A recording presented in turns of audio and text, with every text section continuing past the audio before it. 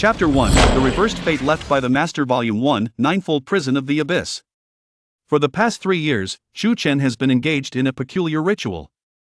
He performs 3 bows and 9 kowtows to an unremarkable pendant. This was a directive from his master, Cang Yuan Master. Orphan, Chu Chen was taken in by Cang Yuan at a tender age, becoming his disciple. 3 years ago, Cang Yuan returned from an expedition, gravely injured, and entrusted Chu Chen with a pendant on his deathbed. Disciple. This pendant is a talisman left for you, a means to traverse the realms of yin and yang, to quell the heavens and earth, and to stir the ages. After my demise, you must bow to this pendant 3 times and kowtow 9 times daily, without fail, until the day you fully unlock its secrets. Do you understand? Master, what does it mean to be a talisman against fate? Can it reverse your own destiny? No. This pendant belongs to you. Only you. The secrets it holds will be revealed to you on the day you unlock it. Disciple, I must depart.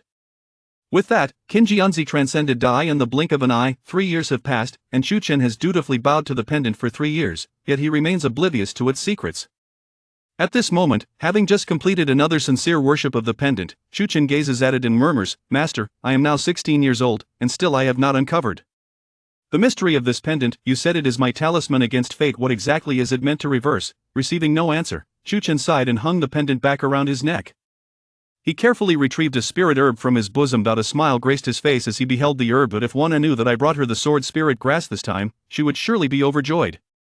Since Cang Yuan's passing 3 years ago, Chu Chen had succumbed to profound sorrow until he encountered Lin Wanner, who was also training in the sword path department of the Qinghe Academy. Lin Wanner was pure and beautiful, and she willingly became his companion, reigniting the light in his life. He and Lin Wanner shared a deep affection, often gifting her cultivation resources as long as she was happy. He felt it was worth any sacrifice.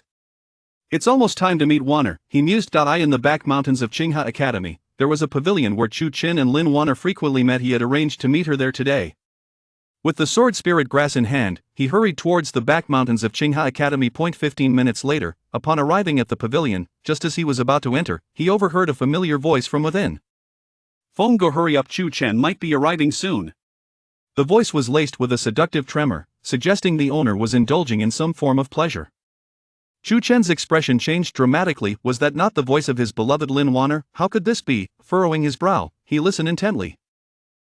That waste Chu Chen, he's been with you for so long yet hasn't even touched you properly. It's truly laughable. A coarse male voice interjected. Good, you know it's true. Chu Chen is merely my lapdog. If it weren't for his monthly cultivation resources, who would even glance at him? My heart and body have always belonged to you, Go, Lin Wanner replied. It's even better that he's here. Playing with you in front of him will only heighten the thrill. Hearing these voices, Chu Chen felt as though he had been struck by lightning. Lin Wanner had betrayed him.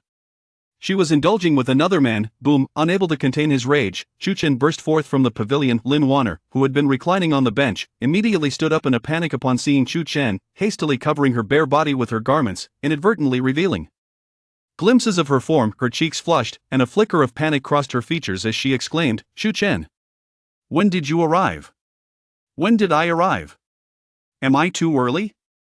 Have I interrupted your little rendezvous? Lin Wanner, why have you treated me this way? Have I ever wronged you in the past year? Chu Chen's eyes burned with fury. His nails dug into his flesh, drawing blood without his awareness. Why, look at yourself. What do you think you are? A momentary flash of shame crossed Lin Wanner's face, but it quickly faded into calmness, ultimately transforming into indifference. Did you truly believe I was sincere in being with you? No, you are merely my lapdog. Even being called a lapdog is a compliment, considering you are just a student from the south courtyard of the sword path department. How much resources can you possibly provide in a month? Do you know who he is? He is the genius Lu Yunfeng from the north courtyard of the blade path department. At 14, he awakened the blade veins. At 15, he solidified the blade bones, and at 16, he cultivated the blade heart. And now at 18, he has already achieved the pinnacle of the 7th level of the condensation realm. Only a genius like Go is worthy to be my man, Lin Wanner. And you, Chu Chen? You aren't even worthy to carry my shoes. The Qinghe Academy was divided into 3 major departments: sword path, blade path, and martial path. Each department further divided into South Courtyard, North Courtyard, and Heavenly Courtyard. The martial path realm was categorized into Gathering Essence, Condensation, Transmutation, Astral Gate, Divine Harmony, and Cave Heaven, each with 9 levels. Chu Chen remained at the 8th level of gathering essence, while Lu Yunfeng had reached the 7th level of condensation, a considerable disparity between them. Lu Yunfeng leisurely donned his clothes, looking down upon Chu Chen as one would a mere insect. Chu Chen, this is the first time I've seen your face. Previously, after you delivered resources to Wanner, I would arrive, but I was too busy with her to see anything but your back. Honestly, you pitiful wretch, you've been with Lin Wanner for over a year and haven't even touched her hand properly, let alone progressed further. This is your old meeting spot, right? Let me tell you, we've enjoyed ourselves here over a dozen times in the past 6 months. Here's a secret for you, the goddess you've longed for and revered, too afraid to even touch, is quite accommodating. Fengge, Lin Wanner blushed. Lu Yunfeng smiled at Lin Wanner. What? Am I mistaken? Not at all. Lin Wanner shyly nestled into Lu Yunfeng's embrace. You shameless couple.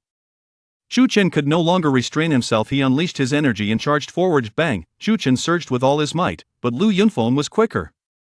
In midair, a fleeting shadow appeared as Lu Yunfeng's fist struck Chu Chen's abdomen with tremendous force. Puff! Chu Chen spat out blood, flying backward and crashing heavily to the ground. Oh no! His blood splattered on me. Fengge, be more careful. Lin Wanner complained as she wiped her skirt.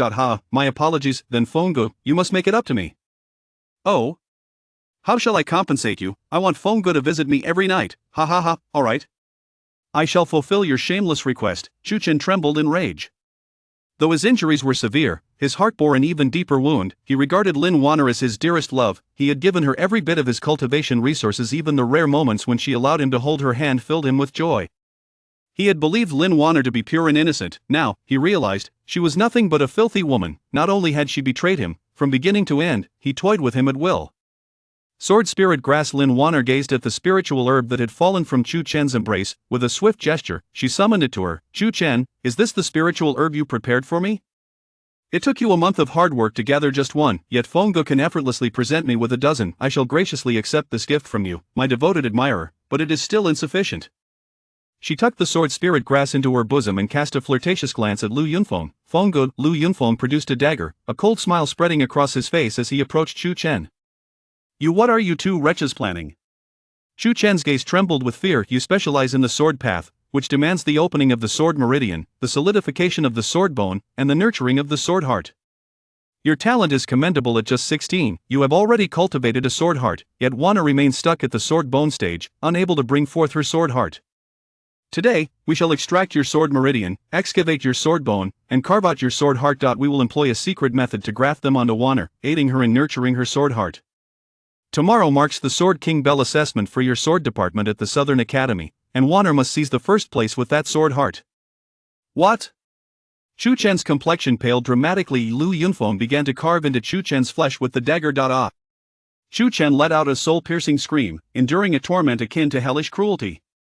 Soon after, Lu Yunfeng retrieved a sword meridian, a sword bone, and a sword heart. He placed them into a low-temperature icebox and handed it to Lin Wanner. Then, he infused a portion of his spiritual power into Chu Chen's body to prevent him from dying. Fengge, it's your turn, Lin Wanner said with a smile as she received the jade box, her eyes glimmering with delight. Lu Yunfeng walked toward Chu Chen once more. Chu Chen's voice was hoarse. What more do you intend to do? Lu Yunfeng replied with a grin. I've heard you possess a Kirin bone. This was far more precious than the sword meridian, sword bone, and sword heart. It could unleash the power of the Kirin, a manifestation of supreme vitality. Chu Chen had only awakened it 3 days prior. After awakening, he had eagerly informed Lin Wanner of his discovery.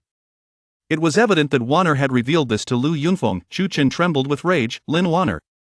You, do not look at me like that. Such a treasure as the Kirin bone is reserved for the top-tier geniuses. Your talent is decent, but compared to Fengge, you pale in comparison. Only he is worthy of that 9 million Kirin bone. Fengge discovered in an ancient tome that a recently awakened Kirin bone can be successfully grafted onto another's body using a secret method. Lin Wanner sneered. I shall gladly accept your sword meridian, sword bone, and sword heart. The Kirin bone is for Fengge. With a cold smile, Lu Yunfeng plunged the dagger into Chu Chen once more, sending excruciating pain coursing through his body. The Kirin bone resided deep within Chu Chen. When Lu Yunfeng extracted it, Chu Chen's body felt as though it was completely pierced through. His vital energy was severely disrupted, and all his cultivation vanished. Lin Wanner approached Chu Chen, lifting her long skirt and placing her bare, delicate foot upon his face. Chu Chen, remember this, in this lifetime, you shall remain my devoted servant, forever unable to rise again. Speaking of which, after your esteemed master, the elder of the Southern Academy, has passed, he must have left you and your master a considerable inheritance. Rest assured, I shall take good care of your master's wife, Lin Wanner, Lu Yunfeng. Chu Chen's eyes reddened with fury as he bellowed, if I, Chu Chen, do not perish, I shall make you both pay 1,000-fold. If I die, I shall return as a vengeful spirit, seeking your lives and ensuring you find no peace for eternity. With that, he closed his eyes completely, his life force rapidly waning. Lu Yunfeng collected the Kirin bone, unconcerned. Is he dead? Lin Wanner remarked, with such grievous injuries, he won't survive. Fengge, I know of a nest of azure-scaled eagles in the back mountains. Let's dispose of him there, and when the eagles return to feed, they'll consume him entirely, ensuring no trace remains. What do you think? You've thought this through. The Academy forbids killing, and this way, they want to scour his body, keeping us out of trouble. Lu Yunfeng chuckled, lifting Chu Chen's body and swiftly making his way to the nest, tossing Chu Chen inside. Let's go, it's time for us to merge. Lu Yunfeng flashed a wicked smile, wrapping his arm around Lin Wanner as they departed. Chu Chen lay bloodied in the desolate azure-scaled eagle's nest, clinging to the last vestiges of life. Am I truly to perish? Am I to be slain by those two wretches, Lin Wanner and Lu Yunfeng? No. I refuse to accept this, I refuse to succumb. Chu Chen felt the final flicker of life slipping away. He struggled to open his eyes, but they remained shut, plunging into the darkest moment of his existence. Suddenly, the blood from his heart flowed into the small tower-shaped pendant around his neck. The pendant surged with brilliant light, enveloping Chu Chen within its radiance. He felt the world spin, his consciousness entering an unfamiliar realm. This strange space resembled a purgatory, surrounded by raging crimson flames. Within this purgatory stood a solitary tower. The tower rose 9 stories high, seemingly touching the heavens. Chu Chen stood beneath it, akin to a mere speck of dust. A voice, resonating like a mighty bell that transcended time, echoed in Chu Chen's ears. The ninefold town Purgatory Tower, one layer, one world. As the heavens and stars shift, all realms may be annihilated. Fated one, welcome to the ninefold town Purgatory Tower. Defy Destiny, Awaken. Chapter 2, Ninefold Town Purgatory Tower. Ninefold Town Purgatory Tower, isn't this the relic left to me by my master? How could it be here? Chu Chen stared at the towering structure, astonished. Though this tower dwarfed the small pendant given to him by Qing Yunzi by countless magnitudes, he still recognized it as the same pendant. For years, he had prostrated before this pendant, yet it had shown no sign of awakening until today, when it unleashed such tremendous energy. Seeing that the first layer of the tower was open, he felt an inexplicable pull and entered. Upon reaching the first layer, he beheld a vast, boundless battlefield. This battlefield was desolate, the air thick with the scent of blood. Countless swords were driven into the earth, and innumerable corpses lay strewn across the ground. Some corpses were as colossal as mountains, others of human size, and many belonged to creatures Chu Chen had never encountered. Blood stained the land in every direction. What kind of cataclysmic battle must have occurred to result in such a devastating scene? Chu Chen pondered in shock. He noticed a towering figure clad in black robes standing at the highest point of the battlefield. This figure leaned on a divine sword, facing away from Chu Chen. Though his eyes were closed, indicating he had fallen long ago, he radiated an overwhelming aura. The sword he leaned upon, though rusted, still emanated a formidable sword intent. Unable to resist, Chu Chen approached and reached out to touch the sword. I am the devourer of heaven, the sword demon. During my lifetime, I sought to battle the world, unmatched in prowess. Only do I lament that before my demise, I could not vanquish all formidable foes. Ah, the bitterness. The resentment. O fated one, if you can ascend the 90-yard prison tower, it will prove your worthiness to inherit my legacy. Today, I shall impart unto you my ultimate technique, the Sky Devouring Emperor Scripture. By cultivating the Sky Devouring Emperor Scripture, you shall carry forth my mantle. In my lifetime, I hold one regret, that I could not return to witness the sword sect I founded, the Nine Heavens Sword Sect. Should you find passage into the divine realm in the future, you must pay a visit to the Nine Heavens Sword Sect and offer your guidance. As Chu Chen barely grazed the sword, a series of desolate voices resonated in his mind, like ripples upon a still lake. The divine realm, the continent where Chu Chen resided, was called the Sky Tsang continent. The Sky Tsang continent sprawls endlessly, home to countless dynasties and infinite sects. Great faiths of a millennium, ancient clans of 10,000 years, and mystical mountains abound. Chu Chen's Qinghadao Academy lay within the southern domain of the Tianyin dynasty. Yet, he had never heard of this divine realm. Where could the divine realm be? Boom! As Chu Chen pondered, a torrent of immense information surged into his consciousness. The Sky Devouring Emperor Scripture began its transmission. This Sky Devouring Emperor Scripture is, astonishingly, an imperial-grade technique? In the realm of martial arts, techniques are generally classified into 4 tiers: heaven, earth, profound, and yellow, each consisting of 9 levels. Chu Chen had never encountered an imperial-grade technique before. However, it was evident that an imperial-grade technique far surpassed a heavenly-grade one. Boom!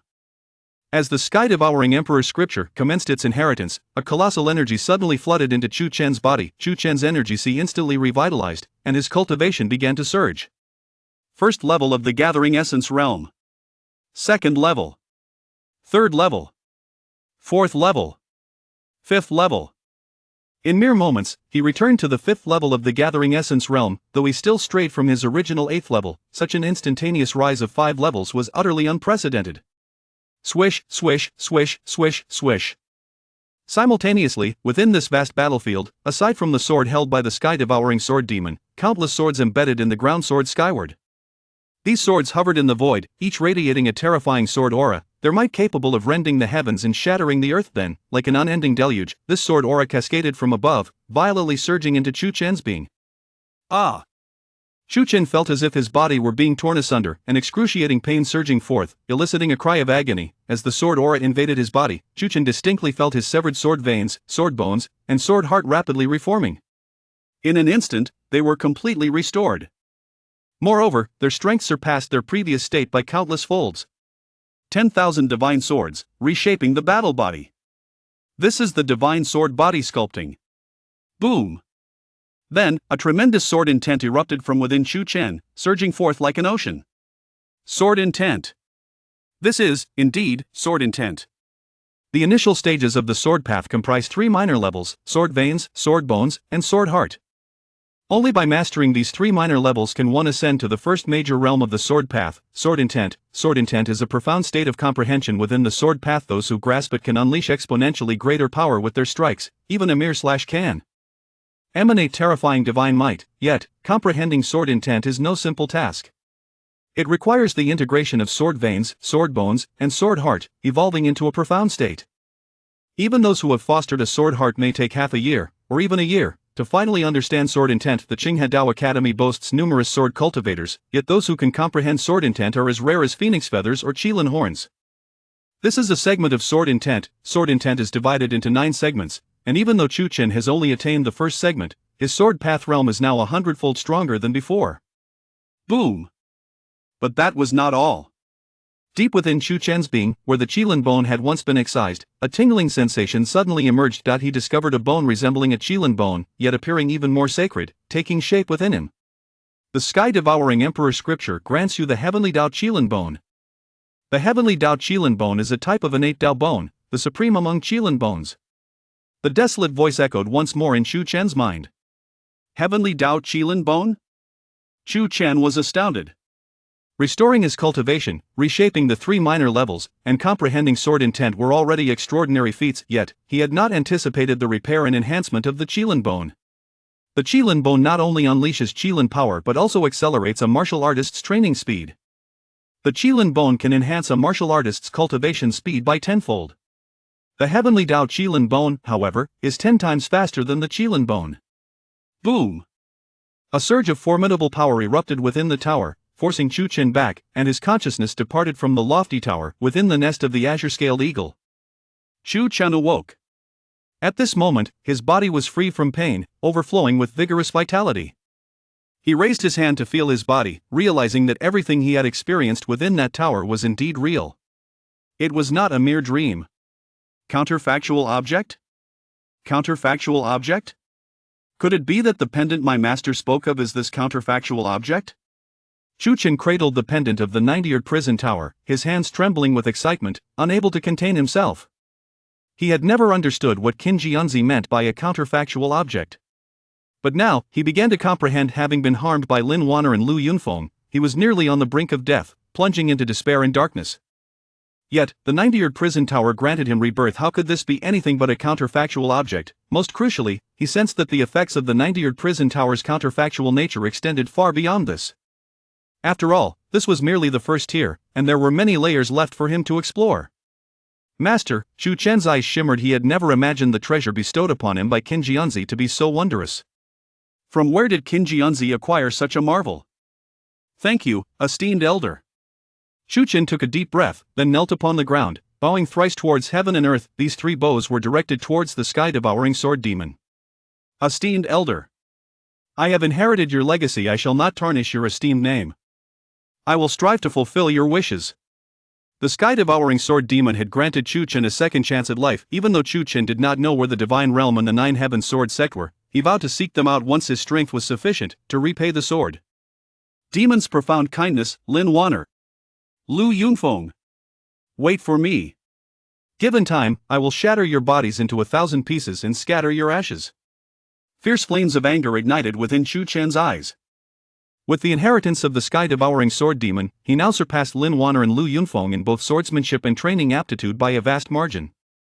Once his strength was sufficient, he would personally deliver to these two vile individuals the torment he had endured, 100-fold.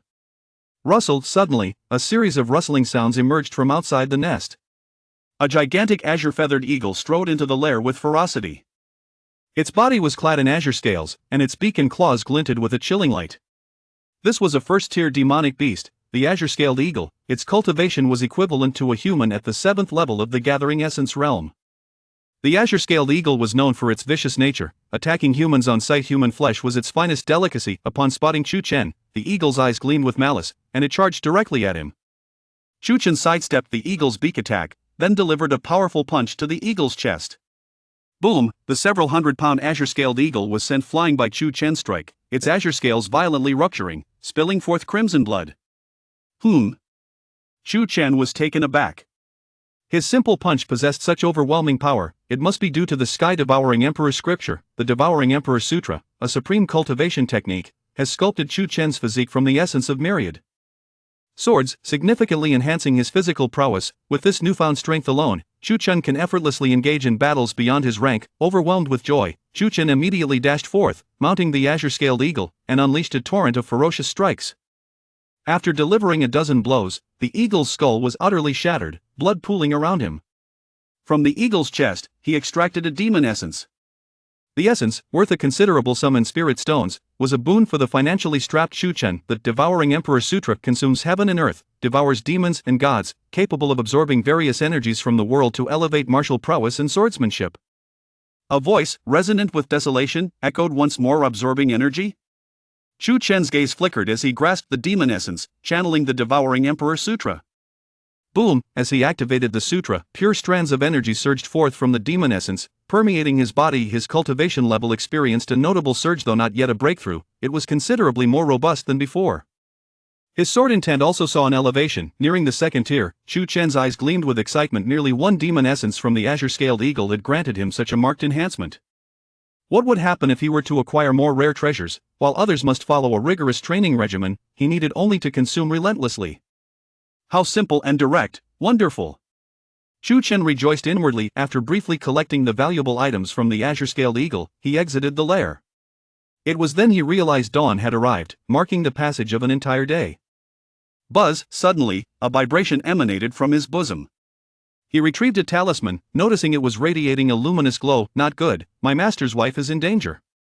Chu Chen's master, Cang Yuan, had brought home his wife, Shen Yuqing, a mere mortal devoid of any cultivation. 10 years prior, Cang Yuan loved her dearly, and she reciprocated that affection towards Chu Chen.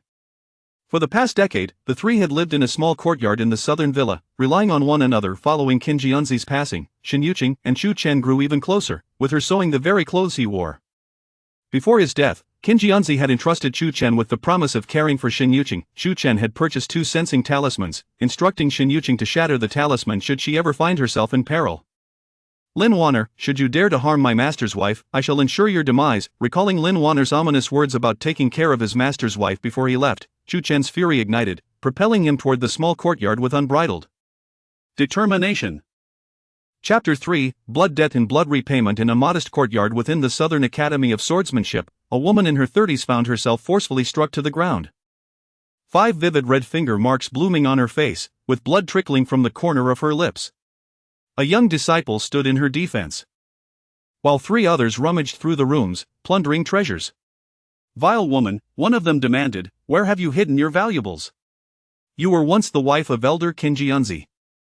Although your lineage has since fallen into ruin, it is unlikely you possess so little wealth. Hand over your treasures at once. After an exhaustive search yielding little more than the equivalent of 100 low-grade elemental stones, their fury escalated as they pressed the woman for answers. There was nothing left. It's all here. The woman, named Shin Yuqing, though in her 30s, appeared untouched by the passage of time. Her fair skin remaining smooth and delicate. All here? Are you jesting with us? Did Qin Jianzi leave you nothing of value before his demise? One of the assailants brandished a sword menacingly.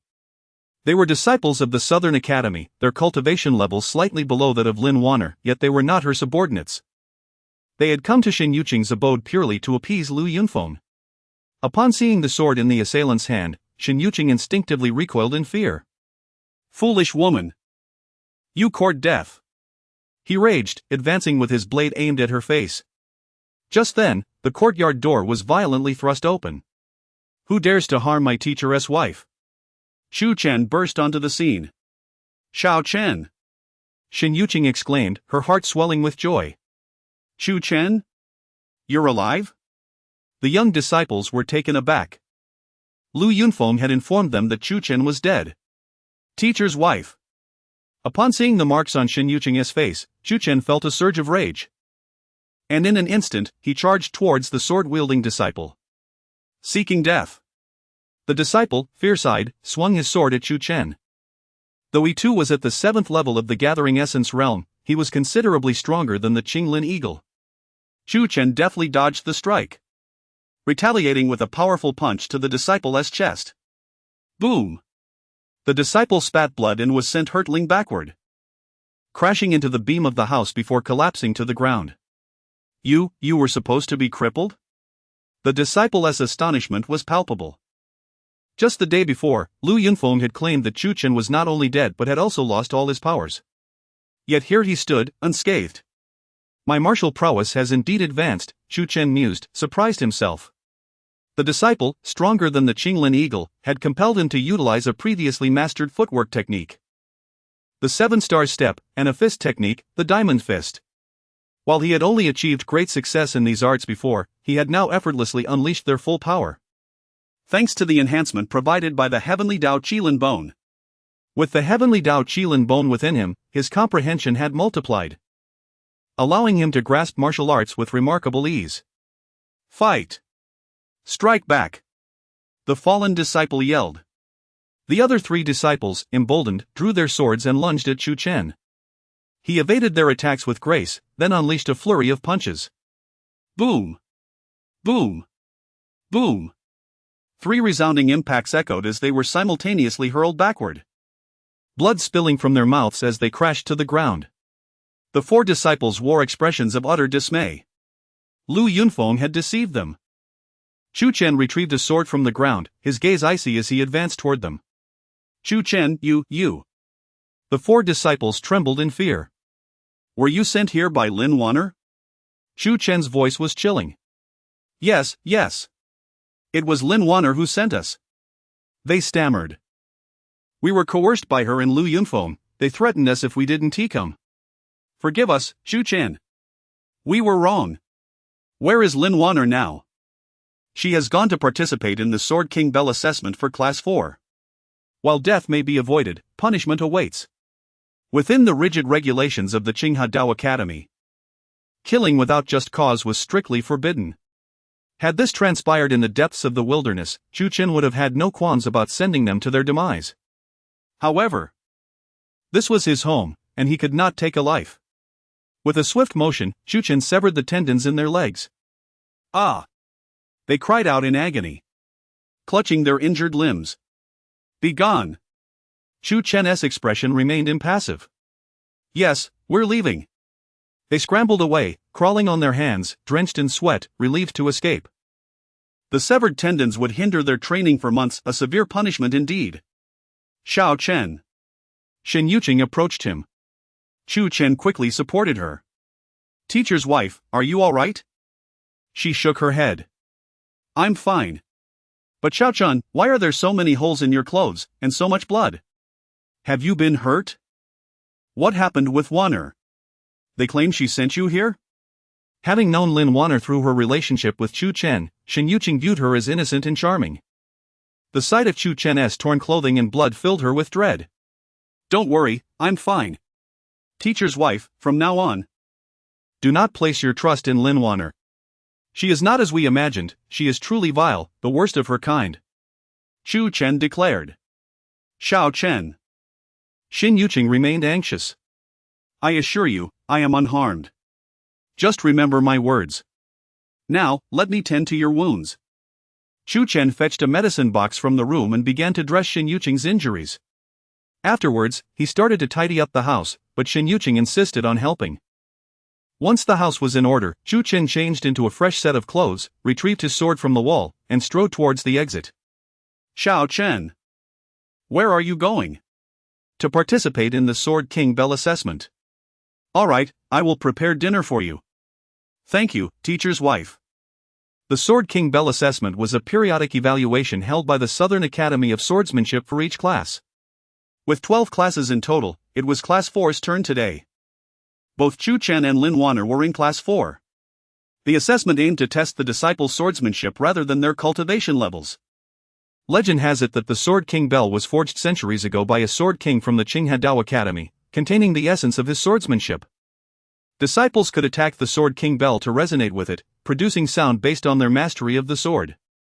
The top-performing disciple in each assessment would earn the privilege to select a sword technique from the repository, regardless of its rank. Lin Wanner, leveraging Chu Chen's sword pulse, sword bone, and sword heart, had cultivated a sword heart. Among the many disciples in Class 4, she was indeed outstanding. Her aim in participating in the assessment was to secure first place and gain access to the repository to choose a technique. Lin Wanner.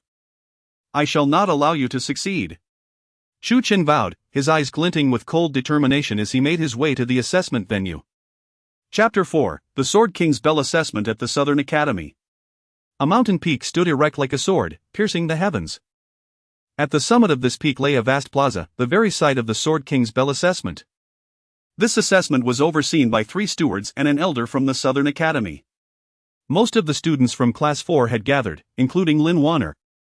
After a night of profound integration with Fenggu, she had fully forged her own sword heart. With unwavering confidence, Lin Wanner believed she would secure the first place in this assessment and subsequently select an exquisite sword technique from the scripture repository. The elder of the Southern Academy, named Gu Yun, glanced at the gathered students and announced, "Let us commence the roll call." A steward nodded slightly, producing a roster to begin the roll call. In a short while, the names were called, revealing that out of 41 students, only 40 had arrived, with the absence of Chu Chen noted. The steward took no further action regarding this. Upon completion of the roll call, Gu Yun spoke, "You are all aware of the rules for the Sword King's Bell assessment. Each participant has 2 opportunities. The more sounds you elicit from the bell, the better your performance will be. The individual with the best performance shall be granted access to the 3rd floor of the scripture repository, free to choose any sword technique, regardless of its rank." The students responded with enthusiasm. "Let us begin," Gu Yun gestured. Suddenly, a voice rang out, and Chu Chen hurriedly entered the plaza. "Chu Chen!" the students exclaimed in surprise. Lin Wanner gasped in shock, her lips trembling uncontrollably. "Isn't he dead? How could he possibly be here?" "Chu Chen, how are you here?" she stammered. "Disappointed to see me, are you?" Chu Chen shot back coldly, his gaze icy. "Rest assured, there is much more for you to be disappointed about." Once revering Lin Wanner as a goddess, he now bore a profound loathing for her. What transpired between Chu Chen and Lin Wanner left many students bewildered. Though they knew the two were once companions, the tension between them was palpable. Others, however, were not surprised, aware of the scandalous affair between Lin Wanner and Lu Yunfeng. Gu Yun turned to a steward beside him, inquiring, "Is he the disciple of Qin Jianzi, Chu Chen?" The steward affirmed, and Gu Yun nodded slightly, though his gaze towards Chu Chen remained calm. He had shared some subtle rapport with Qin Jianzi before his demise, yet with Qin Jianzi gone and only the mortal Xin Yuqing left, there was little reason to invest further concern. How are you still alive?" Lin Wanner gazed at Chu Chen, astonished. "The heavens have spared me. Hence I remain," he replied coldly. "Prepare to meet a reckoning, you and Lu Yunfeng. Blood will be repaid with blood." "Blood debts repaid? Who do you think you are?" Lin Wanner scoffed, convinced that after they had stripped him of his sword veins, sword bones, and sword heart, he had merely clung to life after crawling from the nest of the Qinglin eagle. She dismissed his threats with derision, believing him to be nothing more than a useless wretch. Very well, since you have arrived, let us partake in the Sword King's Bell assessment together, Gu Yun interjected, silencing Lin Wanner. As Chu Chen stepped onto the plaza, Lin Wanner, passing by him, sneered, even if you have returned, you are still nothing but a waste. I can easily extinguish you again. But first, you shall witness how I utilize the sword heart you bestowed upon me to claim first place. I await your astonishment.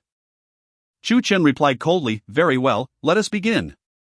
Gu Yun signaled for a steward to commence. The steward consulted the roster, declaring, first up, Ning Chuan. A student promptly stepped forward. In the center of the plaza hung a grand golden bell, towering a high, adorned with mysterious runes, emanating an ancient aura, the Sword King's Bell. Standing 5 meters from the bell, the student drew his sword and executed the heavenly star sword technique. A beam of starlight surged forth, striking the Sword King's Bell. A crisp sound resonated. However, it was merely a single toll. The spectators were not surprised. Many students in the Southern Academy learned various low-level sword techniques, and this heavenly star sword technique was one among them. The student had not utilized his sword Dao realm, resulting in only one sound, a normal outcome. Unperturbed, the student closed his eyes momentarily, and suddenly, a surge of sharp sword energy erupted from within him, akin to a torrential flow. He wielded his sword once more, again employing the heavenly star sword technique. This time, the flood of sword energy enhanced his strike, making it even more radiant. Boom! Boom! Boom!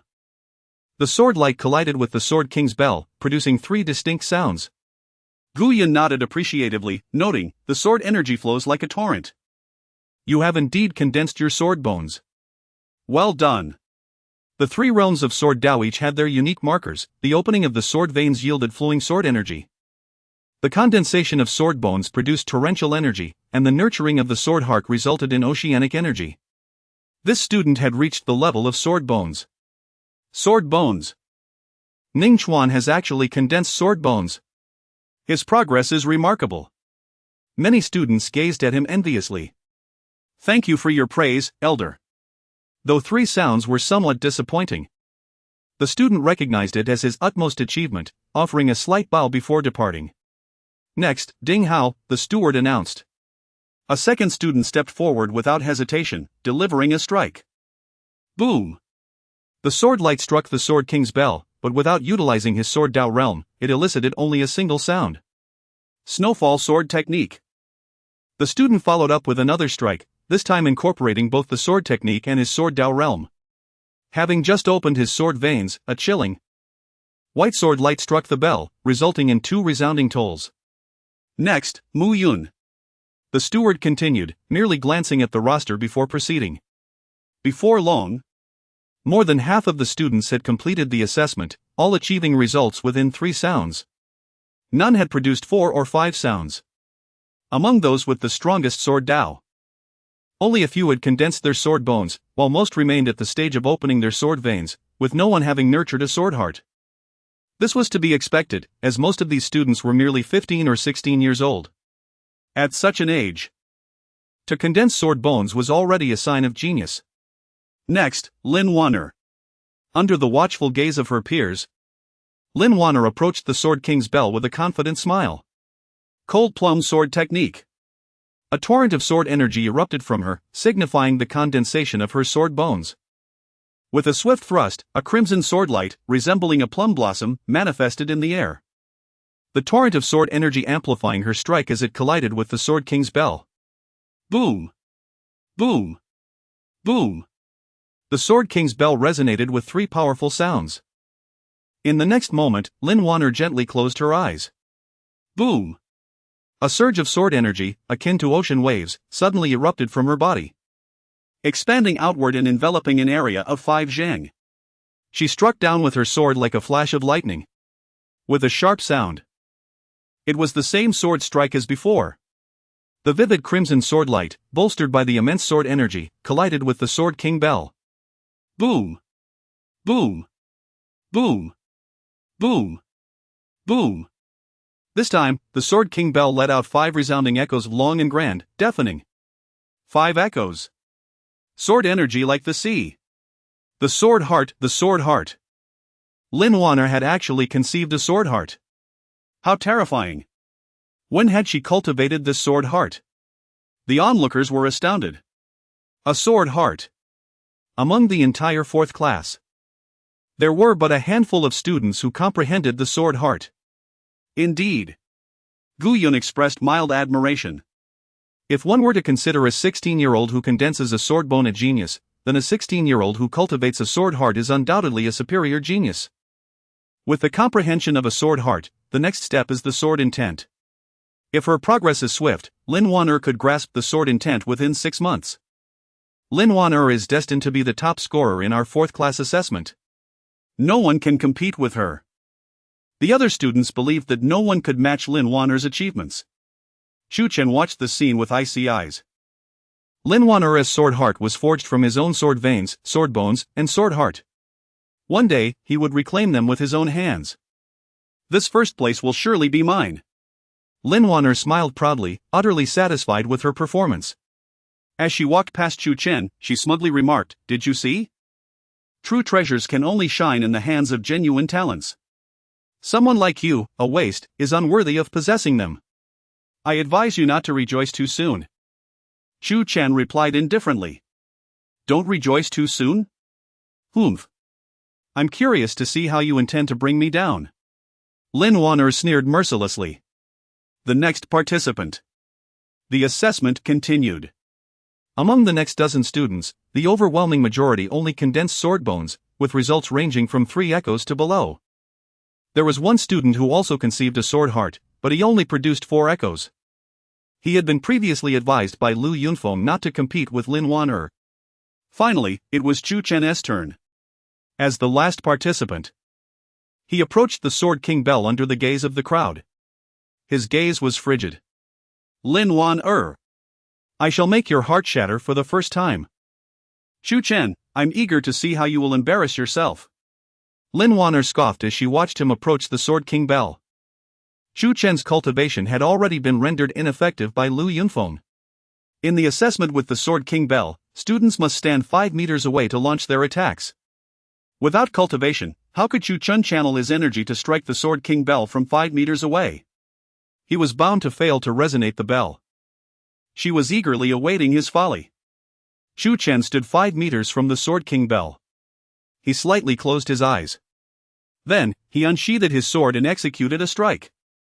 The Cloud-Flowing Sword Technique. The Cloud-Flowing Sword Technique, a low-level sword art mastered by Chu Chen. Whoosh! A sword light as pure as clouds surged towards the Sword King Bell. Boom!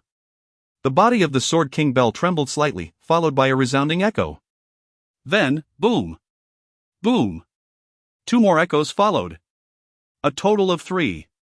However, after the 3rd echo, the bell ceased to tremble, and the Sword King Bell fell silent. Three echoes? My heavens! Had Chu Chen merely unleashed his sword technique? Merely employing the technique yielded 3 echoes. This was astonishing. The other students were utterly taken aback. 3 echoes were not particularly numerous, many students had attained that before. Yet, those students had all unleashed their sword realms. Students who only used sword techniques typically produced at most 1 echo. Chu Chen had not released his sword realm, merely executing a low-level sword technique. Yet he achieved 3 echoes, comparable to others who had utilized their sword bones. This shattered everyone's understanding of the effectiveness of sword techniques. 5th level of the elemental gathering realm? How could Chu Chen's realm be merely at the 5th level? Hadn't he reached the 8th level before? Indeed. What had happened to him? How could he have fallen in rank? The crowd, observing his performance, was filled with confusion. How is this possible? How does he still possess a realm? Lin Wan'er's expression froze in an instant.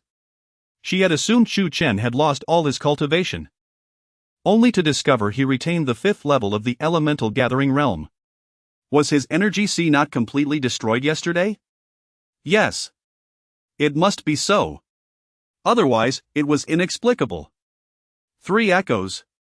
Moreover, she was astonished by Chu Chen's 3 echoes.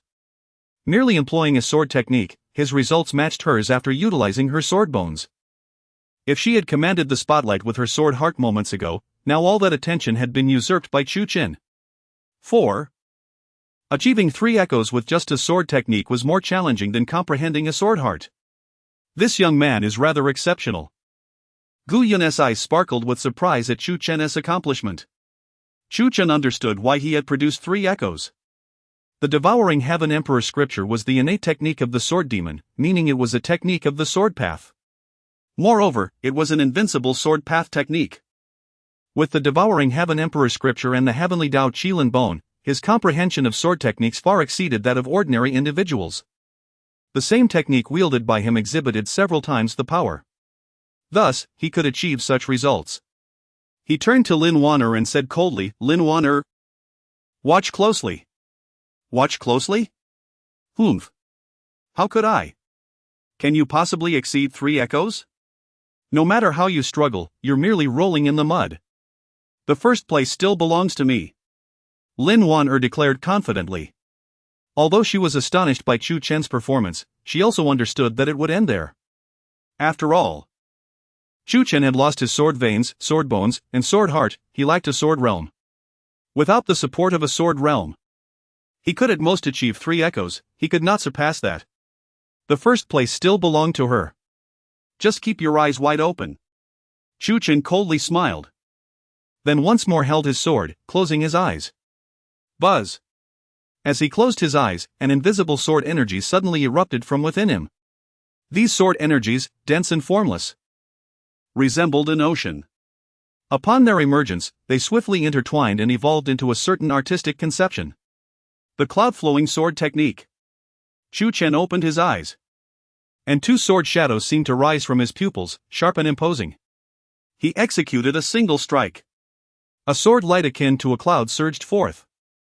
The artistic conception formed by the endless sword energy amplified the brilliance of this sword light 100-fold, achieving an unparalleled radiance. Boom! The sword light struck the Sword King bell fiercely. Boom! In an instant, a terrifying bell sound resonated. This sound was so grand. It surpassed all previous echoes produced by others. Boom, boom, boom. Following that, 3 echoes rang out in quick succession, resembling a barrage of cannon fire. The crowd was momentarily stunned. 4 sounds? Boom! At that moment, the Sword King bell emitted a 5th echo. It had already matched Lin Wan'er's achievement. Lin Wan'er's mouth formed an O shape, her expression abruptly frozen. Boom! A 6th echo. As the 6th bell tolled, an eerie silence enveloped the gathering. Only Gu Yun sprang up from his seat, his lips trembling as he exclaimed, This is. His face was a portrait of disbelief. Boom! Boom! 2 more resonated, the 7th and 8th, akin to thunderclaps. Everything beneath the heavens fell into silence, the tempest ceased, leaves froze in place. And even the birds ceased their flight across the sky. Boom! The 9th sound. This reverberation was remarkably prolonged and ancient, as though it had traversed centuries. It filled not only the peak but also spread to the surrounding mountains. In an instant, over a dozen nearby peaks were shrouded by this bell sound. Its resonance, so clear and penetrating, seemed to cleave through the clouds and stone, lingering endlessly. After several breaths, the Sword King's bell finally settled into tranquility, and the echoes gradually faded. The arena, however, was ensnared in a deathly silence. 9 sounds? 9 sounds. Goodness! Did I hear that correctly? Chu Chen just produced 9 sounds? Indeed. You heard right.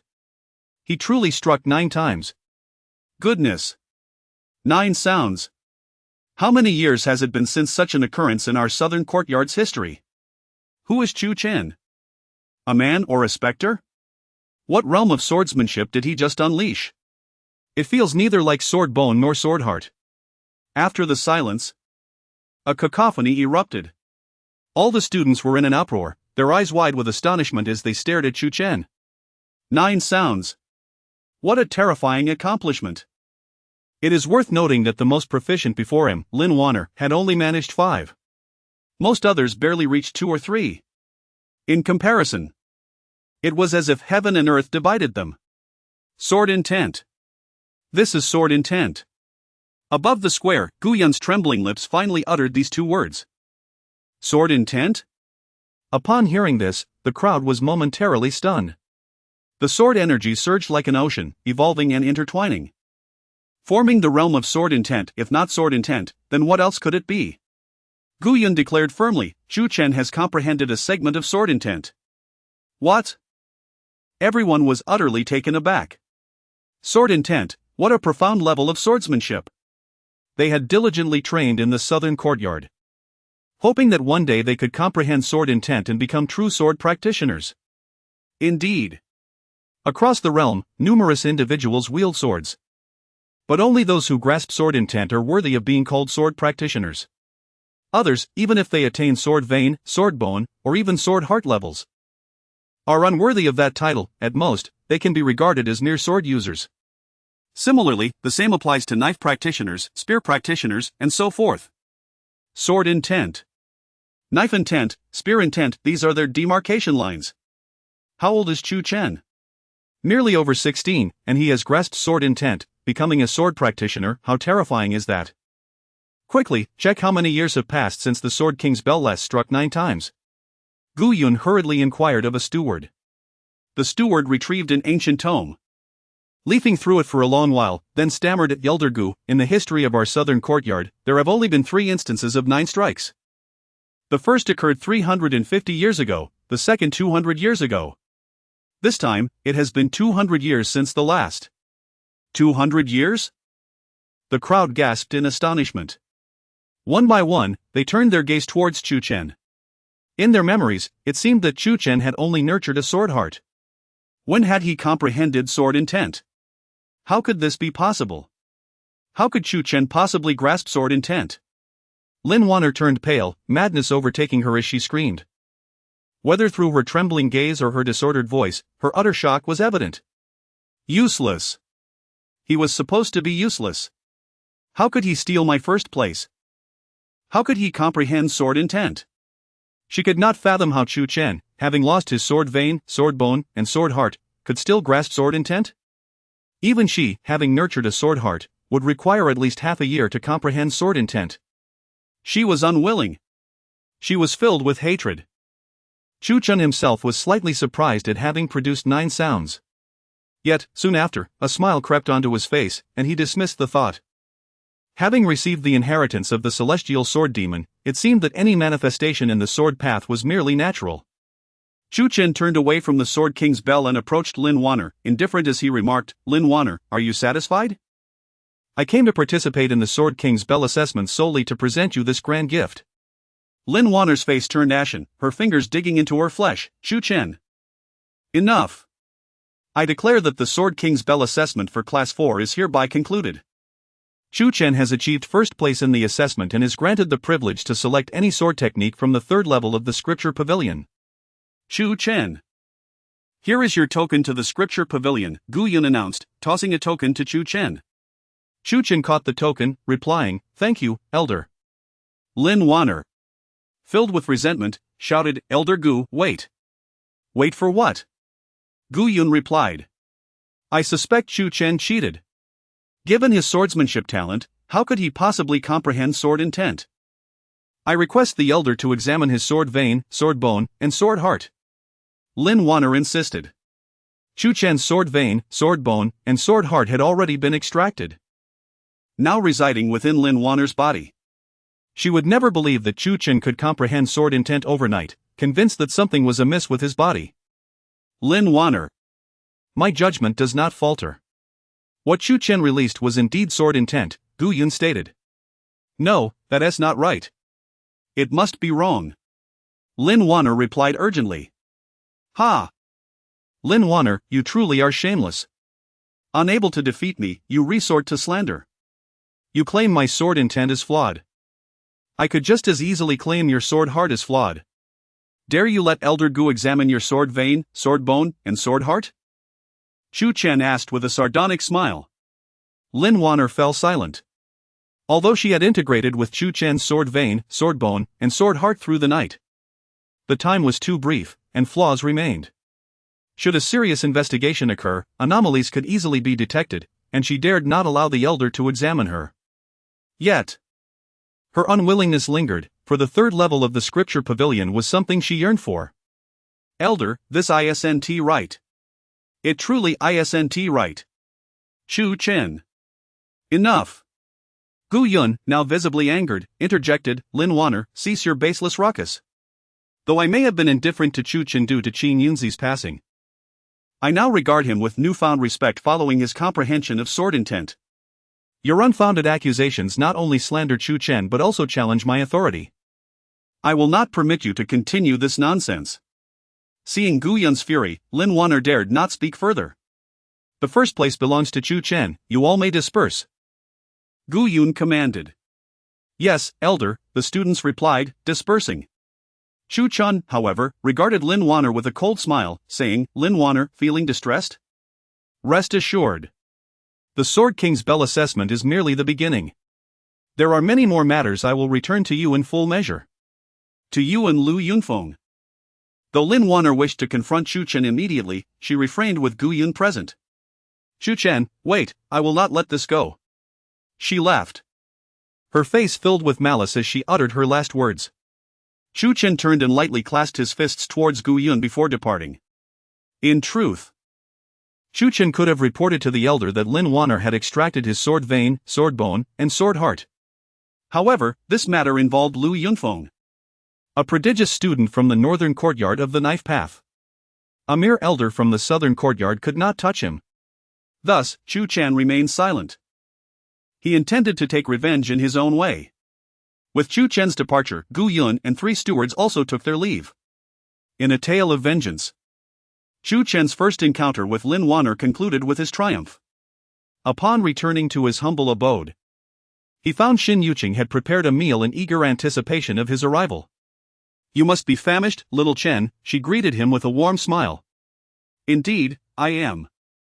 Master, Chu Chen responded, patting his belly with a grin. I shall wash my hands first.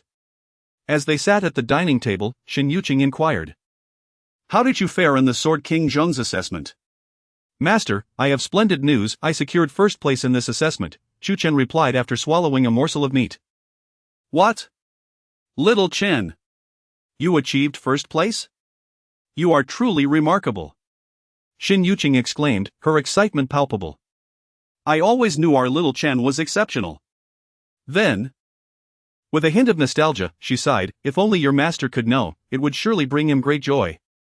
The mention of his master stirred a wave of sorrow within Chu Chen as he pondered the figure from his past. Master, what kind of person was he? He asked.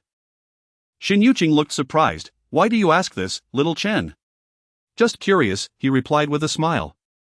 Chu Chen's metamorphosis and rebirth were solely attributed to the 9-tiered prison tower, a treasure he deemed unparalleled in the world. Such a relic would be unattainable even for the elders of the Southern Academy, let alone the head of the Qinghadao Academy. Yet, it had been entrusted to him by his master, leading Chu Chen to believe that his master held an extraordinary essence. You still don't understand your master? Xin Yuqing mused. In fact, you should know him better than I do.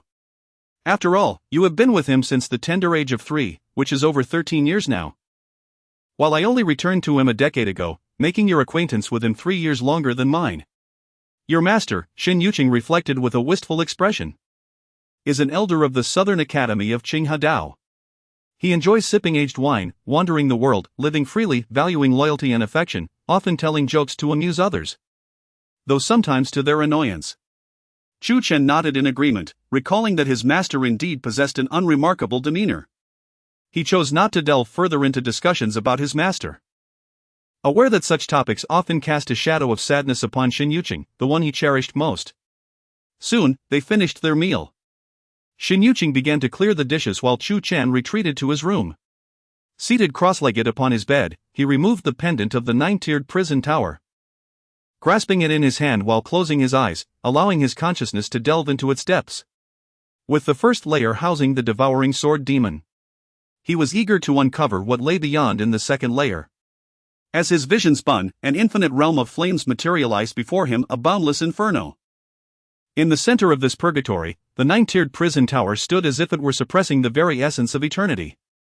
Entering the first layer, Chu Chen beheld a battlefield littered with remnants of swords and bones, the corpse of the devouring sword demon still emanating an overwhelming presence. Approaching the fallen demon, Chu Chen bowed deeply 3 times before continuing onward. In the farthest reaches of the battlefield, he spotted a black column of light endless and reaching towards an unknown destination. His instincts urged him that this was the pathway to the second layer. Taking a deep breath, Chu Chen stepped towards the luminous pillar. Chapter 7: The Disturbance of the Ninefold Prison Tower. Bang! As Chu Chen approached the light pillar within 3 zhang, an overwhelming force erupted from it, sending him flying and landing in a most disgraceful manner. Although it was merely his consciousness that entered the Ninefold Prison Tower, Chu Chen found himself in a rather precarious situation. Perhaps it was due to insufficient cultivation or the timing was not yet right. It appeared that entry to the second level of the Ninefold Prison Tower would not be feasible in the near future. Chu Chen shook his head slightly and withdrew from the tower. Upon awakening on the wooden bed, Chu Chen commenced his cultivation. He activated the Heaven-Devouring Emperor Sutra and initiated the Tian Dao Qilin Bone, allowing streams of rich and vibrant elemental energy to gather from outside his room, flowing through the window and into his body. Under the refinement of the Heaven-Devouring Emperor Sutra, this elemental energy swiftly transformed into pure vital force, infusing his energy sea. Absorbing the elemental energy of the heavens and earth is a fundamental method of cultivation, often yielding slow results. However, with the extraordinary effects of the Heaven-Devouring Emperor Sutra and Tian Dao Qilin Bone to accelerate cultivation, even through this rudimentary method, Chu Chen could distinctly feel his energy sea becoming more substantial and his cultivation deepening. A night passed in silence. The following morning, after enjoying breakfast prepared by Xin Yuqing, Chu Chen proceeded to the scripture pavilion. It was time to redeem his reward. The scripture pavilion in the south courtyard, constructed of blue bricks and red tiles, appeared quite majestic. It consisted of 3 levels. The first 2 levels were accessible to all students, while entry to the 3rd level was reserved for those who had made contributions to the South Courtyard or achieved first place in the Jianwang Zhong assessments. The martial arts available on the first 2 levels were mostly of the yellow tier, 3rd rank, and below, while the 3rd level boasted martial arts that reached up to the yellow tier, 6th rank. At the entrance of the scripture pavilion, an elder from the South Courtyard dozed off at a table. Chu Chen gently rapped on the table. The elder, groggy, mumbled, "Just go and take a look. Register once you've made your selection." "Elder, I wish to enter the 3rd level," Chu Chen said, presenting a token inscribed with the words "First place in the South Courtyard assessment for Class 4. "You are the first in the Class 4 South Courtyard assessment?" The elder raised an eyebrow. "Indeed," Chu Chen nodded. "Very well, here is the spirit pearl that lifts the ban on the 3rd level. You may enter. But you can only choose one sword technique." The elder handed a round pearl to Chu Chen. Accepting the pearl, Chu Chen stepped into the scripture pavilion, while the elder resumed his slumber. Within the 1st and 2nd levels of the pavilion, there were currently 30 to 40 individuals perusing martial arts texts. Chu Chen did not linger on the first 2 levels but made a beeline for the 3rd level. The entrance to the 3rd level was sealed by an imposing sword intent, at least at the 9th segment. Sword cultivators possess titles, and those at the 9th segment can be referred to as Sword Marquis. This was a realm of Sword Marquis level sword intent. Beyond sword intent lies the sword domain. Achieving a certain level within the sword domain grants one the esteemed title of Sword King. It is rumored that the current head of the Qinghedao Academy is a formidable sword king. Chu Chen placed the pearl into a nearby recess, causing the sword intent seal to vanish. As he entered, he beheld a spacious floor lined with shelves. Hundreds of martial arts texts were arrayed before him, with dozens of sword techniques among them. Star Plucking 9 Swords, a yellow tier, 6th rank martial art, consisting of 9 forms: Star Annihilation, Star Dispersal, Star Rupture. Ice Blade Technique, a yellow tier, 4th rank martial art that crystallizes sword energy into ice, freezing all that it touches.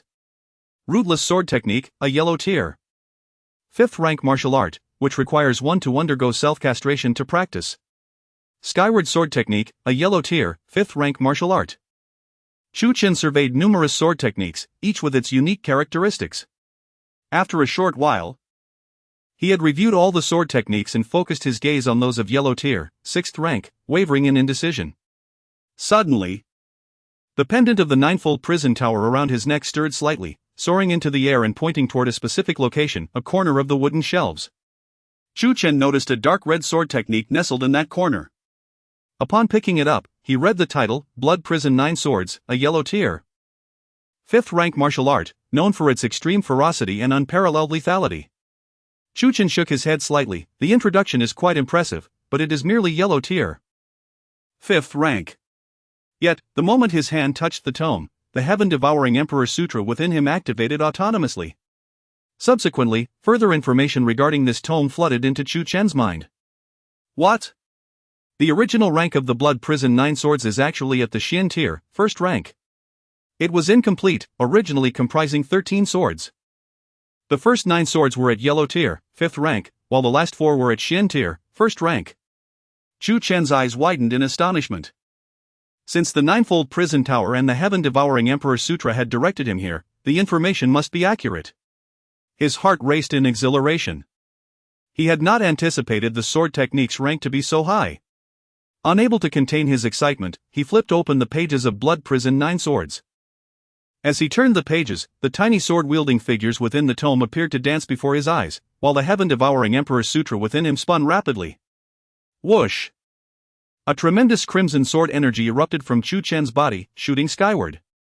This sword energy soared above the roof of the scripture pavilion without causing any damage, ascending directly into the sky. Boom! Above the scripture pavilion, amidst the vast expanse of the heavens, a crimson sword energy, approximately 100 meters long, surged into the air. It loomed above, like a divine being looking down upon mortals, exuding a chilling aura. The elder, who had been dozing at the entrance, suddenly opened his eyes wide and swiftly leaped 100 meters away, gazing in shock at the colossal sword energy above the pavilion, his heart racing. What is this? Whoosh! Whoosh!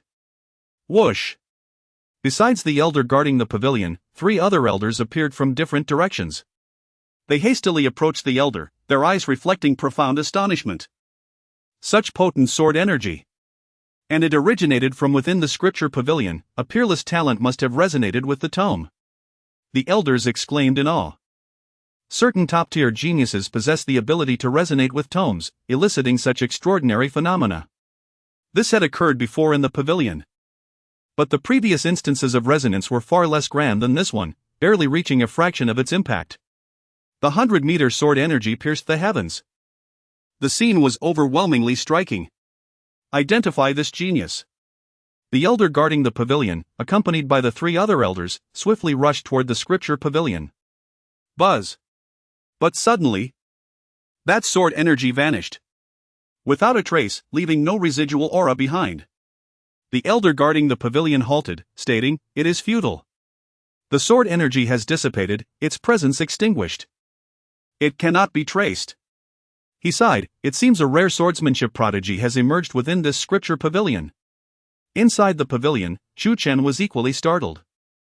He quickly retracted the heaven-devouring Emperor Sutra. As the sutra subsided, the immense crimson sword energy also vanished. He took a deep breath. While the heaven-devouring Emperor Sutra was indeed remarkable, it was also too ostentatious. He did not wish to attract such attention. His sudden surge in prowess was too swift. Should anyone take an interest in uncovering his secrets and expose his ninefold prison tower, he would have nowhere to lament. After waiting several breaths without any elders approaching, Chu Chen finally felt at ease. He then turned his gaze back to the Blood Prison 9 Swords, smiling, "You shall be the one." Despite the Blood Prison 9 Swords superficially being ranked only at yellow tier, 5th rank, now knowing its true rank, Chu Chen was resolute in his choice. Although the Blood Prison 9 Swords is incomplete, Chu Chen possesses the heavenly Dao Qilin Bone and the devouring Heaven Emperor Scripture, instilling him with great confidence in his ability to cultivate it. With the Blood Prison 9 Swords in hand, he departed from the 3rd layer. At the entrance of the scripture pavilion, the elder in charge, invigorated by the earlier crimson sword energy incident, dared not close his eyes in slumber. "Elder. I have made my choice," Chu Chen said, handing over the orb to the elder. The elder glanced at the scripture and frowned, saying, "You actually chose the Blood Prison 9 Swords. Are you certain about this choice?" "Indeed," Chu Chen nodded. "Seeing as you are the top candidate in this Sword King Bell assessment, I offer you a word of caution, the Blood Prison 9 Swords is notoriously difficult to cultivate. On one hand, it is a fragmented sword technique. Its level far surpassing that of a 5th tier yellow grade. On the other hand, this technique is exceedingly ferocious, chaotic, and ruthless. Not only is it challenging for an ordinary person to control, but it can also easily backfire. For these reasons, you may not even learn all 9 swords. Many students have previously chosen the Blood Prison 9 swords, yet most only manage to master 5, and more than half suffered injuries to their meridians from its backlash, ultimately abandoning it and wasting a considerable amount of cultivation time. I advise you to reconsider and select a 6th tier yellow grade sword technique instead.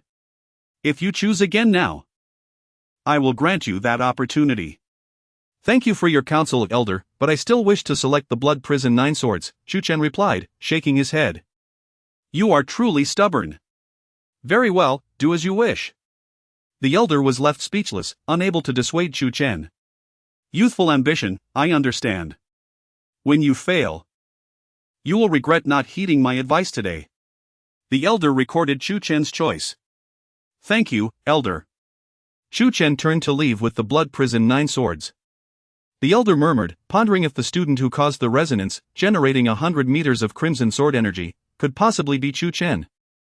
As the first in the Sword King Bell assessment, it was reasonable for the elder to suspect him. However, he quickly dismissed the thought, no. It could be anyone but him. If Chu Chen had chosen a different sword technique, the elder might have considered the possibility. But since he chose the Blood Prison 9 swords, it was impossible. How could Chu Chen, who could not even cultivate the Blood Prison 9 swords, evoke a resonance to unleash such sword energy? The one who produced the 100 meters of crimson sword energy must be someone else. After leaving the scripture pavilion, Chu Chen made his way to the small courtyard. Along the path, he traversed numerous peaks and structures. Upon reaching a particular narrow path, 5 figures suddenly emerged at its end. Leading them was Lin Wanner, accompanied by 4 disciples from the south courtyard, each at the 7th level of the Gathering Yuan realm. Chu Chen, you finally showed up. Lin Wanner glared fiercely at him. Looks like you've been waiting for me a long time, Chu Chen replied, unfazed by her presence. Not too long, just an hour. But it was worth the wait for you. Yesterday, due to the presence of Gu Yun, Lin Wanner could not act against Chu Chen. So today she brought these individuals to intercept him. Despite Chu Chen's peculiar swordsmanship, his cultivation level was only at the 5th level of the Gathering Yuan realm, making him easy to handle. Aside from wanting to teach Chu Chen a lesson, she was keen to uncover the secrets he held. Recovering his 5th level of Gathering Yuan realm overnight and breaking through to sword intent, she found it hard to believe he had no secrets. You wretch!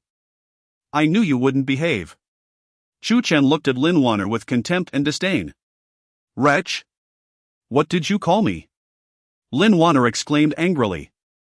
I called you a wretch, Chu Chen stated calmly. Not satisfied? Allow me to elaborate, you, shameless harlot, worthless scum. Ah! Chu Chen, you seek death. Lin Wanner's face turned ashen with rage. Her anger stemmed not only from his insults but also from the fact that the once obedient Chu Chen had transformed from her loyal follower into someone who dared to speak to her this way. The sense of control she once had over him was utterly shattered. Someone, seize him! Lin Wanner shouted. Yes, Sister Wanner. The 4 disciples, summoned by Lu Yunfeng to serve as Lin Wanner's entourage, immediately drew their swords and charged at Chu Chen. Swoosh! Swoosh! Swoosh! The chilling sword lights tore through the air, aimed at Chu Chen. Utilizing the 3rd tier yellow grade movement technique, the 7 star steps, Chu Chen deftly evaded their strikes. He then executed the 3rd tier yellow grade boxing technique, the diamond fist, landing blows on 2 of the disciples. Bang! Bang! The 2 disciples were sent flying. Their chests heaving as they coughed up blood, collapsing to the ground, their internal organs nearly ruptured. Diamond hammer! Chu Chen turned and unleashed the diamond hammer technique from the diamond fist, striking the remaining 2 disciples with equal force. Bang! Bang! Those 2 also tumbled to the ground, blood spurting from their mouths. Lin Wanner was taken aback. How could Chu Chen, at merely the 5th level of the Gathering Yuan realm, possess such formidable combat prowess? Lin Wanner! Chu Chen shouted, his voice booming. Lin Wanner was startled, feeling as though she had been enveloped in an icy grip. Oomph. Even if you defeated those 4. What of it? I, Lin Wanner, am at the 8th level of the Gathering Yuan realm. Do you think you can defeat me? She regained her composure. Chu Chen. Kneel before me. Lin Wanner swung her sword, employing the long-practiced cold plum sword technique. Swoosh. A vivid red sword light surged toward Chu Chen. He unsheathed his long sword and countered with a strike of his own. Swoosh. A sword light shot forth, colliding with hers. Bang. The 2 sword lights shattered upon impact. Following that, Chu Chen utilized the 7 star steps to close in. Flowing like clouds. He executed the flowing clouds technique from the flowing cloud sword technique, launching a sword strike at Lin Wanner. Lin Wanner attempted to block, but was sent staggering back. Chu Chen followed up with another strike, infusing it with a portion of his sword intent.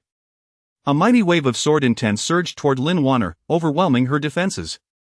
Boom! In the next moment, his sword cleaved through her defenses, striking her sword that she had raised to shield her chest. Puff! She was sent flying backward. Crashing to the ground, blood spilling from her mouth. In just 3 strikes, Chu Chen had triumphed over Lin Wanner. With the devouring Heaven Emperor scripture, Chu Chen, relying solely on his physical prowess, could challenge opponents 2 levels higher. Coupled with his extraordinary mastery of sword techniques and a formidable surge of sword intent, defeating an 8th level Gathering Yuan realm opponent posed no challenge. Chu Chen, how could you be so strong? Lin Wanner could no longer maintain her composure. Her face twisted in disbelief. She had never anticipated that Chu Chen would so effortlessly defeat her. Chapter 9, The Black Moon Mountains. The Crimson Blood Lotus. It is not that I am too strong, but rather that you are too weak. Chu Chen gazed indifferently at Lin Wanner. And despite possessing my sword pulse, sword bone, and sword heart, you remain so feeble. Tell me, Lin Wanner, do you consider yourself a waste? His eyes were filled with profound disdain and disregard. Feeling the weight of Chu Chen's contempt, Lin Wanner felt an eruption of fury akin to a volcano. She sprang to her feet, exclaiming, Chu Chen, how dare you insult me? Insult you? That is merely a mild term. I intend to strike you as well. Chu Chen suddenly vanished from his spot, only to reappear with a resounding slap across Lin Wanner's face. She was sent flying. Her delicate features marked by 5 vivid red fingerprints that swelled rapidly. Chu Chen! Lin Wanner's composure shattered entirely. Never before had she endured such humiliation. She shouted, remember this. The indignity you have inflicted upon me today will be repaid 100-fold. My insult? Chu Chen paused, taken aback. Lin Wanner had betrayed him first, conspiring with Lu Yunfeng to seize his sword pulse, sword bone, and sword heart. Now, she audaciously claimed she would repay him. Had she no shame left? You are the most despicable woman I have ever encountered, bar none. Very well, if you no longer value your face, allow me to assist you. Chu Chen surged forward, unleashing a barrage of slaps upon Lin Wanner's face. The crisp sound of each slap echoed along the winding path, the impact resonating as flesh met flesh. He struck her a dozen times before finally ceasing. When he stopped, Lin Wanner's once fair face was now grotesquely swollen, covered in a multitude of blood-red handprints, rendering her unrecognizable. Chu Chen. Lin Wanner cradled her face, tears cascading from her eyes. Trembling, she looked at Chu Chen, her words nearly incoherent. What now? Chu Chen replied coldly. With a start, Lin Wanner took a few steps back, fearful of another blow. Then, covering her face, she spat venomously. Even if you have returned, what does it matter? Do you truly believe you can compete with me in Fenggu? Yes. You may have ranked first in the Sword King Bell assessment. But in 1 month's time, the Southern Academy assessment will take place. You treat me this way today, and I assure you, Fenggu will not let you off easily. The Southern Academy assessment? At her words, Chu Chen raised an eyebrow. This assessment was the most significant event for the Southern Academy of the Sword Path, incomparable to the Sword King Bell assessment. All students from the Southern Academy could participate, and those who excelled would have the opportunity to advance to the Northern Academy.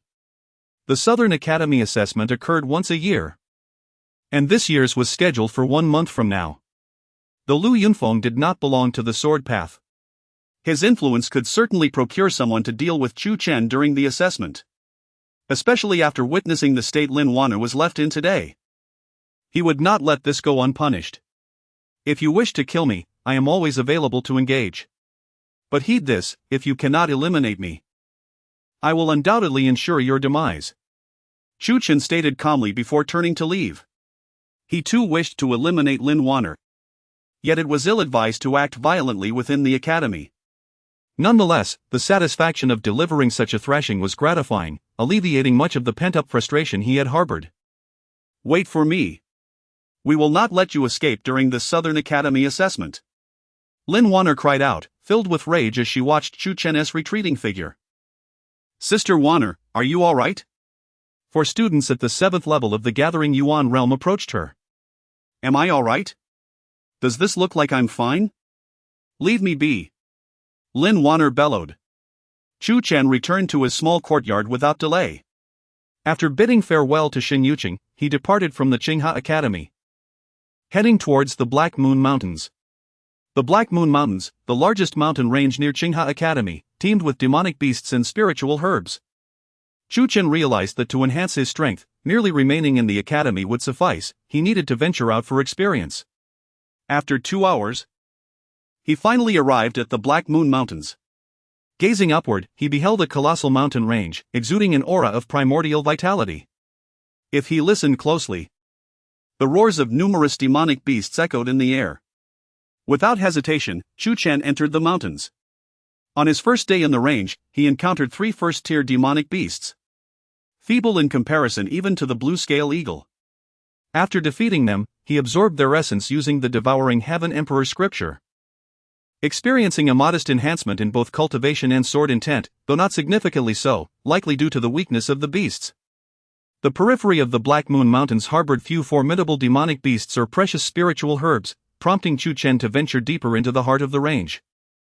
3 days later, he approached the central region of the Black Moon Mountains. At this point, his cultivation had peaked at the 5th level of the Gathering Yuan realm, and his sword path reached a remarkable pinnacle. Over those days, he had slain more than 10 low-tier demonic beasts. This was entirely thanks to the Devouring Heaven Emperor scripture.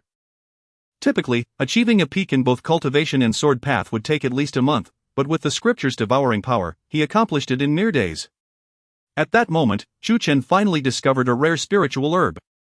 A blood-red lotus grew between 2 rocks 50 meters away. Its diameter approximately 1 foot and height around 2 feet, boasting 9 petals that emitted a dim crimson glow under the waning sunlight. The Crimson Blood Lotus. A first-tier supreme spiritual herb. Spiritual herbs are categorized from 1st to 9th tier, further divided into middle, upper, and supreme grades within each tier. A first-tier supreme spiritual herb is the most precious among first-tier herbs, possessing potency far superior to others of its kind. The Crimson Blood Lotus harbored immense energy, and should Chu Chen absorb it, he was confident it would facilitate a breakthrough in his cultivation. Overjoyed, Chu Chen rushed towards the Crimson Blood Lotus. Just as he was about to pluck it, a sudden rush of wind echoed from afar. 3 figures burst forth from the dense forest, shouting, "Hold on!" Turning around, Chu Chen recognized that the 3 wore uniforms akin to his from the Southern Academy of the Sword Path. "Zhang Tao, Wei Xing, Shen Xiu," he murmured. These 3 were familiar faces, fellow students from another class, Class 6. Their cultivation levels matched his previous state, all at the 8th level of the Gathering Yuan realm. "Ah! I thought it was someone else, but it's you, Chu Chen. While in the Southern Academy, I heard your cultivation had fallen to the 5th level of Gathering Yuan. And I didn't quite believe it. Now it seems to be true. Chu Chen, what happened? How did you fall?" "I heard it had something to do with Lin Wanner. Is it true that your partner Lin Wanner has run off with someone else?" "Ha ha ha." The 3 regarded Chu Chen with mocking expressions. In the Southern Academy, each class was closely knit, and news traveled swiftly. They had already heard about the events surrounding the Sword King Bell assessment in Class 4. Chu Chen maintained a stoic expression. It was worth noting that these 3 had once been his followers. Back then, his mentor, Qin Jianzi, was an elder of the Southern Academy, and his status elevated him. attracting many to curry favor with him. However, following Qin Jianzi's demise, their standing plummeted, relegating them to the lower echelons of the Southern Academy. And those who once flattered him had all abandoned him. The trio frequently banded together to torment him, perhaps seeking to mask the humiliation of having once scurried behind him in eager flattery. Chu Chen, hand over the Crimson Blood Lotus obediently, and don't attempt any tricks. Zhang Tao, one of the three, coldly fixated on Chu Chen. They had discovered the Crimson Blood Lotus just a step behind him. Initially intending to retreat should they encounter formidable resistance, but encountering Chu Chen instead, they believed he would easily yield to their whims. If you wish for death, I shall oblige. Chu Chen, disinterested in further discourse, charged toward them, drawing his sword with a dazzling glint. Seeking death. The trio was momentarily taken aback, not expecting Chu Chen to dare charge at them. Get down! Wei Xing, another of the three, sprang into action, stepping forward with his sword raised high, bringing it down in a fierce strike. Clang! The two swords clashed, producing a resounding metallic echo. Wei Xing's sword was swiftly deflected by Chu Chen, who then executed a diagonal slash. With a swift thrust, a crimson line appeared across Wei Xing's neck. Despite discarding his sword and desperately clutching his throat, blood gushed forth uncontrollably. Wei Xing collapsed, soon devoid of breath. Dead. His demise was largely attributed to his negligence. He had underestimated Chu Chen. Even without his carelessness, Chu Chen could have dispatched him with but 2 strikes. Wei Xing! Wei Xing! Zhang Tao and Chen Xiu stood in stunned disbelief. How could Wei Xing fall to Chu Chen with but a single blow? You actually killed Wei Xing? Their pupils dilated in shock. Not only do I intend to kill him, but I also mean to eliminate both of you. Chu Chen swept his sword toward the two. Block! They drew their swords to defend themselves. Bang! Their bodies were sent flying by Chu Chen's overwhelming force. In that moment, they realized the magnitude of power Wei Xing had faced. Celestial Star Sword Technique. Snowfall Sword Technique. Once stabilized, the two immediately charged at Chu Chen, each unleashing a set of third-tier yellow-rank sword techniques. With their sword bones solidified, torrents of sword energy surged toward Chu Chen. The ground bore witness to 2 distinct paths carved by the slashing energy. Endless skies. Chu Chen executed another form of the cloud-drifting sword technique, slicing through the 2 streams of sword energy with a colossal beam of light. 7 star steps. He activated the 7 star steps, leaping high and descending upon the two with a single strike. Sword Intent. This time, he unleashed his Sword Intent. A terrifying beam of sword light surged downward, accompanied by a fierce sword intent that tore through the earth like a tempest. Block! The two, refusing to underestimate their opponent, summoned all their strength to parry. However, in a mere instant, their offensive was shattered. They were thrown backward, each suffering a grievous wound that exposed bone. Terror consumed them. Chu Chen! You cannot kill us. We are disciples of the Sword Dao in the Southern Academy. We are fellow sect members. If you kill us, the Academy will punish you. Chu Chen landed gracefully and coldly regarded the pair. Is this the Academy? They pondered briefly before responding. No. Then what use is your threat? With a swift motion, Chu Chen's sword severed their heads, sending them soaring into the air. Within the confines of the Qinghe Academy, Chu Chen could not take a life. But outside its walls, who would know of his deeds? After slaying the trio, Chu Chen searched their bodies, uncovering over 30 low-grade yuan stones, universal currency in this realm, infused with pure cosmic energy. Martial artists absorbed yuan stones for training, gaining greater efficacy than through raw cosmic energy. Yuan stones were categorized into low, middle, high, and extraordinary grades, with an exchange ratio of 1 to 1,000. Typically, Academy disciples utilized low-grade yuan stones. Chu Chen possessed fewer than 100 of these stones at home, having intercepted a few students who sought to rob him under Lin Wanner's instigation. Zhang Tao and his companions undoubtedly possessed more than just these 30 stones. But they had not brought many outside the Academy. It was likely that the majority remained within its confines. As they were to continue their trials in the Heiyue mountain range, carrying these 30 stones would prove cumbersome. Thus, Chu Chen excavated a pit, marked it, and buried the stones, planning to retrieve them upon returning to the academy. Approaching the crimson blood lotus, he plucked it from the crevice. The lotus felt icy to the touch, and even in his hands, Chu Chen sensed a potent surge of energy. He cradled the crimson blood lotus with both hands and activated the devouring emperor scripture. Boom! A formidable force of absorption erupted from his palms. Waves of energy surged from the crimson blood lotus into Chu Chen's body, invigorating every cell as his chi roiled with energy. Concurrently, an invisible sword intent emanated from within him, enveloping the surroundings and creating a tempest that ravaged the earth. In the span of mere moments, the crimson blood lotus was reduced to ash. Chu Chen's cultivation successfully ascended to the 6th level of the Gathering Yuan realm, and his sword intent advanced from the first to the 2nd stage. His overall strength surged dramatically. High-quality spiritual herbs truly excel, Chu Chen mused. Had an ordinary person overheard his words, they would undoubtedly be infuriated. Even typical spiritual herbs required considerable time for an ordinary person to reach their peak. How could he achieve such heights in mere days? Many spiritual herbs and Yuan stones remain inaccessible to ordinary folk. Only he, with the devouring emperor scripture, could consume anything like a glutton. Following his breakthrough, Chu Chen was in high spirits. He dug a pit to bury the bodies of Zheng Tao and his companions, then pressed onward.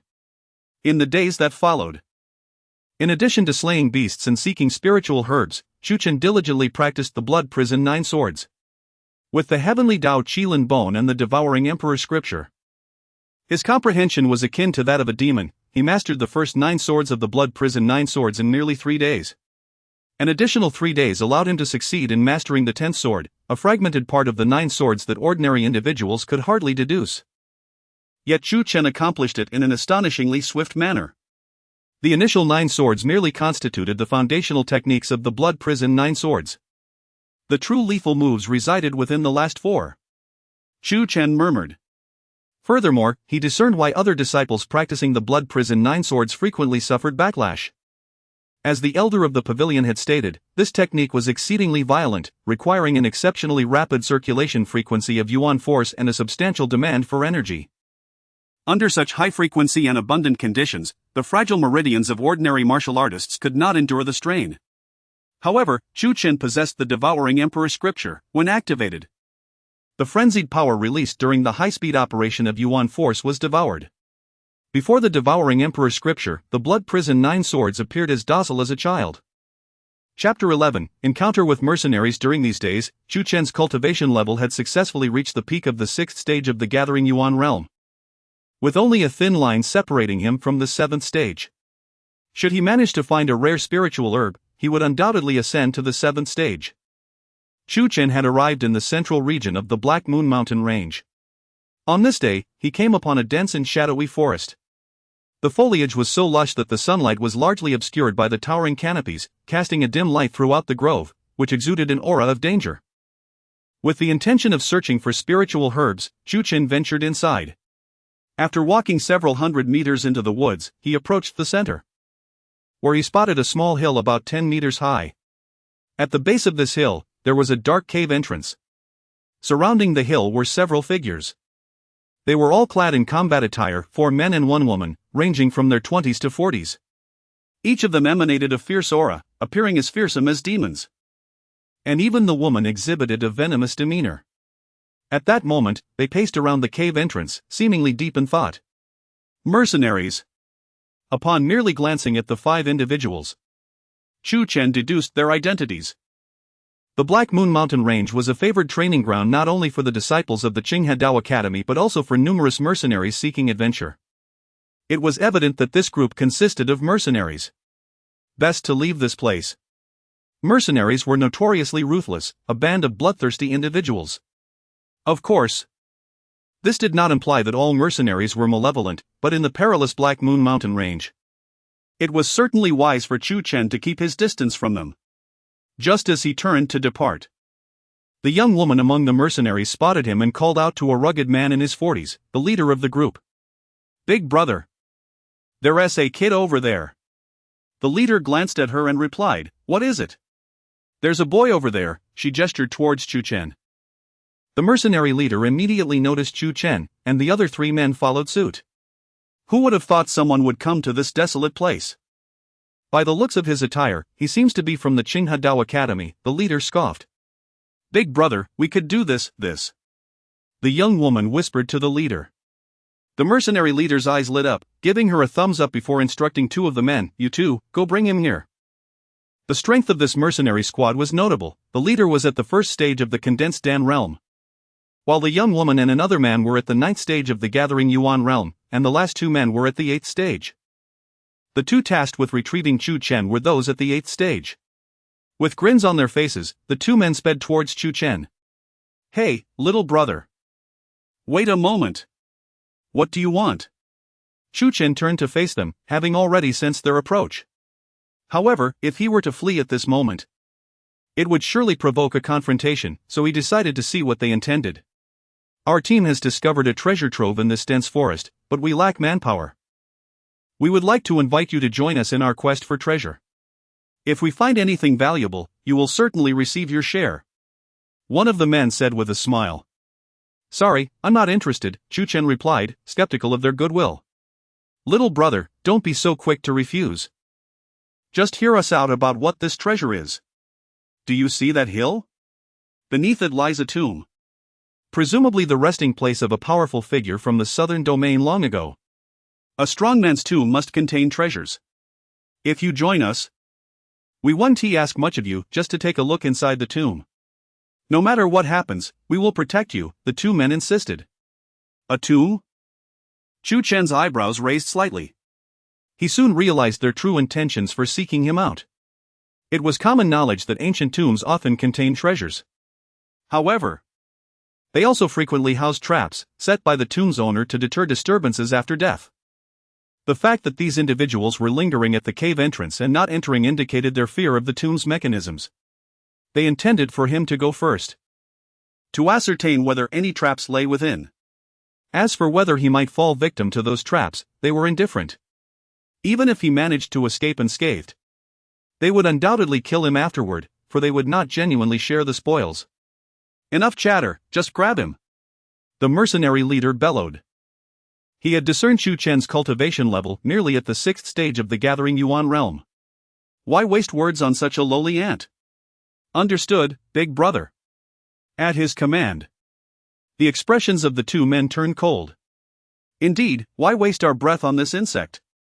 Kid, since you refuse our kind invitation, don't blame us for resorting to force.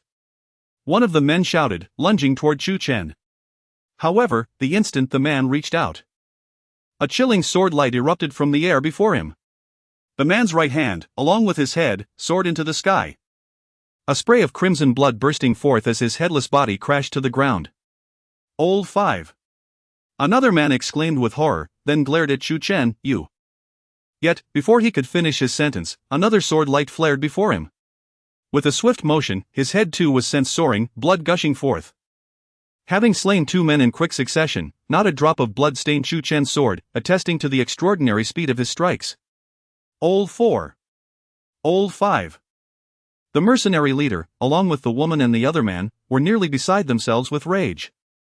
They found it hard to believe that a mere boy at the 6th stage of the gathering Yuan realm could so swiftly eliminate their companions. Yet, no matter how shaken they were, their immediate priority was to avenge their fallen comrades. Big brother, let us kill that kid, the woman and the other man shouted, charging toward Chu Chen. Good. Don't kill him too quickly, I'll flay his skin, strip his tendons, and dig out his bones. The mercenary leader seethed with anger. Boom! Boom! As the woman and the man charged forward, their cultivation at the 9th stage of the gathering Yuan realm, their momentum was several times more formidable than that of the previous 2 men, creating a tremendous disturbance in the air as they raced through the sky. Chapter 12, The 10th Sword, Heavenly Execution. Confronted by the woman and the man, Chu Chen's countenance remained remarkably serene. If you seek death, I shall grant it. His gaze was sharp as he stepped forward. With a thunderous roar, an overwhelming aura erupted from within him. Grasping his long sword, he swung it with precision. A crimson streak of light surged forth, aimed directly at the 2 adversaries. Crimson sword light? The brilliance emitted by the cloud-walking sword technique was not crimson. What manner of swordplay is this? Indeed, it was none other than the Blood Abyss 9 swords. Sensing an imminent threat, the woman and the man hastily drew their weapons to defend themselves. The woman wielded a black shield and a silver dagger, while the man brandished a long sword. They struck simultaneously to block the attack. Bang! In an instant, the crimson sword light shattered their defenses, forcing them back several meters. Chu Chen advanced, unleashing another series of strikes. Despite their fervent attempts to fend him off, they found themselves retreating steadily. With a swift motion, Chu Chen delivered a decisive blow, severing the man's head. Another strike followed, cleaving through the woman's shield. However, thanks to her defense, she survived the encounter, albeit sent sprawling. Second brother. Third sister. Witnessing the man's swift demise, the mercenary leader rushed forward, positioning himself protectively between Chu Chen and the woman. The woman was, in fact, the mercenary leader's consort, and he feared for her life. Third sister, are you unharmed? The mercenary leader exclaimed anxiously. I'm fine, brother. This fellow is too strange. We must avenge ourselves by killing him, the woman cried, clutching her chest in fury. Very well. The mercenary leader, astonished by Chu Chen's prowess, was nonetheless a master of the first stage of the condensed Dan realm. How could he fear Chu Chen? You dare to slay so many of my men? I shall rend you limb from limb. He bellowed, launching a powerful punch toward Chu Chen. With a stance reminiscent of a mighty warrior, Chu Chen countered with a punch of his own. Boom! The two fists collided, sending Chu Chen hurtling back several feet. In the condensed Dan realm, not only was the capacity of their energy sea vastly expanded compared to that of the gathering Yuan realm, but they had also condensed a Yuan Dan within it. This Yuan Dan allowed for rapid absorption of the world's essence, transforming it into usable energy for the martial artist. With a Yuan Dan, the energy available to a condensed Dan practitioner far exceeded that of a 9th stage gathering Yuan warrior by tenfold or more. Looks like your strength has its limits.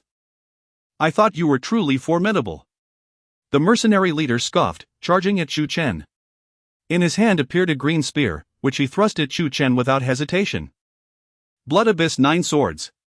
Compared to his fist technique, Chu Chen's swordsmanship was undoubtedly superior. He executed the Blood Abyss 9 swords, channeling the second tier of sword intent, and thrust his sword toward the mercenary leader. Clang! The second tier of sword intent empowered his long sword, amplifying its might. Upon impact with the spear, the weapon quaked violently. Both warriors staggered back a few steps. Second tier sword intent? You actually wield the second tier sword intent? The mercenary leader exclaimed in astonishment. Your perception is quite sharp, Chu Chen replied coolly. Are you a student from the Northern Academy of the Sword Department at Xingha Academy? No. I am merely a student from the Southern Academy of the Sword Department. Impossible. How could a student from the Southern Academy comprehend the second-tier sword intent? The mercenary leader was incredulous. Ignoring him, Chu Chen launched another flurry of strikes toward the mercenary leader. The mercenary leader quickly raised his spear to defend. Clang, clang, clang. Clang. The two engaged in a fierce battle, exchanging dozens of blows in mere moments. Ha ha ha. Even if you comprehend the second-tier sword intent, what of it? I am a master of the first stage of the condensed Dan realm. With your second-tier sword intent and 6th stage gathering Yuan cultivation, you cannot defeat me. I shall wear you down slowly. The mercenary leader laughed heartily. Within mere dozens of exchanges, Chu Chen had yet to prevail, fueling the leader's confidence in his ability to eliminate him. That is yet to be seen. Chu Chen's gaze remained sharp as he distanced himself by 10 meters. Then gripped his sword with both hands, his eyes gently closing as he concentrated all his essence, energy, and spirit into the blade. Suddenly, he opened his eyes. 2 crimson sword shadows burst forth from his gaze. With a powerful downward slash, he cried, "Heavenly Execution!" What is Heavenly Execution? It is the 10th sword of the Blood Abyss 9 swords. The previous techniques Chu Chen had executed were merely the foundational 9 swords. Heavenly Execution, however, is a technique of the first tier in the profound arts. Boom! A massive wave of crimson sword light surged forth, vast and overwhelming, akin to a torrent of blood, descending upon the mercenary leader. Empowered by the second-tier sword intent, the sword's might was tempestuous. The mercenary leader's expression shifted dramatically. This strike was overwhelmingly potent, raising the hairs on his body. Ghostly destruction spear technique. The mercenary leader immediately unleashed his most powerful spear technique, thrusting forward. A shadow of the spear collided with the torrential crimson sword light. Bang! The spear shadow erupted instantly.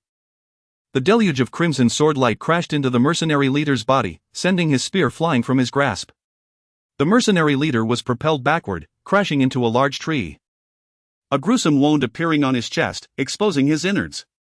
What a powerful strike, the mercenary leader gasped in horror. I had intended merely to keep our paths separate, but since you sought your own demise, I cannot be blamed. With a swift motion, Chu Chen delivered a final blow, severing the mercenary leader's head from his shoulders. Turning his gaze to the terrified woman, he found her bereft of any courage to flee. She could hardly fathom that even the mercenary leader had fallen to Chu Chen's blade. Unexpectedly, she suddenly stripped off her clothing, exposing her curvaceous alabaster form entirely to Chu Chen's view. Little brother, spare me. I can be yours. I am skilled at serving. I can assume many positions. I will ensure you experience pleasures beyond your wildest dreams. She flirtatiously beckoned, casting sultry glances at Chu Chen. With a swift flick, a sword light flashed, and her head fell to the ground. Women! Chu Chen regarded the decapitated body with indifference. Only a hindrance to my sword's swiftness. Following Lin Wanner's betrayal, Chu Chen had little desire for romantic entanglements. Moreover, this woman was too tainted to pique his interest. Having dispatched the mercenary squad, Chu Chen proceeded to collect the spoils. The five carried an abundance of low-grade yuan stones, significantly surpassing the count held by Zheng Tao and his companions, totaling over 100. This, of course, was not all their wealth. As mercenaries, their riches would undoubtedly multiply tenfold. However, akin to Zheng Tao, their treasures were likely stashed at home, not carried on their persons. Chu Chen dug a pit, burying the low-grade yuan stones securely, then turned his attention to the ancient tomb's entrance before him. Would treasures lie within this ancient tomb? Chapter 13, An unsettling senior sister. The entrance to the ancient tomb loomed dark and indistinct, obscuring any glimpse of its interior. Chu Chen grasped the headless corpse of the mercenary leader and forcefully hurled it into the abyss.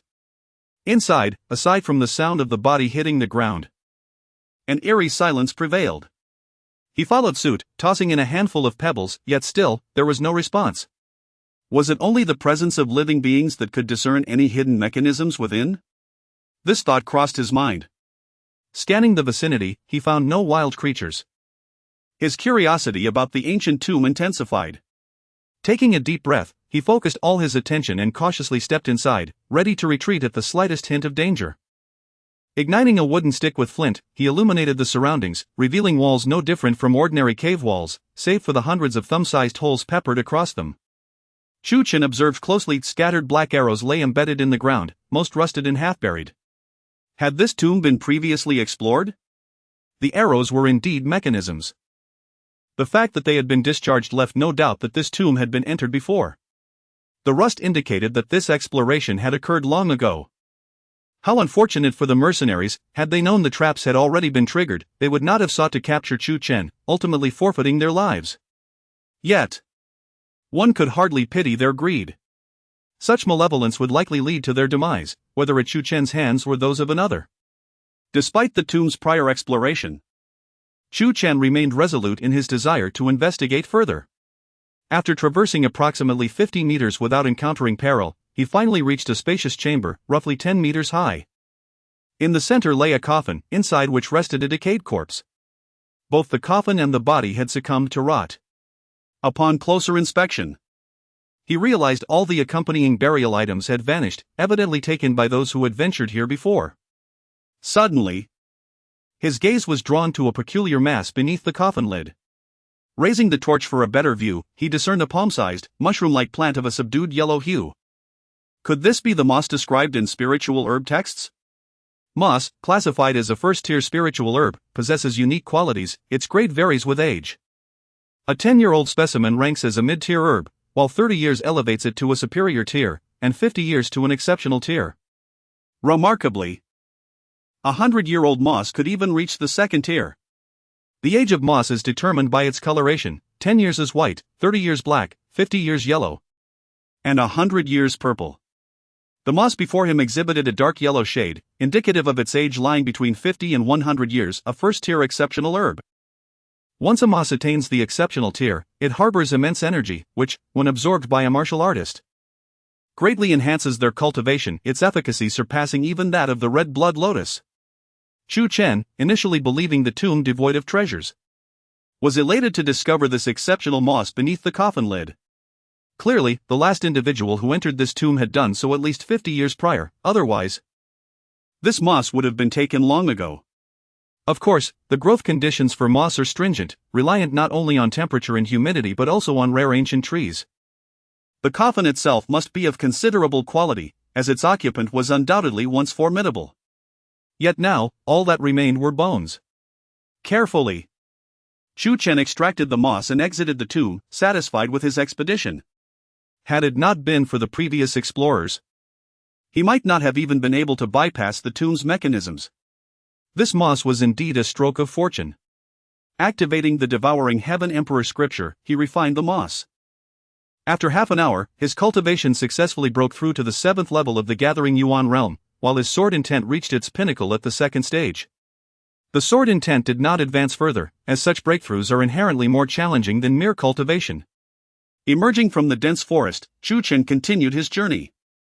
Days passed, and he had comprehended the 11th sword of the blood prison 9 swords. During encounters with demonic beasts, his power surged, reaching the peak of the 7th level of the Gathering Yuan realm.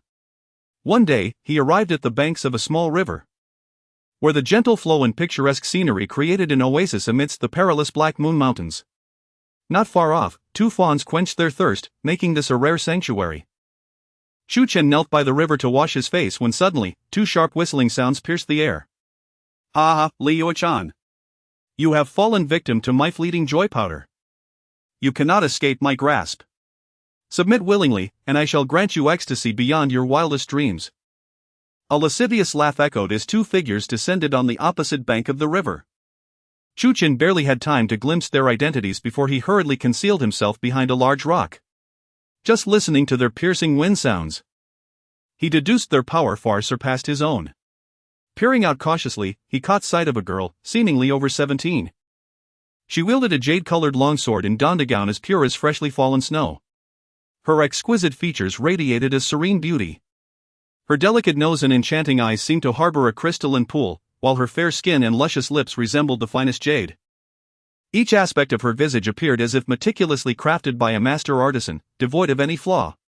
Tall and voluptuous, her waist could be embraced with a single hand, and her flowing hair cascaded down to her shapely hips, dancing in the breeze. Her hands, revealing themselves from her sleeves, were as pristine as snow. Her fingers akin to the finest white jade, detailed beyond the capability of even the most skilled painter. Yet, at this moment, her once luminous complexion was flushed with crimson. Her eyes ablaze with fury, and her trembling grip on the sword betrayed her agitation as she fixated on the man before her. Liu-chan, the name mentioned by the man stirred recognition in Chu Chen, raising his eyebrows slightly. Liu-chan, the prodigious senior sister of the Sword Path Department in the North Courtyard. Remarkably gifted. She had already cultivated to the 8th level of the Condensation Dan realm before the tender age of 18, ranking among the elite in the North Courtyard. Moreover, she was a prized disciple of Elder Mu Fian. What held the utmost significance was her stunning beauty, one that could captivate the world. Her celestial visage stood unparalleled within the North Courtyard. Possessing talent, status, and beauty, she was a goddess in the eyes of countless male disciples of the Qinghe Dao Academy, while Lin Wan'er paled in comparison. However, observing the flushed face of Liu-chan, Chu Chen sensed that something was amiss with her demeanor. Chapter 14, the breathtaking beauty of the senior sister. Chu Chen cast his gaze towards the man standing before Liu-chan. This individual, appearing to be in his 30s, was clad in gray attire, with a face marked by treachery and cunning. His body was marred with sword wounds and stained with blood, presenting a ghastly sight, as though he had sustained grievous injuries. Yet, despite his condition, his gaze remained lecherously fixed on Li Yuechan. "Ning Ruffing, you despicable scoundrel! After being defeated by me, you resort to treachery with poison." Li Yuechan spat with fury. "I, Li Yuechan, would rather perish alongside you than endure your humiliation. Ning Ruffang? The infamous flower thief?" Chu Chen raised an eyebrow upon hearing her words. Ning Ruffing was a notorious brigand in the southern region of the Tianyan dynasty, known for his wickedness and brutality, having sullied countless women. The Qinghadao Academy had long placed a bounty on his head, and it was likely that Li Yuechan had taken on the mission to eliminate him. Rumors spoke of Ning Ruffing possessing cultivation at the 9th level of the Gathering Dan realm, surpassing Li Yuechan by 1 tier. However, judging by Li Yuechan's assertion, it appeared she had bested him, showcasing her extraordinary prowess. "Ha! Li Yuechan, your words amuse me. Am I to simply stand here and await my demise without employing any means? You wish to perish together? I fear that will not be possible for you. Having fallen victim to my flirtatious elixir, your internal energy is now in disarray. Any attempt to forcefully utilize it will only harm yourself. The antidote can only be administered through intimate union with a male for a full hour. In this desolate Black Moon Mountains, I am likely the only man within hundreds of miles. For your own sake, yield to me, or soon enough, you will find yourself begging for my assistance." Ning Ruffing's eyes were fixated on Li Yuechan, his heart racing with excitement, for she was stunningly beautiful, ethereal, even in her presence. He felt that the women he had previously entertained paled in comparison. Suddenly, Ning Ruffing's expression darkened as he turned to focus on a large boulder in the distance. "Discovered." Chu Chen's expression shifted. With no need to hide any longer, he stepped forward boldly. "It is I, a junior of the Swordsmanship Division." Upon seeing Chu Chen's academy attire, Li Yuechan's face lit up. "Junior, come quickly and save me. Kill Ning Ruffing." But as she recognized that he wore the attire of the Southern Academy, and sensed his cultivation was merely at the 7th level of the Gathering Dan realm, her expression changed abruptly. "Junior, you must flee. Otherwise, that scoundrel Ning Ruffing will kill you. Return to Qinghadao Academy and summon the elders to rescue me." Although Ning Ruffing was gravely injured and his combat strength reduced to a fraction, he was still far beyond what a 7th level Gathering Dan cultivator could contend with. If Chu Chen remained, he would surely perish. If he fled, there was a possibility of summoning aid, even if it was just for her vengeance. "Flee? Is that an option?" Ning Ruffing sneered, spinning his body to close the distance to Chu Chen. "Boy, will you take your own life? Or shall I end it for you?" "I have no habit of self-destruction," Chu Chen replied. "You appear to be rather wounded yourself. Do you truly possess the certainty to keep me from escaping?" "Ha ha ha. Although I have been gravely injured by Li Yuechan, I still possess the strength of a 2nd level Gathering Dan cultivator. You are merely a 7th level Gathering Dan, and it would be trivial to crush you." Ning Ruffing's laughter echoed. "2nd level Gathering Dan?" Chu Chen seized upon this information, feeling increasingly composed. Without further ado, he lunged forward with his sword aimed at Ning Ruffing, whose speed was astonishing. Ning Ruffing scoffed, striking out with a palm that unleashed a powerful gust of wind toward Chu Chen. The force was met with a clash, and as they brushed past each other, a deep gash appeared at Ning Ruffing's waist, blood gushing forth. "Ah!" Ning Ruffing cried out in pain, astonished. "How could your sword speed be so incredible?" Chu Chen pressed on relentlessly, unleashing his 2nd tier of sword intent, which transformed into a ferocious beam of light aimed at Ning Ruffing. "2nd tier sword intent?" Li Yuechan, observing from a distance, was shaken to her core. "How is this possible? This junior has comprehended the 2nd tier of sword intent? He is merely a 7th level Gathering Dan cultivator. How could he achieve such a feat? It is rare for anyone at the Gathering Dan level to comprehend even the 1st tier of sword intent, let alone the 2nd. I have only grasped the 2nd tier at the Gathering Dan level. 2nd tier sword intent?" Ning Ruffing was equally astounded, his eyes nearly popping out of his head. "You are indeed an enigma. Ning Ruffing produced a silver handbone, forged from dark iron, with a skeletal handclaw at the end, his weapon. With a mighty swing, he unleashed a grey-white gust of wind towards Chu Chen. The clash of forces erupted in a thunderous roar, and soon both sides dissipated. Chu Chen surged forward, engaging Ning Ruffing in fierce combat. With the combination of the 7 star steps and the blood prison 9 swords, Chu Chen found himself evenly matched against Ning Ruffing. This junior's combat prowess is astonishing. When did the Southern Academy acquire such a talented disciple? I have never heard a whisper of it. Li Yuechan's heart raced with disbelief. After 100 exchanges, Ning Ruffing bore numerous new wounds upon his body. Suddenly, a furious roar echoed, and a blood-red sword light hurtled towards Ning Ruffing. He raised the silver handbone to block, but sparks flew as he was sent stumbling back several meters, a deep wound appearing across his chest, exposing bone. Standing firm, Chu Chen unleashed another strike, heavenly wound. With a swift slash, another blood-red beam erupted forth. Even more potent than the last, a manifestation of the 11th sword of the blood prison 9 swords, heavenly wound.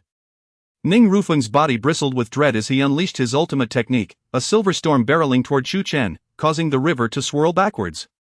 In an instant, the silver tempest was cleaved apart. Ning Ruffing's handbone was sent flying, and a diagonal gash appeared before him, stretching from shoulder to thigh, nearly bisecting him. With a sickening thud, Ning Ruffing collapsed, lifeless. His downfall stemmed from underestimating Chu Chen from the outset. Had he employed his strongest techniques from the beginning, it would not have been so easy for Chu Chen to dispatch him. After slaying Ning Ruffing, Chu Chen turned to face Li Yuechan. At that moment, a fragrant breeze enveloped him, and he turned to find Li Yuechan had mysteriously appeared right behind him, nearly face to face. In such close proximity, Chu Chen could fully appreciate Li Yuechan's breathtaking beauty, a beauty that truly resembled that of a celestial being lost in the mortal realm. At this moment, Li Yuechan's delicate face was entirely suffused with a rosy hue, her eyes glazed with a captivating allure. She parted her lips, exclaiming, "Junior brother, I desire you." Chapter 15, Chu Chen, am I being forced? Chu Chen was taken aback, attempting to retreat, but unbeknownst to him, Li Yuechan's delicate arms had already ensnared him tightly. He channeled his energy, striving to break free from her grasp, yet Li Yuechan unleashed an even more formidable force, binding him further. Under the influence of the intoxicating elixir, her power fluctuated erratically, at times soaring to dizzying heights. At this moment, the effects of the potion had reached their zenith, and in her desperation for assistance, her energy surged forth with a ferocity that far surpassed Chu Chen's own. "Junior brother, help me, please," Li Yuechan called out, freeing one hand to loosen her pristine white robe. In an instant, a body as flawless as jade unveiled itself before Chu Chen. His heart raced, nearly causing him to bleed from his nose. Although he had cast aside any romantic inclinations, he was still a man. "Senior sister, you. Chu Chen shouted, but before he could finish, his words were abruptly silenced by her soft lips, and he was forcefully pressed down. An hour and a half later, Chu Chen lay dazed by the riverside. In truth, the absurdity had concluded half an hour prior, yet he remained bewildered. Had he truly been coerced? A short distance away, Li Yuechan had donned her robe and was now seated on the ground, absorbing the ambient energy of the universe to restore her strength. In the aftermath of their encounter, her exquisite visage shimmered with a captivating glow, rendering her beauty even more enchanting. Anyone who beheld her would undoubtedly exclaim, "What a stunning beauty!" Before long, Li Yuechan had fully regained her power, radiating an aura of immense strength. The true Li Yuechan had returned. She stood and regarded Chu Chen, her expression complex. For a moment, she was unsure whether to blame him or not, given that it had been her who had compelled him into their entanglement. "Get up," she instructed, her face devoid of expression. Chu Chen rose slowly, observing her impassive demeanor. He instinctively took a few steps back and assumed a defensive stance, saying, "You wouldn't kill me now that it's over, right? After all, I am your savior. I helped you defeat Ning Ruyun and saved you. I seek no gratitude. But at the very least, do not be ungrateful." Li Yuechan felt a tinge of embarrassment. Was she truly that fearsome? "What is your name?" she inquired. "Chu Chen." he replied, knowing his name could not remain concealed for long. Chu Chen, very well, I shall remember it. You are right, I cannot blame you, in fact. I should thank you. This token was bestowed upon me by my master, and today I give it to you. From now on, we are even. You are not to recall today's events nor mention them to anyone. Li Yuechan tossed a token to Chu Chen. He caught it, weighing it in his hand. The material was undoubtedly of superior quality, worth a considerable sum of spirit stones. He raised an eyebrow, pondering the implications. Was this payment for his services? Li Yuechan turned towards Ning Ruyun's lifeless body and, with a swift motion of her jade sword, severed his head with precision. The efficiency of her action made Chu Chen shudder slightly. Then, her slender fingers glimmered as she stored the severed head within a spatial ring she wore. Chu Chen recognized it as a spatial ring, a remarkable treasure capable of storing items. In the realm of swordsmanship, such artifacts were typically exclusive to the Northern Academy, with few found among the Southern Academy's disciples. Securing Ning Ruyun's head, she stated, since you killed him, I shall not take his spatial ring. However, I have use for his head, so I will take it. I hope you forget today's events and do not dwell on them. She paused, her tone growing more severe. If my reputation suffers in any way, I will not spare you. With that, Li Yuechan lightly leapt and soared into the air. Yet, just as she took flight, she stumbled slightly, nearly losing her balance. After all, it was her first experience, and her body ached. She inhaled deeply, steadied herself, and continued her ascent, her flowing dress billowing as she resembled a celestial being.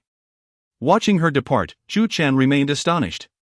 In most circumstances, if a woman were to exert such dominance, she would typically eliminate the man to prevent any potential leaks.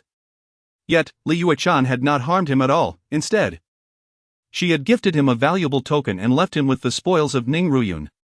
Although her last words contained a hint of threat, the severity of her warning did not genuinely convey a sense of danger. Senior Sister Li is truly gentle, possessing a delightful temperament, Chu Chen mused, realizing she was far from the aloof goddess he had anticipated. He soon cast aside further contemplation. After the ordeal with Lin Wanner, he had resolved to close his heart. Yet, by a twist of fate, he found himself entangled with Li Yuechan. It was likely they would not cross paths again. Approaching Ning Ruyun's headless corpse, Chu Chen retrieved a spatial ring from the deceased's finger. He felt a surge of joy. With this ring, he could conveniently transport the items he had buried previously. Every warrior imbues their spatial ring with a layer of spiritual imprint, but with Ning Ruyun's death, that imprint dissipated, allowing Chu Chen to easily access its contents. Inside the spatial ring, the dimensions were approximately 3 yards in length, width, and height, quite spacious indeed. As his consciousness delved within, he discovered it brimming with various items, scales, hides, and even unique bones from numerous beasts. Additionally, he spotted several large wooden chests. Upon opening one, he was astonished to find it filled with low-grade spirit stones, 500 in each chest. With 7 chests in total, that amounted to 3,500 stones, a veritable windfall. Setting those treasures aside, Chu Chen stumbled upon an even more thrilling discovery, a demon core, roughly the size of a human fist, radiating an overwhelming energy and demonic aura. Although he could not ascertain the exact beast it originated from, he was certain it belonged to a second-tier demon beast, likely comparable in strength to a human at the 3rd level of the condensation realm. Absorbing this core would undoubtedly augment his abilities significantly. Chapter 16, Sword Mountain. Chu Chen retrieved the demonic essence and continued his exploration, discovering an array of miscellaneous items within. Among them, a wooden rack displayed dozens of medicinal vials, each labeled with Feng Lu Kaiwa San. Indeed, Ning Ruffing was worthy of the title Flower Thief, for it was unclear from where he had acquired such treasures. Chu Chen also located the silver hand bone that Ning Ruffing had been struck away earlier and placed it in his spatial ring alongside the materials from the demonic beasts. Both the silver hand bone and the materials could be sold, amounting to a significant collection of inferior essence stones. Subsequently, Chu Chen sat cross-legged on the ground and activated the Devouring Heaven Emperor scripture to absorb the second-tier demonic essence. After half an hour, his cultivation advanced from the 7th to the 8th level of essence gathering, and his swordsmanship evolved from the 2nd to the 3rd stage of sword intent. With a swift flicker of his eyes, Chu Chen opened them, radiating brilliance. A strand of sword intent emanated from his being, piercing through an ancient tree 10 meters away. Unbeknownst to him, nearly 20 days had passed since his arrival at the Black Moon Mountain Range, signaling that it was time to return. He retraced his steps, collecting the inferior essence stones he had buried earlier, along with the weapons of the mercenaries, and made his way directly back to the Qinghadao Academy. The journey took 4 days. Although his cultivation and swordsmanship did not advance further, he successfully mastered the 12th sword of the Blood Prison 9 swords. The 13th sword, being the most challenging, became his goal before the upcoming assessments in the Southern Courtyard. Upon returning to the Southern Courtyard of the Sword Division at Qinghadao Academy, Chu Chen first presented 100 inferior essence stones to Xin Yuqing. She often needed funds for purchasing groceries, and the ingredients bought with those stones could sustain them for nearly half a year. "Xiao Chen, you've earned so many essence stones. I shall fetch some supplements for you," Xin Yuqing exclaimed joyfully, leaving with her basket. Chu Chen smiled softly and departed the small courtyard, heading toward Sword Mountain. Sword Mountain was a bustling hotspot within the Sword Division of Qinghadao Academy, adorned with countless swords of varying ranks. Weapons, much like martial arts, were classified into 4 grades: Heaven, Earth, Mysterious, and Yellow, each further divided into 9 tiers.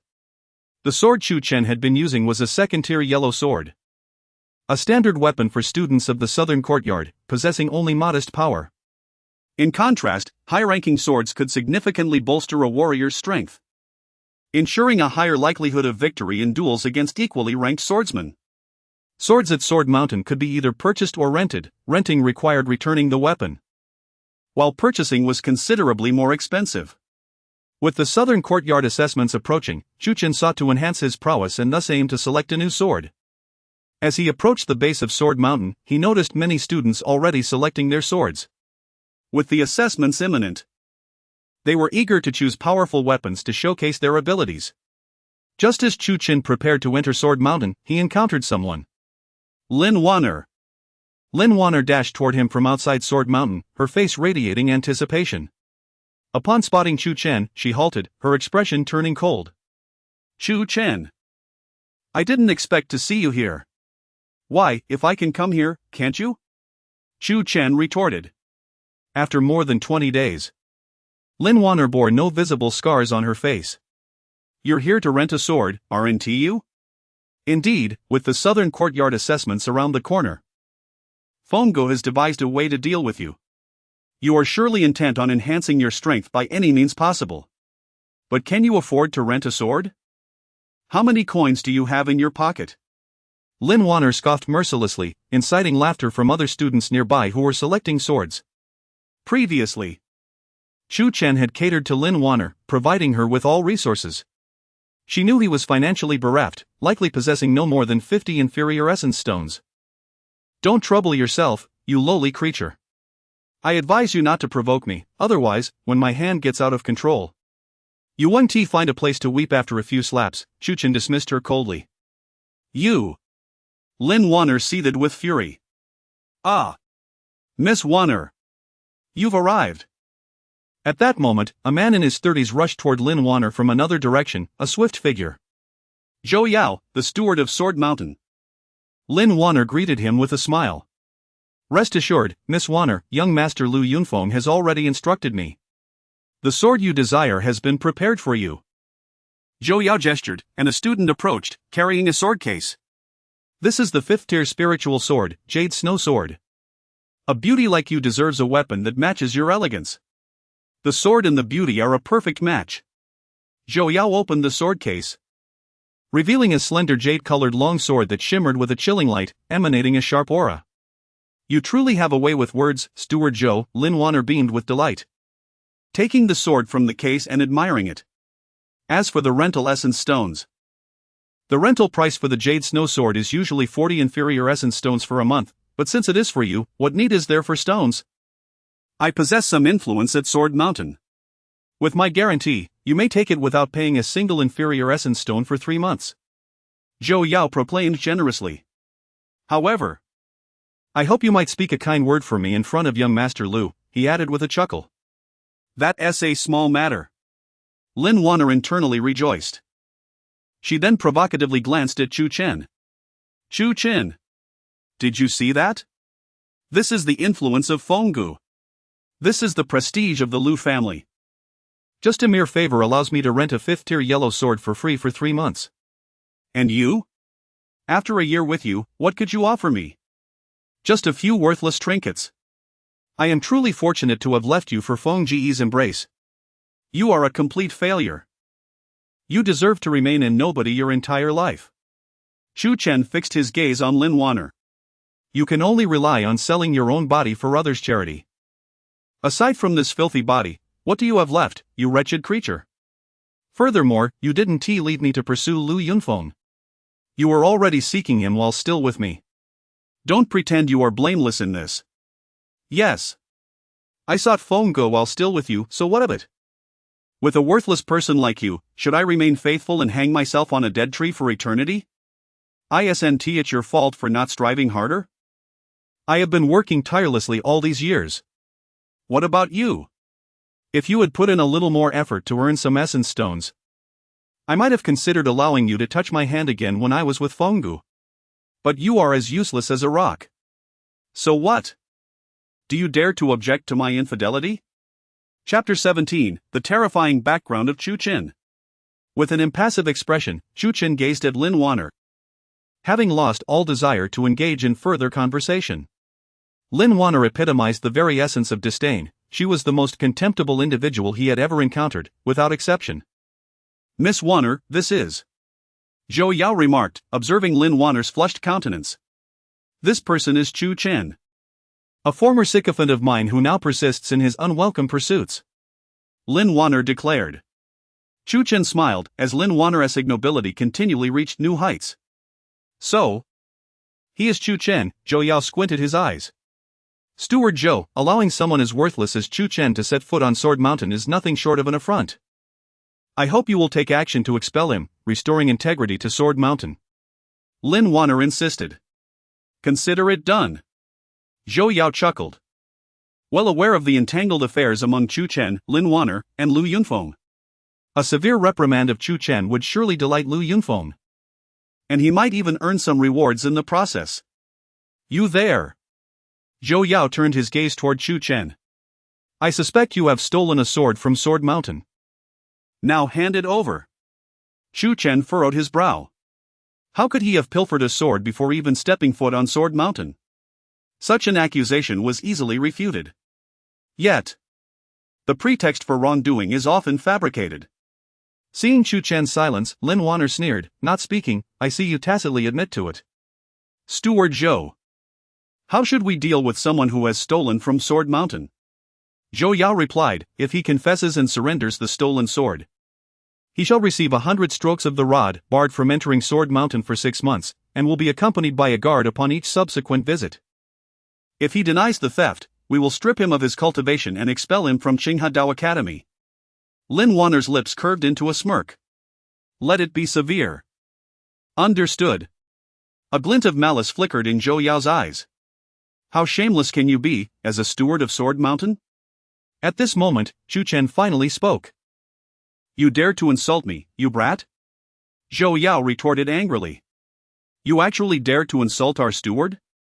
Zhou Yao claims you have stolen a sword from Sword Mountain. Thus, you are guilty.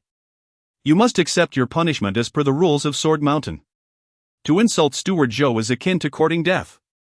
Behind Zhou Yao, several students, including the one who had previously handed Lin Wanner the sword case, glared coldly at Chu Chen. Those working at Sword Mountain included not only stewards but also students. The stewards outnumbered the students, holding higher status. These students were well aware that Zhou Yao was fabricating charges against Chu Chen, but that mattered little. They would side with Zhou Yao. After all, to have stolen from Sword Mountain and dared to insult the steward was an affront of the highest order.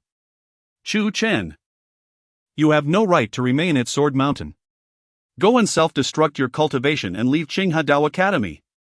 I am ashamed to associate with a thief like you. So am I. Echoed a few students selecting swords on Sword Mountain. They too knew that Zhou Yao was framing Chu Chen. With Zhou Yao's accusations, Chu Chen could not possibly clear his name, even if he jumped into the Yellow River. Why not take this opportunity to kick him while he was down and help Zhou Yao humiliate him? Perhaps they might earn Zhou Yao's favor. which could lead to discounts when renting swords or even free rentals like Lin Wanner had received. In an instant, the crowd roared with indignation, with Chu Chen becoming the target of their collective scorn. What is all this ruckus? At that moment, a middle-aged man descended from Sword Mountain.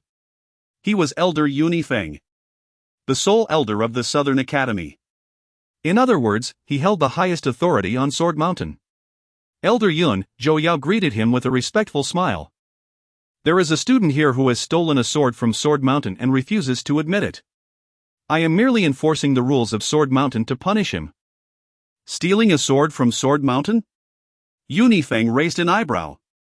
The mountain was heavily guarded, and no student dared to steal a sword. Indeed, such incidents had not occurred for a century. Seeing Zhou Yao's beaming face, Yunifeng surmised that he was deliberately making things difficult for the student. He frowned slightly but ultimately chose not to intervene. Zhou Yao had influential connections. He was introduced to Sword Mountain by another elder from the Southern Academy. The student was not his kin, thus he saw no reason to quarrel with Zhou Yao over this matter. Keep it down, it's unbearably noisy. Yunifeng waved his hand, preparing to leave. However, just as he was about to depart, his gaze caught sight of a token at Chu Chen's waist. The token, gleaming in golden hue, appeared to be of exceptional material. Most would not recognize it, but Yunifeng did. It was the token of the Northern Academy's elder. The Northern Academy's elder possessed a unique token, signifying his esteemed status. Only the elder and his closest associates were permitted to hold such a token. With Chu Chen in possession of this token, could he possibly be one of the elder's closest confidants? Indeed. At this moment, Yunifeng was convinced that Chu Chen was indeed a favored individual of a certain Northern Academy elder. After all, the token bore the unique aura of that elder. Unmistakably authentic. Even if Chu Chen were merely a student from the Southern Academy, would he dare to deceive? Zhou Yao, you fool! Yunifeng's heart raced, cold sweat trickling down his forehead. If a favored individual of the Northern Academy elder were bullied on his Sword Mountain, would he not be in grave trouble? Ha ha ha, splendid. Noticing Yunifeng's indifference, Zhou Yao laughed maniacally and commanded two students behind him, seize this brat. I shall personally strip him of his cultivation. Yes. The two students nodded vigorously, advancing toward Chu Chen, one on the left and one on the right. Hee, Chu Chen. You are finished. I thought I would have to wait until the Southern Academy's assessment to deal with you, but here you are, ripe for the picking on Sword Mountain. Now do you understand the disparity between having status and lacking it? Without status, you are like an ant beneath my heel. Rest assured. Once you are expelled from Qinghe Dao Academy, I will host you well. Lin Wanner laughed exuberantly. However, just as the two students were about to apprehend Chu Chen, Yunifeng leaped forward, landing before them. With a swift motion, he struck each of the two students, sending them flying, their noses and mouths bleeding profusely. Then, taking a step forward, he slapped Zhou Yao across the face, sending him crashing to the ground, two of his teeth knocked out. Elder Yun? Why? Why did you hit me? Zhou Yao was utterly bewildered, covering his face in confusion. Yunifeng's voice grew stern. Who permitted you to slander him? Who allowed you to slander him?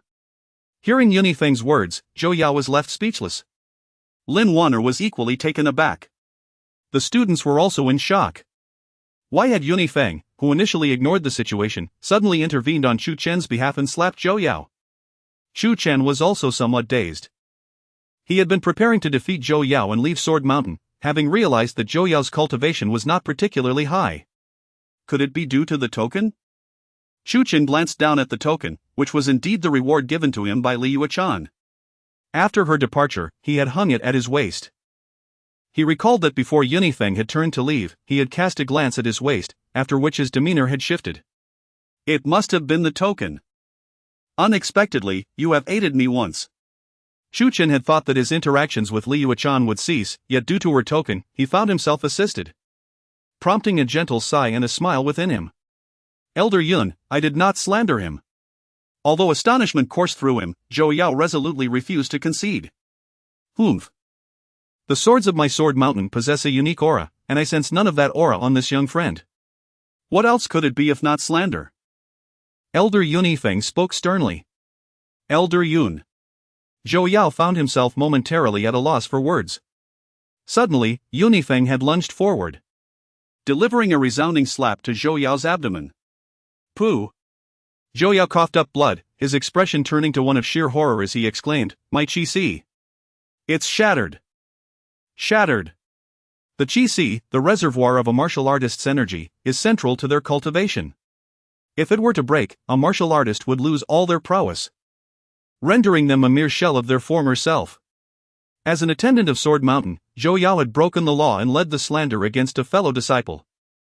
"Zhou Yao, today I, as per the rules of Sword Mountain, will strip you of your cultivation and expel you from Sword Mountain, never to employ you again."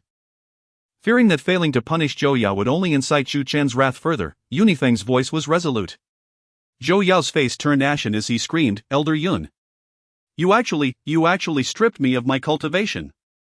I was introduced by Eldarin. I will seek justice from Eldarin. I will find Eldarin." "Go ahead," Yunifeng replied indifferently. "If Eldarin discovers that you slandered someone close to a North Courtyard elder, he may act even more harshly than I." Zhou Yao dragged his injured body away, casting a fierce glare at Chu Chen before departing. He believed that Yunifeng sought to eliminate him long before this incident, using Chu Chen as a pretext to create trouble. Regardless, Chu Chen was the spark that ignited this incident. Had it not been for Chu Chen, he would not have met such a fate. Yunifeng then turned his cold gaze toward the several Sword Mountain disciples who had previously insulted Chu Chen. "You lot, in collusion with Zhou Yao to slander your fellow disciples, display abysmal character. I declare that you are all dismissed from Sword Mountain.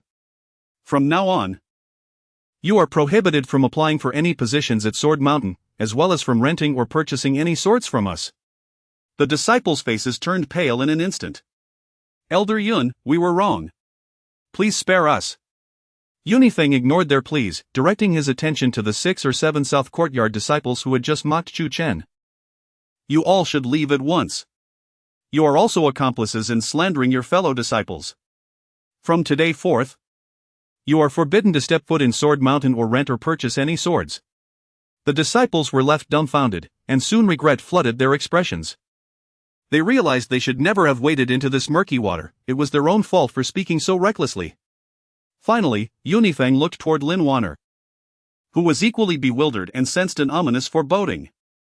"This sword was taken from my Sword Mountain?" Yunifeng inquired. Chu Chen, standing nearby, replied nonchalantly, "Indeed. It was taken from Sword Mountain. Zhou Yao just guaranteed her the rental of this sword for 3 months at no cost." 3 months free rental? Zhou Yao certainly had a grandiose attitude. Yunifeng gestured, and the sword in Lin Wanner's arms flew directly into his hands.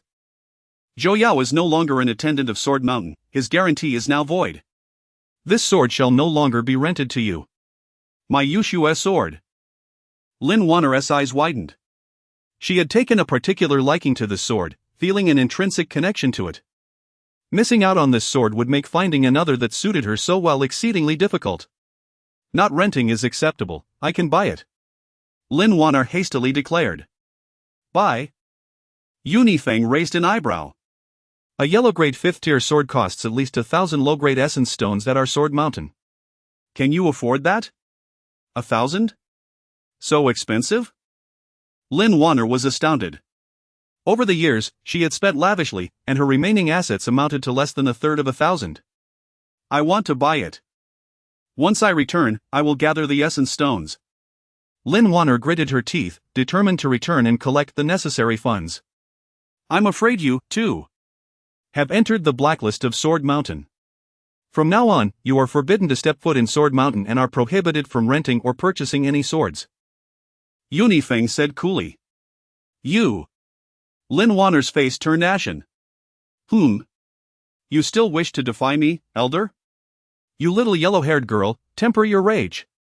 Yunifeng snorted coldly and waved his hand, sending Lin Wanner flying backward, her throat emitting a muffled groan as she landed in a most undignified manner. "Chu Chen, it's all your fault. You ruined my good fortune." Lin Wanner realized she had once again fallen into misfortune today. Not daring to challenge Yunifeng, she pointed at Chu Chen and shouted, "Just wait. I will not let you off during the South Courtyard assessment." Fenggu will definitely not spare you either. With that, she stormed off in a fury. Chu Chen, hearing her threats, could hardly be bothered. The South Courtyard assessment? We shall see who prevails. Young friend, how do you find my handling of the situation? Yunifeng inquired, now smiling at Chu Chen, his demeanor having shifted dramatically from the coldness of before. Quite well. Chu Chen replied with a smile. Thank you for your fair judgment, elder. Not at all, it is my duty. Yunifeng tentatively asked. May I inquire which North Courtyard elder you are closely acquainted with? Chu Chen could not disclose that the token belonged to Li Yuechan's master. After a brief pause, he solemnly responded, Elder, some matters are better left undisclosed. Yunifeng's eyes lit up at that. The aura and demeanor Chu Chen exuded led him to believe that he surely had a powerful North Courtyard elder backing him. He cleared his throat and chuckled lightly, Understood. Understood. Young friend, you wish to maintain a low profile. Low profile? Chu Chen smiled wryly, he could hardly manage to be high profile. Yunifeng handed the Yushue sword to Chu Chen, saying, Since you have come to select a sword, I wonder if this sword will meet your approval? Among the yellow-grade 5th-tier swords, it is quite commendable. If it pleases you, I would like to gift it to you, no need for return or payment. Upon hearing this, the remaining disciples in Sword Mountain were taken aback. This was a yellow-grade 5th-tier sword. To give it away outright? What exceptional treatment! Chu Chen's eyes sparkled at the generosity but then shook his head, stating, This sword is too slender, it does not suit me. Yunifeng, misinterpreting Chu Chen's rejection, said, Young friend, I assure you, any yellow-grade 6th-tier sword or below that you choose will be given freely. The crowd face-bombed. This was a bit excessive, wasn't it? Chapter 19 A rusty sword for a sword of the 6th tier in the yellow grade and below, it could simply be bestowed as a gift? Chu Chen raised an eyebrow, sighing inwardly at the formidable power of this token. A yellow-grade 6th-tier sword would typically command a price of at least 1,300 low-grade spirit stones. Although Chu Chen was not lacking in spirit stones, one should never refuse a free meal. Thus, he graciously accepted the offer. With a light chuckle, he followed Yunifeng up the Sword Mountain. The Sword Mountain was modest in height, nearly 300 meters, and was adorned with countless swords, numbering at least in the thousands. Among these blades, some radiated a dazzling brilliance while others exhibited a more subdued hue. Swords of varying grades were positioned at different heights. The yellow-grade 6th-tier swords were situated approximately 150 meters up. Chu Chen scrutinized them closely. The Thunderclap sword, forged primarily from thunderous Xian ore, measured 3 feet 1 inch in length and weighed 31 pounds, capable of slicing through iron as if it were mud. The Wind Whisper sword, crafted from whispering wind stone, was 4 feet 1 inch long, weighed 11 pounds, and danced through the air, never staining itself with blood during battle. The Heavy Mountain sword, made from dense iron sand, was 2 feet 8 inches long and weighed 130 pounds, a powerful weapon capable of cleaving mountains and stones with ease. In front of many swords lay a slab upon which brief descriptions were inscribed. Chu Chen perused numerous descriptions, feeling indecisive. By his discerning eye, many of these swords were of exceptional quality within the yellow-grade 6th tier, their sharpness evident. Choosing one proved to be a daunting task. As he hesitated, his gaze fell upon a sword nestled in a corner, rusty and worn. This sword, embedded in the Sword Mountain, featured an ancient hilt. Yet its blade was marred by rust. From the mottled corrosion, one could discern that its original color was purple. Before it lay a slab, bearing only a single name, Purple Soul Sword, with no other details provided. Chu Chen shook his head slightly. With so many superior yellow-grade 6th-tier swords available, why would he choose this one? Just as he was about to divert his attention to other blades, he felt a sudden tremor from the pendant of the ninefold prison tower hanging on his chest. It throbbed with intensity, clearly pointing towards the Purple Soul Sword. Chu Chen's heart stirred. The ninefold prison tower was reacting. Could it be that the Purple Soul Sword possessed some unique quality? He recalled his earlier experience selecting the Blood Prison 9 swords in the Scriptures Pavilion. The ninefold prison tower seemed to have a special recognition for certain treasures. Without hesitation, Chu Chen stepped forward, grasping the Purple Soul Sword while simultaneously invoking the Devouring Heaven Emperor scripture. Much like the earlier selection, he found that the scripture operated autonomously, requiring no conscious effort on his part. In the next moment, a surge of information flooded his mind. The purple soul sword had once suffered severe damage at its peak. It was a profound grade sword. The rust upon its blade represented its injuries, and by cleansing the blade with the devouring heaven emperor scripture, he could heal its wounds. For each fragment of rust that fell away, the sword's power would increase correspondingly. Upon receiving this information, Chu Chen was taken aback. A profound grade sword? The formidable Ning Rufin, a 9th-level cultivator in the Dan condensation realm, wielded a mere yellow-grade 9th-tier weapon. The fact that the purple soul sword had once reached profound grade was indeed astonishing. "Elder, I choose this sword," Chu Chen declared, drawing the purple soul sword from its resting place.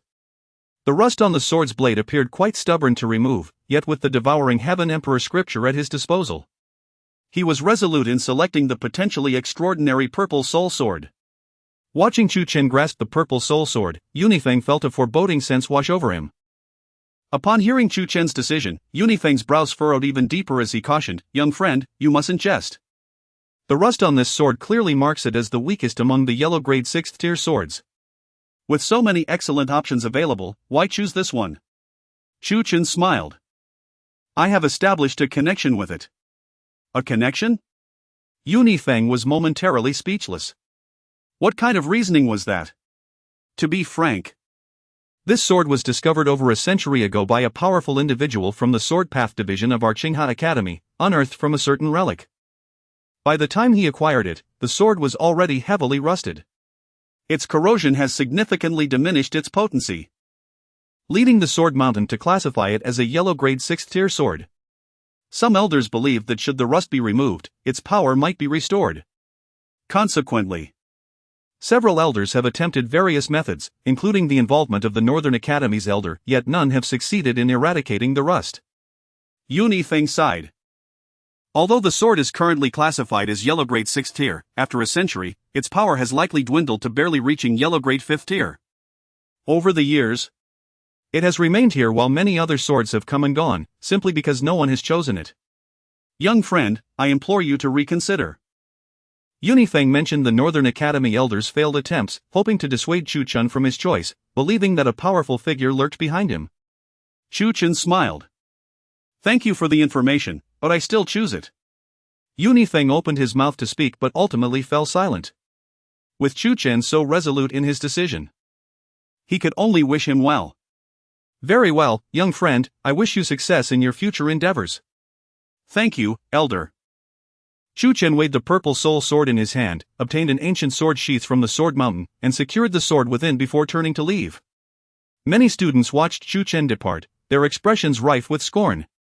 The elder had gifted him a yellow grade 6th tier sword, yet he chose the most inferior option among them, a rusty, dilapidated blade.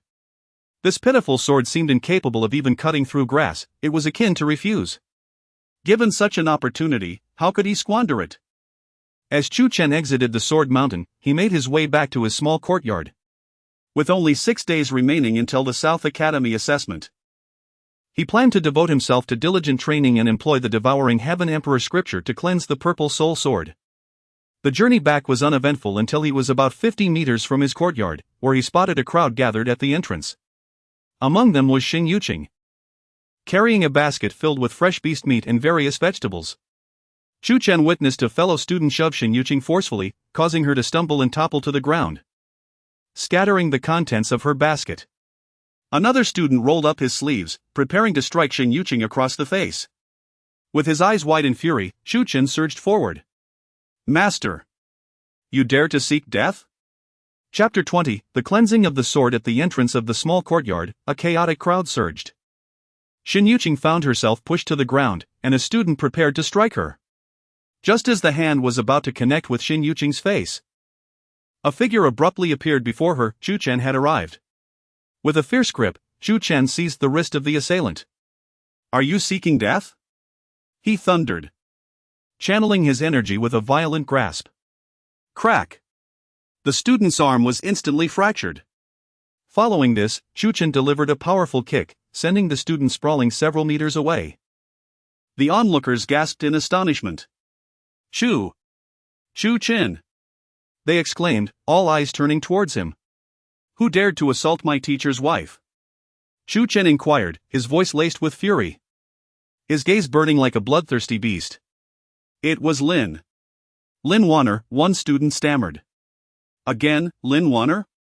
Chu Chen furrowed his brow, recalling how he had just slapped her face on Sword Mountain.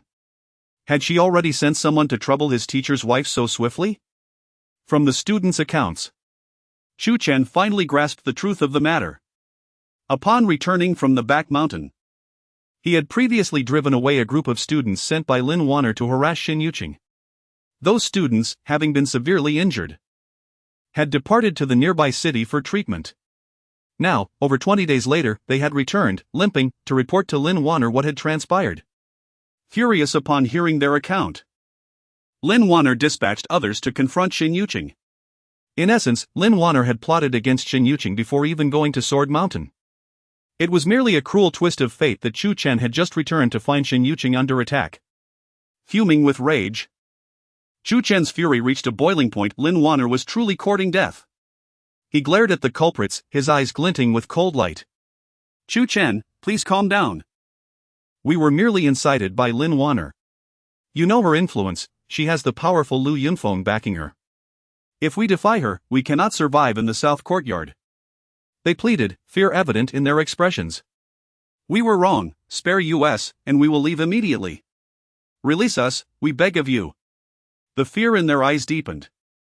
Knowing that Chu Chen had previously bested even Lin Wanner, his strength likely on par with the 9th layer of gathering essence. Spare you? Is that even a possibility? Chu Chen roared, charging into the throng. Bang! Bang! Bang!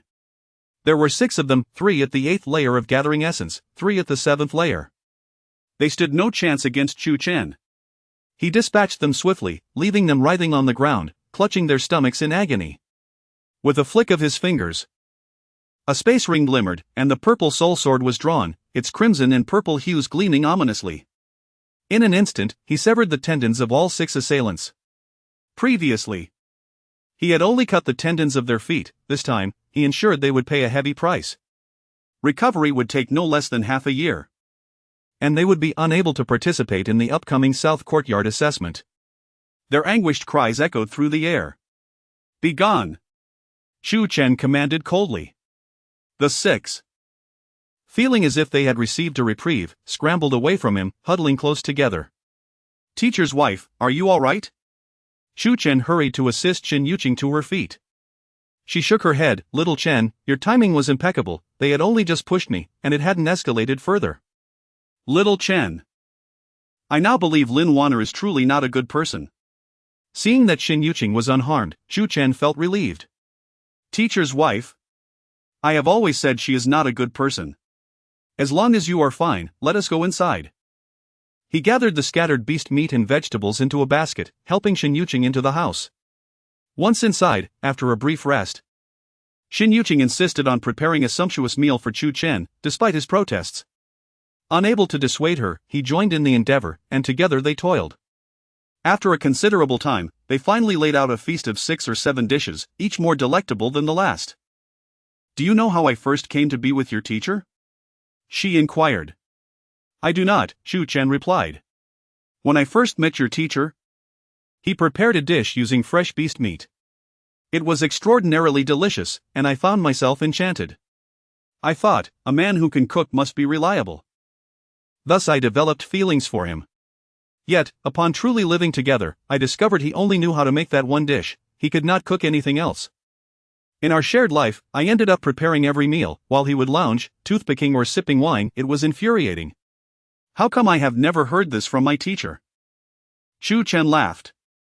Those are his embarrassing moments, why would he share them? Xin Yuqing replied. Embarrassing moments? I find it quite remarkable that with just one dish, he could win over such a virtuous and kind-hearted teacher like you. I believe that is one of the most impressive feats of his life.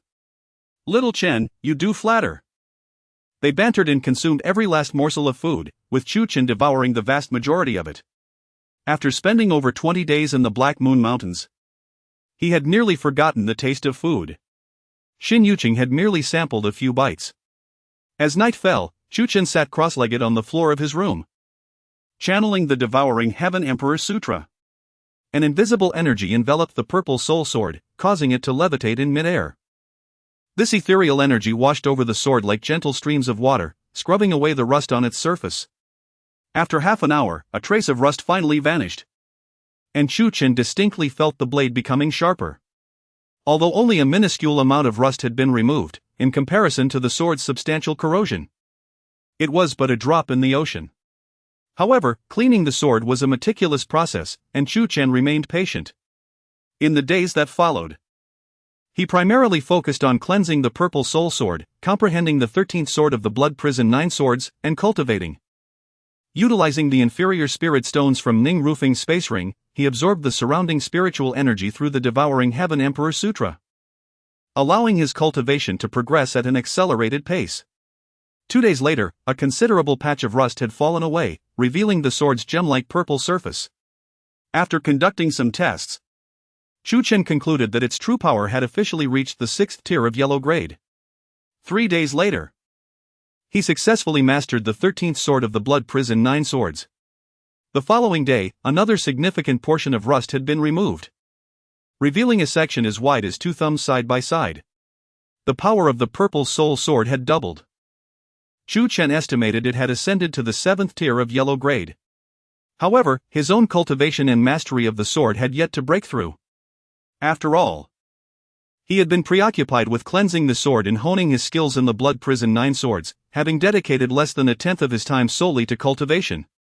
Nonetheless, his cultivation and swordsmanship had reached their respective peaks, leaving him in an exuberant state. At that moment, the South Courtyard assessment was finally upon him. Teacher's wife, I am off to participate in the South Courtyard assessment. On the morning of the 7th day, Chu Chen emerged from his chamber and consumed the kanji meticulously prepared for him by Xin Yuqing. After exchanging a few words with her, he made his way towards the assessment grounds in the southern courtyard. Take care, my dear disciple, I shall await your return for dinner, Xin Yuqing advised.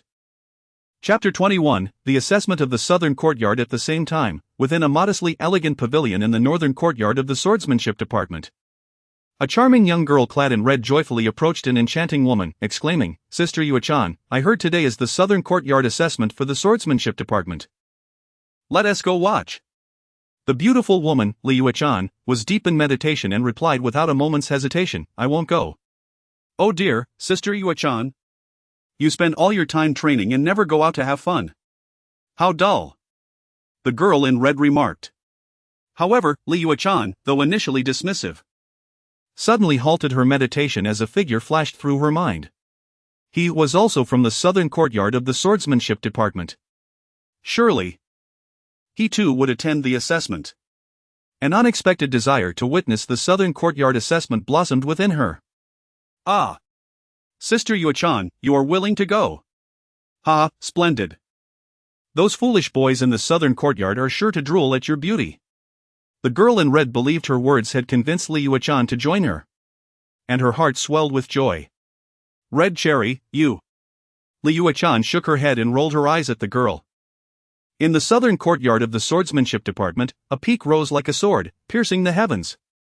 This was the highest mountain in the southern courtyard, serving as the venue for the assessment. All eligible students had gathered, with over 600 individuals from 12 classes congregated in a bustling plaza atop the mountain. Among them was Chu Chen. Some individuals noticed Chu Chen and began to whisper among themselves, for he had recently garnered much attention. Much of the chatter revolved around the relationship between Chu Chen, Lu Yunfeng, and Lin Wanner, a matter that had become common knowledge in the southern courtyard. Look! Su Qinghe from Class 7 has arrived. Su Qinghe had reached the first level of the condensation Dan realm and had recently comprehended the essence of sword intent. Would she emerge as the victor of this assessment? After all, the Sword King of Class 7 had previously secured the top spot more than once. Suddenly, exclamations erupted as a girl in green, wielding a jade-green longsword, strode into the plaza. Her beauty was striking, and her cultivation was restrained, with her sword intent concealed. Yet, possessing 3 stages of sword intent, Chu Chen perceived a sharp edge emanating from her. Su Qinghe, a prodigy of Class 7. I cannot ascertain if she will claim first place, but she undoubtedly possesses the qualifications to compete for it. As for advancing to the northern courtyard, that is a certainty. Someone remarked. Look! Meng Yunqing from Class 11 has arrived too. Meng Yunqing had also attained the first level of the condensation Dan realm and had comprehended a segment of sword intent just 3 days prior, making him another strong contender for the top spot in the southern courtyard assessment. Yet another student emerged from the crowd, a 17-year-old youth with striking features. Unlike Su Qinghe's subtlety, he radiated an unmatched sharpness. This was Meng Yunqing, the prodigy of Class 11. Exchanging glances, both Meng Yunqing and Su Qinghe released an intense aura of competitive spirit. They were each other's primary rivals. They also glanced at Chu Chen, whose recent fame in the southern courtyard was undeniable. Having grasped sword intent, he had claimed the top position in Class 4's Sword King assessment. However, they did not consider him a competitor, given his relatively lower cultivation level. After all, both Meng Yunqing and Su Qinghe had secured first place in their respective classes multiple times. Meng Yunqing had achieved this feat thrice in Class 11, while Su Qinghe had accomplished it thrice in Class 7. Look! Lu Yunfei has arrived. Lu Yunfei, the top genius of Class 1, was also the cousin of Lu Yunfeng, the renowned talent from the northern courtyard of the Blade Department. At just 17 years and 1 month, he had reached the pinnacle of the first level of the condensation Dan realm and mastered a segment of sword intent. He had secured first place in the Class 1 Sword King assessment 5 times. His advancement to the northern courtyard was assured, making him the greatest contender for the top position in the southern courtyard assessment. The crowd erupted in cheers, their voices exponentially louder than before. A group of individuals rushed in from outside the plaza, surrounding a youth in their midst. This young man bore a resemblance to Lu Yunfeng. Indeed, he was Lu Yunfei. Like Meng Yunqing, he exuded an unmatched sharpness, but unlike him, Lu Yunfei carried an air of arrogance, as if looking down upon everyone. It was noteworthy that Meng Yunqing did not emanate such haughtiness. The crowd turned their gazes toward Chu Chen, with a history of enmity between him and Lu Yunfeng. Rumors suggested that Lu Yunfeng had arranged for someone to deal with Chu Chen during the southern courtyard assessment. Lu Yunfei, as his cousin, was likely that very individual. Chu Chen directed his gaze at Lu Yunfei, but in the next moment, his attention shifted to a girl standing beside him. This girl was Lin Wanner, who had once belonged to Class 4 but was now mingling with Class 1. Lin Wanner had broken through to the 9th level of the Gathering Yuan realm. Yet Chu Chen sensed her cultivation was unstable, likely a result of forcibly consuming medicinal pills for a breakthrough. This was not surprising, aside from having excavated her sword veins, sword bones, and sword heart to cultivate her sword heart. Lin Wanner's innate talent was rather mediocre. Without the aid of medicinal pills, she would have required at least 3 more months to achieve such a breakthrough. Chu Chen! You scoundrel! How dare you rush here to meet your demise? Upon noticing Chu Chen, Lin Wanner frowned, her expression turning cold as she unleashed a tirade of insults. You want to get beaten? Just extend your face. And I shall oblige, Chu Chen retorted, having no intention of holding back against someone so contemptible. Chapter 22 Li Yuechen's body trembled. You. Indeed. When Chu Chen insulted her as a lowly person, Lin Wanner's anger erupted, causing her to shake with fury. Arrogant. You continue to be arrogant. Today, Yunfei is here. During the Southern Academy assessment, I will make you pay dearly. Referring to Lu Yunfei simply as Yunfei filled Lin Wanner with a sense of pride. She had already considered herself part of the Lu family. Are you Chu Chen? Lu Yunfei's gaze shifted, looking coolly at Chu Chen, his eyes brimming with untamed pride that could not be concealed. He was indeed qualified for such arrogance, being the first in the 5 Sword King Bell assessments. Although it was difficult to compare since he was in a different class from Su Qinghe and Meng Yunqing, the 2 additional first-place finishes in the Sword King Bell assessments undeniably showcased his extraordinary talent. Moreover, he was actually 2 months younger than Meng Yunqing. One should not underestimate those 2 months. For a genius, that time might be sufficient to break through a realm. Chu Chen glanced at Lu Yunfei, suspecting that Lu Yunfeng had sent him. He chose not to respond. Lu Yunfei continued, My cousin asked me to entertain you. but I do not wish to soil my hands. Now, I offer you a chance, kneel down, cripple your own cultivation, and withdraw from the Southern Academy assessment. I will not trouble you further. Chu Chen. Kneel down. Quickly kneel and beg for mercy from Brother Yunfei. Otherwise, you won't even know how you will die. The other students echoed his sentiments. Finally, Chu Chen spoke, yet his words offered Lu Yunfei no dignity. You, what are you? Lu Yunfei's expression froze. And with anger, he retorted, what did you say? Do you want to hear it again? Are all the Lu family members masochists? Fine. I will indulge you. Chu Chen articulated each word with remarkable clarity. You, what are you? Lu Yunfei's face darkened completely. His previous arrogance replaced by a raging fury. Coldly, he declared, fine, kid. You are arrogant enough.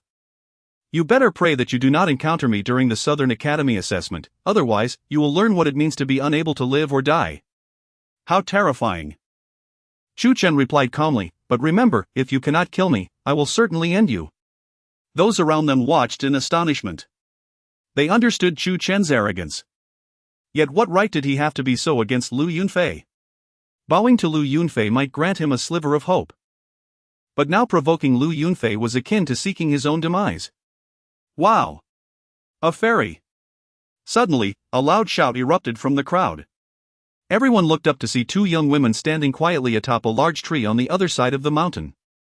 The woman on the left wore a red dress and was charmingly lovely.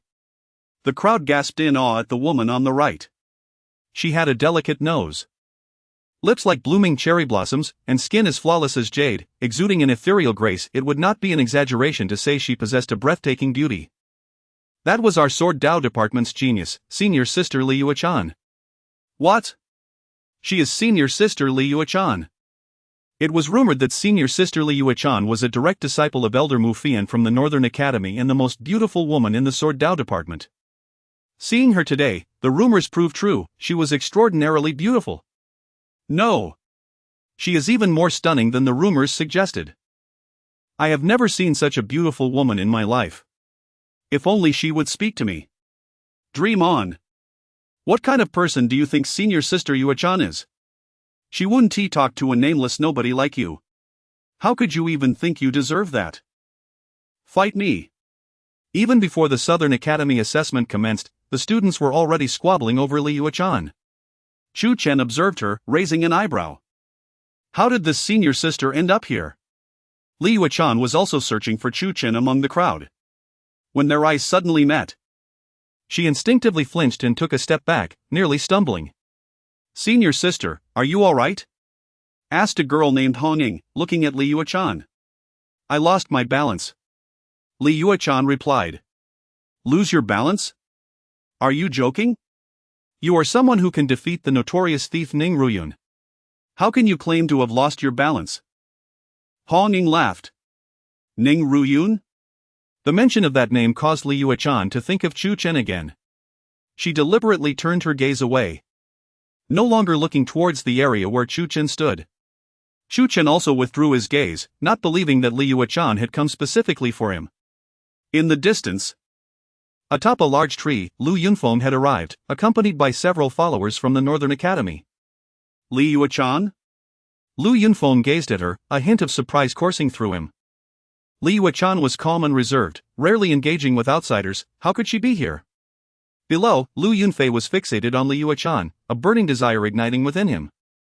What a beautiful senior sister! Once I secure first place in the Southern Academy assessment, I will certainly pursue her. Suddenly, dazzling rays of light descended from the sky, landing at the center of the square.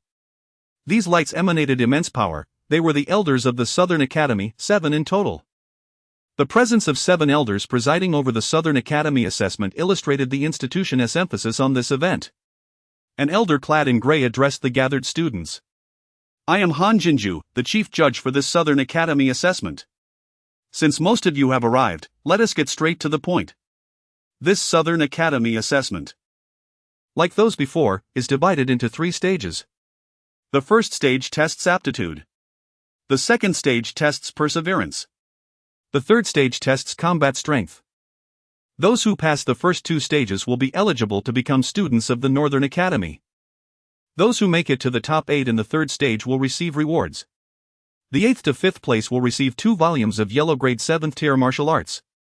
The 4th to 2nd place will receive 2 volumes of Yellow Grade 9th tier martial arts. The 1st place will receive 2 volumes of 1st tier martial arts.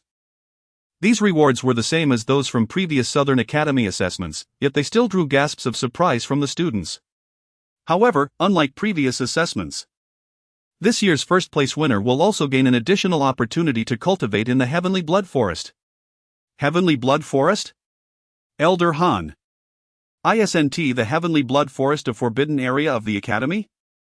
The Academy has declared that the Heavenly Blood Forest is fraught with danger, prohibiting any student from entering. How can we still go in to cultivate? Hearing Elder Han Jinju's words, the gathered students expressed their bewilderment. The Heavenly Blood Forest was indeed a forbidden area of the Qinghe Academy, known for its chaotic energy and disordered elemental essence. However, over time, the mixed energies at the periphery of the Heavenly Blood Forest had gradually evolved into a precious cultivation substance known as innate spiritual liquid. The innate spiritual liquid contains pure and abundant elemental essence. For martial artists, absorbing the innate spiritual liquid for cultivation greatly enhances their progress. Currently, an entire pool of this liquid had formed within the Heavenly Blood Forest. After research, the Academy decided to reward the first-place winner of the Southern Academy assessment with that pool of innate spiritual liquid. What? Innate spiritual liquid? The students were astounded upon hearing Elder Han Jinju's announcement.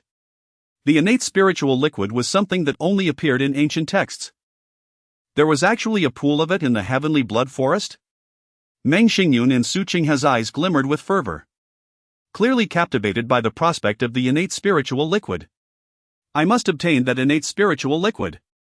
Unlike the other students, Lu Yunfei had already learned of the innate spiritual liquid's existence. He clenched his fists, a fierce glimmer of greed igniting in his eyes. Chu Chen raised an eyebrow, feeling a stir of excitement within himself. With the rewards concluded, it was time to commence the first test. Han Jinju waved his hand, summoning a black stone monument approximately 1 meter tall and half a meter wide from his spatial ring, placing it upon a stone table in the center of the square. This was the testing monument. By infusing it with one's elemental energy, corresponding starlight would erupt forth. There were 10 beams of starlight in total, representing 10 grades of innate talent. A participant needed to generate at least 4 beams to pass the first test. Now, it was time to receive their badges. Han Jinju produced a multitude of badges, distributing them randomly among the crowd. Chu Chen received badge number 666, quite coincidentally the last one. Number 1. Please step forward, Han Jinju announced.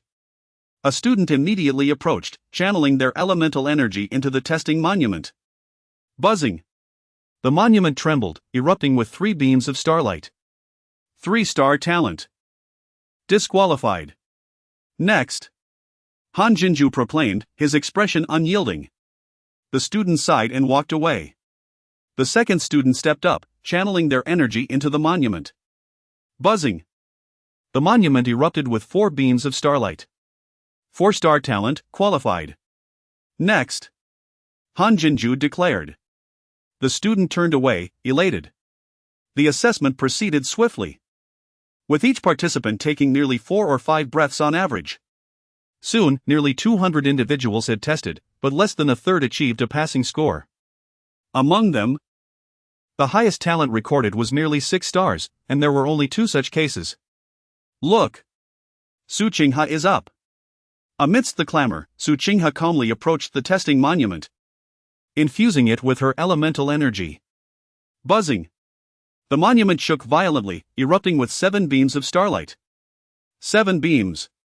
7-star talent. Truly remarkable, Su Qinghe. The crowd gazed at her in awe. Yet, Su Qinghe seemed somewhat dissatisfied as she turned to leave. Meng Yunqing followed shortly after, achieving the same remarkable result of 7 stars. Badge number 250. Who is 250?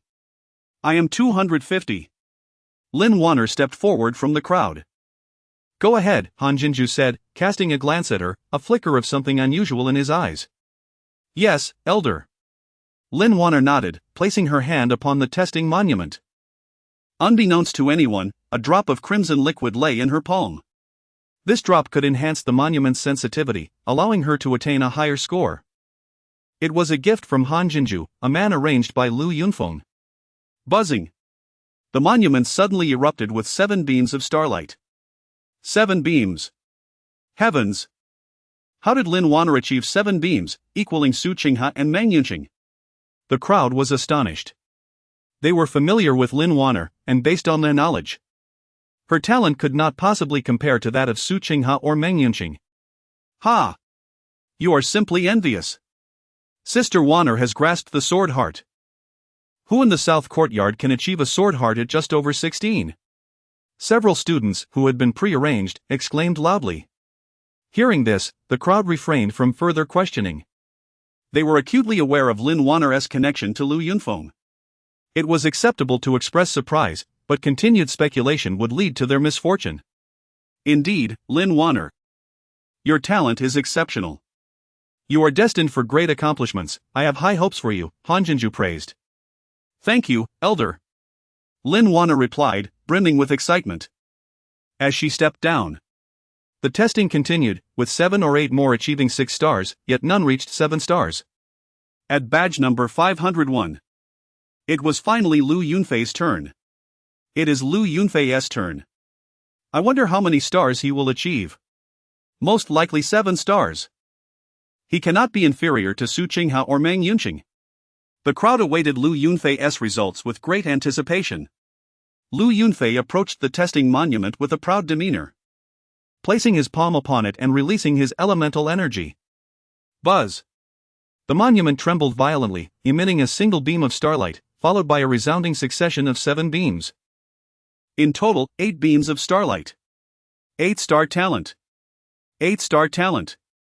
Heavens! So powerful. Stronger than Su Qinghe and Meng Yunqing. The crowd gasped in astonishment. With 8-star talent, he was merely 2 stars shy of the maximum. Su Qinghe and Meng Yunqing's expressions tightened slightly. Indeed, Lu Yunfei was their most formidable competitor for the top spot. A satisfied smirk creased Lu Yunfei's lips. Unlike Lin Wanner, he had not cheated. This was his genuine talent, and he held absolute confidence in his abilities. Lu Yunfei? Well done. Several elders from the South Courtyard nodded in approval. Yunfei, you are remarkable. Once you enter the North Courtyard, it won't take long for you to rank among the best. Han Jinju commended. Thank you, Elder Han, Lu Yunfei replied with a nod, unable to hide his pride. As he turned to leave, he passed by Chu Chen, sneering, Kid, do you now understand what true genius is? I can achieve 8 stars, what about you? Lin Wanner walked over, gazing at Chu Chen with a triumphant look, taunting, and me. Chu Chen, do you see the gap between us now?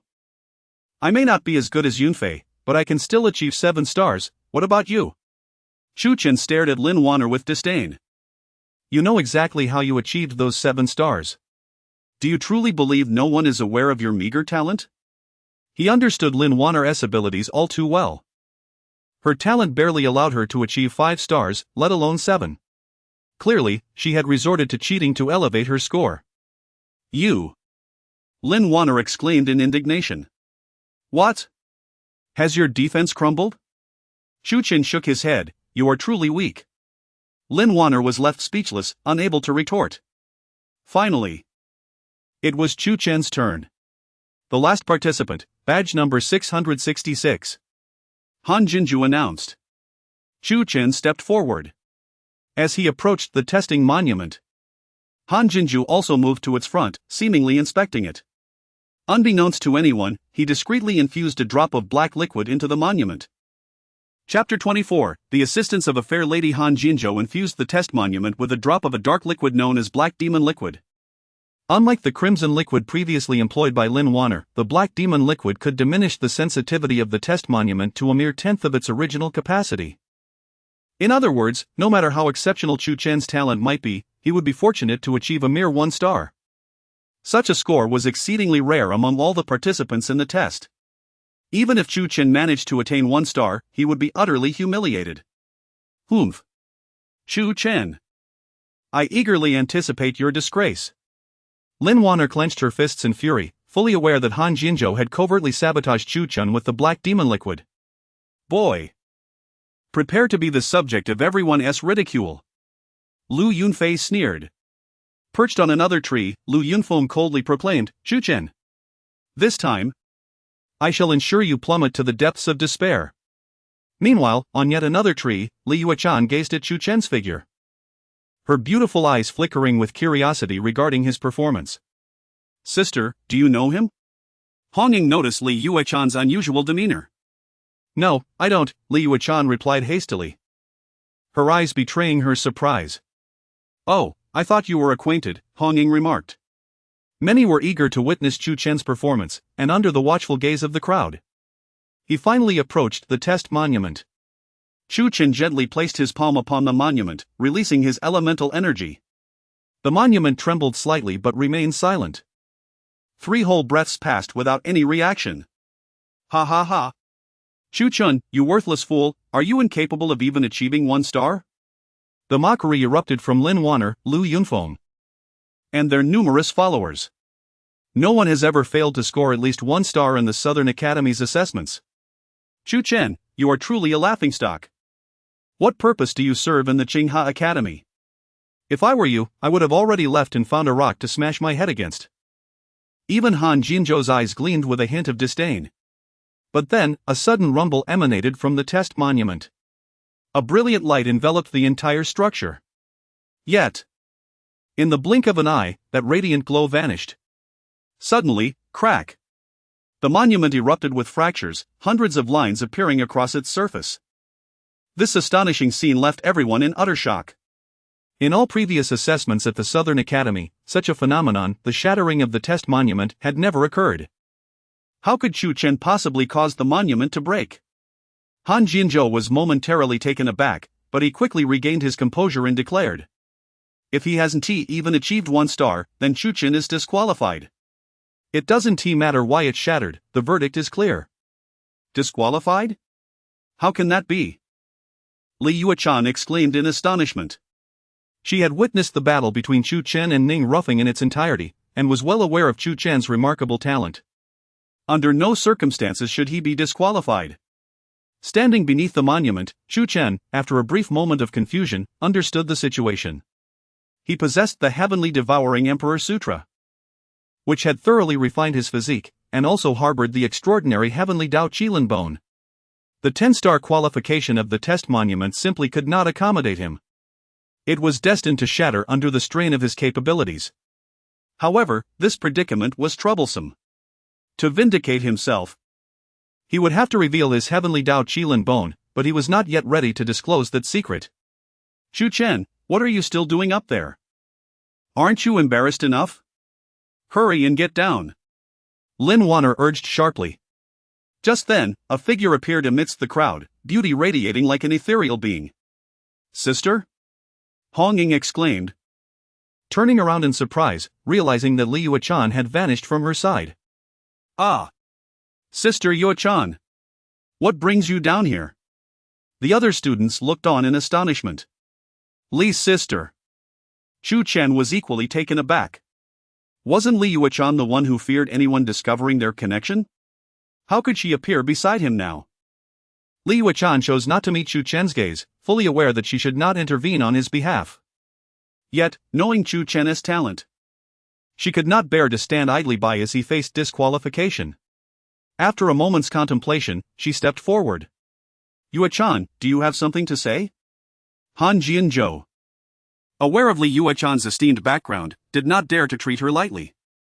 Li Yuechan replied, Elder Han, why is Chu Chen being disqualified for the monument's shattering? Han Jinzhou responded, if the monument recorded no stars, disqualification is the only outcome. Li Yuechan posed a critical question, but what if the monument itself had a defect, leading to its breaking? The crowd murmured in agreement, acknowledging the possibility. However, Han Jinzhou remained unconvinced. The monument is crafted from a special metal. It cannot possibly have a quality issue. Li Yuechan countered, just because there were no issues in the past does not guarantee there are none now. To ensure a fair judgment for Chu Chen, I propose we allow him to retest. Elder Han, do you have another test monument available? There is one. Han Jinzhou paused, then conceded, very well. Since you insist, let Chu Chen have another chance. After all, he still possessed the black demon liquid. As Han Jinzhou granted Chu Chen a second opportunity, all eyes turned toward him and Li Yuechan. Why was she assisting him? Did they have a prior acquaintance? An inexplicable envy washed over the other students.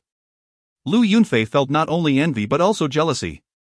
Upon seeing Li Yuechan, he had already envisioned her as his future partner. Yet, she was advocating for a waste of space. Humph. They were likely only casually acquainted, how could they possibly be good friends? Chu Chen was unworthy. Lin Wanner sneered. Lu Yunfeng's expression darkened as well. In contrast, Chu Chen, upon seeing Li Yuechan emerge, deliberately avoided her gaze, recognizing that her intervention stemmed purely from her innate kindness. Unable to tolerate the injustice. A flicker of gratitude stirred within him. As for Hong Ying, further off, she had widened her delicate lips in astonishment, contemplating, sister. Is this what you meant by not knowing him? Alright, Chu Chen, this is a brand new test monument. It is your turn to test. At this moment, Han Jinzhou had placed the second monument upon the stone table, once again adding a drop of black demon liquid. This time, he aimed to leave no room for dissent. In the gaze of the assembled crowd, Chu Chen extended his hand, pressing it against the test monument. Crack! A thunderous sound erupted, and the monument erupted with countless fissures, sprawling like a spider's web. Chapter 25, The Celestial Suppression Array. Alas! It has cracked again. Is this a joke? The crowd gazed in astonishment at the shattered testing monument. Chu Chen awkwardly smiled at Han Jinzhou. Is there another testing monument? Han Jinzhou, Mathagape, quickly replied, yes. He produced another testing monument. This time, he added 2 drops of black magic liquid to it. Chu Chen placed his palm upon it. Crack! The testing monument shattered once more. Are there any more testing monuments? Yes. This time, Han Jinzhou added 3 drops of black magic liquid. Chu Chen tested it again. Crack! The monument cracked again. Elder, are there any more testing monuments? Yes. Han Jinzhou reluctantly added 4 drops of black magic liquid. Crack! As time passed, Han Jinzhou had retrieved 9 testing monuments, all of which were destroyed by Chu Chen. The spectators were left speechless. In a final attempt, Han Jinzhou added a full 10 drops of black magic liquid, diluting the monument's sensitivity to 1%. Yet it too was shattered by Chu Chen. Chu Chen's talent was simply terrifying. Even 10 drops of black magic liquid could not satisfy his appetite. Ultimately, Han Jinzhou could no longer produce any more testing monuments as he had run out of materials.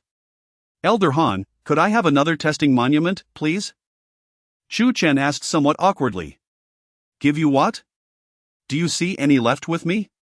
The testing monuments for next year's Southern Academy assessment will need to be repurchased. Han Jinzhou retorted irritably. Ahem, fine.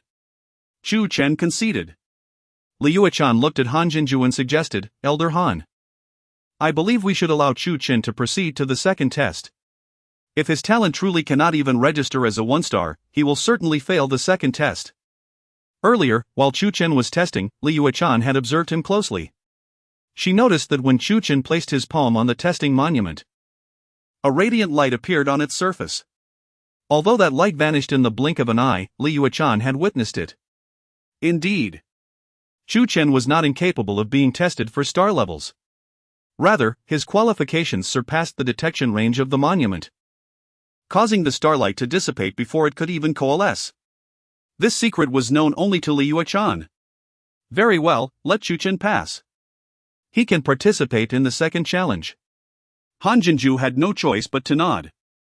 Upon witnessing this, some previously eliminated students felt a pang of regret, lamenting why their testing monument had not broken during their turn. Humph. That kid has such luck. He actually made it to the second test.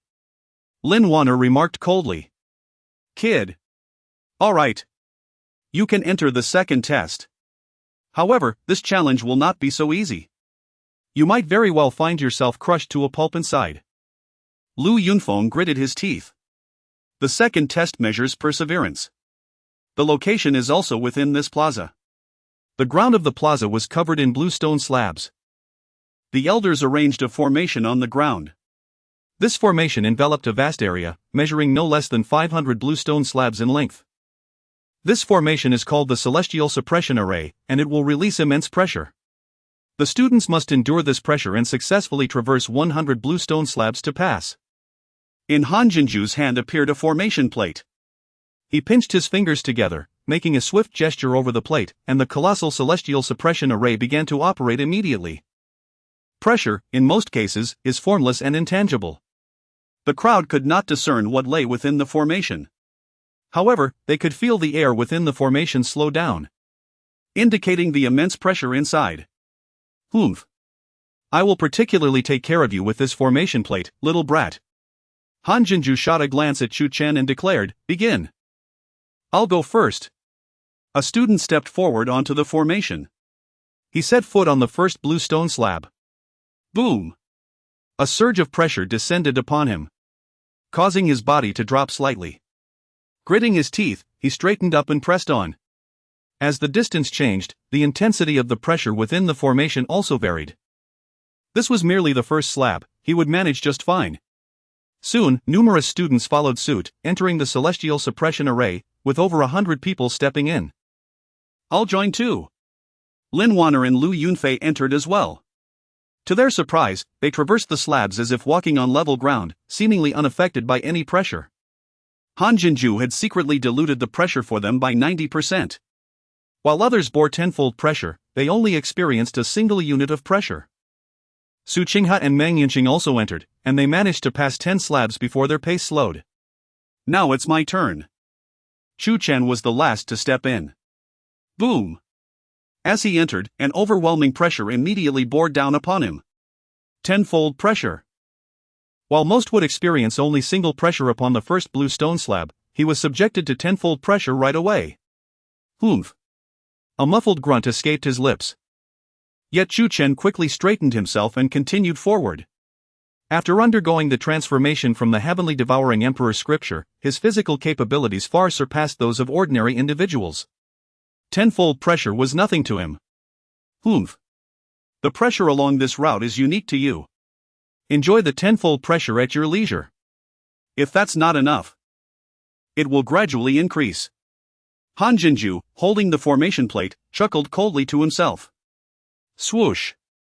Honging flew in from a distance. Looking at Li Yuechan, she asked, "Senior sister, did you not say you didn't know this fellow?" Li Yuechan, somewhat embarrassed, replied, "I have met him once." Hong Ying exclaimed, "You were willing to go to such lengths for someone you've met only once?" Li Yuechan responded, "I have witnessed his talent."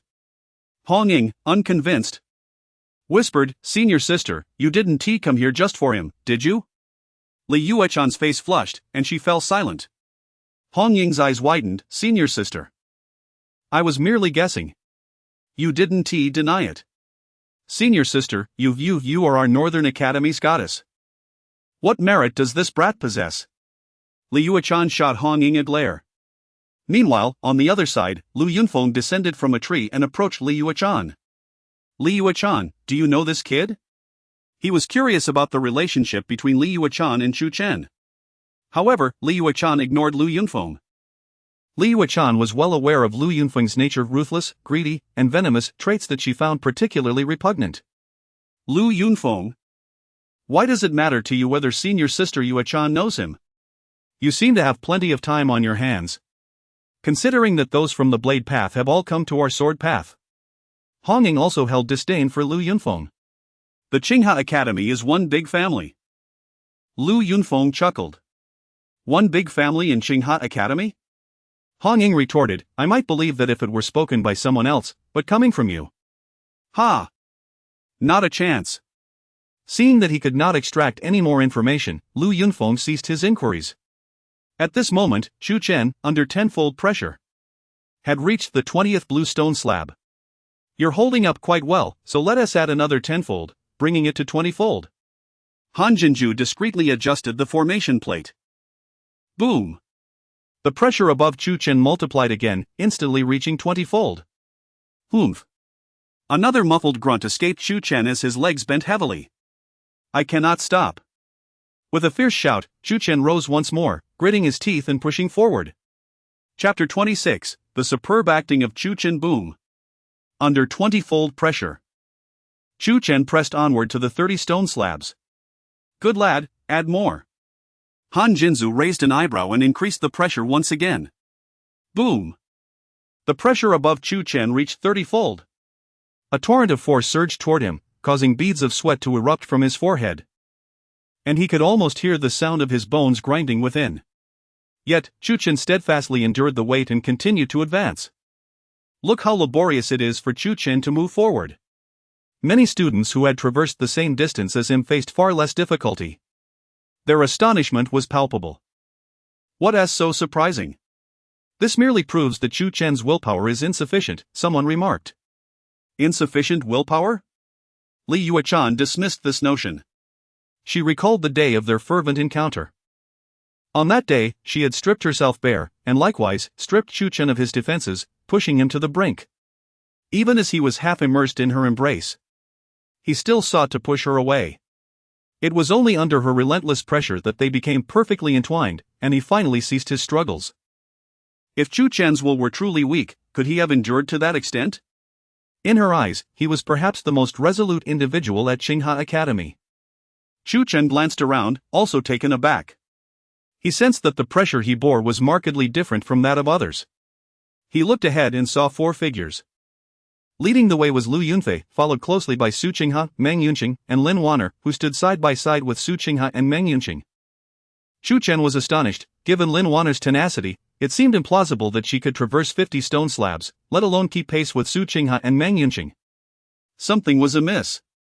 Chu Chen swiftly concluded that the formation was indeed peculiar. It appeared that he was receiving special treatment, as was Lin Wanner. He turned to glance at Han Jinzu, who was glaring at him coldly. In that moment, he comprehended that Han Jinzu had been sent by Lu Yunfeng to deal with him. Chu Chen's brow furrowed. Being targeted in the Great Formation was far from advantageous. It seemed this trial would not be easily overcome. Swallowing Heaven Emperor Scripture. Under the immense pressure, Chu Chen immediately activated the Swallowing Heaven Emperor Scripture, aiming to enhance his physical strength to withstand the crushing force. However, to his astonishment, as the scripture was invoked, the pressure that contacted his body was instantly absorbed, dissipating into nothingness. The weight upon him suddenly lightened, rendering him almost carefree, as though he were untouched by the ordeal. Astonishment filled Chu Chen's heart. The Swallowing Heaven Emperor Scripture, capable of devouring myriad energies, could even consume the pressure from this formation? Indeed. The Swallowing Heaven Emperor Scripture could absorb the formation's weight. Joy surged within him. With this realization, he felt no fear of the increasing pressure. Go on, Lu Yunfeng. You've meticulously dispatched someone to challenge me, let us see who truly holds the upper hand. A cold smile played on Chu Chen's lips as he activated the scripture and continued forward. However, this time, to toy with Lu Yunfeng, he deliberately slowed his pace. Feigning an inability to endure, for he understood that while pressure was intangible, reaching a certain threshold could trigger a chain reaction. At that moment, it would be Lu Yunfeng and his associates who would feel the shame. Gradually, Chu Chen advanced past 40 stone slabs. Another one? Han Jinzu was astonished. Let me see just how resilient your backbone truly is. He escalated the pressure to 40-fold.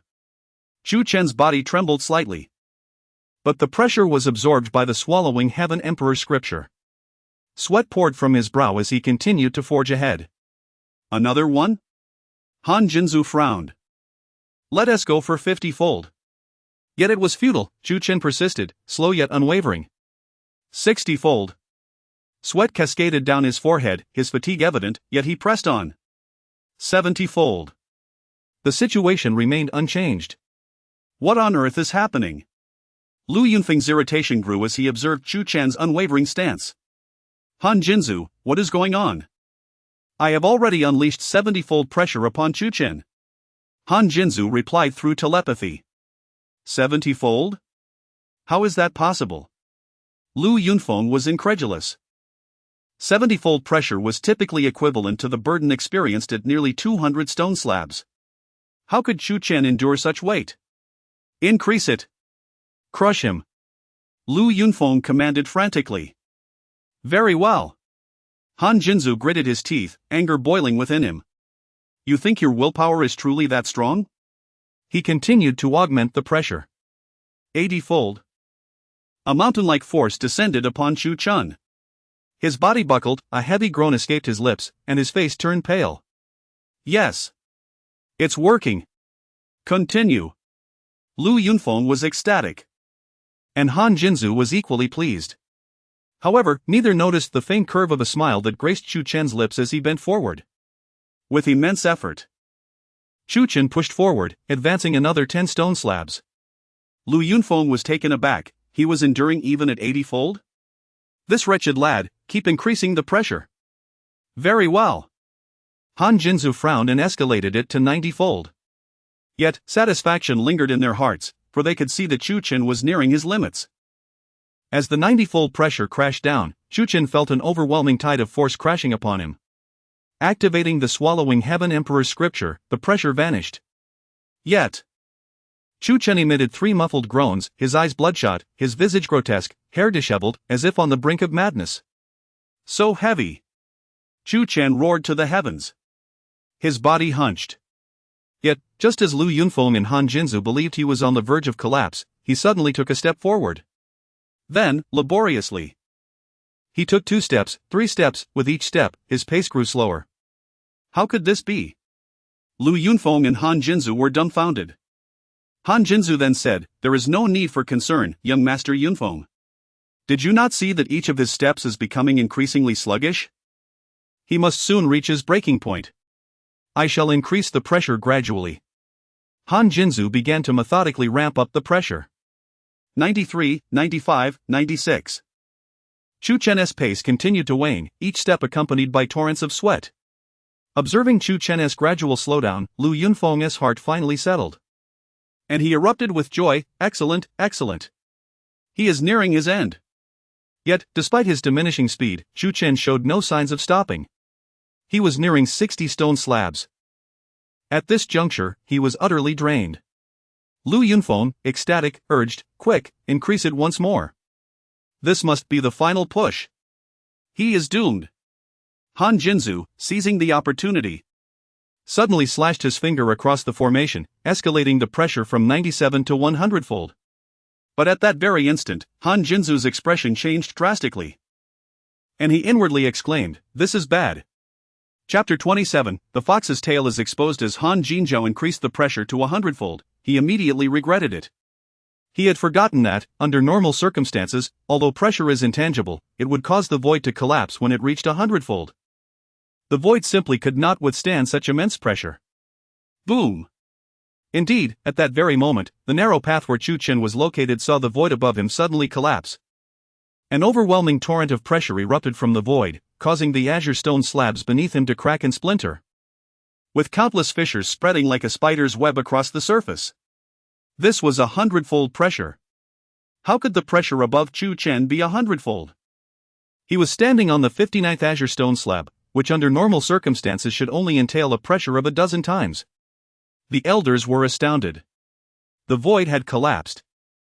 And with it, the 100-fold pressure. How could Chu Chen bear such an immense burden? The students cried out in disbelief. They were aware that 100-fold pressure would indeed cause the void to collapse. Li Yuechan's delicate face changed suddenly. She had long been puzzled about why Chu Chen was struggling so much. It turned out that he had been subjected to such unfair treatment. Seeing Han Jinzhou and the others finally exposed, Chu Chen smiled. After all that acting, he had finally unraveled the two's hidden motives. At that moment, Han Jinzhou and Lu Yunfeng looked exceptionally grim. They had been so engrossed that they had forgotten about the sensitive issue of the 100-fold pressure. "Senior Han, please provide us with an explanation," Li Yuechan demanded, turning her gaze towards Han Jinzhou. How could this happen? "I truly do not know," Han Jinzhou stammered. "I never intended to mistakenly draw the pressure onto Chu Chen's path." At this point, Han Jinzhou could only offer such an explanation. Chu Chen turned to him within the formation, sneering, "Senior Han, how could you be so careless? Did you only draw it onto me? Perhaps you should also reveal the pressure on Lu Yunfei and Lin Wanner's paths for comparison?" Han Jinzhao's expression shifted dramatically. "Senior Han, give me the formation plate," Li Yuechan stated flatly. Li Yuechan, holding a high position, left Han Jinzhao with no choice but to comply. The formation plate clearly displayed the pressure each individual was enduring. Taking the plate, Li Yuechan glanced at it and remarked, "Chu Chen is currently bearing 100-fold pressure. Lin Wanner is under 3-fold pressure, while Lu Yunfei is at 4-fold pressure." What? Everyone was taken aback. Lin Wanner was currently on the 87th Azure Stone slab, which should entail 30-fold pressure. Lu Yunfei was on the 96th slab, typically corresponding to 40-fold pressure. Yet both were only enduring a fraction of the original pressure. Han Jinzhao was clearly aiding Lin Wanner and Lu Yunfei in cheating. He was targeting Chu Chen while offering preferential treatment to Lin Wanner and Lu Yunfei. It was evident that Han Jinzhao had been sent by Lu Yunfeng. I even suspect that Lin Wanner's previously measured 7-star aptitude was also a result of Han Jinzhao's assistance. As the host of the Southern Academy assessment, Han Jinzhao's actions were utterly unfair. The crowd vocally condemned Han Jinzhao. Within the formation, Lin Wanner and Lu Yunfei's faces flushed with embarrassment. Being caught cheating was undeniably shameful, especially for someone as prideful as Lu Yunfei, who felt utterly humiliated and wished to sink into the ground. "Chu Chen, you vile creature. I will kill you. This is all your fault." Lu Yunfei gritted his teeth, placing all the blame on Chu Chen. Lu Yunfeng would certainly not admit to this matter. He transmitted a message to Han Jinzhao. At this point, "You must bear the brunt of this situation. Do not mention my name, our Lu family will compensate you later." After sending the message, he raised his hands to the crowd and said, "Everyone, please do not slander the innocent. I have no idea why Senior Han would act this way." Slander the innocent? No one believed his words. The crowd understood that he had instigated Han Jinzhao to act in this manner. Lu Yunfei also proclaimed seriously, "I too have no idea why Senior Han would do this. Senior Han, please restore my innocence."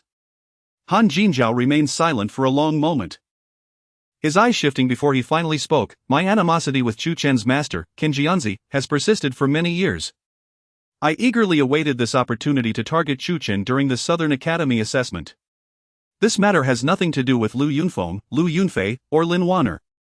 I simply saw that Lu Yunfei and Lin Wanner had a conflict with Chu Chen and wished to assist them." Everyone recognized this as a mere excuse. Yet since Han Jinzhao willingly accepted the consequences, they had no means to implicate Lu Yunfeng or Lu Yunfei. Moreover, they did not dare to. "Since it has come to this, I hope the elders will witness this matter and resolve it according to the Academy regulations." Chu Chen had no extravagant expectations, only hoping to see Han Jinzhao removed from his position. Among the other elders of the Southern Academy, one dressed in azure stepped forward and stated, "For now, we shall revoke Han Jinzhao's position as a Southern Academy elder, and this matter shall be handed over to the Dao Academy for further handling." This elder held a higher status than Han Jinzhao among the Southern Academy elders. Han Jinzhao could not refute this decision and left with an exceedingly grim countenance. He understood well how the Academy regulations would handle such matters. The position of Southern Academy elder was undoubtedly lost. He could either be demoted to a steward or expelled from the Qinghe Dao Academy altogether. Ultimately, how far he would be dealt with depended on Lu Yunfeng's influence. Yet, regardless of the outcome, it would pale in comparison to his previous position. His heart sank. "Chu Chen, do you have any objections regarding Han Jinzhao's treatment?" the elder inquired. "Thank you, elder, I have no objections," Chu Chen nodded in response. The elder then turned to Li Yuechan. "Yuechan, now that Han Jinzhao has departed, may I take over as the host?" Of course, Elder Feng's hosting would be most welcome. Li Yuechan handed the formation plate to the elder. Elder Feng, whose full name was Feng Yangqing, took the formation plate, and his first act was to restore all pressures to normal levels. With a flick of his finger, the pressure above Chu Chen returned to 12 times, while the pressure over Lin Wanner and Lu Yunfei surged to 30 and 40 times, respectively. Puff! How could Lin Wanner endure 30-fold pressure? With a muffled groan, she coughed up a mouthful of blood, her face turning as pale as paper. The pressure overwhelmed her, and she was ejected from the formation, suffering elimination. Humph! Although Lu Yunfei could still withstand the pressure, having previously experienced ease, he now faced a sudden increase of tenfold pressure, causing his complexion to pale momentarily, blood trickling from the corner of his mouth. It was evident that he was struggling to cope. Chapter 28, Battle Power Test. As everyone observed the scene, they shook their heads in dismay. Now, they too were facing their own consequences. Subsequently, they were profoundly astonished by Chu Chen's tenacity. Although the immense pressure of 100-fold imposed by Han Jinzu was swiftly alleviated by Feng Yangqing, Chu Chen still managed to endure under such tremendous strain for a period of time. How could such astonishing willpower not leave them in awe? The assessment continued. Chu Chen ambled leisurely, pausing after traversing 100 stone slabs. With the Devouring Heaven Emperor Sutra, he could effortlessly navigate all 500 slabs. Yet, he would be foolish to attract unnecessary attention. Soon after, Su Qinghe, Meng Yunqing, and others also crossed the 100 slabs. Then came Lu Yunfei, who, despite having initially advanced the furthest, found himself relegated to 4th place. More students followed through the assessment, totaling 64 individuals who would advance to the Northern Academy of the Sword Path. All the eliminated students gazed upon them with envy. Congratulations to all the students who passed the endurance test. You are now eligible to become members of the Northern Academy of the Sword Path. Next, we shall proceed to the 3rd battle power test. You will have a stick of incense to rest, and after that, we shall commence in earnest, announced Feng Yangqing. Chu Chen, you had better pray that you do not encounter me in the battle power test, or I shall repay the humiliation you have caused me 100-fold. Lu Yunfei glared at Chu Chen. Yunfei, help me teach him a lesson. If you cross paths with him during the battle power test, make sure to trounce him thoroughly. Bury him in the mud, so that he can never lift his head again. Lin Wanner chimed in. Chu Chen shrugged, completely unfazed. Wasn't he this all of their own making? Seeking trouble and yet having the audacity to be indignant. Well, he too looked forward to encountering Lu Yunfei in the Southern Academy assessment. Before long, the incense stick burned down. The battle power test officially began. Structured as an elimination competition. To ensure fairness, Feng Yangqing prepared 64 bamboo sticks, each inscribed with a number from 1 to 64. Number 1 faced number 64. Number 2 faced number 63, and so forth. Chu Chen drew the number 11, pitting him against number 54. In the center of the plaza stood a ring with a diameter of approximately 30 yards. As the first round commenced, the summoned contestants swiftly ascended the stage to engage in combat. After 10 matches, it was Chu Chen's turn. Facing an opponent at the 8th level of the Gathering Yuan realm, Xiang Chuan, the student clasped his hands in greeting. Chu Chen, he introduced himself. Chu Chen. I know I am no match for you, but I shall not concede easily. If you respect me, let us engage earnestly, Xiang Chuan declared. With that, he drew a yellow grade 4th tier sword and struck at Chu Chen. Cold current sword technique. Thud. Chu Chen sidestepped and delivered a powerful punch. The student was sent flying off the stage, crashing to the ground. I respect you, Chu Chen remarked with a smile. The student, now visibly disheartened, departed. Yet he was well aware that he was no match for Chu Chen. The first round concluded swiftly, lacking any noteworthy spectacle. The only topic of discussion among the crowd was Lu Yunfei, though not in a favorable light. Perhaps due to the humiliation suffered during the endurance test.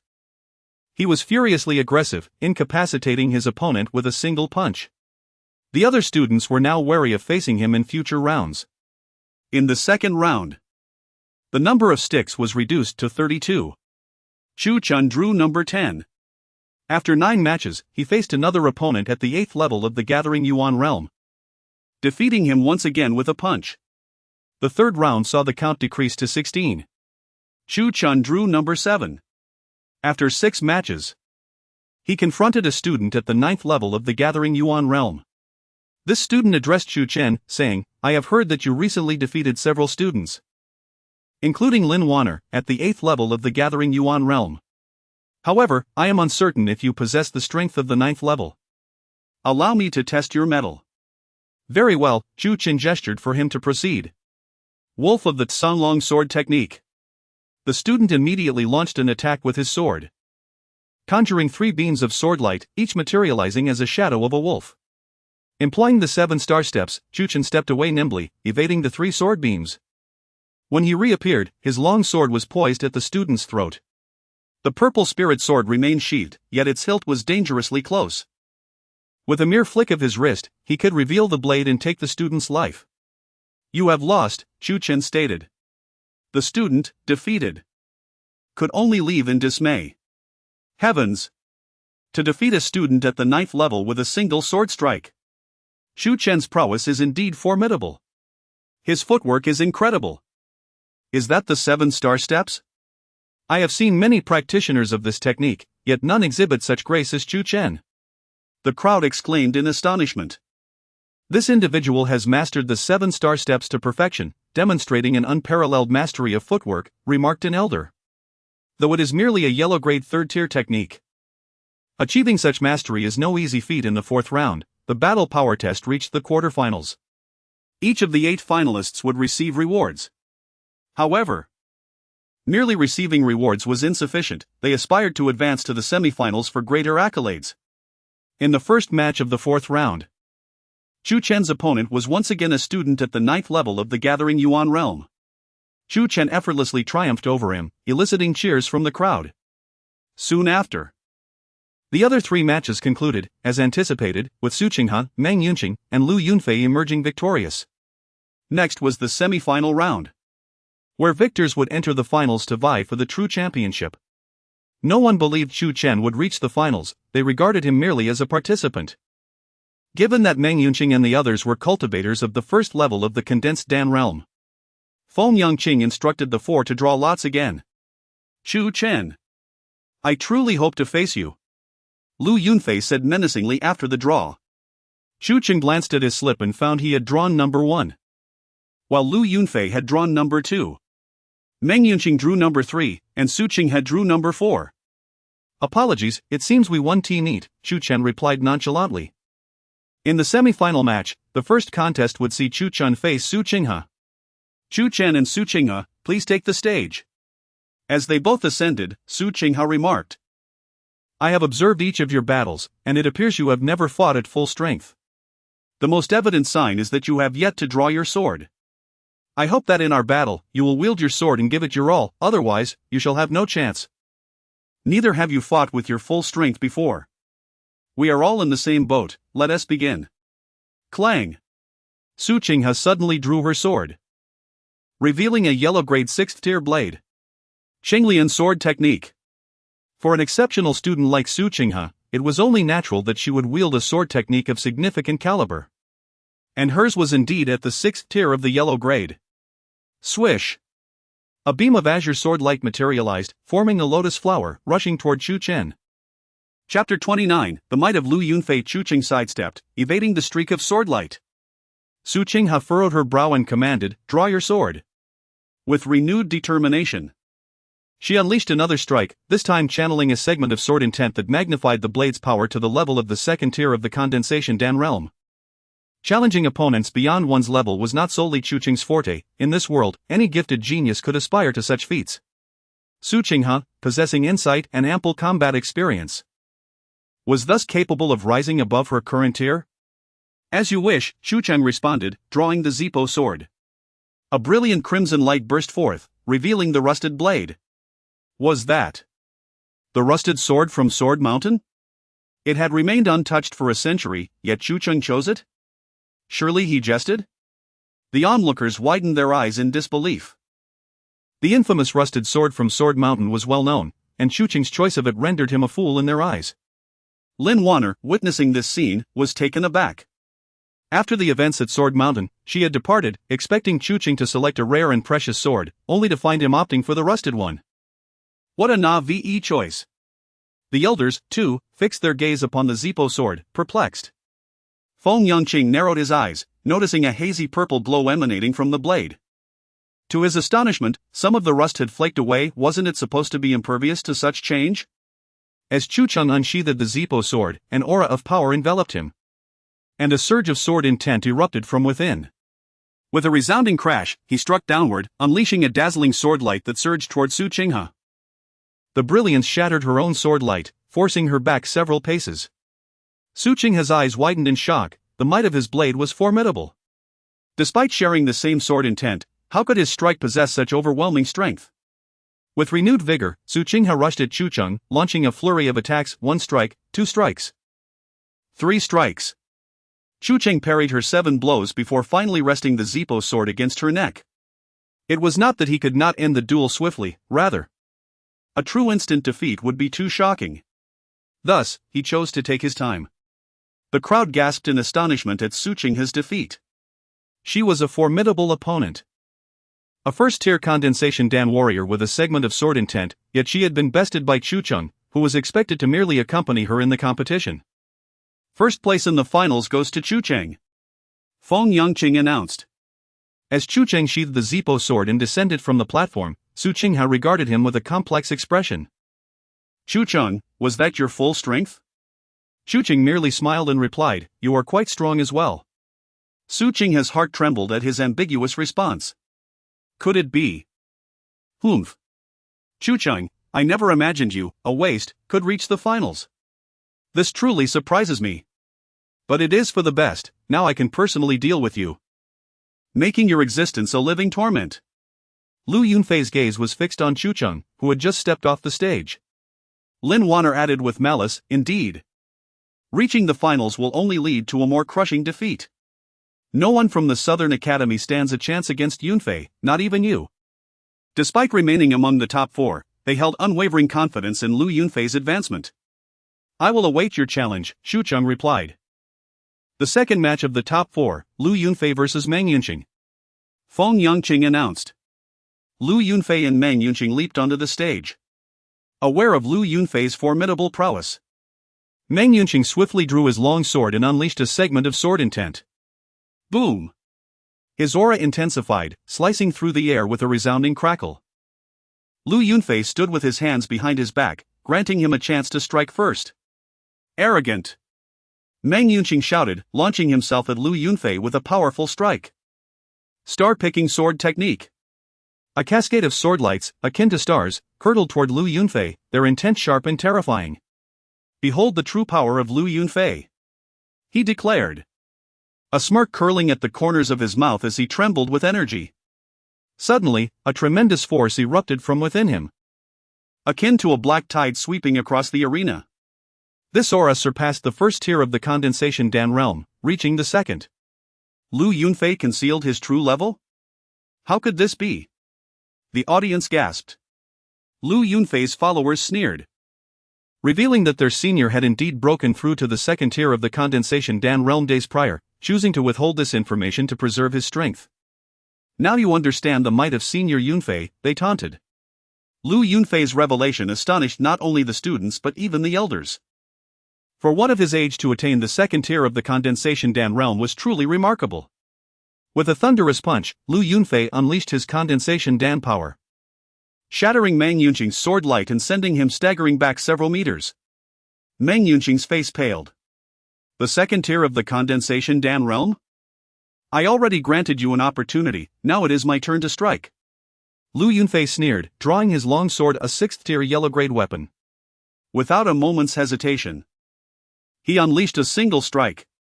Swish! A colossal wave of sword energy tore through the heavens, descending upon Meng Yunqing. As the blade approached, Meng Yunqing felt a chill run down his spine. He dared not hold back any longer, gripping his sword with both hands and launching 3 rapid strikes. Although he executed 3 distinct attacks, they converged into a singular, formidable beam of light, star-picking slash. This immense sword light radiated with the brilliance of countless stars, dazzling as if it were a celestial body. Boom! The star collided with Lu Yunfei's sword energy, erupting in a spectacular explosion. A powerful shockwave surged forth, ripping Meng Yunqing's outer garments apart. Sent sprawling 10 yards away, Meng Yunqing crashed to the ground, a wound marring his chest. Meng Yunqing is defeated. What a terrifying strike! The students were in shock. Without even utilizing sword intent and relying solely on the power of the second tier of the condensation Dan realm to unleash sword energy, Lu Yunfei had severely injured Meng Yunqing. Clearly, he possessed remarkable skill in the sword arts. An elder remarked in astonishment. It seems the first place in the Southern Academy's assessment will belong to him. Lu Yunfei wins. He advances to the finals of the Southern Academy assessment. Feng Yangqing announced. Next, a half-incense stick break before the finals resume. Chapter 30, Life and Death Battle on the Arena. Meng Yunqing stared at Lu Yunfei, his face pale. You have actually reached the second level of the Dan condensation realm. Lu Yunfei sheathed his sword and stood with his hands clasped behind his back. Now you understand the gap between us, don't you? Although he was responding to Meng Yunqing, his gaze was fixed on Chu Chen.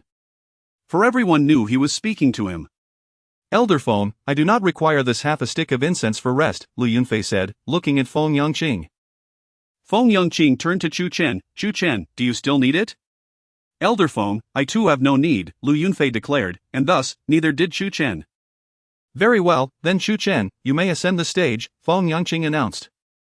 Chu Chen leapt onto the arena, while Meng Yunqing took his leave, leaving only Chu Chen and Feng Yangqing on the stage. Chu Chen gazed at Lu Yunfei. Lu Yunfei, you harbor a deep hatred for me, don't you? Lu Yunfei's eyes turned cold. What do you think? Chu Chen replied, then let us engage in a grand contest. Lu Yunfei inquired, how shall we play? Chu Chen turned to Feng Yangqing, slightly cupping his hands.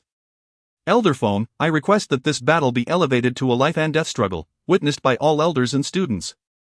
With no regard for life or death. Gasps of astonishment echoed through the crowd. A life and death battle? Although Chu Chen had previously defeated Su Qinghe with remarkable skill, none believed he could contend with Lu Yunfei, who had already broken through to the second level of the Dan condensation realm. Chu Chen actually proposed a life and death match? Senior Sister Yuachan, this fellow is courting death. Lu Yunfei is at the second level of the Dan condensation realm. Hongying exclaimed in disbelief. Li Yuachan remained silent. Had she witnessed Chu Chen's battle against Ning Ruffing, she would not have been so surprised. A life and death battle? Ha ha ha. Kid. You truly are walking into heaven when you could simply avoid it, and barging into hell where none invited you. To actively propose a life and death match with Yunfei, are you incredibly arrogant or simply foolish? Lu Yunfeng laughed maniacally.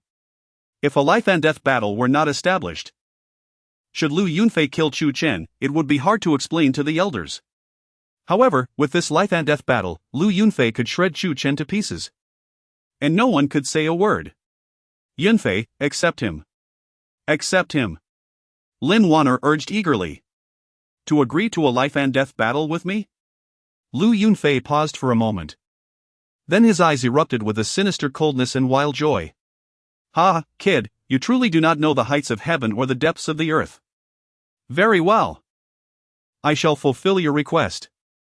Elder Feng, I accept Chu Chen's challenge for a life and death battle.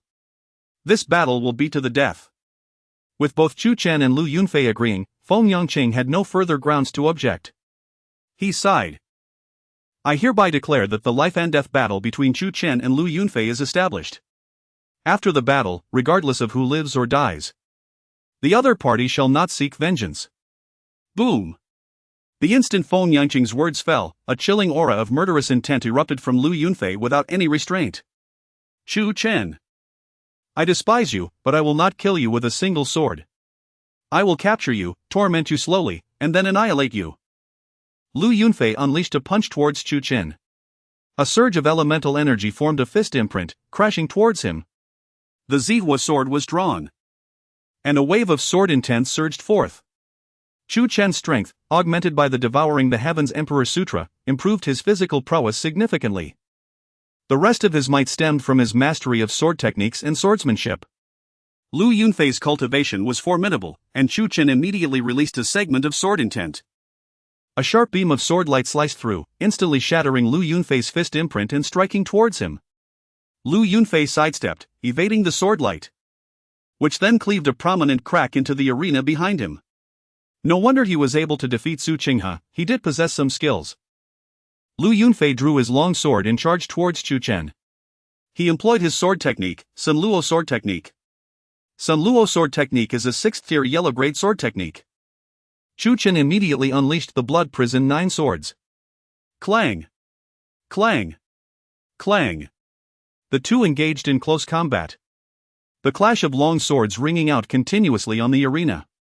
After dozens of exchanges, Lu Yunfei created distance and suddenly struck down with a sword, invoking Sun Luo Awakening. Swish! A beam of black sword light, dark as a devil's blade, surged forth towards Chu Chen. Sun Luo Awakening. This was a powerful move from the Sun Luo sword technique. Chu Chen also took a step back and then slashed his sword, Heavenly Kill. Swish! A blood-red sword light shot forth, directly colliding with the black sword light. A deafening explosion resounded. The two forces shattered simultaneously. Could it be the 10th sword of the Blood Prison 9 swords? Among the elders of the Southern Academy, one elder appeared bewildered. Upon closer inspection, he was the chief elder guarding the scripture pavilion. On that day, when Chu Chen sought to register the Blood Prison 9 swords, the chief elder had advised him to abandon the practice. Previously, Chu Chen had only utilized the initial swords of the Blood Prison 9 swords, which did not trouble the chief elder. But when Chu Chen unleashed Heavenly Kill, the chief elder instantly recognized it.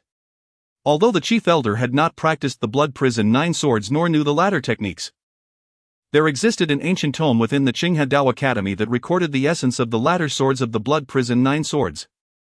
The sword Chu Chen executed bore an identical resonance to the 10th sword documented in the ancient tome. Elder Huang. Do you say this is the 10th sword of the Blood Prison 9 swords?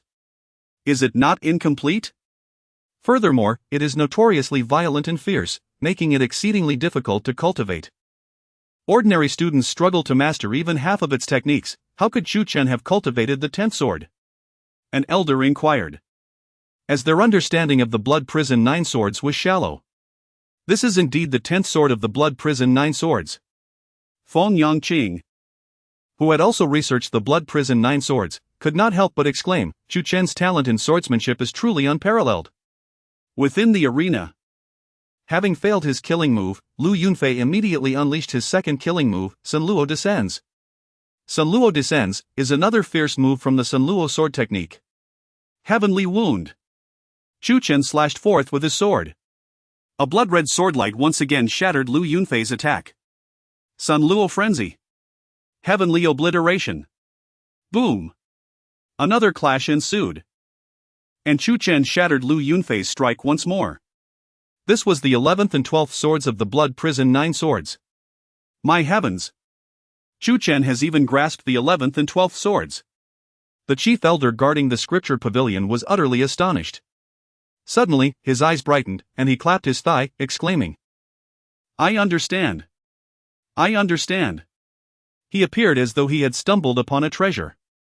Elder Huang, what have you realized? The elders inquired. The chief elder looked towards one of the elders and said, Old Shao, do you remember? About a month ago, someone suddenly activated a sword technique within the scripture pavilion, causing a 100-meter sword aura to explode overhead. At that time, we were unable to locate the top-tier swordsmanship genius. And do you know?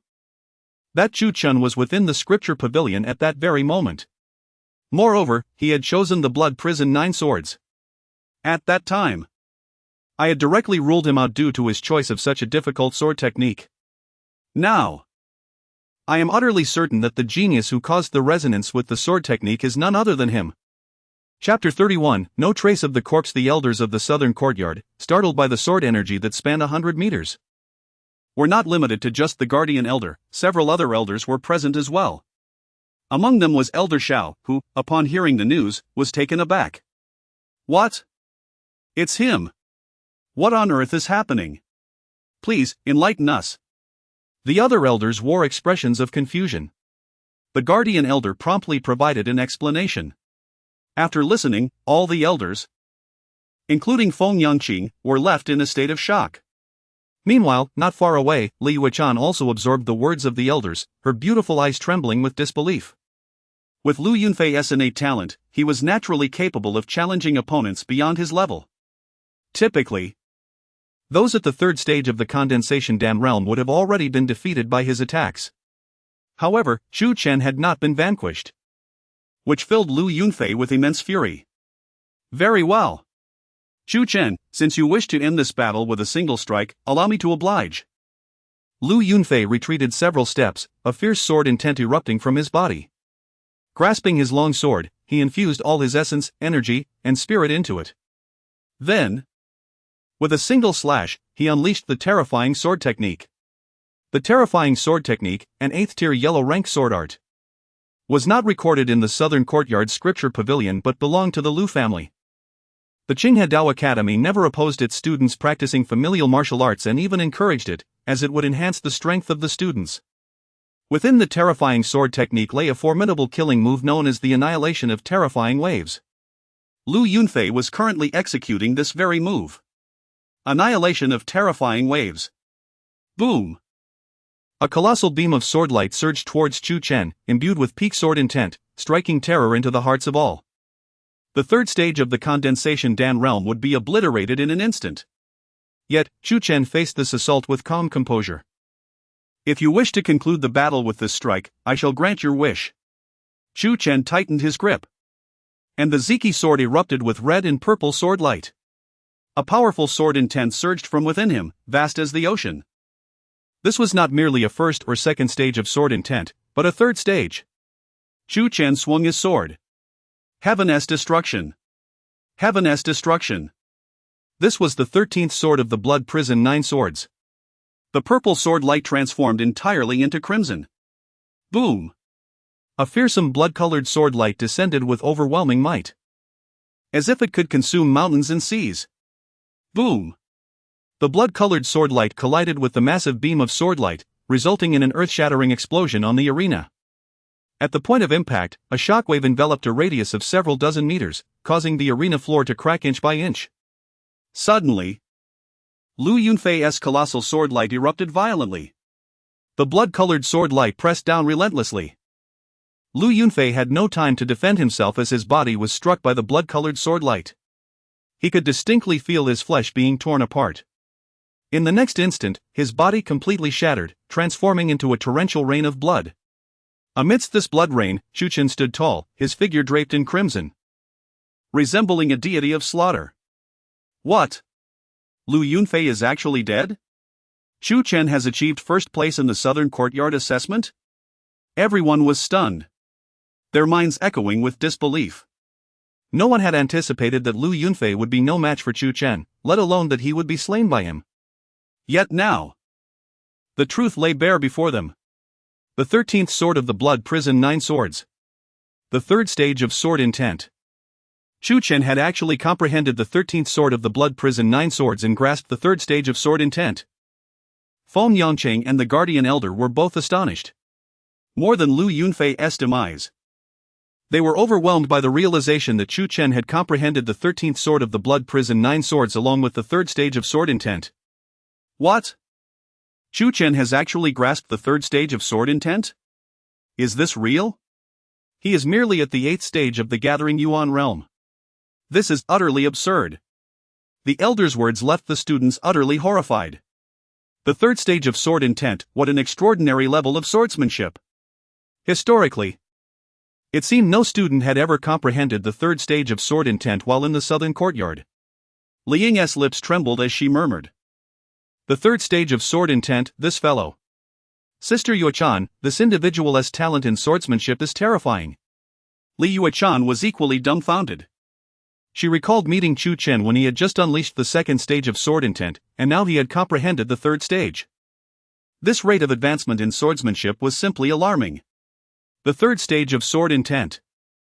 Lu Yunfeng did not understand how difficult it was to cultivate the Blood Prison 9 swords. But he recognized how challenging it was to grasp the third stage of sword intent. Sword intent and blade intent were interconnected.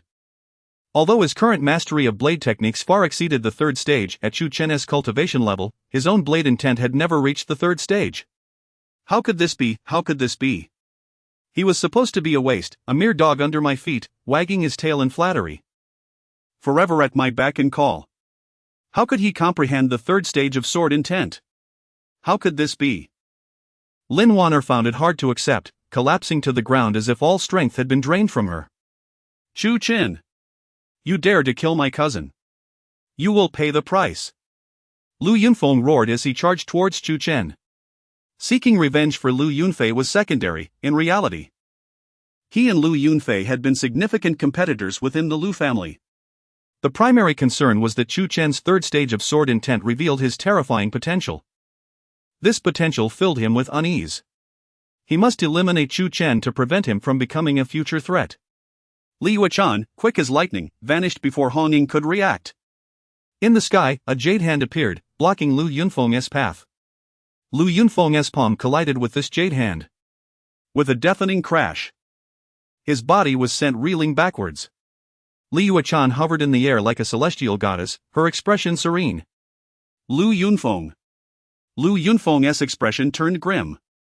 Li Yuechan. What is your relationship with him that you would protect him so fervently? Li Yuechan replied coolly. I merely wish for you to understand what a life and death battle truly entails. Humph. At that moment, a light snort was heard as numerous elders from the southern courtyard soared towards the arena.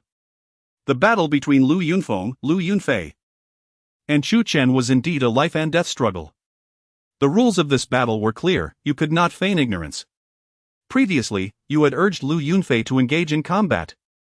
Yet now you dare to strike at Chu Chen.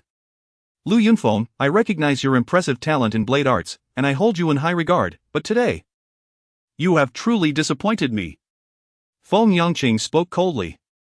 Lu Yunfeng's face turned ashen. How could he not know that his actions were against the rules?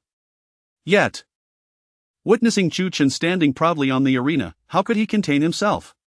Lu Yunfeng. At that moment, Chu Chen addressed Lu Yunfeng directly. Chapter 32, The Battle 3 months later. Lu Yunfeng cast a grim look towards Chu Chen. Chu Chen declared, there must be a battle between us. Since you wish to kill me, I offer you a chance. 3 months from now, we shall fight to determine our fates. What say you? Upon hearing this, Lu Yunfeng's previously dark expression suddenly relaxed. You mean it? What? Chu Chen actually proposed a life and death duel with Lu Yunfeng? The crowd was astonished. Who is Lu Yunfeng? A genius of the blade path from the north courtyard. At merely 18 years of age, he had already reached the pinnacle of the 7th stage of the condensed Dan realm. His mastery of the blade path had astonishingly reached the 6th segment. Although Chu Chen spoke of 3 months hence, did he truly possess the confidence to defeat Lu Yunfeng by then? The onlookers deemed Chu Chen utterly foolish, courting his own demise. Hong Ying and Li Yuechan were also taken aback. Li Yuechan doubted that Chu Chen could best Lu Yunfeng in 3 months. However, she quickly reconsidered, pondering how his potential victory pertained to her. Her assistance was merely a response to someone breaching the rules. Chu Chen affirmed, of course, it's what I said. He was well aware of Lu Yunfeng's formidable strength. Moreover, endowed with the Qilin bone, Lu Yunfeng's capabilities would undoubtedly see significant enhancement during this period. Yet, with his own Tian Dao Qilin bone and the Devouring Heaven Emperor Sutra, Chu Chen felt assured of his ability to catch up. He established this 3-month challenge as a source of motivation for his cultivation. Ha ha, splendid. Since you have proposed this duel, I accept. 3 months hence, on the life and death platform, we shall settle this. With so many witnesses present, no one shall question the outcome. Lu Yunfeng laughed heartily, then swept away, his previous fury entirely dissipated, replaced by exhilaration. He eagerly anticipated the day when he could crush Chu Chen. Ha, Chu Chen, daring to challenge Fengge, prepare for your demise. Lin Wanner sneered at Chu Chen before quickly chasing after Lu Yunfeng, calling out, Fengge, wait for me. With Lu Yunfei's death, a spot in the top 4 had opened. The original candidates from 5th to 8th place battled fiercely to determine the 4th position, while another vacancy arose among the top 8. The candidates from 9th to 16th fought valiantly to declare the 8th place. The newly anointed top 4 and top 8 candidates gazed at Chu Chen with immense gratitude. Without him, they would not have had the opportunity for advancement and the chance for greater rewards. Feng Yangqing began to distribute the rewards. After presenting the prizes to the other 7, He turned to Chu Chen, his expression grave, and announced, "I hereby declare that Chu Chen has secured first place in this South Courtyard assessment, effective immediately. He becomes a student of the North Courtyard, and he will receive the opportunity to cultivate in the Bloodwood Forest, along with 2 first-tier profound martial arts." Chu Chen. This is your North Courtyard uniform, the token for accessing the innate spiritual liquid in the Bloodwood Forest, and the token for entering the North Courtyard Scripture Pavilion. With these tokens, you may now claim these rewards. Feng Yangqing tossed a set of uniforms and 2 tokens to Chu Chen. The students erupted in cheers. Chu Chen accepted the uniform and tokens, expressing, "Thank you, Elder." "Alright, everyone may disperse now, the South Courtyard assessment is concluded," Feng Yangqing announced. The students began to scatter, including Hong Ying and Li Yuechan. Hong Ying said, "Sister Yuechan, why not speak with Chu Chen?" Li Yuechan replied, "I am not familiar with him." As Chu Chen was about to leave, Feng Yangqing and the other elders approached him. Feng Yangqing looked at Chu Chen and inquired, "Chu Chen, how did the rust on the purple soul sword come off?" Chu Chen realized the elders had noticed the sword's peculiar condition and replied, "Elders, is there a problem?" Feng Yangqing chuckled, "Not really, it's just that the purple soul sword has been stuck on the sword mountain for a century without anyone touching it. Some elders from the North Courtyard attempted to remove the rust but to no avail. When you wielded the sword earlier, I noticed a small patch of rust had vanished. So I wondered how it happened." Chu Chen shook his head, "I don't know, while I was practicing, it just fell off suddenly." I was perplexed as well. Feng Yangqing remarked, "Is it truly that simple?" Chu Chen responded, "Indeed, it is." The elders exchanged glances, skeptical that Chu Chen possessed any means to remove the rust. However, hearing him say it fell off during practice led them to believe it might be related to his exceptional talent in swordsmanship. Feng Yangqing continued, "Chu Chen, your talent in swordsmanship is commendable, we all hope you do not meet an untimely end. Lu Yunfeng is no ordinary opponent, both his cultivation and blade mastery are top tier. Do you feel confident about the upcoming battle?" Chu Chen smiled, "Thank you for your concern, Elder. I assure you, I will not act recklessly. I will work diligently over these 3 months. "Very well," Feng Yangqing conceded, recognizing that the challenge was one Chu Chen had initiated. After bidding farewell to the elders, Chu Chen glanced in the direction Li Yuechan had departed and promptly pursued her. In a picturesque path within the Qinghe Dao Academy, Chu Chen caught up with Hong Ying and Li Yuechan. Hong Ying turned to Li Yuechan and said, "Sister Yuechan, Chu Chen is coming." Before Li Yuechan could respond, Hong Ying giggled and slipped away, winking playfully at Chu Chen as she passed. Chu Chen approached Li Yuechan. She regarded him silently. "Thank you for your assistance, Sister Li," Chu Chen said. Li Yuechan replied flatly, "Do not overthink it, I helped you merely because I cannot abide rule breakers. Had it been anyone else, I would have acted similarly. Regardless, I will remember your kindness in standing up for me and blocking Lu Yunfeng," Chu Chen stated earnestly. Li Yuechan remained impassive, saying, "Suit yourself." Nodding, Chu Chen turned to leave. He understood that Li Yuechan's actions stemmed from her inherent kindness, and he had come solely to express his gratitude. He would remember her gift of the token and her intervention today. If she ever needed anything in the future, he would repay her kindness. On his way back, he encountered Hong Ying. "Is that all you have to say?" she asked. Chu Chen nodded, "Yes." "What exactly is your relationship?" Hong Ying inquired. "Siblings in the same sect," Chu Chen replied. With a teasing expression, Hong Ying pressed, "How did you come to know each other?" "We met during an expedition," Chu Chen answered. "How did that happen?" "Cannot say." Hong Ying scoffed before introducing herself, "I'm Hong Ying, a good friend of Sister Yuechan. Your talent is impressive, even exceeding mine. I have high hopes for you. However, I must caution you. Sister Yuechan is the acknowledged goddess of our Blade Path department in the North Courtyard. Countless male students admire her, and many young talents from the southern regions of the Tianyan dynasty are infatuated with her as well. It won't be long before news of her aiding you spreads, and some may come looking for trouble. Be cautious." Chu Chen nodded, "Thank you for the warning. Sister Hong, I will keep it in mind." Hong Ying smiled, "Hee, you're quite polite." With that, Hong Ying parted ways with Chu Chen. Huang caught up with Li Yuechan, gossiping, "Sister Yuechan, what exactly is your relationship with Chu Chen?" Li Yuechan replied, "It's nothing." Chu Chen did not immediately claim his reward, instead, he returned to the small courtyard.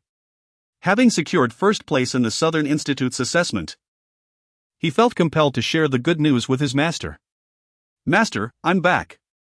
"Oh, you're back. How did you fare in today's Southern Institute assessment?"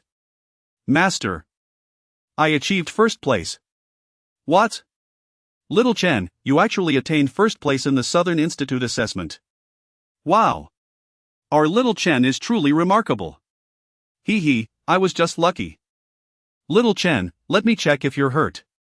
"No." "Really not?" "Really not." "Little Chen, you must be starving. Quickly, sit at the table.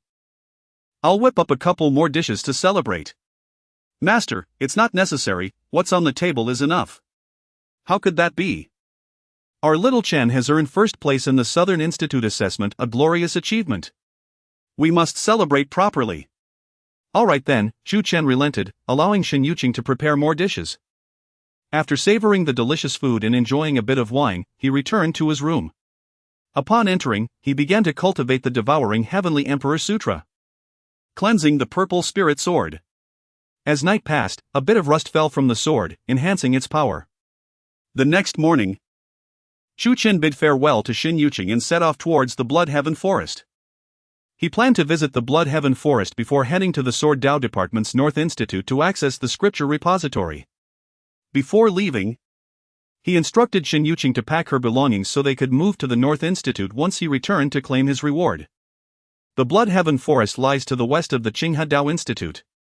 It is an exceedingly lush and dense forest, with trees predominantly displaying a dark red hue, reminiscent of blood, hence its name. It is said that several hundred years ago, the Qinghe Dao Institute experienced internal strife, culminating in a fierce battle within the Blood Heaven Forest. To this day, the forest still carries a strong scent of blood. Upon arriving at the forest's edge, Chu Chen encountered a steward. When the steward saw Chu Chen present his token, he escorted him inside. Arriving at the forest's periphery, Chu Chen beheld a pool of water surrounded by a potent sword intent barrier. With the token, he could break through the barrier and absorb as much as he desired. But he was advised to proceed with caution. The elder's recommendation was to absorb only 1/3 of the essence to avoid injury. After absorbing, he should leave promptly and avoid venturing deeper into the forest due to the inherent dangers. The steward, having fulfilled his duty, departed after offering a few words of caution.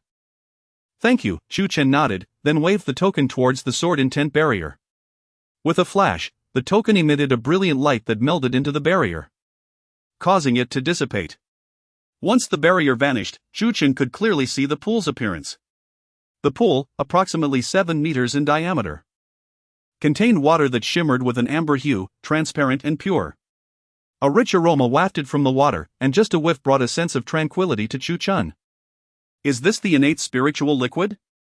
Unable to contain his eagerness, Chu Chen stripped down to his underwear and plunged into the pool. As soon as he entered, the Devouring Heavenly Emperor Sutra activated autonomously.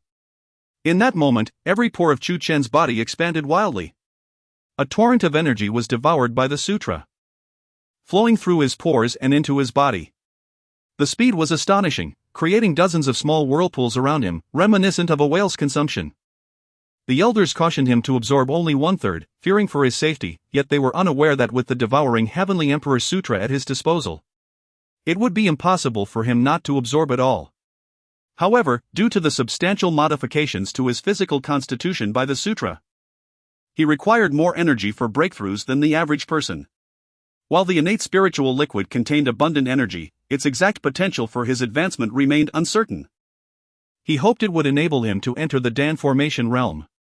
If Chu Chen were still at the 4th or 5th level of the Gathering Yuan realm, he would be confident in leveraging this energy to break through several small realms.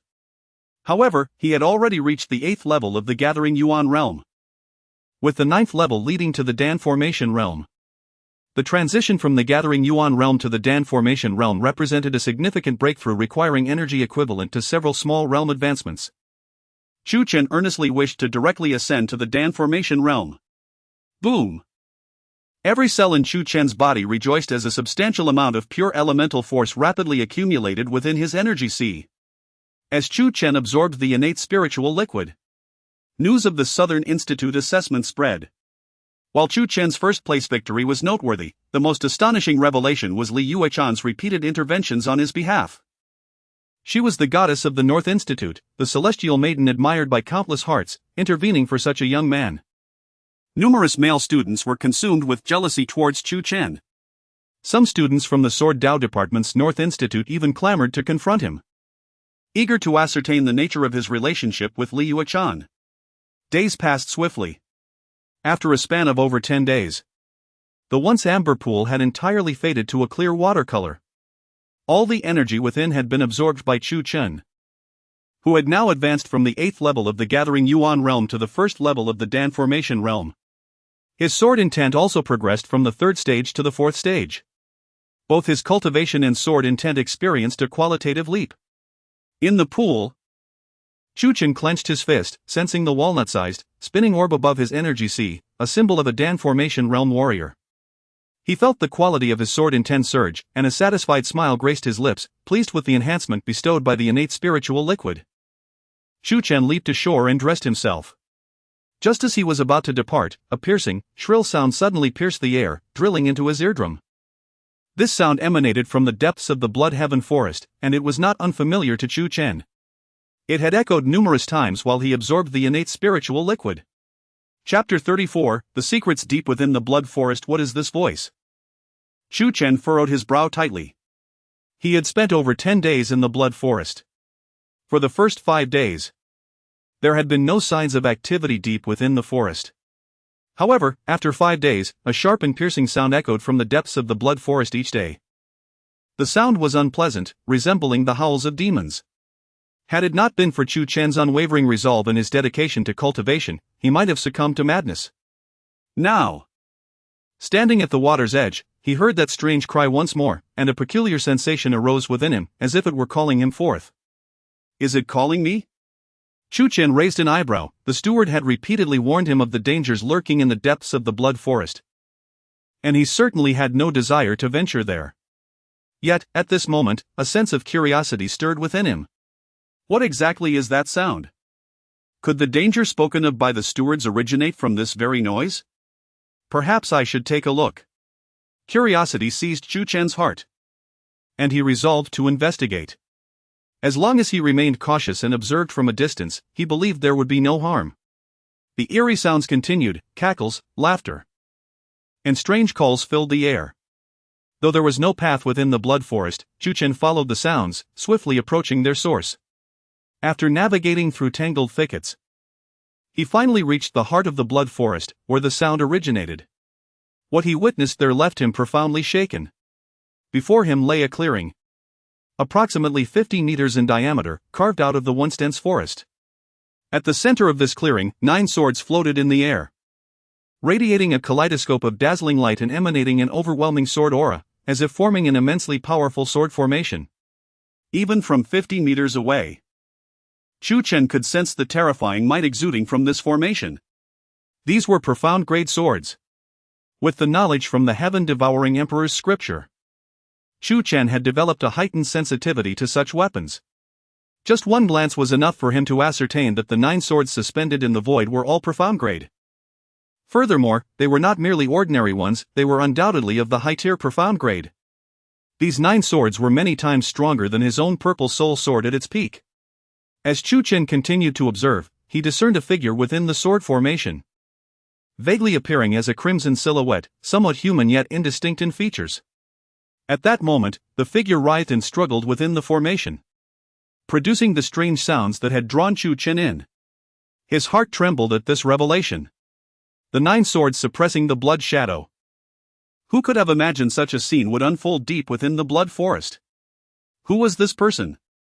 Could he be a formidable enemy of the Qinghe Dao Academy, or perhaps a sinner? Had he provoked the Qinghe Dao Academy, leading to his suppression here? To warrant such cautious confinement by the Academy, this individual's strength must be immense. Chu Chen noticed that the clearing was littered with more than a dozen scattered bones. Clearly, These skeletons were once the remains of the Qinghedao Academy's disciples. They must have inadvertently wandered into this area and fallen victim to the Blood Shadow. Wait. Killed by the Blood Shadow? Even though it was bound by the 9 swords, it still possessed the power to kill? Chu Chen's expression darkened. And he immediately activated the 7 star steps, turning to flee. As he fled, the mocking voice of the Blood Shadow echoed. As long as you are within 100 meters of me, you cannot escape. Boy, you are merely 50 meters away from me now, you cannot run. Come. Be my plaything. You cannot escape. Ha ha ha. Within the sword formation, the Blood Shadow laughed maniacally, revealing a twisted and grotesque visage.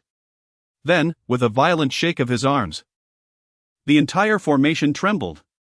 A blood-red light erupted from within the formation, piercing through the swords and hurtling toward Chu Chen. This light transformed into a massive blood-red hand in midair, reaching out to seize Chu Chen. Long before the hand drew near, he felt an overwhelming sense of pressure. As if a multitude of mountains were bearing down upon him. Boy! Come, be my plaything. I have been lonely for so long. And you from the Qinghedao Academy are just the company I need. Once you perish, do not blame me. This is all owed to you by the Qinghedao Academy. The Blood Shadow cackled with glee. Chu Chen's expression grew grave. At this moment, he felt an incredible heaviness in his body. Each step required immense effort. At his current speed, escaping the grasp of the blood-red hand seemed impossible. Was he truly about to fall into the clutches of the Blood Shadow? But just when it seemed all hope was lost, a radiant light suddenly burst forth from the small pendant hanging on his chest. This brilliant glow enveloped Chu Chen, and as the blood-red hand finally reached him, it melted away upon contact with the dazzling light, as if winter snow met the blazing sun. Ah! The Blood Shadow let out a pained scream from within the sword formation, clearly suffering greatly. Boy, what is that pendant of yours? The Blood Shadow was astonished to discover the pendant around Chu Chen's neck. The 9-tiered suppression tower can actually restrain the Blood Shadow? As the blood hand vanished, Chu Chen was equally astonished. The 9-tiered suppression tower had always been shrouded in mystery, but he never expected it could counter the Blood Shadow. Boy! What treasure is that pendant of yours?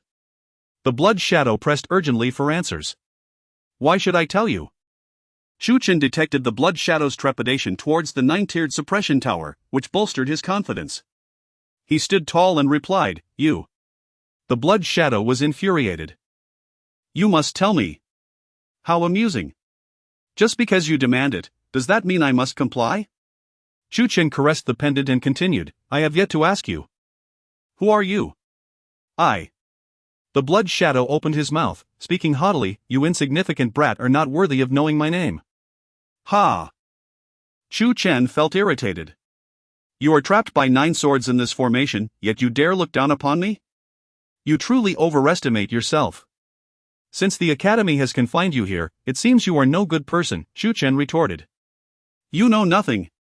The Blood Shadow snapped. Come closer to me. Why? I want to see your pendant. Why? What do you mean, why? I command you to come closer. Then I can call you an idiot. Does that mean you are one? You. Idiot. Chapter 35, The Power of Rumors.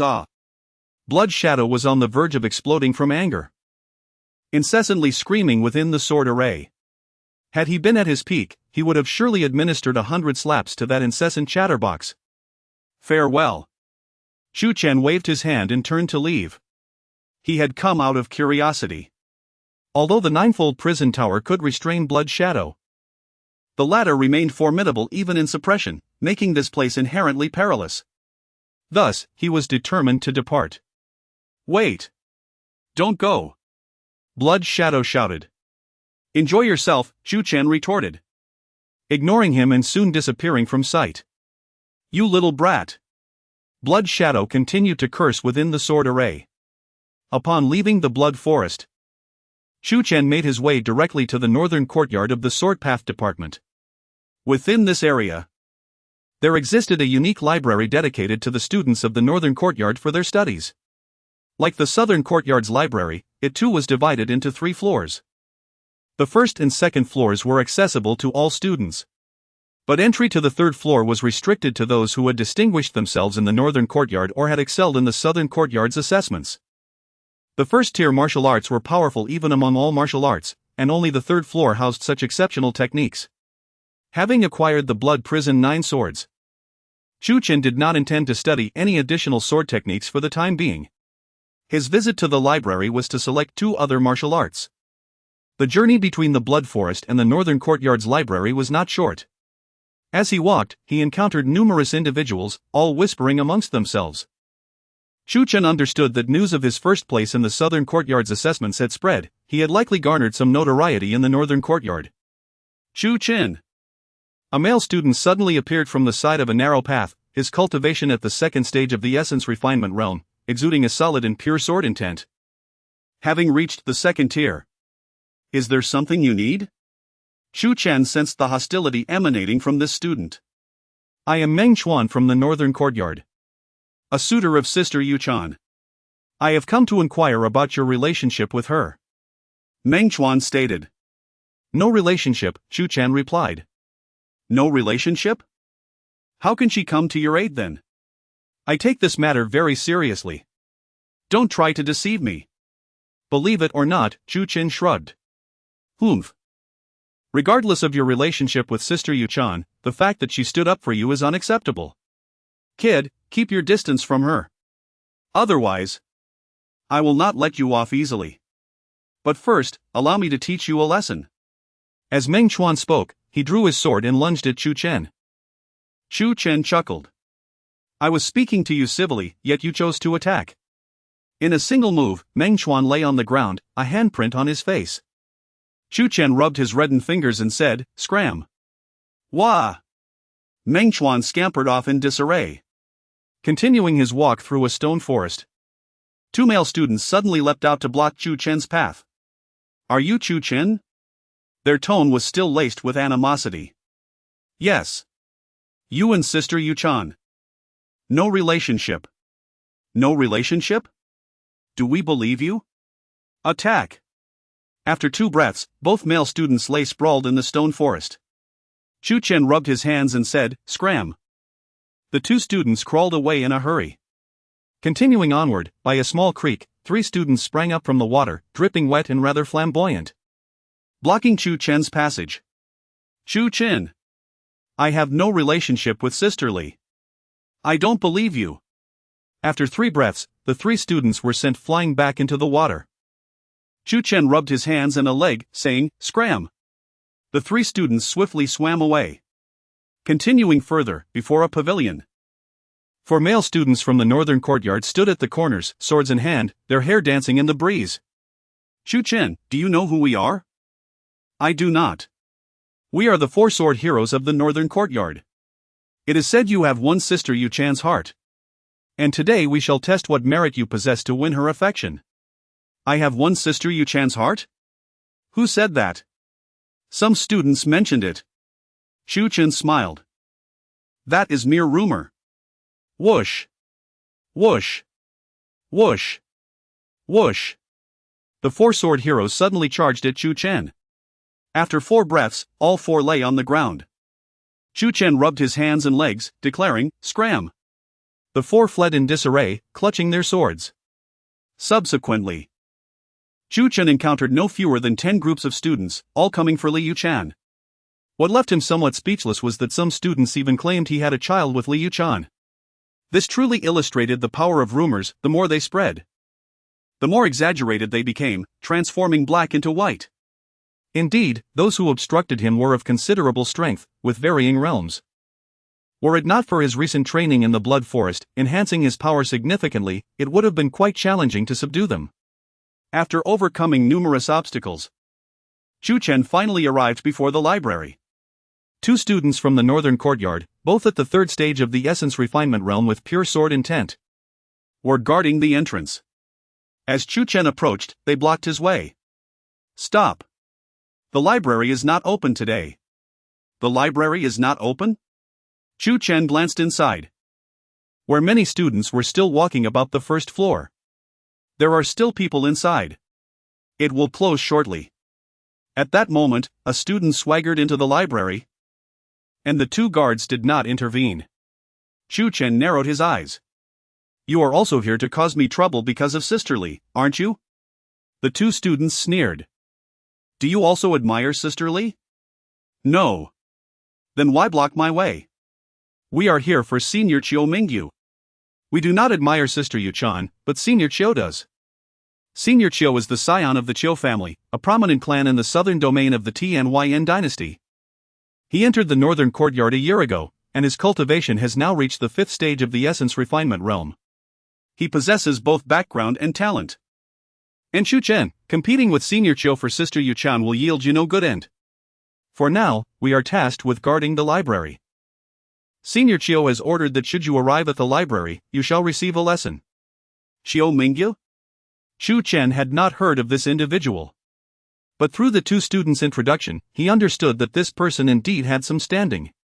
In the southern domain, certain prominent clans had endured for hundreds of years, wielding considerable power. I care not who Chiu Mingyu is, I shall offer you but one chance, stand aside. Chu Chen's gaze turned icy.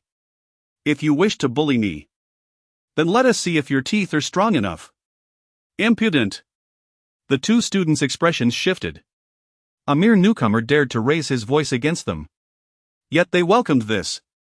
Senior Chiu had instructed them to make things difficult for him, and they now had the perfect excuse to teach him a lesson. Though you have secured first place in the southern courtyard's assessments, you are ultimately just a newcomer to the northern courtyard.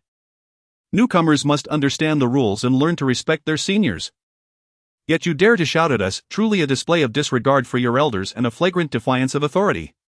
Today, we shall teach you how to observe the rules.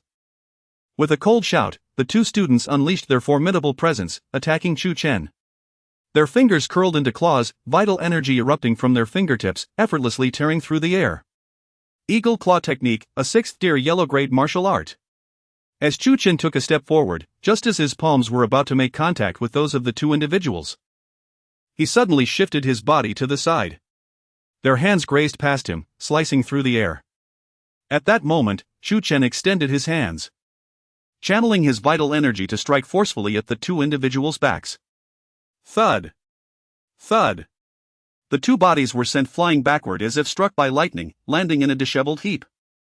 Falling to the ground was of little consequence. What truly mattered was that Chu Chen's powerful strikes had violently shaken their internal organs, causing them to spit blood. They were grievously injured. Chu Chen. Wow! The faces of the two students turned ashen, and just as they uttered Chu Chen's name, they coughed up more blood. They had not anticipated that their combined efforts would falter against Chu Chen in a single move. Little did they know. The Chu Chen before them was no longer the same as in the past. This is the price of your refusal, Chu Chen coldly remarked before stepping into the scripture pavilion, disregarding the two. How infuriating. The two wore grim expressions, yet dared not take further action. All right. You are indeed arrogant. We may not be able to handle you, but there are others who will. They spat bitterly, supporting each other as they departed.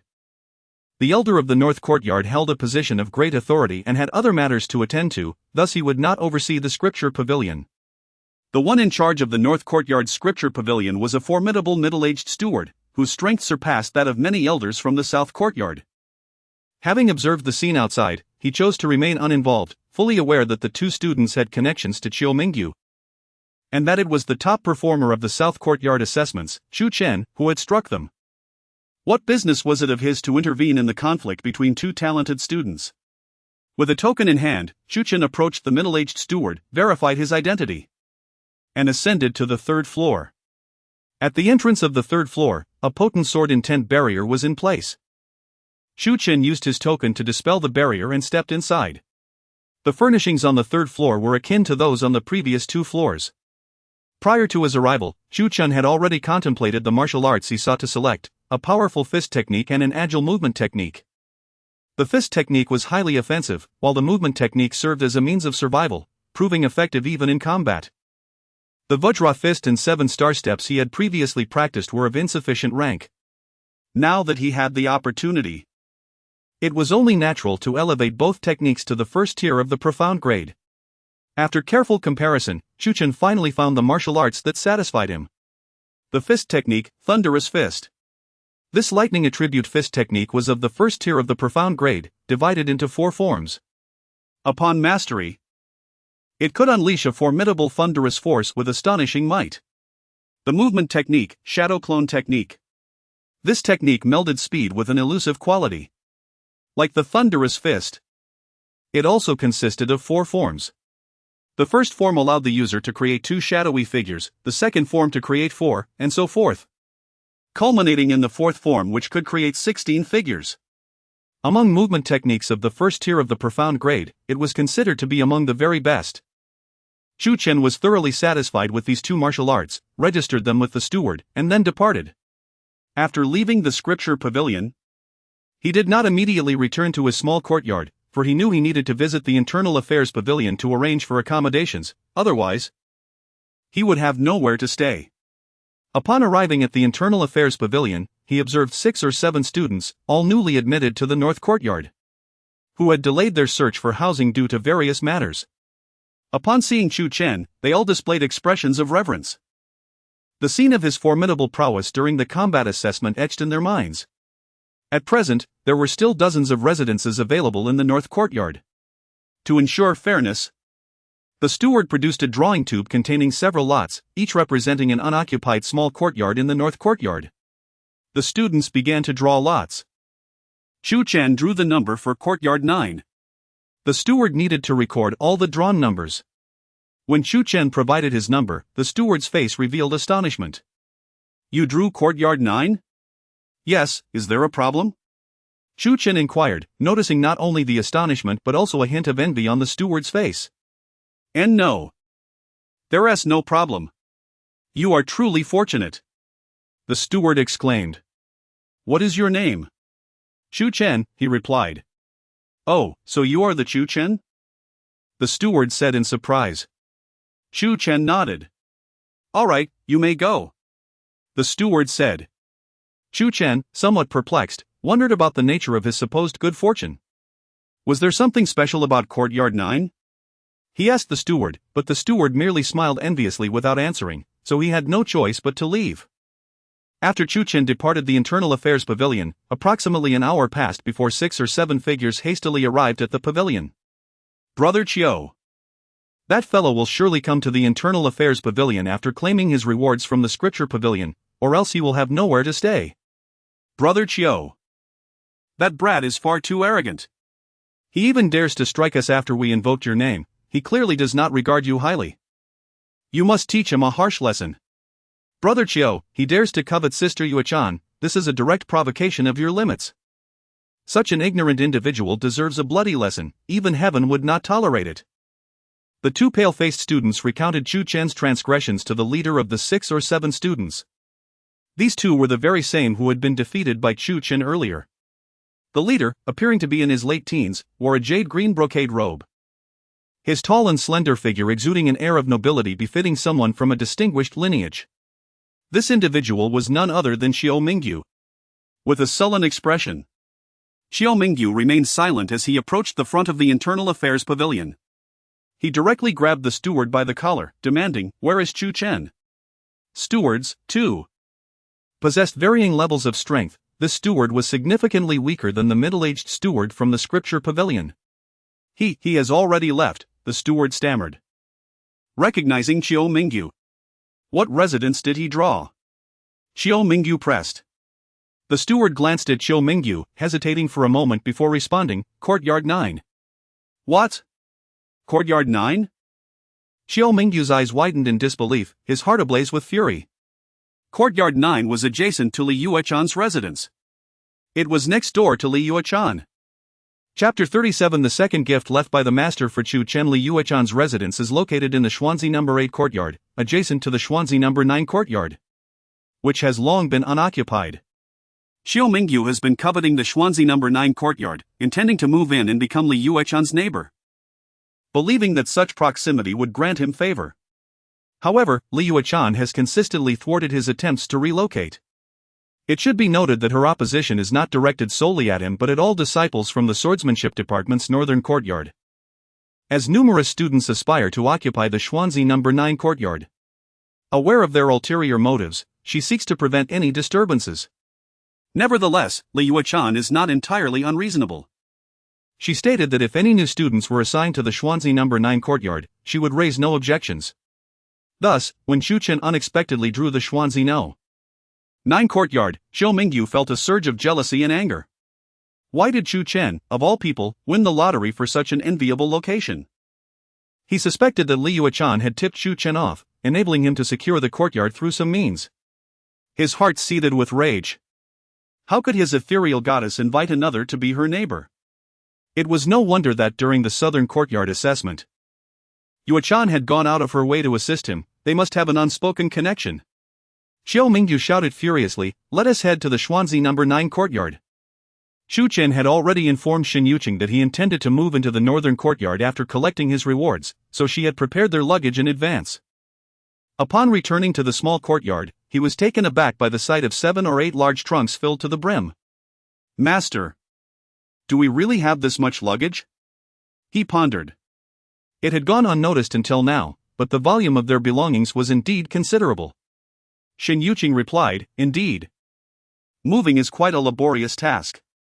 Many items were tucked away in corners, and only now do we realize their presence." Chu Chen noticed a small black wooden box beside one of the large trunks and inquired, "Master, what is this? I've never seen it before." Shen Yuqing explained, "This is a gift from your master." Intrigued, Chu Chen asked, "A gift from my master? What is it?" She replied, "It is not yet time. Your master instructed me to wait before presenting it to you." "Not yet time?" Chu Chen raised an eyebrow, wondering when that time would come.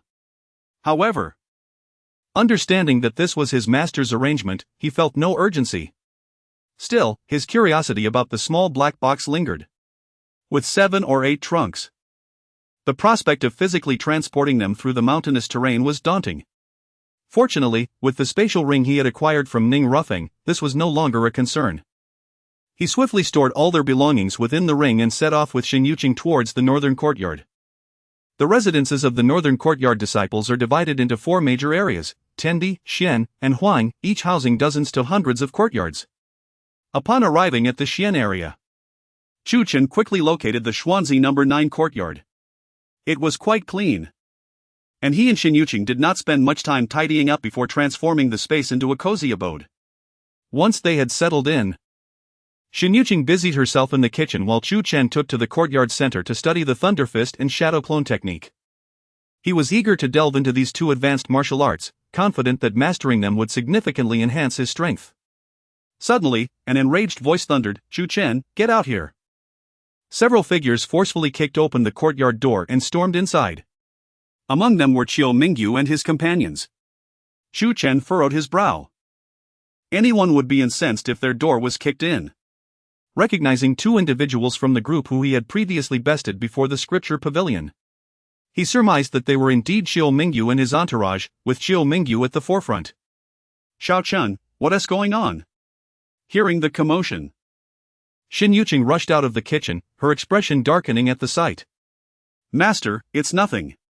Please return inside." Chu Chen gestured for her to retreat, intent on shielding her from harm. "You are Chu Chen." Xiao Mingyu glared at him, his anger escalating with each passing moment.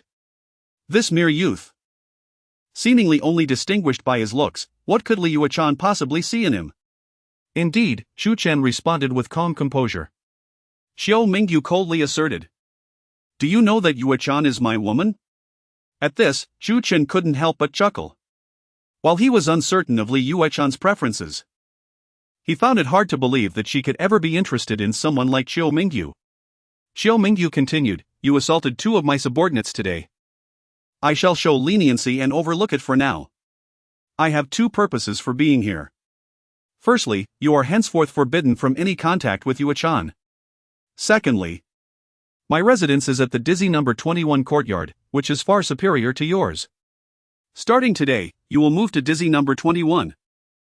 And I will take your place here. We shall swap locations." Chu Chen raised an eyebrow. What was so special about the Xuanzi No.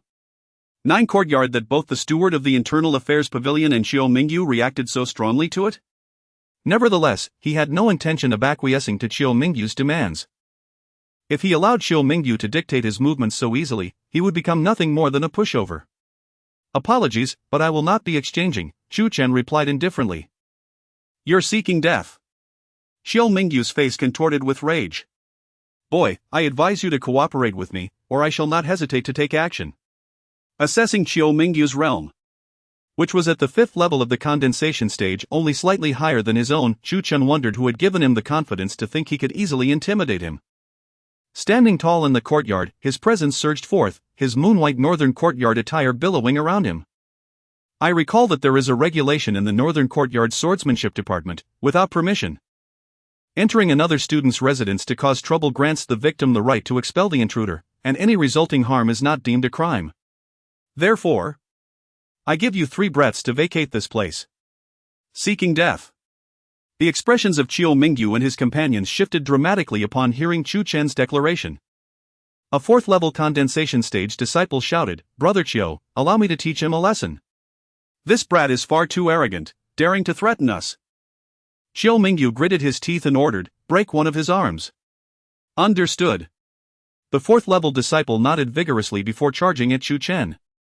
As he leapt through the air, the pinnacle of 3 segments of sword intent erupted from his body. In his palm, a radiant long sword materialized. Many disciples from the northern courtyard possessed spatial rings. And this disciple gripped the sword tightly, slashing it towards Chu Chen. Chapter 38, the shameless Xiao Mingyu. With a swift motion, the longsword sliced through the air, producing a sharp sound that rent the atmosphere. Chu Chen executed the 7-star step to evade the strike, then unleashed a mighty punch with his right hand, channeling the power of the diamond fist. The student retaliated, throwing a left punch towards Chu Chen. With a resounding thud, the student was forced back 3 steps while Chu Chen retreated slightly. Planting his foot firmly, Chu Chen surged forward, delivering another punch. The student hastily defended himself, and a series of dull thuds echoed as they exchanged blows. Using only the 7-star step and diamond fist, Chu Chen could suppress the student, yet victory remained elusive. After several exchanges, Chu Chen soared into the air, the purple soul sword materializing in his hand, and he struck down with a ferocious blow. The clash of purple and crimson light illuminated the scene as his sword made contact with the student's. With a tremendous crash, the student was struck as if by lightning, spitting blood and crashing to the ground. In an instant, Chu Chen appeared before him, delivering a punch to his elbow. With a sickening crack, the student's elbow shattered, eliciting a scream of agony. Previously, he had aimed to break Chu Chen's arm, yet it was he who found himself disarmed. Xiao Mingyu's expression shifted in disbelief. How could Chu Chen, merely at the 1st level of the condensed Dan realm, so decisively defeat a student at the 4th level within mere exchanges? The 2 students previously injured by Chu Chen in front of the scripture pavilion inhaled sharply, realizing that he had not yet unleashed his full power. If he had, they would surely be crippled as well. Who dares to strike me, Xiao Mingyu? Chu Chen, you are courting death. With a fierce command, Xiao Mingyu rallied his remaining followers. All the students from the northern courtyard launched themselves at Chu Chen, their faces contorted with rage. Chu Chen, you may be strong, but we have the numbers. We will overwhelm you. Gripping the purple soul sword tightly, Chu Chen radiated sword intent and charged into battle, the sounds of fierce clashes reverberating through the air. In the Xin character 8th courtyard, atop the pavilion, Hongying and Li Yuechan were present. Hongying perked up, listening intently to the sounds of fighting outside. Sister, there's a commotion coming from the Xian character 9th courtyard. Let's go take a look. Li Yuechan replied, it's normal for students to fight, there's nothing to see. Hongying countered, sister, the 9th courtyard is your neighbor. After so long without disturbance, now someone has moved in. Aren't you curious about who they are? If they can fight today, they may fight again in the future. You should find out who this person is, lest you be disturbed again. Li Yuechan considered this and nodded, alright, let's go see. In the Xian character 9th courtyard, Xiao Mingyu's lackeys initially intended to overwhelm Chu Chen with sheer numbers. However, once engaged in battle, they quickly realized their naivety, they were no match for Chu Chen. With each stroke of his sword, Chu Chen sent them flying away. 4 segments of sword intent. Xiao Mingyu sensed the power emanating from Chu Chen, astonished. After years of training, he had only grasped the 4 segments of sword intent 2 months prior. How could this boy also have attained such mastery? Astonishment turned to fury as Chiu Mingyu summoned a longsword. 8th rank of the yellow tier. He wielded the sword, waiting for the opportune moment. As Chu Chen's attention was momentarily diverted by another student, Chiu Mingyu struck. With a thunderous crash, the 4 segments of sword intent erupted forth. Chiu Mingyu slashed down. A crimson light extending 3 yards from his blade, descending violently towards Chu Chen. Just as Chu Chen dispatched the last lackey, he sensed an overwhelming heat approaching. Clenching the purple soul sword, he executed a diagonal slash. Heaven's end! In that instant, he swiftly retreated. Chiu Mingyu, seizing the advantage of surprise, knew his attack would undoubtedly land, but Chu Chen's timely evasion ensured his safety. With a colossal boom, Chu Chen's sword light was shattered by Chiu Mingyu's strike. The fiery blade crashing down where Chu Chen had just been, creating a massive crater in the ground. Chu Chen's foresight left him unscathed. Not a speck of dust on his attire. Chiu Mingyu furrowed his brow, frustrated that his ambush had failed to injure Chu Chen. This boy truly had remarkable luck. With a fierce glare, Chiu Mingyu charged at Chu Chen, striking with an open palm. Just as Chu Chen prepared to counter, 2 graceful figures flew into the fray. One figure abruptly appeared in front of Chiu Mingyu, clashing palms with him. Boom! The 2 forces collided, sending Chiu Mingyu staggering back, while the figure also retreated a few steps. It was Hong Ying. Recognizing her, Chiu Mingyu exclaimed, "Hong Ying." Then he spotted Li Yuechan, his face lighting up with excitement. Yuechan! Chu Chen, too, noticed the arrival of Hong Ying and Li Yuechan. Today, Li Yuechan was not in her northern courtyard uniform but wore a simple green dress. Her skin was smooth as cream, and her demeanor serene, resembling a celestial being. Chu Chen, congratulations on becoming our neighbor. Hong Ying laughed heartily. Chiu Mingyu, of course, could not reside here, so it was Chu Chen who had taken up residence. Had it been any other student, Hong Ying might have felt discontent. But with Chu Chen as their neighbor, she had no complaints. Li Yuechan raised an eyebrow, realizing that Chu Chen was indeed her neighbor. Neighbor? Chu Chen glanced at Li Yuechan, understanding why the steward of the Internal Affairs Pavilion and Chiu Mingyu were envious of the 9th courtyard. It turned out that it was Li Yuechan's neighbor. Indeed. With Li Yuechan's unparalleled beauty, who wouldn't envy anyone living beside her?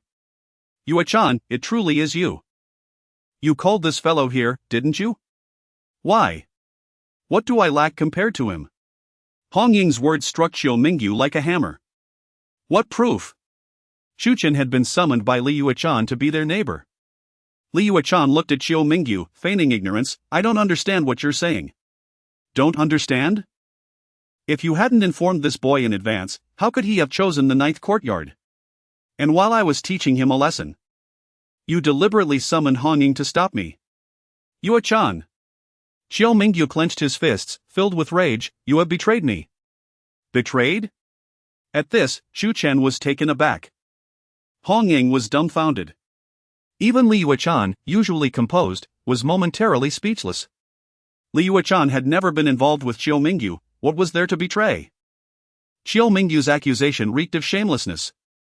Chiu Mingyu, you truly are a piece of work. To utter such shameless words. Have you looked in the mirror?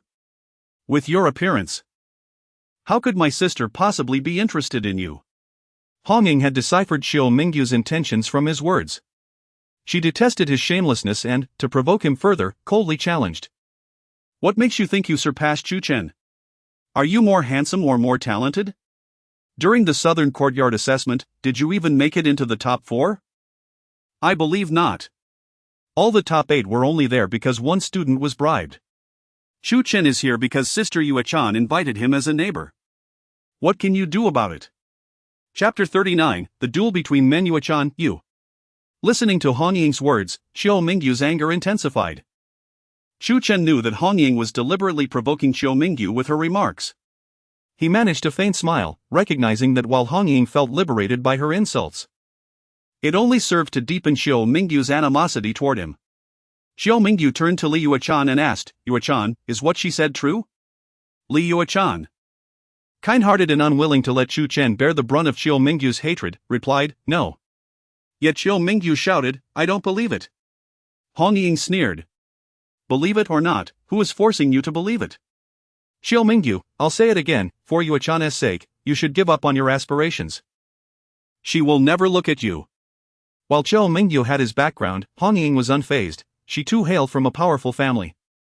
Fixing his gaze on Chu Chen, Xiao Mingyu suddenly clenched his fists and declared, Chu Chen, I challenge you. Raising an eyebrow, Chu Chen responded, You challenge me? Indeed. Let us engage in a duel between men. Xiao Mingyu stated coldly. Intrigued, Hong Ying interjected with a smile, Do elaborate. Xiao Mingyu continued, Chu Chen. I invite you to battle me on the arena 3 days from now. If you lose, you must vacate the Xuanzi No. 9 residents and never return to the Xuanzi region. Originally, Xiao Mingyu intended for Chu Chen to hand over the Xuanzi No. 9 residence upon losing. But he was aware that Li Yuechan would never allow him to move in, hence his proclamation. For him, simply forcing Chu Chen out of the Xuanzi No. 9 residents would bring him considerable satisfaction. With a hearty laugh, Hong Ying remarked, How entertaining. Chu Chen, are you afraid of Xiao Mingyu? Not at all. If the question was merely about fear of Xiao Mingyu, Chu Chen was indeed unperturbed.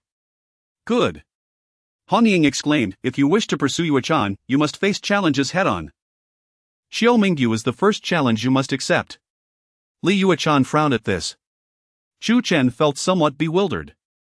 How did this conversation shift to his pursuit of Li Yuechan? In the North Courtyard, many male students sought after Li Yuechan, so it was only natural for Hong Ying to assume that Chu Chen harbored feelings for her. If it were someone else pursuing Li Yuechan, Hong Ying would likely assist in thwarting them. But, for Chu Chen, she had no intentions of obstructing, as she found him rather intriguing herself. As Li Yuechan's good friend, Hong Ying did not wish for her to be pursued by a coward. Furthermore, Hong Ying's whimsical nature relished in the thrill of spectacle. Thus, as long as Chu Chen was unafraid, she was eager to witness a duel between men. Hearing Hong Ying's words, Xiao Mingyu's fury burned even more fiercely. Hong Ying addressed Xiao Mingyu, Since Chu Chen faces a consequence upon losing, what will you sacrifice if you lose? Xiao Mingyu replied. I possess a Xianyu Baoshen. If Chu Chen wins, I shall gift him that Xianyu Baoshen. The Xianyu Baoshen was a top-tier spirit herb of the first rank. Now that Chu Chen had reached the pinnacle of the first stage of the Dan condensation realm, if he utilized the Devouring Heaven Emperor's scripture to refine the Xianyu Baoshen, he would have a considerable chance of breaking through his current realm. Chu Chen felt a stir of interest in the Xianyu Baoshen. Hong Ying whispered to Chu Chen, Let me negotiate for you. Turning to Xiao Mingyu, Hong Ying stated, That's insufficient. Xiao Mingyu asked, Insufficient? Hong Ying retorted, I know you have another herb. The purple bloodlingji, whose potency rivals that of the Xianyu Baoshen. You must include the purple bloodlingji as well for Chu Chen to participate. Xiao Mingyu frowned, Isn't that asking too much? Hong Ying countered, Tell me, if you resided in the Xuanzi No. 9 residence, would you be willing to vacate it for just a Xianyu Baoshen? Certainly not. Xiao Mingyu declared. Exactly. The value of the Xuanzi No.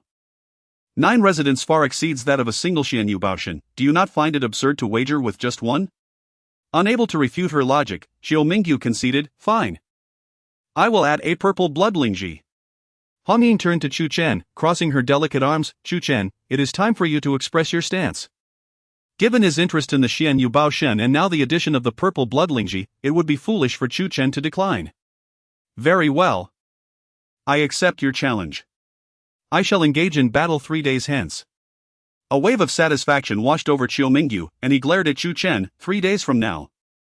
I will make you crawl out of the Xuanzi No. 9 residence. With that, Xiao Mingyu gestured, leading his entourage away. Once they departed, Hong Ying smiled at Chu Chen. Accepting a challenge from someone at the 5th stage of the Dan condensation realm while you are at the 1st stage, Chu Chen, you certainly have guts. Chu Chen chuckled. The stakes are simply too tempting. Though you agreed rather enthusiastically, do you genuinely have confidence in defeating Xiao Mingyu 3 days from now? Hong Ying inquired. I will do my utmost.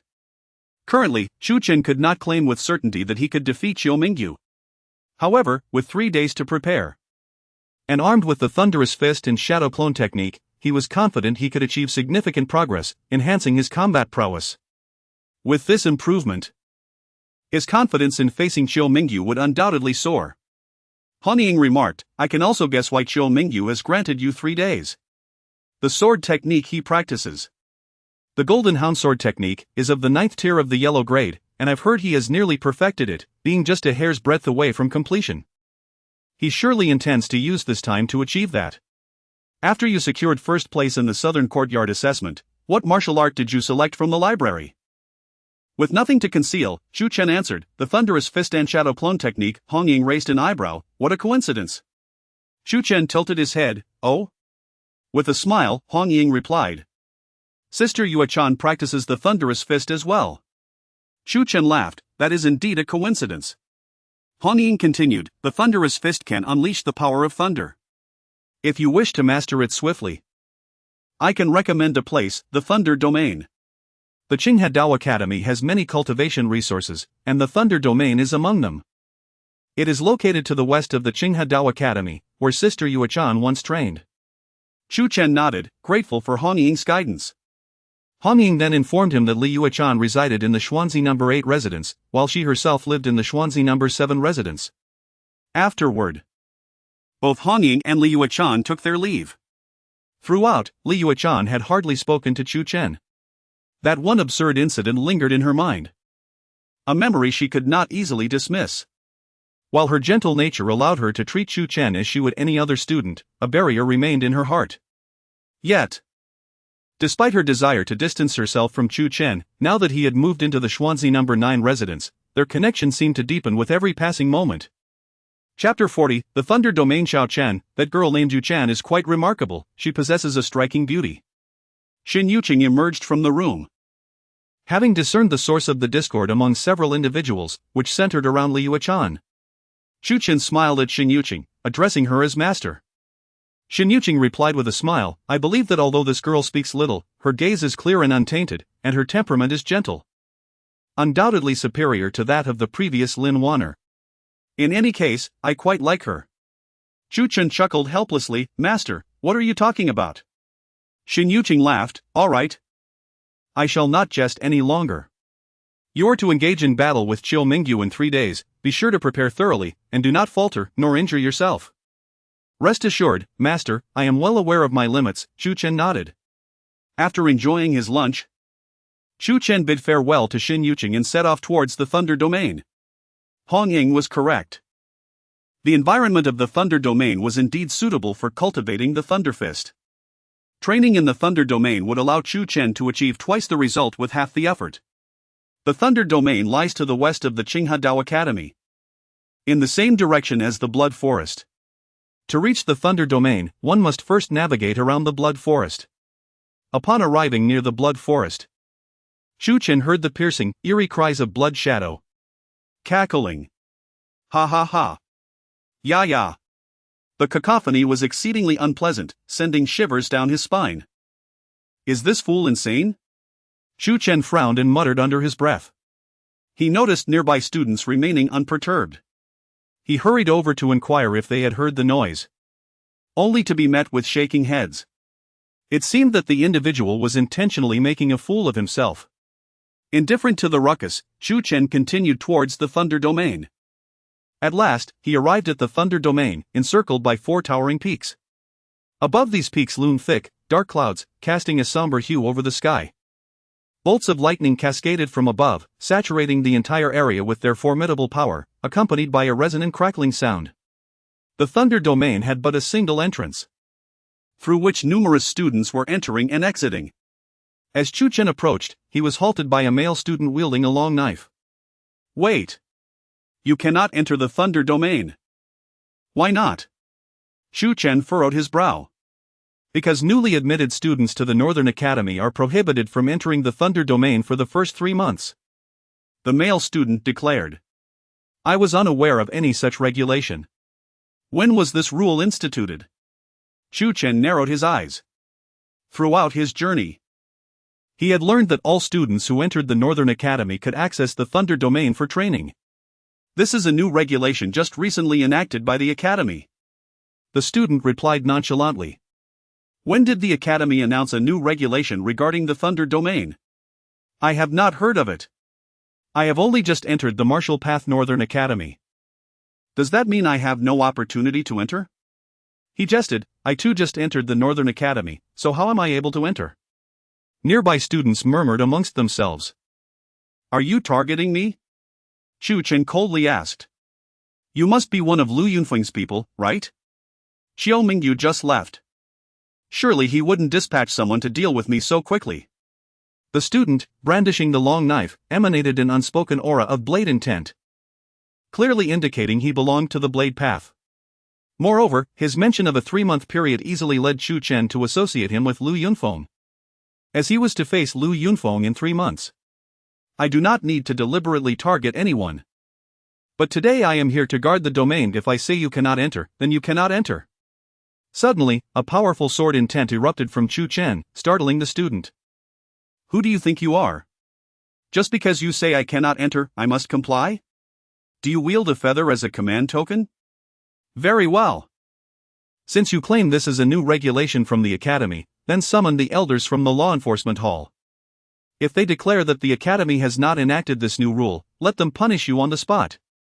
The student was rendered speechless. Yes. Bring the elders from the Law Enforcement Hall. Just moments ago, he charged me 5 inferior spirit stones to enter the Thunder Domain. He took 10 from me. He demanded 12 from me. I have never encountered such bullying by a senior. Numerous students, newly admitted into the Northern Academy, began to voice their grievances. You. The student's expression soured. Step aside. Chu Chen advanced, his sword intent surging once more, coalescing into a beam of sword light that sliced forward. The student hastily leaped aside, a fissure appearing where he had stood, causing him to tremble in fright. Without a backward glance, Chu Chen entered the Thunder Domain, pondering whether Lu Yunfeng was already anxious. Go back and ask Lu Yunfeng if he fears losing. Damn it! The student was shaken, his face contorted with rage. Being forced back in front of so many people was a source of great humiliation for him. Very well. If you wish to provoke Senior Lu, then proceed. I shall see how you meet your demise. This student was indeed sent by Lu Yunfeng. Through certain means. Lu Yunfeng had learned that Chu Chen had chosen the Thunder Fist in the Cangjin Pavilion, predicting that Chu Chen would come to the Thunder Domain to train, thus dispatching this student to obstruct him. After venomously stating his intentions, the student turned to leave, while the surrounding students erupted in applause. Excellent! That fellow has finally departed. The Thunder Domain is once again serene. Chu Chen ascended to the summit of one of the peaks within the Thunder Domain. Here, he was closest to the heavenly thunder, and the power of the lightning was most potent. It was said that the lightning above the Thunder Domain was arranged by the Sword Kings of the Qinghedao Academy using rare materials and treasures. If the lightning released by this formation was already so formidable, how powerful would the natural lightning unleashed by the heavens and earth be? Observing the charred, desiccated ground, with radiant arcs of lightning dancing across it, Chu Chen couldn't help but sigh. Of course, he was aware that within each peak of the Thunder Domain lay buried powerful treasures of heaven and earth. It was these treasures that absorbed the lightning strikes from the sky, allowing the peaks to remain largely unscathed over the years. Without such treasures, these 4 peaks would have long since been reduced to ashes by the relentless thunder. Chu Chen took out the Thunder Fist, opening the manual, his gaze intently fixed upon its contents. Possessing the innate bone of the celestial Kirin, Chu Chen's understanding transcended that of ordinary geniuses. As he flipped through the pages, the characters shimmered with a golden light, flowing into his mind. In just 1 hour, Chu Chen had comprehended the essence of all 4 forms of the Thunder Fist. For an ordinary prodigy, mastering the essence of the Thunder Fist would take at least a month or 2. Chu Chen's speed was a testament to his extraordinary comprehension. Chapter 41, Assassination Under the Thunder. Of course, grasping the essence is merely the first step in practicing martial arts. To truly master the Thunder Fist, one must engage in diligent and arduous practice. Chu Chen closed the secret manual, spread his legs apart, and slightly crouched his body into a horse stance, allowing his center of gravity to sink down to his waist. He activated the heavenly devouring Emperor's scripture, and a fierce suction force radiated from within him. Threads of thunderous energy from the void were drawn into his body. These thunderous energies circulated within him for over 10 cycles, flowing into Chu Chen's meridians.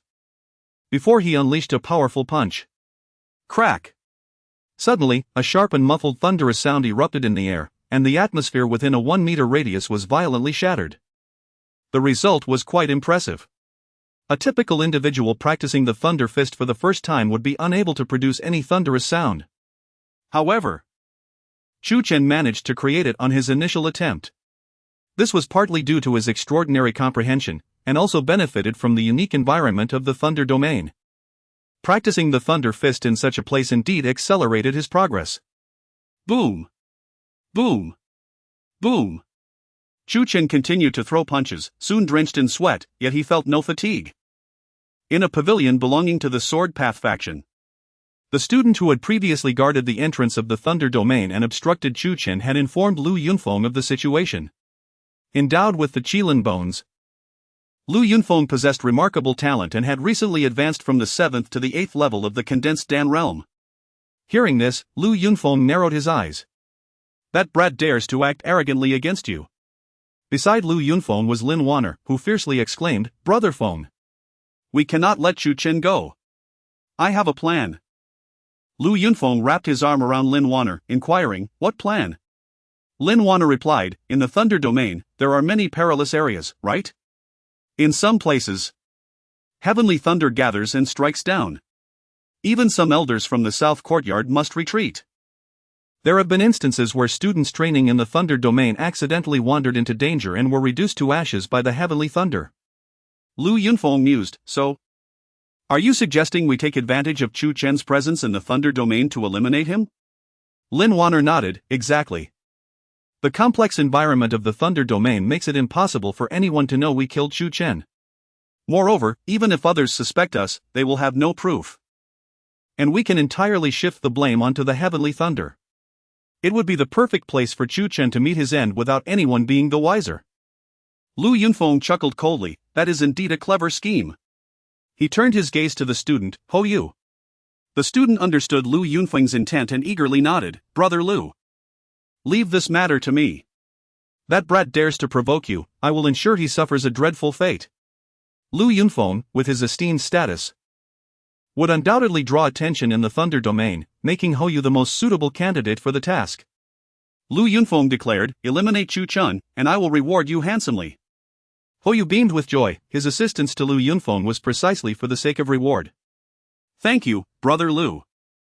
Although you have reached the peak of the 4th level in the condensed Dan realm, that brat is notoriously unpredictable." Lu Yunfeng waved his hand, tossing a black short dagger to Ho Yu. "This is a 7th-grade dark weapon, the Thunder Spirit Blade, capable of assassinating even those at the 5th level of the condensed Dan realm. I entrust it to you, this operation must not fail." Ho Yu accepted the Thunder Spirit Blade with great delight. "Brother Lu, may I keep the Thunder Spirit Blade after I kill Chu Chen?" Lu Yunfeng replied, "Of course." "Thank you, Brother Lu. I shall take my leave." Lu Yunfeng waved his hand, and Ho Yu promptly departed. Lin Wanna leaned against Lu Yunfeng, exclaiming, "This is splendid. Brother Feng, Chu Chen is undoubtedly doomed this time." Lu Yunfeng embraced Lin Wanner, sneering, "That brat thinks he can challenge me without knowing his own limitations." Lin Wanner chirped, "Brother Feng, regarding my entry into the North Courtyard." Lu Yunfeng interjected, "I have already connected with several elders on your behalf. It won't be long before you can join the Sword Path faction's North Courtyard." Lin Wanner was overjoyed and playfully traced her slender fingers across Lu Yunfeng's chest, sweetly declaring, "Brother Feng, you are the best. Of course, you are my woman, so I must treat you well. Brother Feng, I want to express my gratitude properly." "Oh? How will you thank me?"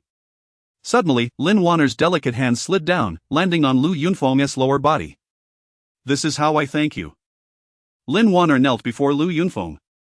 Before long, muffled sounds of Lin Wanner and Lu Yunfeng's passionate cries echoed within the pavilion. In the Thunder domain, atop a mountain peak, the sky grew increasingly dim, with terrifying bolts of lightning cascading everywhere. At this moment, 3 hours had passed since Chu Chen entered the Thunder domain. After 3 hours of effort, Chu Chen's punch was now capable of detonating the air within a 10-meter radius, producing a series of resounding thunderclaps. The first form of the Thunder Fist, known as Thunder Resounding in All Directions, was nearly mastered by Chu Chen. Having practiced for 3 hours, It was time to nourish himself. Chu Chen, drenched in sweat, sat cross-legged on the ground, retrieving a bag of provisions and a flask of water from his spatial ring, prepared for him by Xin Yuqing. As he opened the provisions and began to feast, a sudden, chilling sense of danger gripped him. This sense of peril was exceptionally subtle. Even a 5th or 6th level practitioner in the condensed Dan realm would be unable to detect it if caught unawares. However, Chu Chen possessed the heavenly Dao Qilin bones. These bones not only accelerated his cultivation speed and heightened his comprehension but also enhanced his sensory abilities. Thus, Chu Chen was able to perceive it. Without hesitation, Chu Chen slammed his palm against the ground and propelled himself into the air. Almost simultaneously, a chilling shadow of light pierced through the spot where Chu Chen's heart once resided, striking the earth over 10 meters away. Boom! A tremendous sound erupted as the ground was blasted into a 5-meter-wide crater. Everything within, be it soil or rock, was pulverized. A black short dagger was embedded at the center of the crater, emanating a cold, eerie glow. It was evident that had Chu Chen been struck, he would have been reduced to nothing. Who goes there? Show yourself. The purple spirit sword appeared in Chu Chen's hand as his gaze fixed on the direction from which the black dagger had been launched. And he swiftly slashed with his sword. A crimson beam of sword light vanished into the darkness. Swish! A figure was forced to reveal itself. It's you! Chu Chen glared at Hou, his eyes icy. Kid, you have quite the luck. The Thunder Spirit Blade failed to take you down. Hou's expression turned grim. The Thunder Spirit Blade was not only sharp but also possessed remarkable speed. This place was the Thunder Domain, shrouded in darkness, with heavenly thunder pouring down incessantly, providing the blade with the best camouflage. Even so, Chu Chen managed to evade it, fueling Hou's anger. It seems you've once again sought out Lu Yunfeng, Chu Chen remarked, eyeing the Thunder Spirit Blade, which held significant value. It was likely a gift from Lu Yunfeng rather than something Hou could possess. Chapter 42, Sadney Hou coldly remarked, so what? If you provoke Brother Lu, your fate will be utterly tragic. Chu Chen replied indifferently. Being a sycophant to Lu Yunfeng will only lead you to a grim end as well. Humph.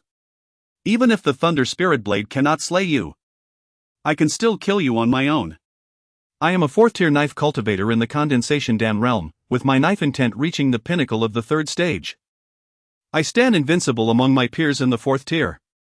A gleaming long knife materialized in Hou's hand, its blade smooth and emanating a chilling aura. A treasured weapon of the 7th rank in the yellow tier. Lin Wana was right, this realm of thunder, shrouded in countless bolts, is indeed the perfect resting place for you.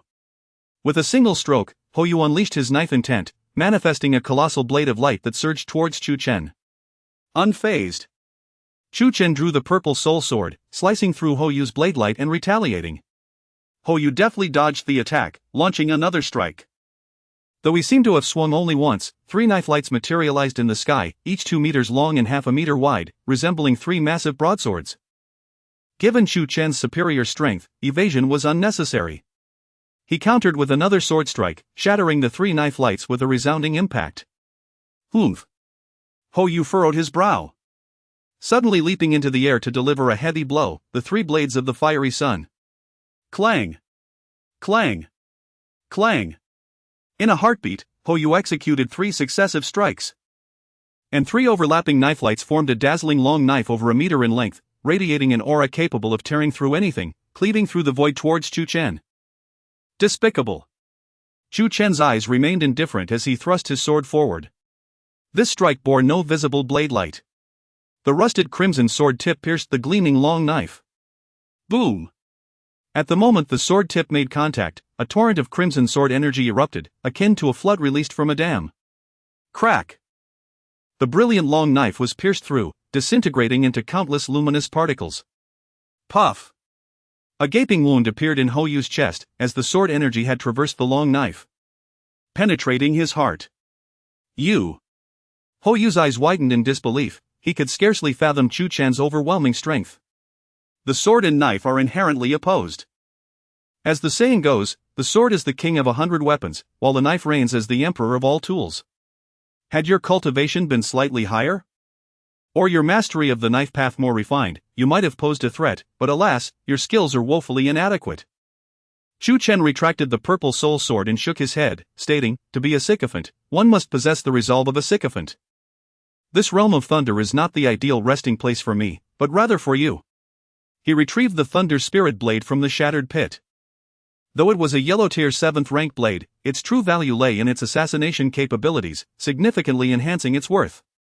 Chu Chen stowed it away in his space ring.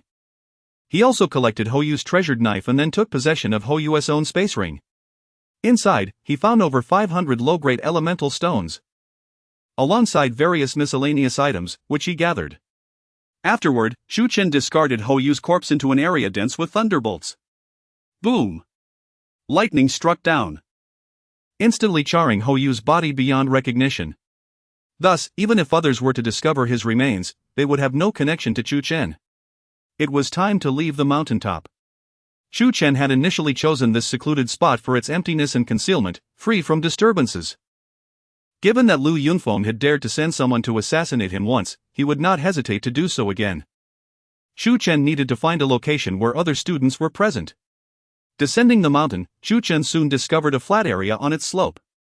Surrounding the flatland were at least a dozen students cultivating, positioned at a distance of over 100 meters. Ensuring they would not disturb him while still remaining within his line of sight. Upon reaching the flatland, Chu Chen resumed his training. After 2 hours, he finally mastered the first form of the Thunder Fist. Thunder roars across the lands. Another 6 hours passed, and he had grasped the second form, Thunder shakes the universe. By this point, a day and a half had elapsed. For the next day and a half, Chu Chen intended to focus on mastering the shadow clone technique. Confronted with the 5th-tier experts of the North Courtyard, the 7-star step was becoming inadequate. It was imperative he learned the shadow clone technique. After an hour, Chu Chen comprehended the essence of the shadow clone technique. He then ventured into areas struck by thunderbolts, seeking to hone his agility by evading their attacks. Naturally, the regions he chose were not excessively dangerous. He would not dare enter areas of severe intensity, as that would be courting death. Once inside these zones, Chu Chen channeled his elemental energy into his meridians and began circulating his energy. Whoosh! As the energy circulated through a certain number of cycles, Chu Chen's body suddenly vanished from its original position. To those with keen eyesight, a faint black aura enveloped his form as he disappeared, as though another version of Chu Chen was about to split away. As Chu Chen trained, news of his impending duel with Chiu Mingyu spread far and wide. Upon hearing this, many were left astonished. Not long ago, he had scheduled a match with Lu Yunfeng, and now he was set to face Chiu Mingyu. Chu Chen was indeed a combat enthusiast, never finding respite. Numerous male students, aware that this bout stemmed from Li Yuechan, were filled with anticipation. They eagerly wished to witness Chu Chen being forcibly expelled from the Xian No. 9 courtyard by Chiu Mingyu. Another day and a half passed. Chu Chen had mastered the first 2 forms of the shadow clone technique, gaining its unique ability to create clones. And his base speed had surpassed that of the 7-star step significantly. Content with the fruits of his training over these 3 days, he shook off the dust and departed from the realm of thunder. As Chu Chen exited, a throng of students followed suit. Aware that today marked the day of his duel against Chiu Mingyu, eager to witness the spectacle. On his way out, he passed through the Blood Sky Forest. Caw! Caw! Caw! Ha ha ha! Once again, Chu Chen heard that eerie cry from the blood shadow within the forest. He glanced at the others, who remained remarkably composed, evidently oblivious to the sound. What an annoyance! Chu Chen mused, perplexed as to why the blood shadow emitted sounds only he could hear. This must be the soul sound. He conjectured, recalling ancient texts that described it as a resonance of the soul, enabling one to hear it through spiritual vibrations. However, producing soul sounds is far more complex than conventional sound transmission. The blood shadow, despite being trapped by a formidable sword array of 9 powerful high-grade swords, could still release such sounds, underscoring its immense strength at full power.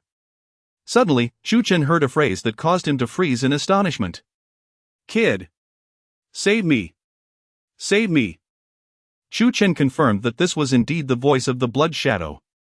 Was it speaking to him? Since the others could not hear it, If it was not addressing Chu Chen, then to whom was it speaking? A whirlwind of questions swirled in Chu Chen's mind as he pondered why the blood shadow sought his assistance. After all, it was ensnared within a sword array formed by 9 powerful high-grade swords. How could he possibly rescue it? Chapter 43, The Battle with Chiu Mingyu. In the heart of Chu Chen, a myriad of doubts swirled, yet this was not the time for contemplation. For today he was to engage in battle with Chiu Mingyu, and perhaps many were already awaiting his arrival. Chu Chen strode past the neighboring Tianxue forest. Hey, kid! Hey! Kid! Within the depths of the sword array in Tianxue forest, Blood Shadow was in a frenzy, roaring in agitation. The Qinghe Dao Academy boasted numerous martial arts squares. The designated arena for the duel between Chiu Mingyu and Chu Chen was located in the southern part of the north courtyard. Typically, this martial arts square would gather merely dozens of individuals, yet now, due to the impending clash, it was teeming with hundreds, even thousands of spectators. Need I guess? Chu Chen is bound to lose. I came here primarily to witness how Chiu Mingyu will teach him a lesson. Many mocked Chu Chen, and scarcely anyone believed in his chances of victory. Chiu Mingyu had achieved the top 8 in the Southern Courtyard examination 2 years prior. And now his cultivation had reached the 5th level of the condensation realm, with his sword intent peaking at the 4th stage. He was proficient in sword techniques, fist techniques, and palm techniques alike. How could Chu Chen possibly stand a chance against such an opponent? Look, Chiu Mingyu is here! Someone shouted. Amidst the crowd, Chiu Mingyu emerged, surrounded by admirers. His aura was even more profound than 3 days prior, a sword energy seemingly coiling within him, yet as he moved, it cleaved through the void. Indeed, Chu Chen stands no chance. Observing Chiu Mingyu, the crowd's certainty in Chu Chen's impending defeat grew stronger. Look! Senior Sister Yuechan has arrived. The crowd gasped in surprise. 2 graceful figures descended on the opposite side of the square, one spirited and lively, the other ethereal and celestial. They were Hong Ying and Li Yuechan. Damn it! That scoundrel Chu Chen is truly close with Senior Sister Yuechan. A group lamented, had Li Yuechan and Chu Chen's relationship been poor, she would not have come to spectate. Chiu Mingyu must defeat Chu Chen and drive him out of the Xuanzi 9th courtyard in disgrace. If I cannot have the goddess, neither shall anyone else. A male student declared fiercely. Infuriating. Upon seeing Li Yuechan, Chiu Mingyu clenched his fists. How wonderful it would be if she had come for him, but alas, that was not the case. Chu Chen, I will make you aware of the consequences of competing with me, Chiu Mingyu, for a woman. Fire blazed in Chiu Mingyu's eyes. After waiting for nearly a TS time, Chu Chen had yet to arrive. What is going on? Could that fellow be too cowardly to show up? Is he afraid of Chiu Mingyu? They jeered. What a shameless person! How could someone like him exist in our Qinghe Dao Academy? Silence. Hong Ying could no longer bear it. She stepped out of the crowd and sternly shouted at them. Chu Chen will not shy away from battle. Apologies for the delay. Everyone, came a voice, and finally, Chu Chen arrived, followed by a throng of students emerging from the Thunder Domain. Chu Chen, you have finally arrived. Hong Ying exclaimed joyously upon seeing him. Senior Sister Hong Ying, Chu Chen smiled slightly at her and then turned to Li Yuechan behind her, pausing momentarily before offering her a faint smile. Li Yuechan did not respond. Her presence here was not solely for Chu Chen, but rather to witness the clash that had erupted because of her. Chu Chen, you're finally here. Have you packed your belongings? Are you prepared to obediently leave the Xuanzi 9th courtyard? Chiu Mingyu sneered, fixating on Chu Chen. Chu Chen replied with a smile. I was just about to ask if you have prepared the Xian Yu Bao Can and Zi Xuelingji. Don't embarrass yourself by failing to produce these 2 precious herbs. Ha, rest assured, everything is well prepared. Chiu Mingyu grinned malevolently before soaring onto the center stage of the martial arts square, bellowing, Chu Chen, get up here. Be careful, you must win. Both Senior Sister Yuechan and I have high hopes for you. Hong Ying earnestly advised Chu Chen. Gazing at the expressionless Li Yuechan, Chu Chen reassured Hong Ying. Do not worry, Senior Sister Hong Ying, I shall do my utmost not to disappoint you. With a deft leap, Chu Chen landed gracefully on the stage. A sight to behold. Yet, the crowd remained silent. Ah, Chu Chen, you finally ascended the stage. Do you know how long I have awaited the opportunity to teach you a lesson? Qiu Mingyu sneered coldly. Enough with the idle chatter, I am in a hurry. Chu Chen replied indifferently. Arrogant. Witnessing Chu Chen's nonchalance, Qiu Mingyu's rage ignited. I shall deliver 3 blows to severely injure you, then slowly torment you. A fierce surge of primal energy erupted within Qiu Mingyu, akin to a volcano on the verge of eruption. He propelled himself forward, delivering a punch towards Chu Chen. Unfazed, Chu Chen raised his right fist to meet it. Boom! The 2 fists collided, unleashing a torrent of energy waves that erupted from their point of contact, causing both Qiu Mingyu and Chu Chen to stagger back. Quite the substantial energy. Qiu Mingyu narrowed his eyes. Neither had employed martial arts in that exchange. Merely comparing their primal forces, and it appeared that Chu Chen's energy was not to be underestimated. Breaking Mountain Fist. Qiu Mingyu unleashed the technique he had perfected from the North Courtyard's library, a 9th-tier yellow-grade martial art. As he executed the Breaking Mountain Fist, a small, earthy silhouette resembling a mountain formed around his fist, exuding an air of heaviness.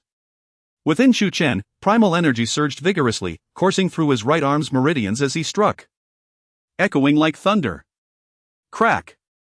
In the void, sharp cracks of thunder reverberated as arcs of lightning erupted from Chu Chen's fist, coalescing into a resplendent punch imbued with electricity. Boom! A deep, resounding clash echoed as lightning surged forth, and once again, Qiu Mingyu's punch was thwarted, with him retreating a step further than Chu Chen. Thunderous roar? Li Yuechan's eyebrows shot up. This was the first form of the Thunderbolt Fist. Had he truly mastered it in merely 3 days?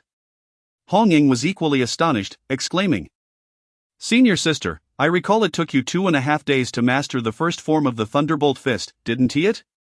Chu Chen's comprehension is remarkable. Li Yuechan conceded, indeed, it took me 2.5 days to grasp the first form, as I spent an entire day merely understanding its essence. However, she paused. Continuing, even after mastering the first form, I was not as proficient in its execution as Chu Chen just was. His technique surpasses my initial performance by far. Such a clever boy. Qiu Mingyu's brow furrowed, a fierce determination igniting within him. If you seek death, I shall oblige. Once more. Qiu Mingyu charged at Chu Chen with a punch, this time employing a first-tier Shan-grade fist technique, the Crushing Sea Fist. This was not a technique from the North Courtyard's library, but one he had learned from his own family. Chapter 44, You have lost. A mighty surge of primal energy erupted from Qiu Mingyu's fist, coalescing into a cerulean fist imprint that charged towards Chu Chen. Unfazed, Chu Chen retaliated with a punch, invoking the thunderous might of the heavens. The roar of thunder intensified in the void, as a powerful thunderous force erupted from Chu Chen's fist, transforming into an even more radiant thunderous imprint. Boom! The 2 fists collided, causing both combatants to stagger back. Although Chu Chen had yet to master the Thunder Fist to perfection, Qiu Mingyu had also not fully grasped the Sea-breaking fist. In this exchange, Qiu Mingyu was unable to gain the upper hand. The spectators were astounded. 3 exchanges, 3 blocks, with one instance where Qiu Mingyu was even forced back a step. Was this Qiu Mingyu holding back, or was Chu Chen truly formidable? Li Yuechan's phoenix eyes widened in shock. Thunderous might from the heavens. He actually mastered the second form of the Thunder Fist? Hong Ying exclaimed, What? He just executed the second form of the Thunder Fist? Li Yuechan confirmed, Indeed. In her heart, Li Yuechan reflected, It took me 2.5 days to learn the first form of the Thunder Fist. My master has already deemed me a rare genius, as most would require at least a month to master the first form. For Chu Chen to learn the first 2 forms in 3 days seems quite exceptional. She sighed softly, recalling how Chu Chen had slain Ning Ruffing with a cultivation level of the 7th layer of the Gathering Essence realm, making him the most prodigious talent I have ever encountered.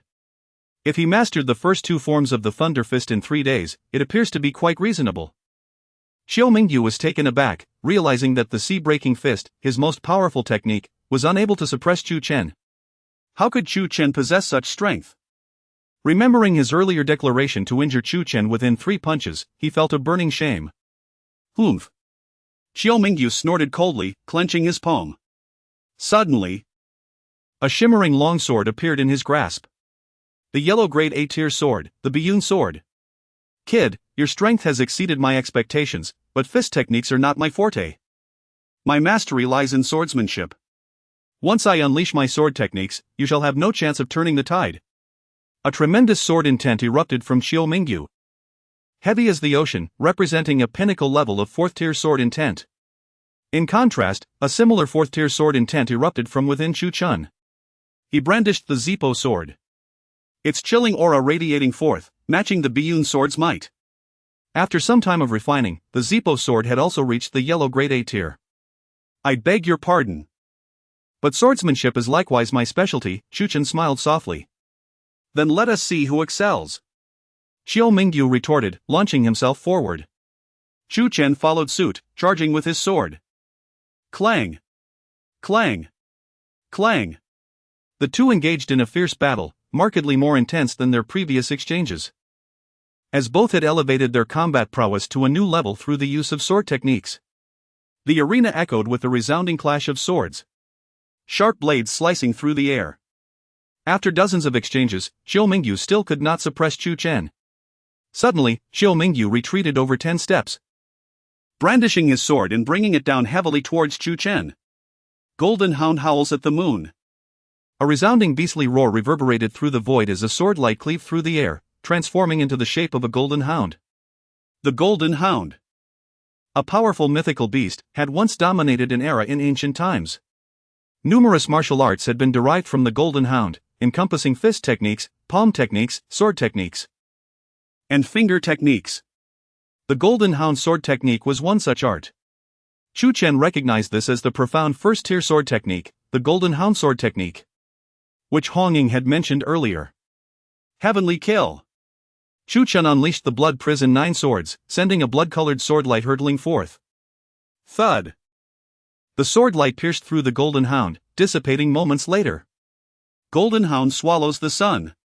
Xiao Mingyu struck again, summoning another Golden Hound, cloaked in divine radiance. That lunged at Chu Chen. Heavenly wound. Chu Chen executed the Blood Prison 9 swords once more, shattering the Golden Hound. Golden Hound descends. Xiao Mingyu unleashed the 3rd form of the Golden Hound sword technique, this time summoning a Golden Hound that towered a full yard high, its size doubled from before. Heavenly sever.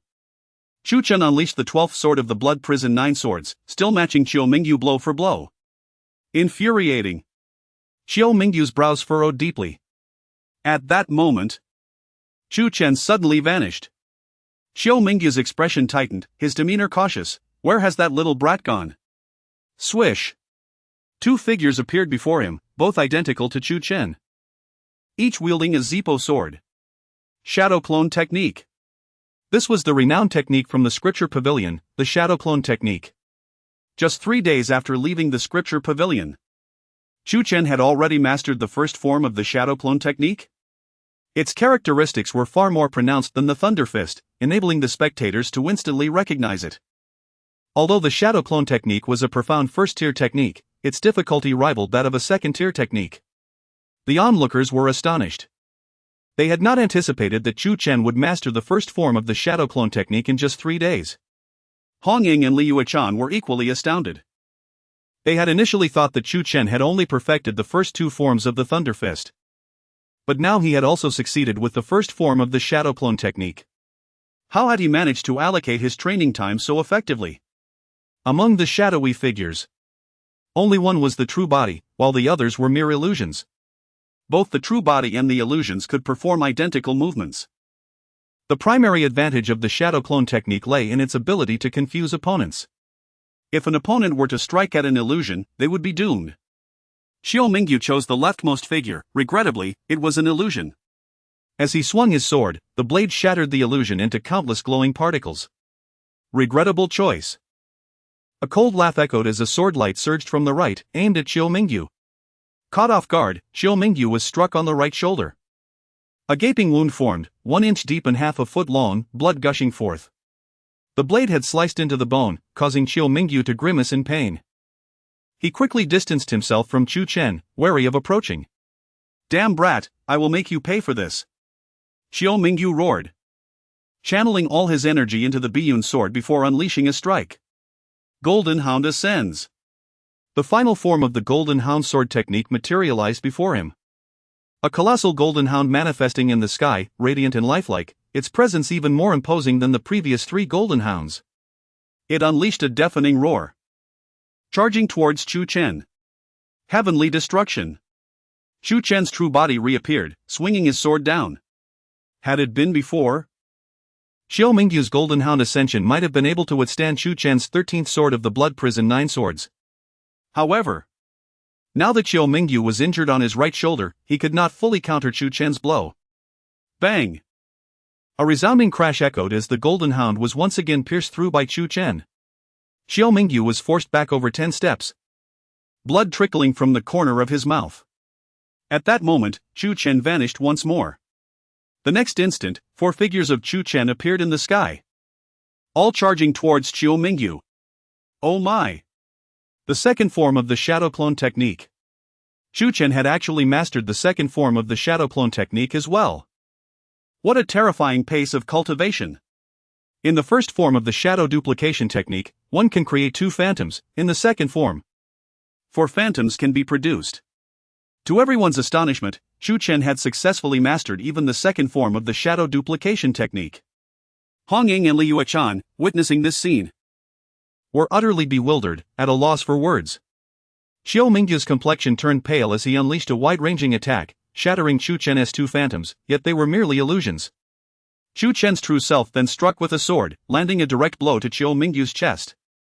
Xiao Mingyu was sent flying backward for several dozen meters, crashing into the arena and leaving countless fissures in his wake. A ghastly sword wound marred his chest, his ribcage completely caved in. Undoubtedly, he had sustained grave injuries. Chu Chen descended from the heavens, standing beside Xiao Mingyu, the purple soul sword pointed menacingly at him, his gaze tranquil as he declared, "You have lost." Chapter 45, How to Rescue the Blood Shadow in the Square. All the students watched the scene, their hearts stirred with profound shock. Who would have imagined that Chu Chen could emerge victorious? Yet reality struck them hard. Not only did Chu Chen achieve victory, but he also demonstrated his terrifying talent.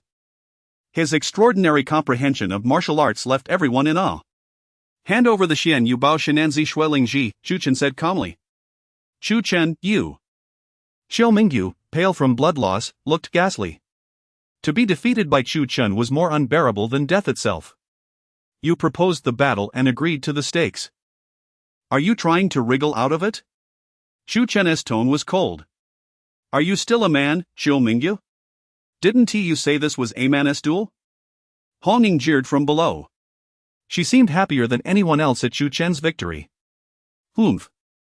Take them." Xiao Mingyu waved his hand, and 2 medicinal herbs flew out from his spatial ring. Indeed, the Xian Yu Bao Shen and Zi Shueling Ji. "Remember, I won't let this go so easily." "Let us see if you can catch up to me first," Chu Chen replied, accepting the 2 herbs. With the devouring Heaven Emperor scripture and the heavenly Dao Qilin bone. In his path of cultivation, it was always he who chased others, never the reverse. At this moment, having defeated Xiao Mingyu, the gap between them would only widen from here on. Xiao Mingyu snorted again, uttering some harsh words before leaving in a wretched state, supported by a few followers. Severely injured, he would need to recuperate and could not engage in combat for some time. Chu Chen glanced at the other students, who averted their gaze upon meeting his eyes. Soon after, they dispersed. It was evident that as they left, the news of today's battle would spread quickly, and Chu Chen would become the talk of the town once again. Approaching Hong Ying and Li Yuechan, Chu Chen smiled, "Sister Hong Ying, I hope I didn't disappoint you." Hong Ying playfully patted Chu Chen's shoulder, grinning, "You didn't disappoint me. Well done. With such performance, you deserve to pursue Sister Yuechan." Li Yuechan feigned annoyance. "Hong Ying, what are you saying?" Hong Ying stuck out her tongue at Li Yuechan mischievously. Chu Chen knew that the matter between him and Li Yuechan had become a barrier. She was still troubled by it. After chatting a bit longer with Hong Ying, Chu Chen took his leave. Once Chu Chen departed, Hong Ying turned to Li Yuechan, "Sister Yuechan, in the entire Qinghe Dao Academy, only Chu Chen is worthy of you. I'm not just talking about his strength, but his talent is absolutely top tier here." Li Yuechan retorted, "Stop talking nonsense, I've never had feelings for him." Hong Ying regarded Li Yuechan with a peculiar look, puzzled. "What's so strange?" Li Yuechan asked. I just feel that your attitude towards Chu Chen is somewhat odd. In the past, even if you weren't interested in your admirers, your demeanor was never like this, Hong Ying observed. Li Yuechan frowned slightly. Suddenly, Hong Ying said. Sister Yuechan, just tell me how you and Chu Chen met. I have a feeling that the story of your acquaintance is quite entertaining. Your attitude towards him might just relate to your encounter. Li Yuechan's ears flushed red. This quirky girl had indeed guessed some key points. I'm too lazy to talk to you, Li Yuechan said, turning to leave. Your ears are red? Noticing this, Hong Ying was taken aback and quickly chased after her. Sister, just tell me, please. After returning to his small courtyard, Chu Chen informed Xin Yuqing of the battle's outcome. She was overjoyed and promptly prepared delicious food to celebrate his victory. Entering his room, Chu Chen took out the Xian Yu Baoshen and Zi Xuelingji. Both were first-tier premium medicinal herbs, brimming with immense energy. Activating the Devouring Heaven Emperor scripture, he swiftly absorbed their essence. An hour later, he refined both herbs, breaking through to the second level of the condensed Dan realm and elevating his sword intent to the 5th level. His overall strength had doubled. After lunch, Chu Chen bid farewell to Xin Yuqing and made his way to the Thunder Domain. The next stages of his training in Thunderbolt Fist and Shadow Clone technique required him to enter the Thunder Domain. On his way, he passed through the Blood Forest. Jia. Kid, you finally come. Hurry and save me. Hurry and save me. Chu Chen heard the bizarre cries of the Blood Shadow again. Save you? How am I supposed to save you? Initially reluctant to enter the Blood Forest again, his curiosity compelled him to investigate. The Blood Forest was notorious as a forbidden zone, where no student dared to tread. Its vastness made complete lockdown difficult, and thus it remained partially accessible. From a concealed area, Chu Chen entered the Blood Forest directly. Following the sound, he ventured deep within and found the Blood Shadow trapped within a sword formation. The formation exuded overwhelming sword might, sealing the Blood Shadow firmly inside. Kid, you finally made it. I've been waiting for you. The Blood Shadow exclaimed excitedly upon seeing Chu Chen. Cut to the chase, how can I save you? Chu Chen asked directly. You can save me with that pendant around your neck. The Blood Shadow replied. Chu Chen touched the pendant of the 9-tiered prison tower. It can save you? Indeed. Last time I struck at you, didn't that pendant help you counterattack? The power it released left a trace in this sword formation. After you left, I carefully observed the trace and discovered it actually diminished the sword might of the formation. If you activate that pendant again, I'll definitely be able to escape. The Blood Shadow explained. So, you mean to use this pendant to attack the formation? Chu Chen clarified. In simpler terms, yes, the Blood Shadow confirmed. Chu Chen was astonished. The 9-tiered prison tower could erode the formation? Why should I save you? He inquired. There are many reasons for you to rescue me. First, I am exceptionally charming and dashing. By saving me, you would leave behind the most splendid scenery for this world, contributing to it, the Blood Shadow declared. Chu Chen glanced at the Blood Shadow's unearthly appearance, momentarily taken aback by its audacity. Furthermore, I am extraordinarily talented and possess a heavenly disposition. In my prime, even the top powerhouses of your Tianyan Empire would bow before me. If you save me, I will bestow upon you endless opportunities and wealth, turning you from a mudfish into a soaring dragon. The Blood Shadow continued. But you are a bad person, Chu Chen retorted. The Blood Shadow faltered, displeased. Who told you I am a bad person? If you weren't a bad person, why would the Qinghe Dao Academy imprison you here? The Blood Shadow erupted in anger. That's because I was betrayed. Those old geezers of the Qinghe Dao Academy have kept me here for 7 years. Once I escape, I will make them pay. Chu Chen stared at the Blood Shadow, the atmosphere thickening. The Blood Shadow quickly changed its tone, laughing. I'm just kidding. I am always kind-hearted and only eat vegetarian.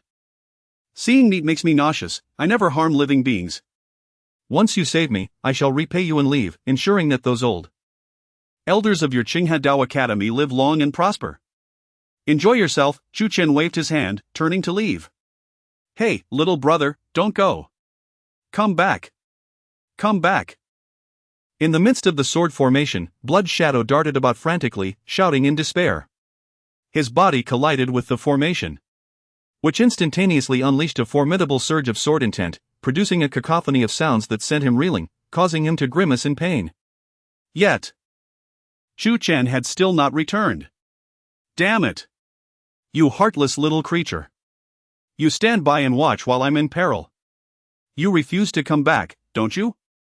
By the heavens! The moment I get out of here, I shall make you pay. Blood Shadow cursed vehemently. After several breaths, to his astonishment, Chu Chen reappeared. Blood Shadow's eyes brightened, and he instantly altered his tone, expressing gratitude. Little brother, I knew you wouldn't abandon me. From the very first moment I laid eyes on you, I sensed you were a good soul. My instincts have proven correct. Chu Chen approached the sword formation, gently bringing forth a pendant. As he neared within a meter of the formation, he observed a faint dissolution of the sword intent. Hastily, he retracted the pendant, and the dissipated sword intent swiftly returned. With that, Chu Chen turned to depart. Blood Shadow, perplexed, called out, "Hey! Little brother? I merely intended to test whether this pendant could indeed dissolve the sword formation." "You carry on," Chu Chen remarked before vanishing into the depths of the forest, never to return. Blood Shadow stood in stunned silence for an extended period, before ultimately erupting in a furious exclamation, "What the hell?" Chapter 46, Visitors from the Burning Heaven Palace. Chu Chen entered the Thunder Domain and sought a suitable location to cultivate the Thunder Fist and the Shadow Clone technique. The profound techniques in martial arts often conceal the most challenging moves, requiring vast amounts of time for mastery. Many martial artists find themselves stagnant at certain levels, unable to break through for years. However, this posed no issue for Chu Chen. After 6 days, he successfully mastered the latter two moves of the Thunder Fist. A further 7 days later, he achieved proficiency in the final two moves of the Shadow Clone technique. Both martial arts reached perfection. During this time, the news of Chu Chen's battle with Chiu Mingyu spread throughout the Qing Hadao Academy, causing quite a stir, yet Chu Chen remained unaware, ensconced in the Thunder Domain. Upon mastering both techniques, he returned to the Xuanji No. 9 courtyard. While there, Hong Ying sought him out. It turned out that Hong Ying had previously completed a task for the Qing Hadao Academy, earning a reward that allowed her to select a profound martial art from the third floor of the Scripture Pavilion.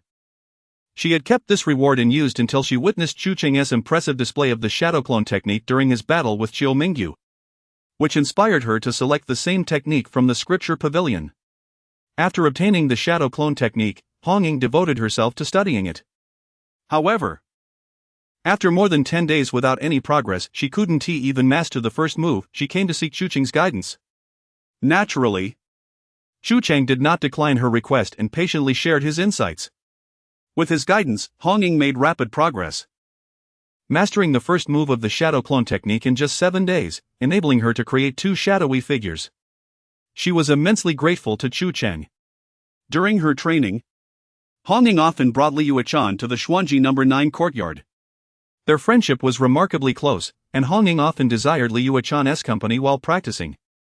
Unable to refuse Hong Ying, Liu Chan visited the courtyard several times, though her interactions with Chu Chen remained minimal. Hong Ying grew increasingly curious about the relationship between Chu Chen and Liu Chan. Given Liu Chan's gentle disposition, even if she harbored no affection for Chu Chen, after spending so much time together, they ought to have become friends. Yet, it seemed as though Liu Chan was deliberately avoiding Chu Chen and refraining from engaging with him. One day, when Liu Chan was absent, Hong Ying asked Chu Chen, "Chu Chen, may I pose a question? You must answer me honestly."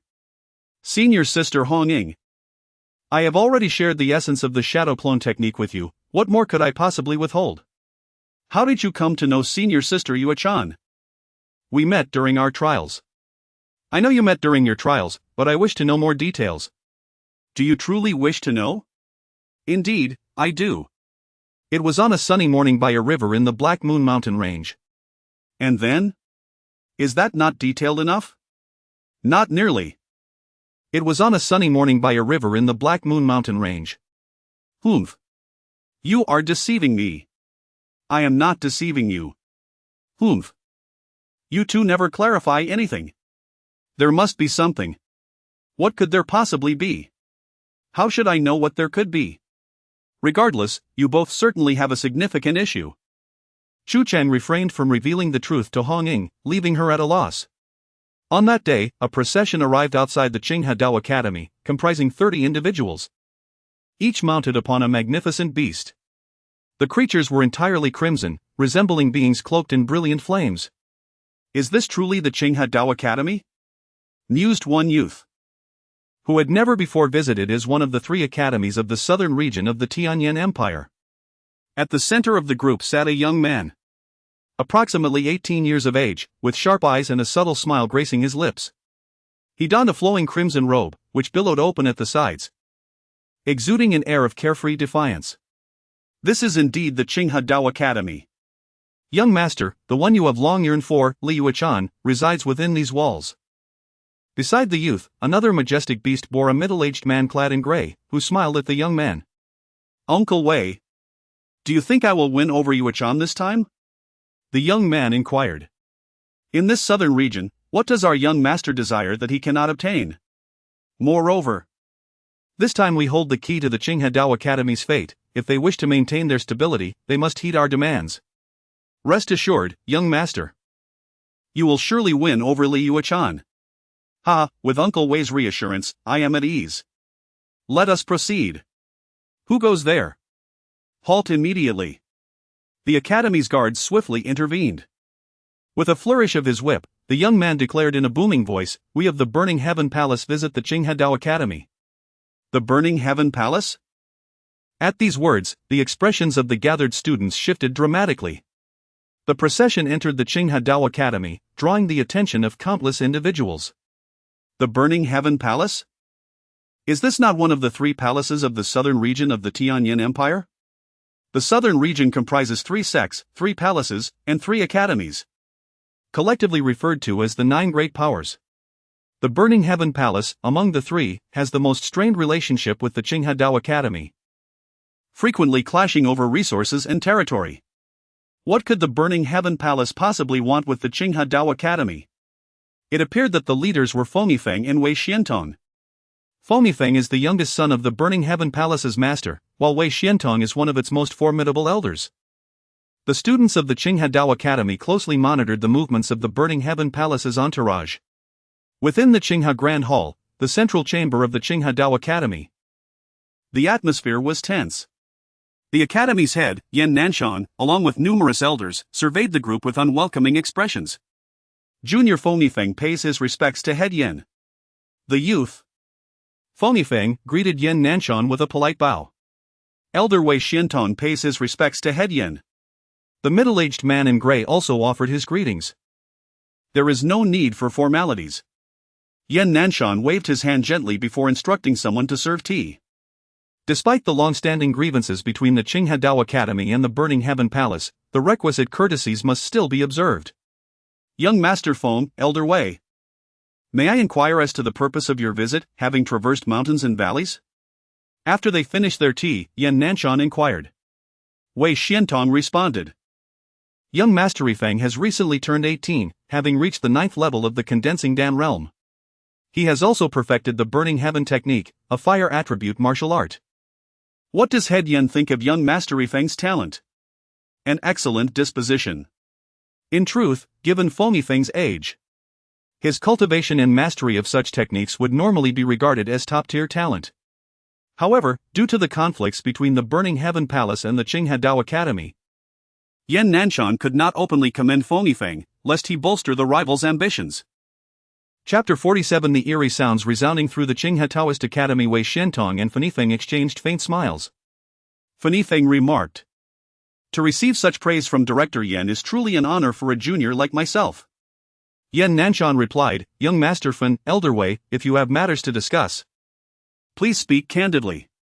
Wei Xiantong said, "Director Yan, we have heard that within the north courtyard of the swordsmanship department at Qinghe Taoist Academy, there is a student named Li Yuechan, who possesses not only breathtaking beauty but also remarkable talent. She is indeed a rare genius." Upon mentioning Li Yuechan, the faces of several elders at Qinghe Taoist Academy lit up with appreciation. Indeed, that girl Yuechan is a prodigy of extraordinary caliber. Wei Xiantong continued. Young Master Feng is dashing and exceptionally gifted, while Miss Chu Chen is equally enchanting and gifted. If the two were to unite, it would undoubtedly become a legendary tale. He turned to Yan Nanshan, stating that he had brought young Master Feng to propose marriage, hoping that Qinghe Taoist Academy would consent to betrothing Miss Chu Chen to him. The expressions of the elders at Qinghe Taoist Academy shifted slightly. Fanny Feng seeking to court Chu Chen? It was akin to a toad aspiring to eat swan meat. Indeed. Although Fanny Feng's background, talent, and appearance were commendable, in the eyes of the elders, Li Yuechan was undeniably more precious. Coupled with the long-standing discord between Qinghe Taoist Academy and the Fantian Hall, they viewed Fanny Feng as nothing more than an audacious suitor. Yan Nanshan interjected. If you have come for this matter, then I must ask you to leave. Yuechan is wholly devoted to her training and has no interest in romantic affairs. She will not agree. Wei Xiantong countered, Director Yan, should Miss Yuechan unite with our young Master Feng, it would only bring benefits to Qinghe Taoist Academy, not detriments. Their union would effectively forge an alliance between our two formidable forces, granting us greater influence and access to abundant resources in the vast southern region. Yan Nanshan waved his hand dismissively, stating, Elder Wei, there is no need to elaborate, an alliance between our two factions is impossible. Wei Xiantong pressed on, Director Yan. Do not be so hasty in your rejection. I believe Qinghe Taoist Academy currently requires an ally. After all, he smiled meaningfully. The situation at Qinghe Taoist Academy is not favorable. An elder from Qinghe Taoist Academy, visibly angered, retorted, our swordsmanship, blade, and martial arts departments are thriving. With countless talented students and formidable experts. How can you claim that our situation is unfavorable? Wei Xiantong, we have clearly refused your proposal, kindly take your leave. If we must escort you out, it would not bode well for you. Wei Xiantong maintained a calm smile, shaking his head. The apparent prosperity cannot conceal the lurking crises beneath. Yan Nanshan inquired, what do you mean? Wei Xiantong responded. I have heard that the blood-laden forest is a forbidden area under the jurisdiction of Qinghe Taoist Academy, which has prohibited students from entering under the pretense of danger. Yet has never disclosed what truly lies within. Many are unaware of the secrets hidden within the blood-laden forest. But we at Fantian Hall happen to possess a modicum of insight regarding a presence suppressed by a formidable sword array within. At this revelation, the faces of all the elders, including Yan Nanshan, turned pale. Wei Xiantong continued, the origins of that presence are extraordinary, far surpassing what Qinghe Taoist Academy can contend with. Logically, it should not have been captured by you, yet inexplicably, it was apprehended 7 years ago. I do not know what Qinghe Taoist Academy was thinking at that time. Perhaps there was regret, but now that events have unfolded to this extent, you have no choice but to continue suppressing it. If, hypothetically, news of this presence being suppressed were to leak, and its faction were to learn of it, what do you think would transpire? Would Qinghe Taoist Academy be erased from the southern region overnight? Or would it crumble into dust in the blink of an eye? The expressions of the elders at Qinghe Taoist Academy grew increasingly grim. How could he know the secret of the blood-laden forest? Yan Nanshan, maintaining his composure, replied, I do not know what you are talking about. Just then, an eerie laughter echoed from a certain part of Qinghe Taoist Academy. He he he he. Ha ha ha. This laughter was sinister, laden with malevolence. Reminiscent of beastly howls and ghostly wails. It pierced the eardrums and sent chills down the spine. This time, the sound was not confined to a single listener. It resonated throughout the entire Qinghe Taoist Academy. What is happening? What is that sound? Why is it so dreadful, akin to the wails of spirits? It seems to emanate from the blood-laden forest. The blood-laden forest is a forbidden area of our Qinghe Taoist Academy. The elders have repeatedly warned us of the dangers within. Could that sound be produced by those dangerous entities? What exactly lurks in the blood-laden forest? The students, upon hearing the sound, were utterly astonished. Their gazes drawn toward the blood-laden forest, filled with curiosity. In the Xuanzi Ninth Courtyard, Chu Chen was instructing Hong Ying in the art of the shadow clone technique. As Hong Ying executed the first move, she created 2 clones that soared into the sky. However, as soon as they ascended, the eerie laughter echoed, frightening Hong Ying and causing her energy to dissipate instantly. Her clones vanished, and her true self stumbled, plummeting from the sky. Fortunately, Chu Chen caught her in time, otherwise, she would have fallen to the ground. My heavens, what is that sound? It is unbearable. Hong Ying exclaimed, covering her ears. It hardly resembles a human voice. Li Yuechan also heard the sound, her expression filled with confusion. Chu Chen frowned, pondering what the blood-laden forest was stirring. After a moment, Hong Ying remarked, that eerie sound seems to be coming from the blood-laden forest. It is labeled a forbidden area. How could there be living creatures producing such horrendous noises? She looked at Chu Chen and asked, Chu Chen, you have absorbed the primal spirit liquid in the blood-laden forest. Did you hear this sound at that time? Do you know what it is? Chu Chen shook his head slightly, replying, I do not know. Li Yuechan stared at Chu Chen in puzzlement. When the eerie sound emerged, she had just glanced at him. She noticed that his response was a frown. A normal person would typically express confusion upon hearing such a sound. Why did Chu Chen frown instead? Hong Ying added, I have heard some legends claiming that terrifying monsters exist deep within the blood-laden forest. I do not know if it is true or not, but if it is, how terrifying it would be. I will have to avoid the blood-laden forest next time. In the Qinghe Great Hall, Wei Xiantong and Fan Yifeng exchanged faint smiles as they listened to the sound. Wei Xiantong glanced at Yan Nanshan, wondering if the director would still deny the truth. Chapter 48, Are there any other choices? Wei Xuantong's awareness of the Blood Shadow incident stemmed from the fact that the Burning Heaven Temple had dispatched spies into the Qinghe Dao Academy, uncovering the anomalies within the Heavenly Blood Forest. Coupled with their investigation from 7 years prior, they had pieced together many events, revealing the secrets of the Blood Shadow. The expressions of the senior members of the Qinghe Dao Academy shifted dramatically. It was evident that the Blood Shadow had overheard their conversation, which had triggered its sudden outburst of ominous sounds, seemingly to disgust the Qinghe Dao Academy.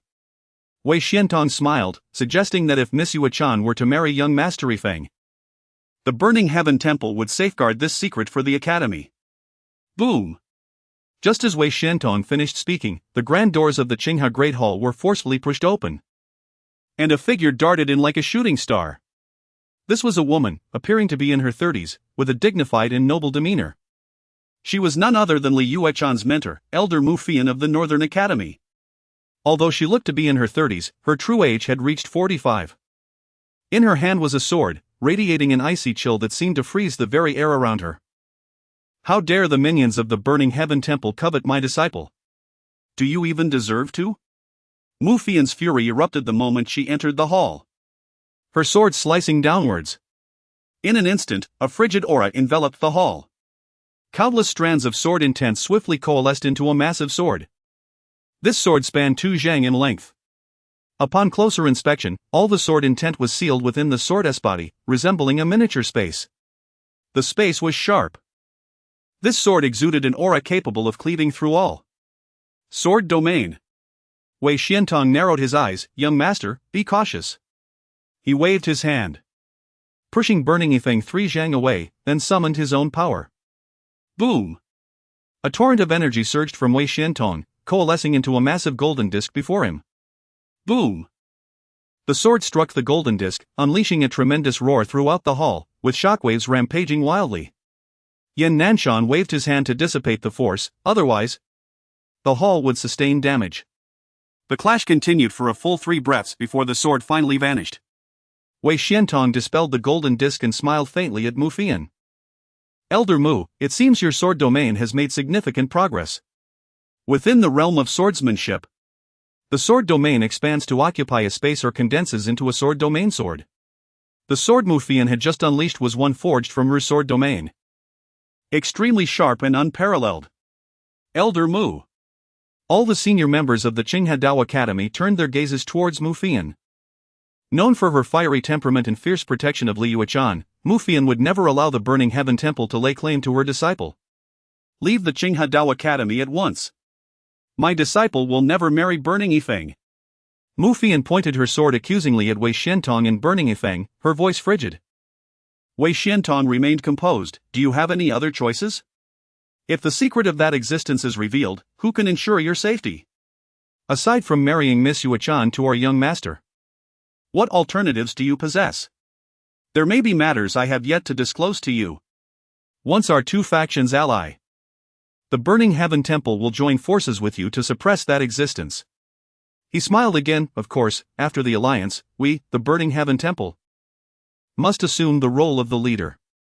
The Burning Heaven Temple would not easily assist the Qinghadao Academy in resolving their difficulties. Their true intent was to seize the position of leader. After all, once in that position, they would wield absolute initiative over many matters. Furthermore, it was clear that becoming the leader was merely the first step in their plan to oppress the Qinghadao Academy, as they would subsequently leverage the Blood Shadow to coerce the Academy into yielding significant benefits. Yan Nanshan's expression darkened considerably. After a moment of silence, he replied gravely, "Even if the Qinghadao Academy faces difficulties, we will never compromise our dignity by selling out the talented women of our academy." Wei Xiantong scoffed. "Director Yan, you possess courage. However, do not speak so definitively. For such a significant matter, I believe you will need to convene a meeting to deliberate. How about this, Director Yan? You may discuss it thoroughly. We will remain at the Qinghadao Academy for a few more days. Is that acceptable?" Yan Nanshan did not refuse. He required these few days to contemplate a solution, at which point he would need to liaise with Wei Xiantong. As for assassinating Wei Xiantong and burning Yifeng, it was out of the question. On one hand, killing these two would mean declaring war on the Burning Heaven Temple. On the other hand, the Burning Heaven Temple was privy to the secret of the Blood Shadow. If they killed these two, the Burning Heaven Temple might retaliate by revealing the secret, leading to a devastating loss for the Qinghadao Academy. Seeing that Yan Nanshan did not refuse, Wei Xiantong smiled lightly and exited with Burning Yifeng and others. Once outside the Qingha Great Hall, Burning Yifeng exclaimed in anger that Mufian has such a fiery temper. If Uncle Wei hadn't intervened, I would have been injured by her. Wei Xiantong remarked, Mufian is indeed hot-tempered, while her disciple, Li Yuechan, is her complete opposite. It is said that Li Yuechan is a very gentle person. I trust young master will be quite pleased. Upon hearing Li Yuechan's name, a glimmer of anticipation crossed Burning Yifeng's face. Uncle Wei, do you think they will agree? Wei Xiantong replied, do they have any other options? Between annihilation and submission to the Burning Heaven Temple, they can only choose the latter. Burning Yifeng nodded, that is good. Uncle Wei, this is my first visit to the Qinghadao Academy. I wish to explore the academy a bit. You may leave for now. Wei Xiantong chuckled. Young master wishes to seek out Li Yuechan, does he not? Burning Yifeng grinned, she will soon be my woman. Is it wrong to check on my future wife? Wei Xiantong laughed, no problem. You all, ensure the young master's safety. Yes. After leaving a few people to guard Burning Yifeng, Wei Xiantong departed with the others. He was aware that the Qinghadao Academy would not dare to act against them, so he felt no concern for Burning Yifeng's safety. In the Qinghadao Academy, within the Sword Dao Department's designated area, the resting Qiu Mingyu was awakened by the eerie cries of the Blood Shadow. And soon he received news of Burning Yifeng's arrival. Burning Yifeng has come for Yuechan? Qiu Mingyu sat up in bed, after more than 20 days. His chest wound had healed nearly 70%, though he still felt somewhat weak and could not exert too much energy. Absolutely. Senior brother Qiu. I heard this from an elder. One of Qiu Mingyu's attendants remarked, this Burning Yifeng is also your rival in love. Rival in love? Qiu Mingyu furrowed his brow. This rival was no ordinary foe, 10 of him would not suffice. After a moment of silence, Qiu Mingyu's gaze shifted, and a cold smile crept across his face. Good. I now have a way to take revenge on that dog Chu Chen. Chapter 49, The Fury of Fan Yifeng. As Fan Yifeng departed from the mountain housing the Qingha Grand Hall, he gradually encountered more students. He intended to inquire about the whereabouts of Li Yuechan when several students approached him. Fan Shao. Fan Shao. The foremost among them was naturally Qiu Mingyu, who hurried towards Fan Yifeng, a broad smile adorning his face as he called out. Who are you?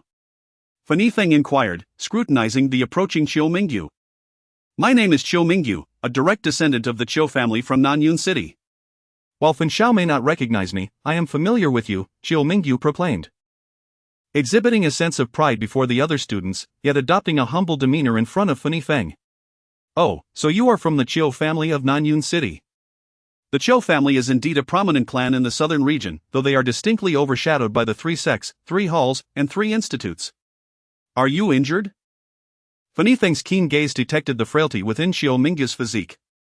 It's merely a minor injury, no need for concern, Fan Xiao, Xiao Mingyu replied with a dismissive wave. I heard of Fan Xiao's arrival, so I made haste to see if there was anything I might assist you with. Fan Yifeng was pleased with Xiao Mingyu's attitude and smiled softly. You arrived just in time. Do you know where Li Yuechan resides? Please guide me to her. Fan Xiao seeks to find Li Yuechan? A few disciples from the Fenshin Hall declared with arrogance behind Fan Yifeng, Li Yuechan is about to become Brother Fan's woman. Xiao Mingyu expressed shock, so that's the case. Li Yuechan is renowned as a goddess among our sword path department, admired by countless suitors. Only someone of Fan Xiao's caliber could be worthy of her. I indeed know where Li Yuechan resides. Follow me. Xiao Mingyu exclaimed. Moments later, Xiao Mingyu led Fan Yifeng to the Xianzi No. 8 courtyard, only to find the door firmly shut. Fan Yifeng extended his divine sense but detected no presence within. Frowning, he remarked, not here? The door is closed, it seems she is truly absent. Xiao Mingyu mused, his brow furrowing. Could she be with that fellow? Fan Yifeng, having overheard, inquired, who? To be candid, Fan Xiao, Li Yuechan is revered as a goddess among our sword path disciples, possessing countless admirers. Yet, she remains aloof and has never acknowledged any suitor, except for one. That individual is Chu Chen, a newly admitted disciple from the North Courtyard. Their relationship appears to be quite extraordinary. When faced with numerous challenges at the Qinghai Institute, Li Yuechan has assisted him on multiple occasions. Rumors even suggest that she has developed feelings for him. Of course, the truth of these rumors remains unverified. But it is undeniable that Li Yuechan treats him with a special regard, unlike any other male disciple. I have heard that recently, Li Yuechan, accompanied by her junior sister, visited Chu Chen's residence to seek his guidance on cultivation. Perhaps she is there now. In recent days, Xiao Mingyu had dispatched individuals to observe the Xianzi No. 8 courtyard, confirming that Li Yuechan and Hong Ying frequently practiced at Chu Chen's place. Chu Chen. Fan Yifeng's fury surged. For he was a man of intense possessiveness. Having been infatuated with Li Yuechan since their first encounter years ago, he had seized upon the leverage he held over the Qinghai Institute, considering Li Yuechan as his own woman, his treasure. Yet now, his treasure seemed to be intimately involved with another, igniting his rage. Yuechan even brought her junior sister to consult him on cultivation. That lad must be the strongest male disciple in your North Courtyard, Fan Yifeng declared. Far from the strongest, as he has only just entered the pill condensation stage. However, his talent is unquestionable. At just 16 and a half, his sword path prowess rivals mine, having entered the South Courtyard with the top score in the South Courtyard assessments. One could imagine the depth of his talent. Many elders in the North Courtyard praise him, and among the 9 major forces in the southern region, he is indeed a prodigy. Should he mature, few could contend with him, Xiao Mingyu exaggerated, inciting Fan Yifeng's competitive spirit. None among the 9 major forces in the southern region could rival him? Humph. Such arrogance. Fan Yifeng's fury flared tenfold upon hearing Xiao Mingyu's words. Where does he reside? Right next door, in the Xianzi No. 9 courtyard. That room was chosen by Li Yuechan for him, he is her neighbor, Xiao Mingyu added fuel to the fire. Boom! Xiao Mingyu could almost hear the explosive sound of Fan Yifeng's rage. Take me there. Fan Yifeng commanded. Xianzi No. 9 courtyard. Chu Chen was still instructing Hong Ying in her cultivation. Li Yuechan stood gracefully nearby, resembling a pure and ethereal snow lotus. Suddenly, the courtyard door was violently shoved open, and Fan Yifeng's group stormed in. Chu Chen frowned, turning to look, his expression one of confusion. He did not recognize the leading figure. His brow tightened as he sensed the man's formidable aura, rivaling even Li Yuechan's. In the sky, Hong Ying, who had divided her form into 2, was startled by the commotion and nearly fell again. She hurriedly dissipated her technique, grumbling, who was so rude as to barge in without a hint of courtesy. Li Yuechan also turned to the doorway. Yuechan. Upon seeing Li Yuechan, Fan Yifeng's anger momentarily dissipated, replaced by excitement and admiration. Over the years, he had gazed upon countless portraits of Li Yuechan, yet nothing compared to the reality of her beauty. She was untainted by the mundane, gentle yet striking, as if she had stepped forth from a painting. Li Yuechan regarded Fan Yifeng, her phoenix-like eyes narrowing slightly. Fan Yifeng? Hong Ying exclaimed. Is that not the son of the Fenshin Hall's master, Fan Yifeng? Li Yuechan nodded, indeed. At this, Chu Chen felt a subtle shift within himself. Fan Yifeng was the son of the Fenshin Hall's master, a renowned prodigy in the southern region. He had certainly heard of his illustrious name. Yet, what brought Fan Yifeng to his presence? He glanced at the smirking Qiu Mingyu behind Fan Yifeng, clearly recognizing the connection. Yuechan, do you know? I have missed you dearly over these past 3 years. Fan Yifeng stepped forward eagerly, yearning to embrace Li Yuechan. His encounter with Li Yuechan stemmed from a trial years ago, where, as a youth, he had been led by an elder to a treasure-laden site, coincidentally finding Li Yuechan there. During that trial, he had only caught glimpses of her before she departed, yet her ethereal image had etched itself into his heart. And he fell hopelessly in love. Now, Li Yuechan was even more breathtaking than when they first met, her aura more transcendent. Li Yuechan coldly replied, Fan Yifeng, please watch your words. Is there a problem? Fan Yifeng challenged. Yuechan, you are on the verge of becoming my woman. At his words, Hong Ying felt a wave of disgust. Many admired Li Yuechan, but she had never encountered someone as arrogant as Fan Yifeng. Chapter 50, Sevenly flowing orchid. Li Yuechan furrowed her brow slightly. The words of Fan Yifeng left her feeling quite uncomfortable. Fan Yifeng, if your purpose here is to speak such things, please take your leave. Leave here? Fan Yifeng was engulfed by a surge of anger. Li Yuechan was on the verge of becoming his woman, yet it appeared she still did not accept him. Is this for that brat? Fan Yifeng's gaze fixated on Chu Chen. When they arrived, there were no other male students in the courtyard. Who could this person be if not Chu Chen? The focus turned to Chu Chen. Hong Ying and Li Yuechan exchanged glances at Qiu Mingyu, both convinced that this was the handiwork of that fellow. Chu Chen regarded Fan Yifeng calmly. Is there something you need, young Master Fan? Fan Yifeng, filled with rage, retorted, you, a mere second tier in the condensation realm. How dare you lay claim to Yuechan? Chu Chen chuckled, I may be lacking in virtue and ability, but are you truly worthy of the title young master? I address you as such out of courtesy, do not make a scene in my home. Despite Fan Yifeng's esteemed status, Chu Chen remained composed, neither servile nor overbearing. What of being the son of the Lord of the Flame Heaven Palace? This was Qinghe Academy, and more importantly, it was Chu Chen's residence. He had no intention of indulging troublemakers here. You seek death. Fan Yifeng narrowed his eyes. Ha! Let the fight commence. Qiu Mingyu inwardly reveled in delight. He understood Chu Chen's character well, outwardly amiable yet possessing an indomitable spirit. Confronting Fan Yifeng would undoubtedly lead to a clash. His sole wish was for both parties to engage in battle. He was confident that if Fan Yifeng did not teach Chu Chen a lesson before leaving, he would be unworthy of being the Flame Heaven Palace's son. Hong Ying interjected, Fan Yifeng, you should leave at once, I still need to cultivate. Fan Yifeng shot back, and who might you be? I am the granddaughter of the head of the Hong family from Hongyue City. Fan Yifeng scoffed. The Hong family of Hongyue City, a worthless force. You! Hong Ying was furious. Though the Hong family could not compare to the dominant powers like the Three Sects and Three Halls, they had thrived for centuries in the southern region, on par with the Qiu family.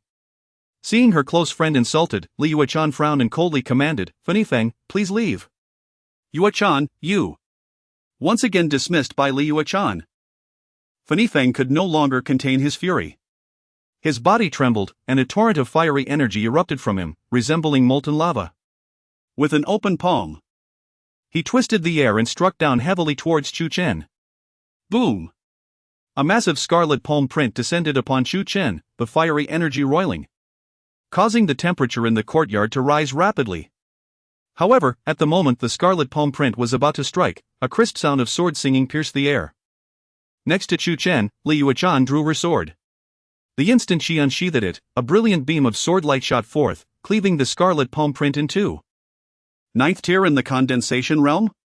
Qiu Mingyu felt a tremor in his heart as he sensed the power of Li Yuechan's strike. Hadn't she just reached the 8th tier? How had she ascended to the 9th? Indeed. Just yesterday, Liu Chan had broken into the 9th tier of the condensation realm. In the Northern Academy of the Sword Path, no student dared to claim victory over her. She truly deserved the title of genius. Liu Chan, you would strike for him. Fanny Feng's hand trembled, his fury reaching its peak. Liu Chan merely replied coldly, do not disturb our cultivation. Boom! The fiery energy within Fanny Feng exploded as he glared at Chu Chen and roared, brat! Do you only know how to hide behind a woman? Chu Chen shrugged, if someone is willing to shield me from the storm, is that not a blessing? Are you feeling jealousy, anger, or hatred? Or perhaps a combination of all three? Humph. Brat, hiding behind Liu Chan disqualifies you from winning her heart. Aren't you renowned for your extraordinary talent? How about allowing me to verify that? Instead of personally challenging you, I will have a disciple of the Flame Heaven Palace spar with you. Fanny Feng, of course, could not engage Liu Chan, as the very thought of her fighting for Chu Chen made him uncomfortable. Thus, he opted to send a disciple from the Flame Heaven Palace instead. Among the few behind him stood a disciple at the 6th tier of the condensation realm. Fanny Feng considered this level to be quite high for dealing with Chu Chen, likely capable of defeating him in one blow. Yet, he had no choice, this was the only disciple he had brought from Wei Xiantong. He longed to teach Chu Chen a lesson, and if Chu Chen agreed, it would provide an excellent opportunity to do so. Have a disciple of the Flame Heaven Palace fight Chu Chen? Xiao Mingyu glanced at the 6th tier disciple beside him, raising an eyebrow. Although the situation had turned, with other disciples from the Flame Heaven Palace set to confront Chu Chen, it was not a significant issue. A 6th tier condensation realm cultivator could still easily overpower Chu Chen. Chu Chen inquired, which one? Fanny Feng beckoned, Ishan. A sturdy male disciple of the Flame Heaven Palace, appearing to be over 17, stepped forward from behind Fanny Feng. Chu Chen assessed the man's cultivation at a glance and then smiled, why should I agree to you? Aren't you supposed to be exceptionally gifted? Are you afraid of a mere 6th tier disciple from the Flame Heaven Palace? It seems you are not only undeserving of your reputation but also a coward. Chu Chen continued. You come knocking at my door and expect me to accompany your Flame Heaven Palace disciple for a fight? If I simply agree, wouldn't that demean my worth? Offer something of value. Something of value? Fanny Feng laughed derisively. Truly a mere insect. So stingy and petty. Unfortunately, you will not benefit from this. Fanny Feng's hand clenched, revealing a spirit herb. It was an orchid with 7 emerald green leaves, each nearly a foot long, enveloped in an ethereal glow, exuding a rich fragrance. This is a 2nd tier lower grade spirit herb, 7-leaf flowing orchid. Should you defeat Ishan, I will gift it to you. A 2nd tier lower grade spirit herb? Chu Chen raised an eyebrow, truly. The young master of the Flame Heaven Palace could casually produce such a treasure. With a slight smile, Chu Chen replied, I accept your challenge. Chu Chen. Hong Ying interjected quickly. It was not that she doubted Chu Chen. After days of training, she had come to understand his strength. However, it was evident that Fanny Feng and his companions harbored ill intentions. If Chu Chen were to lose, it would not merely be a matter of embarrassment. Chapter 51, The 5 Stages of Sword Intent. Chu Chen smiled gently at Hong Ying and said, Senior Sister Hong Ying, were you not the one who encouraged me to embrace challenges from others? Hong Ying replied, this time is different. Chu Chen reassured her, do not worry. Senior Sister Hong Ying, it will be just like last time, I will not bring you shame. Reluctantly, Hong Ying chose not to dissuade him further. Outside the courtyard, Chu Chen faced Fanny Feng. In the courtyard, Chu Chen stood opposite Ishan. Ishan sneered at Chu Chen. You dare to compete with our senior brother Fun for a woman? You truly are unaware of your own insignificance. Chu Chen responded calmly. Then please enlighten me on the heights of the heavens and the depths of the earth. Arrogant brat, Ishan declared, his body suddenly trembling as a formidable force erupted from within him, causing the air to feel heavier. Raging Tide Fist. With his first strike, Ishan unleashed a powerful martial technique. As his fist surged forth, a dense force coiled around it, swiftly transforming into a deep blue fist imprint, as if forged from the very essence of the ocean. Thunderous roar. Chu Chen executed the first stance of the Thunder Fist, delivering a punch that manifested as a thunderous fist imprint, colliding with Yishan's own. Boom! A tremendous sound reverberated through the void as both fist imprints shattered simultaneously, causing Chu Chen and Yishan to stagger back a step each. Yishan, a massive figure resembling a towering pagoda, clearly embodied the strength of a power-oriented martial artist. Furious ocean waves. Yishan launched another punch, this time devoid of any tangible imprint, merely an overwhelming force. The sheer might surged towards Chu Chen like a tidal wave. And even from several meters away, Chu Chen felt an intense pressure. Thunderquake. Chu Chen unleashed the second stance of the Thunder Fist, mirroring Yishan's attack. With a resounding boom, the energies dissipated, and Yishan's assault bore no fruit. Boom! Boom! Yishan pressed on, employing a variety of martial techniques against Chu Chen.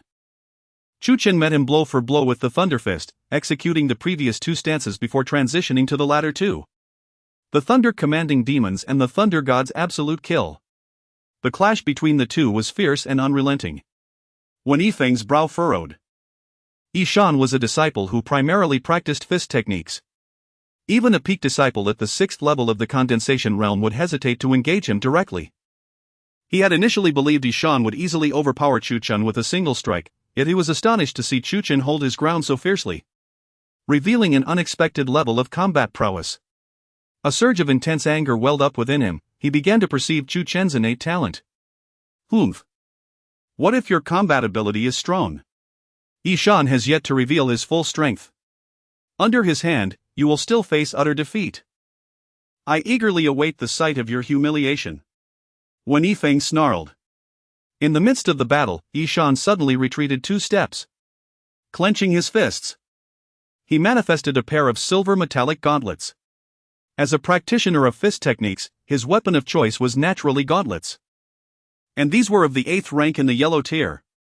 Brat, to compel me to fight you seriously is an achievement in itself. Yishan roared, stepping forward with explosive speed, delivering a crushing punch towards Chu Chen. Silver Leopard Fist. Roar! A ferocious roar echoed through the air, and a silver beast materialized from Yishan's fist, lunging ferociously at Chu Chen. Is that so? The reason you unleash your full power must be out of fear of being defeated by me, Chu Chen replied coldly, gripping his hand as the purple soul sword appeared. Swoosh! A melodious sound of the sword resonated. The moment the purple soul sword was drawn, a crimson-purple beam of light shot forth, striking the silver leopard with a resounding crack, cleaving it in twain. What a sharp sword! Yishan glanced sideways. Perhaps you are unaware that I am a swordsman. Chu Chen replied with a serene smile, then initiated his assault. Chu Chen unleashed the Blood Prison 9 swords, striking at Yishan with relentless precision. Yishan quickly swung his fists to defend, conjuring a series of ferocious silver leopards. As Chu Chen wielded his sword, he displayed unmatched power. And Yishan found himself on the defensive, nearly overwhelmed. After more than 20 sword strikes, Chu Chen's form suddenly vanished. At that moment, 16 silhouettes of Chu Chen appeared in the sky. Once again, the shadow clone technique. 16? Observing this, Xiao Mingyu instantly deduced that Chu Chen was employing the shadow clone technique, having previously fallen victim to it himself. He felt a wave of astonishment wash over him. Last time, Chu Chen could only manifest 4 clones, now he summoned 16. Had he truly perfected the shadow clone technique so swiftly? Yishan's hair stood on end as he sensed a profound threat. If he failed to respond adequately to Chu Chen's impending offensive, he might very well face defeat. Leaping leopards. Yishan swung both fists, unleashing a torrent of energy that coalesced into nearly 30 silver leopards. However, each of these leopards was merely a fraction of the size of those previously conjured. Clearly, Yishan had sacrificed the individual leopard's power to maximize his area of effect against Chu Chen. Puff! Puff! Puff! The silver leopards charged at Chu Chen, piercing through 10 of his clones. Yet, fortuitously, Chu Chen's true form blended among the remaining 6. At this moment, Chu Chen's true self stood very close to Yishan. Divine execution. Now in close quarters, Chu Chen deemed it unnecessary to unleash the strongest sword strike from the Blood Prison 9 swords, opting instead for the 10th sword. Simultaneously, he unleashed his formidable five-stage sword intent. Boom! The five-stage sword intent surged forth like a tidal wave, augmenting a blood-red sword light that descended violently upon Ishan. Ishan's scalp tingled as he hastily raised his fists to defend. A massive silver leopard materialized before him. Yet how much power could Ishan muster in such a desperate moment? Crack! In an instant, the colossal silver leopard was cleaved in two. The blood-red sword light continued its descent, and Ishan crossed his arms to shield himself. Bang! In a heartbeat, Ishan was sent flying dozens of meters away. The gauntlets on his fists bore glaring white marks. His chest and abdomen bore horrific wounds, blood gushing forth. Had it not been for the gauntlet's protection, the severity of his injuries would have been unimaginable. Yet external wounds were secondary, his internal injuries were dire. His organs trembled violently, with many sustaining cracks. And internal bleeding was extensive. Chapter 52, an incident from 7 years ago. With a thud, Ishan collapsed to the ground, spewing several mouthfuls of blood. Unable to rise for a moment, his pale visage turned towards Chu Chen, disbelief still flickering in his eyes. I actually lost? Indeed, you have lost. Chu Chen replied indifferently as he sheathed his sword, seemingly unperturbed by the lofty claims of the heavens or the weight of the earth. 5 levels of sword intent? How could this boy possibly comprehend 5 levels of sword intent? Ishan's defeat incited a tempest of fury within Fanifeng. However, what stirred his emotions even more was the revelation that Chu Chen had unleashed 5 levels of sword intent. Many second-tier warriors in the condensation realm had yet to grasp even the first level of sword intent, with only a few mastering the second. Yet, Chu Chen, at the same second-tier level, had achieved 5 levels of sword intent. Such talent in the sword path was nothing short of monstrous. 5 levels of sword intent, how infuriating! Xiao Mingyu was equally taken aback by Chu Chen's prowess, his expression darkening. He had intended to use Ishan to teach Chu Chen a lesson, but never expected Ishan to be defeated. Ha, Chu Chen has triumphed. Hong Ying, already aware of Chu Chen's mastery of 5 levels of sword intent, was not surprised. Her earlier worries about the battle dissipated, replaced by joy. As for Li Yuechan, she too felt elated that Chu Chen had bested Ishan. As Chu Chen slowly approached the entrance of the small courtyard, he said, "Now, hand over the 7-leaf flow orchid." Fanifeng's expression soured. Yet he still tossed the 7-leaf flow orchid towards Chu Chen with considerable force. Chu Chen caught it and promptly stored it within his spatial ring, offering a faint smile to Fanifeng. I gratefully accept. Chu Chen. Fanifeng snorted coldly. You dare to covet Yuechan? Do you think this is the end? Oh. And what do you intend to do? Do you mean to act directly within the Qinghe Dao Academy? I must remind you, this is Qinghe Dao Academy. Not your Fenshin Hall, Chu Chen replied calmly. Humph. Even if this is not Fenshin Hall, I shall still teach you a proper lesson. With a grand gesture, Fanifeng summoned 4 attendants to step forward.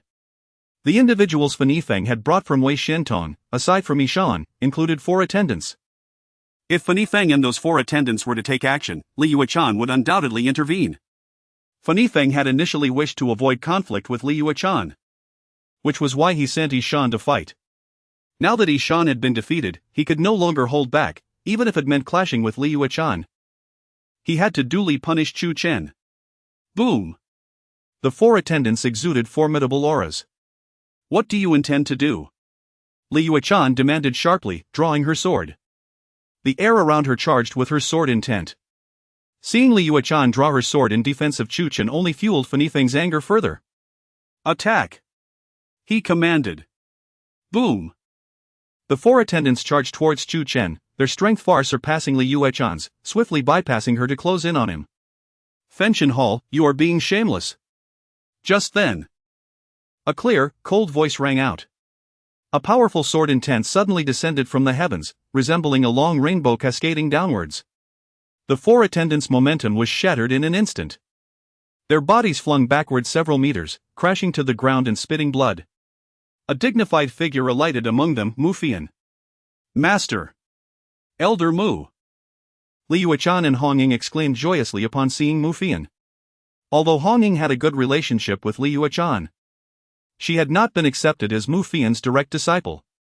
After Fanifeng and Wei Xiantong departed, Yan Nanshan and the upper echelons had a brief discussion. Once it concluded, Mu Fian made her way to Li Yuechan's residence and, upon witnessing the scene unfolding outside Chu Chen's small courtyard, rushed over. Elder Mu Fanifeng's expression changed dramatically at the sight of Mu Fian. "Leave!" Mu Fian commanded coldly, not daring to provoke the hot-tempered elder. Fanifeng quickly retreated with his men. Xiao Mingyu. Before they departed, Hong Ying cast a scornful glance at Xiao Mingyu. "Last time you were beaten by Chu Chen. And your injuries haven't healed yet. Be careful not to injure yourself further, you might not be able to rise from bed for 6 months.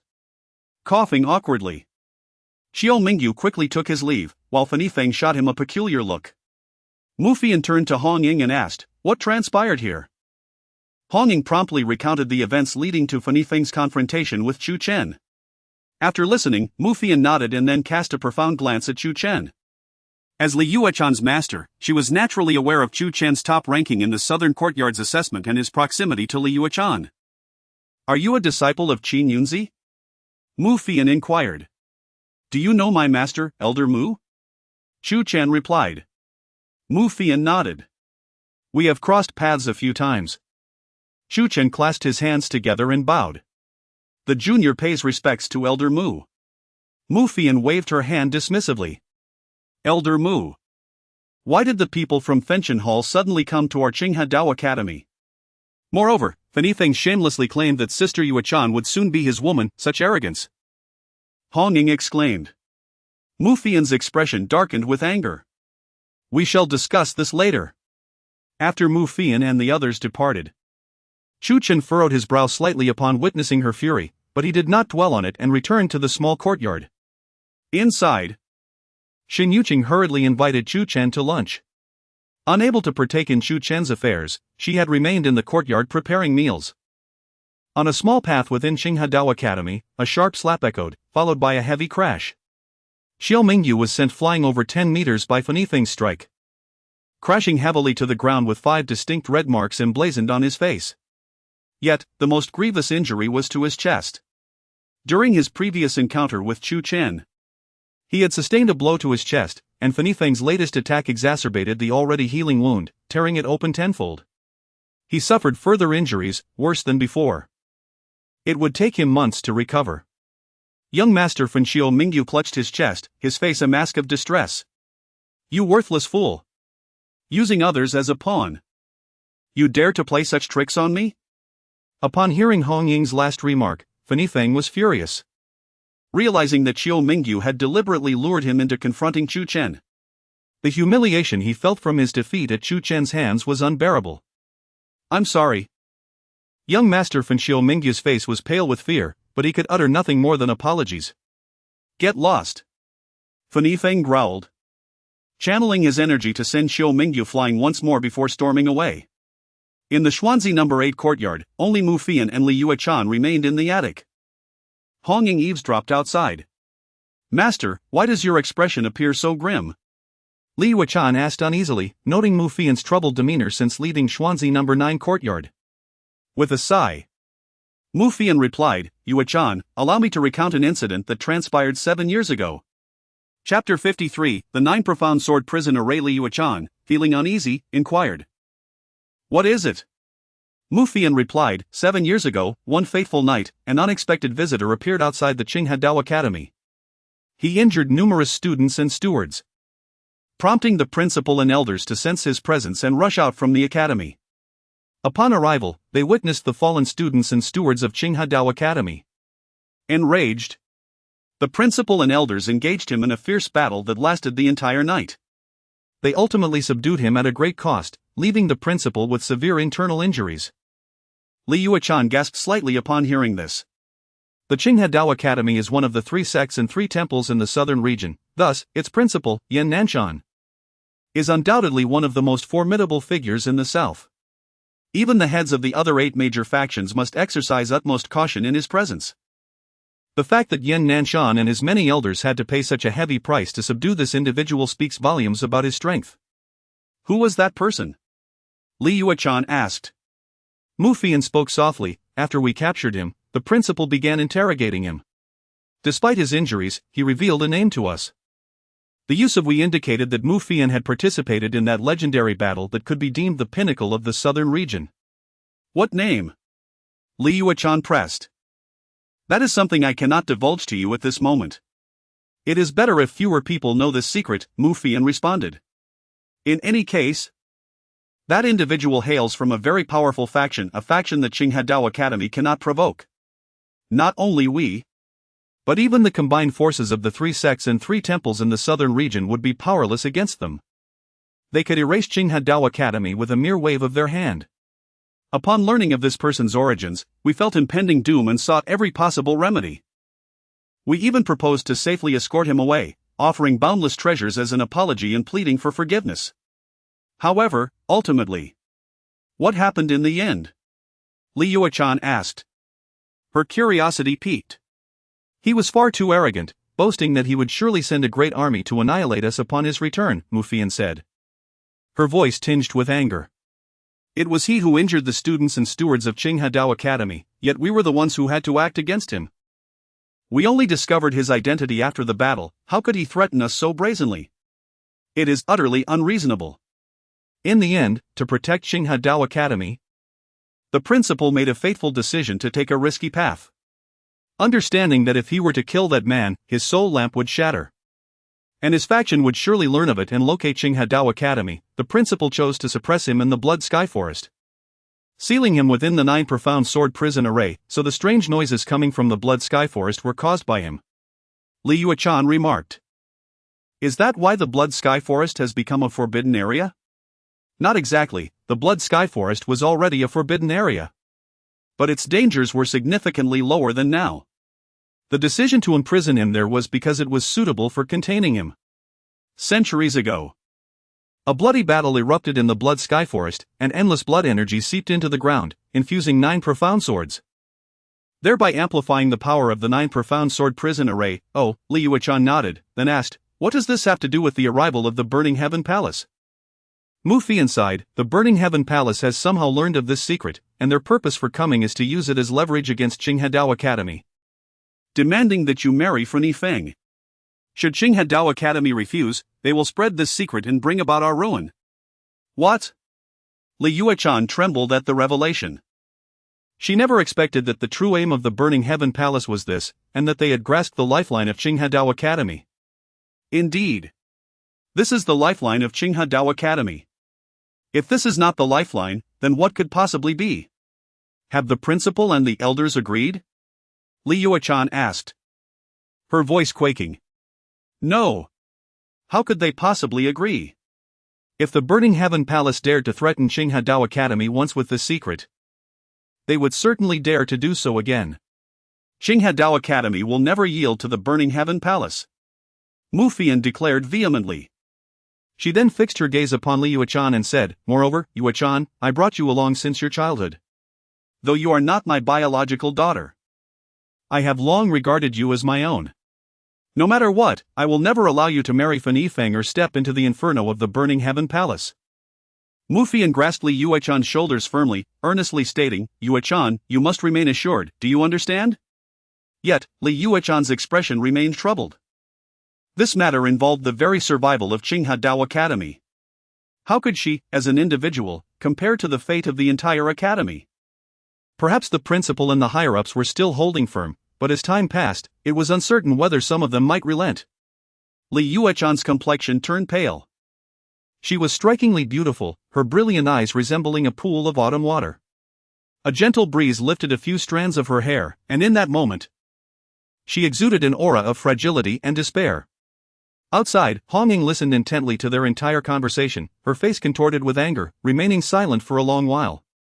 In the Xuanzi No. 9 Academy, Chu Chen had just finished his meal and was preparing to refine the 7-leaf flowing orchid that Feni Feng had given him when Hong Ying approached him again. Senior sister Hong Ying, you're here to practice again so soon? Chu Chen smiled. Hong Ying shook her head. Chu Chen, I need to tell you something. What is it? Senior sister Hong Ying? Chu Chen noticed that her demeanor was unusual, and he became serious. Hong Ying recounted everything she had heard. After listening, Chu Chen was equally astonished. On one hand, he did not expect the blood shadow to have such a mysterious origin, on the other. He was shocked that the Burning Heaven Palace would use this as leverage against Qinghedao Academy. I don't know why I felt compelled to share this with you, as no one can change the outcome. However, it was unbearable to keep it bottled up, so I had to come to speak with you, Hong Ying sighed. Having said that, she turned and left. Chu Chen stood in place, gazing in the direction of the Xuanzi No. 8 Academy. In his mind, the image of Li Yuechan presenting him with the Elder Token from the North Academy surfaced, along with the memory of her standing up for him during the South Academy assessment against Lu Yunfeng. He couldn't help but recall their absurd moments by the small river in the Heiyue mountain range. With a resolute heart, Chu Chen made a decision. Chapter 54, The Oath of the Great Path, Courtyard No. 8 of Xuanzi. Mu Fian had already departed, leaving Li Yuechan to sit alone in her chamber. Suddenly, a knock echoed through the courtyard. Opening the door, Li Yuechan was met with the sight of Chu Chen. "It's you?" she inquired. "Indeed," Chu Chen replied with a smile. "Is there something you need?" Li Yuechan asked. "Senior sister, Hong Ying has informed me of the purpose behind Feng Yifeng and the others' arrival," he stated. "I see," she acknowledged. "You likely do not wish to go to the Burning Heaven Palace, do you?" Chu Chen ventured. "What are you implying?" she retorted. "All I need to know is whether you are unwilling to go to the Burning Heaven Palace," he clarified. The relationship between Li Yuechan and Chu Chen had become quite intricate. Although Chu Chen had made a certain decision, he still required Li Yuechan's confirmation of her thoughts before proceeding. Li Yuechan, unable to grasp Chu Chen's true intentions, simply nodded and replied, "I do not wish to. I merely sought to inquire, then it's settled. I shall take my leave, do rest well, senior sister," he concluded, turning to depart. Watching his retreating figure, Li Yuechan remained perplexed. Upon returning to his small courtyard, Chu Chen promptly activated the heaven-devouring emperor scripture to refine the seven-leaf Lulan. To undertake the perilous task ahead, he needed to elevate his cultivation to the utmost. After half an hour, the scripture fully refined the seven-leaf Lulan, allowing his cultivation to break through to the third level of the condensation dam realm, with his sword intent reaching the pinnacle of the fifth stage. Despite the seven-leaf Lulan being a second-tier low-grade spiritual herb, the energy required for each breakthrough in cultivation had significantly increased with his progress. And surpassing the sword realm was inherently more challenging, which explained why his sword intent had not advanced. After refining the herb, Chu Chen grasped the ninefold prison tower that hung around his neck. With a thought, his consciousness delved into the internal space of the tower. Within an endless purgatory, countless terrifying black-red flames roared. The ninefold prison tower loomed majestically, standing tall between heaven and earth. What does Blood Shadow truly fear? Chu Chen pondered aloud. Perhaps it is the energy within you that instills fear. His gaze shifted to the black-red flames. These flames must emanate from within you, regardless. They are tainted with your energy. I wonder if he fears them.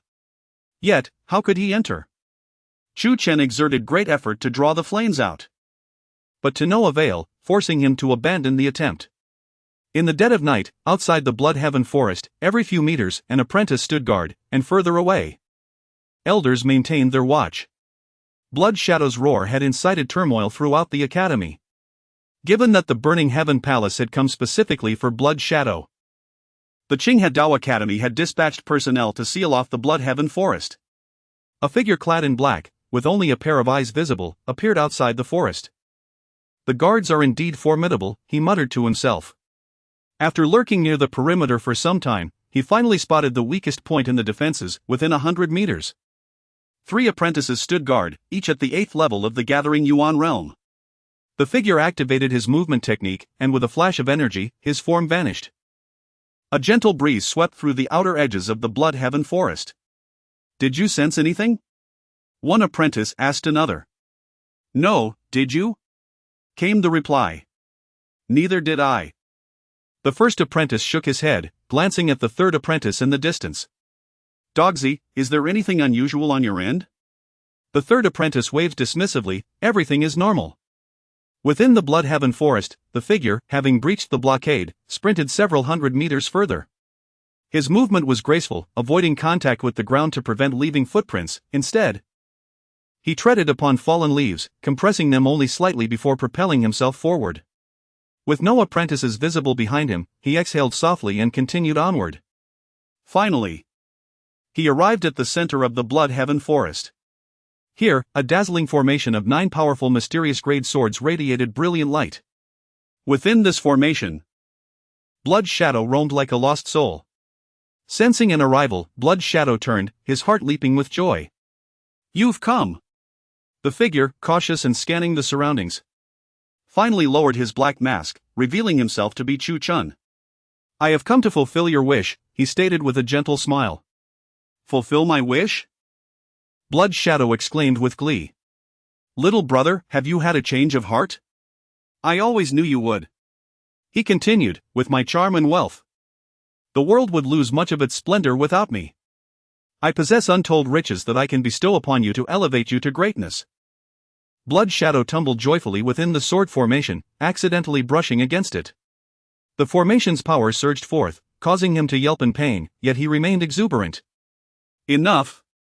Chu Chen interjected, uninterested in Blood Shadow's self-aggrandizing. "I have a few conditions." "What conditions?" "Speak. I will reach for the stars for you." Blood Shadow leaned closer to the edge of the sword formation, eyes gleaming with anticipation. "The first condition is that after I save you, you must not harm me. The last time I refrained from releasing you was largely due to your overwhelming strength, which posed a threat to my safety. However, for Liu-chan, I must proceed this way. Fear not. You are my savior, why would I harm you? I swear I will not," Blood Shadow declared. "You must swear it," Chu Chen insisted. "Fine, I swear." Blood Shadow immediately made his oath, channeling a strand of his soul energy into his palm, which then dissipated into the ether. Resonating with the heavens, he murmured incantations. Ordinary oaths hold little weight for warriors, but the oath of the Great Path is different. It resonates with the universe and pierces the heart.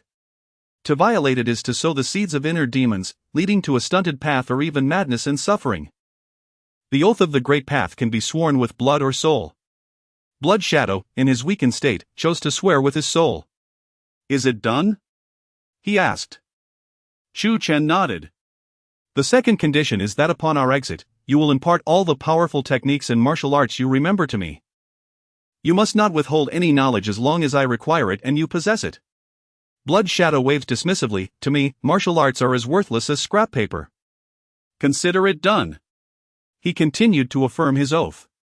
Chapter 55, The Backlash of the Sword Array. Chu Chen continued, "The third condition is that once you exit the Sword Array, you must refrain from seeking revenge against the Qinghadao Academy or causing any harm to it." The Qinghadao Academy was the very faction where Chu Chen had cultivated. If it were to fall, where would he practice? Moreover, his master, Qin Jianzi, had once been an elder of that academy. For his own sake, and for Qin Jianzi's, he could not bear to see the Qinghadao Academy come to harm, let alone face annihilation. It was simply inconceivable, absolutely impossible. However, upon hearing this, Shuiying immediately protested. "I can agree to the first two conditions, but this one is absolutely out of the question. Those old geezers at the Qinghadao Academy have imprisoned me in this desolate place for 7 years. 7 years. Do you have any idea what I endured during that time? No water, no companionship, not even a breeze. I have literally turned into a primitive man. I have long awaited the moment to destroy the Qinghadao Academy upon my escape. How can you propose such a condition to me?" Chu Chen replied coolly. "I am aware of the circumstances surrounding your conflict with the Academy 7 years ago. Do not delude yourself into thinking you bear no blame. Had you not attacked the Academy's disciples first, would they have retaliated? Furthermore, they sought to apologize afterward, but you refused their overtures. What more could they have done?" Shuiying retorted, "What about these 7 years? Who will compensate me for the youth I have lost?" Chu Chen responded, "That would be you. You made your own choices. Who else can be held accountable?" "Impossible!" Shuiying exclaimed. "Very well, then remain in your predicament," Chu Chen said as he turned to leave. "Wait!" Shuiying called out. "What is it?" Chu Chen inquired. Didn't TA Group come to your Qinghe Dao Academy today? I vaguely heard that they seem to be using me as leverage against the academy. Even if you refuse to release me, surely they would. Chu Chen chuckled. How did you come to that conclusion? You only hear what you wish to hear. What do you mean? Shui Ying asked. They indeed intend to use your secret to coerce you, but they do not intend to free you. They lack the capacity to do so. They stated that if the Qinghe Dao Academy agreed to collaborate with them, they would join forces to suppress you once more. At that point, a decade, or even a century, of confinement might await you. Enjoy your solitude. What? This is outrageous. Shui Ying seethed, but upon reflection, he found Chu Cheng's words to hold some truth. Wait! Shui Ying cried out again. Chu Cheng turned. I offer you one final opportunity. Decide quickly. For I shall not return if you do not. After much internal struggle, Shui Ying conceded, I agree. Revenge? He yearned for it deeply. Yet, he could not bear to remain ensnared here any longer. 7 years had already been unbearable. If he were to endure another decade or century, he would surely suffocate in solitude. Wise choice, Chu Cheng remarked with a smile, and he approached the ninefold prison tower, positioning it near the 9 Xian sword prison array. Shui Ying's eyes sparkled with anticipation. After 7 long years, freedom was finally at hand. As the ninefold prison tower neared the sword array, a series of crackling sounds echoed. Reminiscent of thunderclaps, as the energy enveloping the array began to dissolve, revealing fine cracks and fissures. In the blink of an eye, Shui Ying sensed that half of the 9 Xian sword prison array had been breached. However, the rate of dismantling slowed significantly thereafter. For the array's power intensified as it approached its core. Suddenly, Chu Cheng's garments were ripped, a sign that he had been grazed by sword energy. Furrowing his brow, he pondered the cause. Shui Ying shouted, You must endure. Although the treasure in your hands can easily dismantle this sword array, your own strength is insufficient. Once it collapses, the backlash will be transmitted to you, causing injury. You must hold on. Chu Cheng realized the wisdom in Shui Ying's words. He indeed felt a force of backlash coursing through the ninefold prison tower. Adjusting his breathing, he pressed on with the dismantling. More fissures emerged on the surface of Chu Cheng's clothing, multiplying rapidly. In an instant, dozens of tears marred his robe. Ugh! A muffled groan escaped Chu Cheng's lips as blood trickled from him. The intensifying backlash not only rent his attire but also inflicted wounds upon his flesh. Given that the 9 Xian sword prison array was a sword array, the backlash manifested as sword energy, leaving him with grievous sword wounds. More and more sword wounds materialized on Chu Cheng's body, 3, 5, 7, 10. The agony surged, continually tormenting him. Soon, the number of sword wounds on his body reached dozens. Clad in dark attire, he was now transformed into a figure drenched in blood. A pained roar erupted from Chu Cheng's throat, the excruciating pain felt akin to being flayed alive, comparable to the punishment of Ling Qi. You must hold on. You must endure. The array is on the verge of collapse. Shui Ying urged frantically. Chu Cheng's eyes were bloodshot, and his body felt as though it would tear apart. Thoughts of Li Yuechan, the poetic beauty who had assisted him countless times since their initial misadventure, flooded his mind. He could not allow her to wed the burning heaven palace. With a grim determination, Chu Chen gritted his teeth, resolute. Let 1,000 blades pierce me, yet I shall remain unyielding. As time passed, the blood flowing from Chu Chen increased. Finally, a thunderous crash echoed as the 9 Xian sword prison array succumbed to his efforts. Chu Cheng's body trembled, nearly faltering under the strain. As the array collapsed, the 9 formidable Xian-grade swords lost their support and plummeted to the ground. At that moment, Shui Ying stood in the void, no longer concealed. He had regained his freedom. Chapter 56, The fiery prison blood shadow was neither a monster nor any other species, he was a man. Clad in a tattered, blood-red robe, he was emaciated, with disheveled hair and a face caked in dust, rendering his age indiscernible. As he surveyed his surroundings, he appeared somewhat dazed. Seemingly astonished that he could emerge from the formation after 7 years, still in disbelief. Ha ha ha! I am free! I am free! He roared. tilting his head back in wild laughter, exuding an air of unrestrained exuberance. Suddenly, his gaze fell upon Chu Chen, his eyes glimmering with a blood-red hue, flashing with an inexplicable color. "Come forth. If you are not afraid of being struck by heavenly lightning, then come." Chu Chen, weakened and bloodied, looked at Blood Shadow and replied, "Ha! You dare negotiate with me?" Blood Shadow cackled. "Indeed. I may not harm you, but I can certainly play with you." As he spoke, Blood Shadow approached Chu Chen, intent on toying with him before fulfilling his promise. Chu Chen's expression turned uneasy. He believed Blood Shadow would not harm him. Yet the play he referred to would surely not be pleasant. Standing before Chu Chen, Blood Shadow extended his hand. At that moment, the pendant of the 9-layered prison tower around Chu Chen's neck erupted in a brilliant light. A tremendous force surged forth, unexpectedly drawing Blood Shadow inside. "What is this place? Let me out! Let me out!" Blood Shadow's frantic cries echoed from within the 9-layered prison tower. Chu Chen was momentarily taken aback, quickly delving into the tower's depths. In the boundless expanse of the inferno, an endless blaze of black and red flames flickered, forming a prison that contained Blood Shadow. Upon witnessing this scene, Chu Chen's face lit up with uncontainable joy. He understood that the 9-layered prison tower had a restraining effect on Blood Shadow. And though he had previously attempted to lure the black-red flames out, he had not succeeded. Now, the tower had directly drawn Blood Shadow in and confined him. Is it because it sensed Blood Shadow's intent to harm me? What is this place? Blood Shadow exclaimed as he rushed toward the fiery prison, only to be repelled by the searing heat. The intensity of the flames was even greater than that of the sword formation composed of 9 profound swords. "Have you not yet realized?" Chu Chen smiled faintly. Suddenly, Blood Shadow caught sight of the towering structure, equal in height to the heavens, situated at the center of the inferno. This is the pendant hanging around your neck. My goodness! I sensed it was an extraordinary item.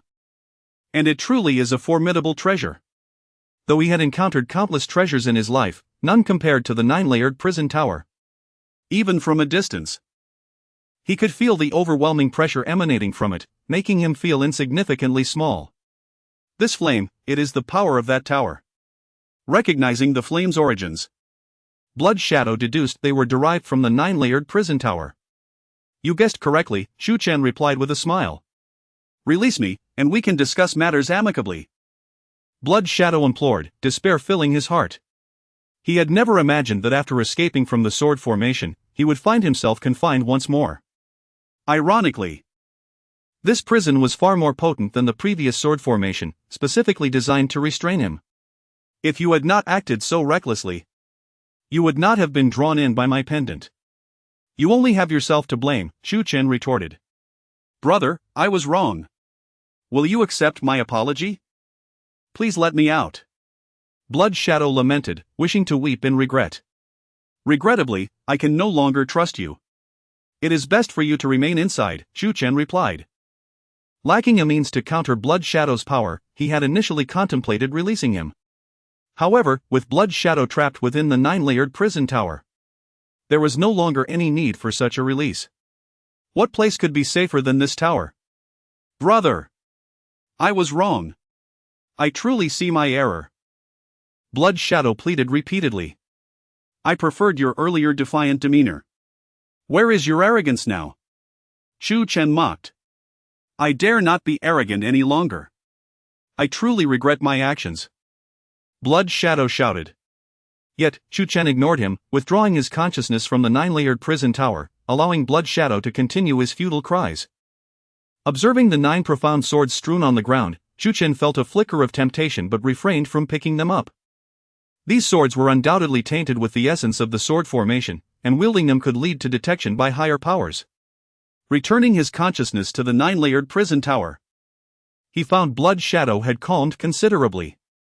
Rather than harboring resentment toward Chu Chen, Blood Shadow was more consumed by regret for his foolish actions. "Can you create a sound and condense a blood light just before leaving the blood forest?" Chu Chen inquired of Blood Shadow. "What do you mean?" Blood Shadow asked. "Essentially, You need to express that you acknowledge your past mistakes and no longer wish to seek vengeance against the Qinghedao Academy. As for the bloodlight, it should depict your departure, Chu Chen explained. If Blood Shadow simply escaped, the Qinghedao Academy would undoubtedly be anxious, uncertain of when he might return with intentions of vengeance.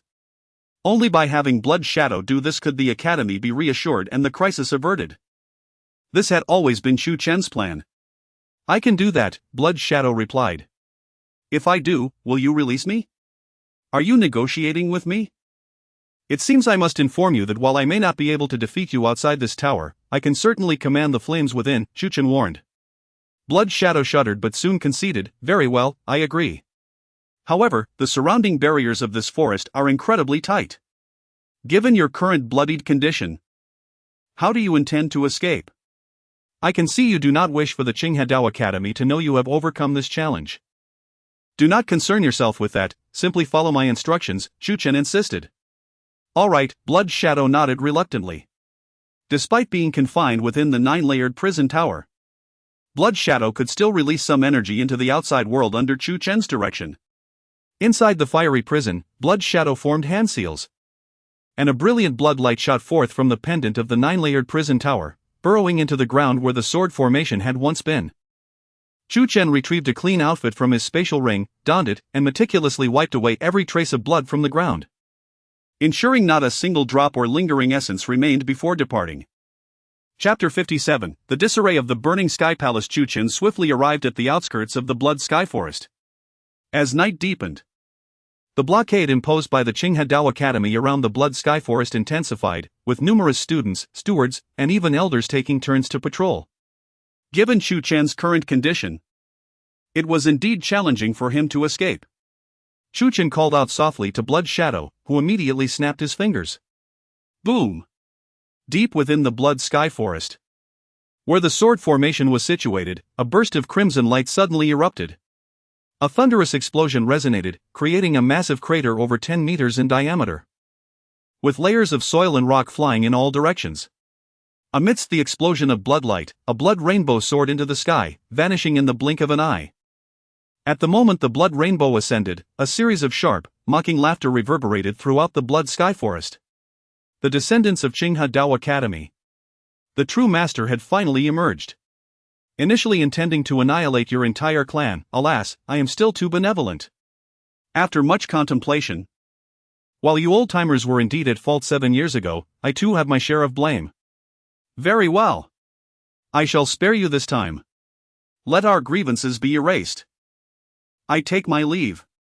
Hearing Blood Shadow's words, Chu Chen felt a twinge of helplessness. Blood Shadow was indeed quite carefree. What was happening? What was that sound? Something shot up into the sky. Could it be the monster lurking deep within the Blood Sky Forest? All students, stewards, and elders tasked with blocking the Blood Sky Forest witnessed this scene. The students and stewards were astonished, while the elders' expressions changed dramatically.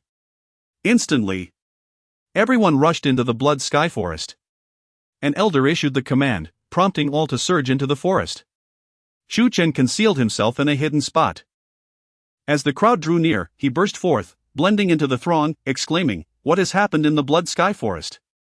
You scared me to death." Within the flame prison, Blood Shadow blinked lightly. "You rascal." A group of elders ventured deep into the Blood Sky Forest. Gazing at the enormous crater and the 9 scattered Shen-grade swords on the ground, rendered speechless, they subsequently ordered the students to leave, while Chu Chen returned to his small courtyard. Upon returning to the Xuanji No. 9 courtyard, Shen Yuqing was utterly horrified at the sight of Chu Chen covered in blood, repeatedly asking him what had transpired. Chu Chen reassured her not to worry or concern herself, he was unharmed. He promptly washed his body with warm water and applied healing ointment. Some injuries had reached his bones, but fortunately, his internal organs were unscathed. With the application of ointment, the ingestion of healing elixirs, and a period of rest, he would soon recover. That evening, Yan Nanshan led a large contingent of high-ranking officials to the Blood Sky Forest. Astonished by the colossal pit created by the explosion, Yan Nanshan inquired of an elder, "Did you witness him leaving with your own eyes?" The elder responded, "Director, I saw a blood rainbow shoot into the sky. In the Blood Sky Forest, who else could ascend in such a manner besides him? Yan Nanshan pressed. Did you fail to catch a glimpse of his figure? The elder smiled wryly. Director, you know well how formidable he is. Yan Nanshan continued, were his words truly sincere? The elder replied solemnly, all the students outside the Blood Sky Forest heard him. If you fear I might err, you can ask more students. Every word I spoke is undeniably true. He truly said he would not seek vengeance against us. Yan Nanshan inhaled deeply and gently closed his eyes. Who would have thought that after we exerted all our efforts to lay the 9-shin sword prison formation, believing we could suppress him for several more years, he would break through the formation so easily? His power is indeed formidable. However, we have witnessed his pride and arrogance 7 years ago. A person so haughty, imprisoned by us for 7 years, how could he emerge unchanged? Could it be that he truly harbors no desire for revenge? It is difficult to say. For people do change. He is undoubtedly a prodigy of unparalleled talent. There must be moments of enlightenment. Perhaps during his 7-year confinement in the sword formation, he genuinely grasped some truths, leading him to speak as he did. Now that he has escaped, and has not sought trouble with us, I still wish to believe that he has indeed transformed. The high-ranking officials engaged in fervent discussion, exchanging thoughts. Ultimately, they reached a consensus. Blood Shadow had indeed changed. Of course, they did not dismiss other possibilities. However, as the senior members of the Qinghadao Academy, they were inclined to believe in the more favorable interpretation. Yan Nanshan opened his eyes, exhaling softly, a smile gracing his face. After contemplation, he too preferred to see the brighter side.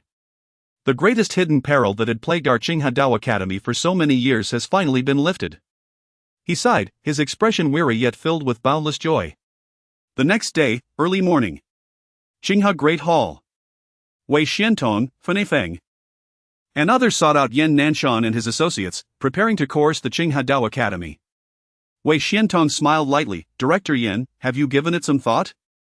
If you marry Li Yuechan to young Master Feng and acknowledge the Burning Sky Palace as the leader, the Burning Sky Palace can assist the Qinghadao Academy in resolving that crisis. Yan Nanshan replied, crisis? What crisis? Our Qinghadao Academy is thriving, and at present, there seems to be no significant crisis. Wei Xiantong chuckled, Director Yan, we are both straightforward individuals, there is no need for pretense. The existence suppressed deep within the Blood Sky Forest, that is the lifeline of your Qinghadao Academy. Yan Nanshan countered. What existence has our Qinghadao Academy suppressed? The Blood Sky Forest was designated as a forbidden area due to a fierce battle centuries ago, filled with various blood energies, causing the essence of heaven and earth to become muddled, thus making it difficult to absorb. There is nothing particularly special within. Wei Xiantong frowned slightly. If Director Yan insists on this line of reasoning, it will not be amusing. An elder from the Northern Academy of Qinghadao interjected, Wei Xiantong, do you not comprehend what we are saying? Very well, since you are so relentless, we shall take you to the Blood Sky Forest to see for yourself. Wei Xiantong laughed heartily, I could not ask for more. Deep within the Blood Sky Forest, before the shattered massive pit, Wei Xiantong's expression darkened. How could this be? There is residual sword intent here, clearly the location of the sword formation, but where is Blood Shadow? Where has he gone? Although the Blood Sky Forest is designated as a forbidden area, there are still occasions when some elders enter to cultivate.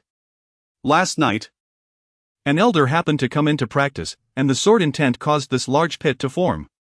Yan Nanshan intentionally left this crater as a message to Wei Xiantong. Blood Shadow is no longer here. Yan Nanshan sneered, Elder Wei, do you have any further questions? Chapter 58, The Battle for Kingship. The expressions of Wei Xiantong and Fanifeng were exceedingly grim. In this fleeting moment, Wei Xiantong's mind was flooded with various conjectures. Had the Blood Shadow been transferred? Impossible. The very reason they had suppressed the Blood Shadow here was due to the blood energy beneath the Blood Forest, which fortified the array. Not to mention, during the transfer, it was highly likely that the array would collapse, allowing the Blood Shadow to escape. Even if it were truly transferred, there was no place more suitable for suppression than the Blood Forest. Had the Blood Shadow been slain?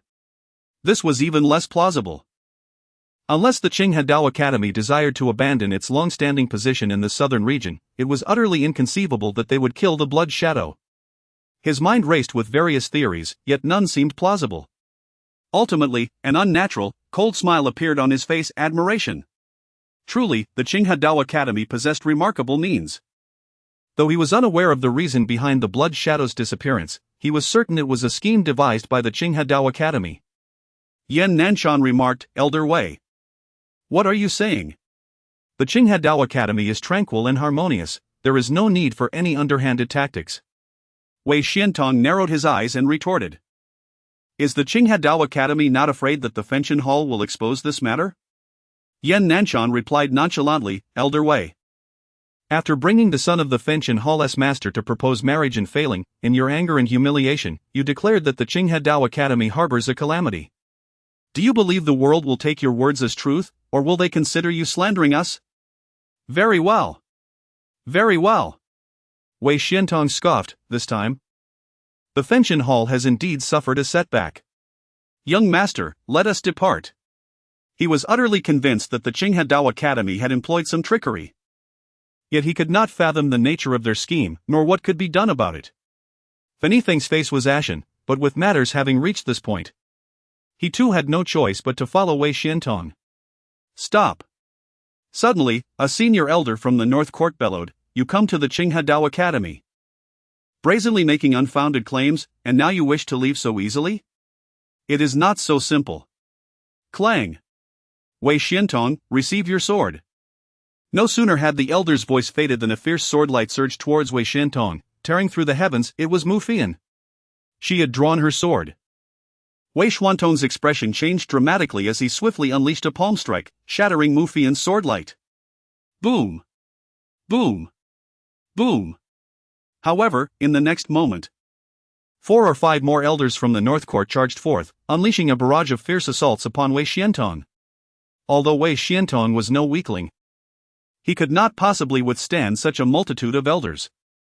Before long, he was forcefully defeated, adorned with numerous wounds, his internal organs displaced, appearing as a beggar in disarray. After sending Wei Xiantong flying, Mu Fian fixed her gaze upon the bewildered Fanifeng and struck again with her sword. How dare you, a mere pretender, covet my disciple? You think you are worthy? Even with only a fraction of her power, Mu Fian's strike was far beyond Fanifeng's capacity to block. Bang! Fanifeng was instantly sent flying, his clothing torn as blood seeped from the corner of his mouth, his complexion pale. Young master! We must go. Wei Xiantong knew that they had bullied the Qinghe Dao Academy too severely the previous day. Now that the tables had turned, the Qinghe Dao Academy would undoubtedly seize the opportunity to teach them a lesson and vent their frustrations. He dared not utter any threats and hurriedly grasped Fanifeng, fleeing the blood forest. Yan Nanshan made no attempt to stop their departure, merely gazing down at the vast pit, a sigh of contemplation etched upon his face. This issue, which had plagued them for 7 years, had been resolved in such a manner. After leaving the blood forest, Fanifeng wiped the blood from the corner of his mouth, looking disheveled as he asked, Uncle Wei, what on earth happened? Where is that person? How could he not be in the blood forest? Wei Xiantong's expression darkened. Young master, I do not know. What I can affirm is that the Qinghe Dao Academy has undoubtedly meddled with that existence. And it likely happened last night. A disciple of the Fenshin Hall interjected. Young master, Elder Wei, it seems there was commotion in the Qinghe Dao Academy's blood forest last night. I heard it was bustling with activity. Fanifeng seethed.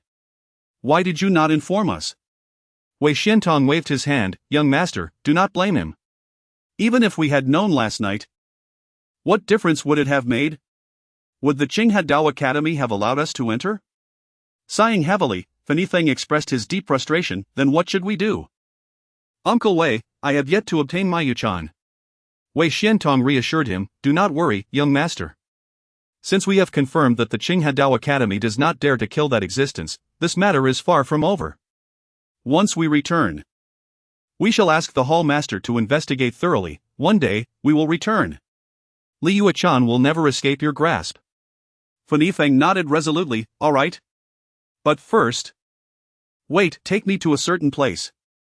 What place? Young master, we must hasten our departure from the Qinghe Dao Academy. Just follow me. In the Xuanzi No. 9 courtyard, Chu Chen sat in the attic, having removed his outer garments, preparing to apply ointment to his wounds. Suddenly, a disheveled group arrived. Chu Chen! Chu Chen! Get out here!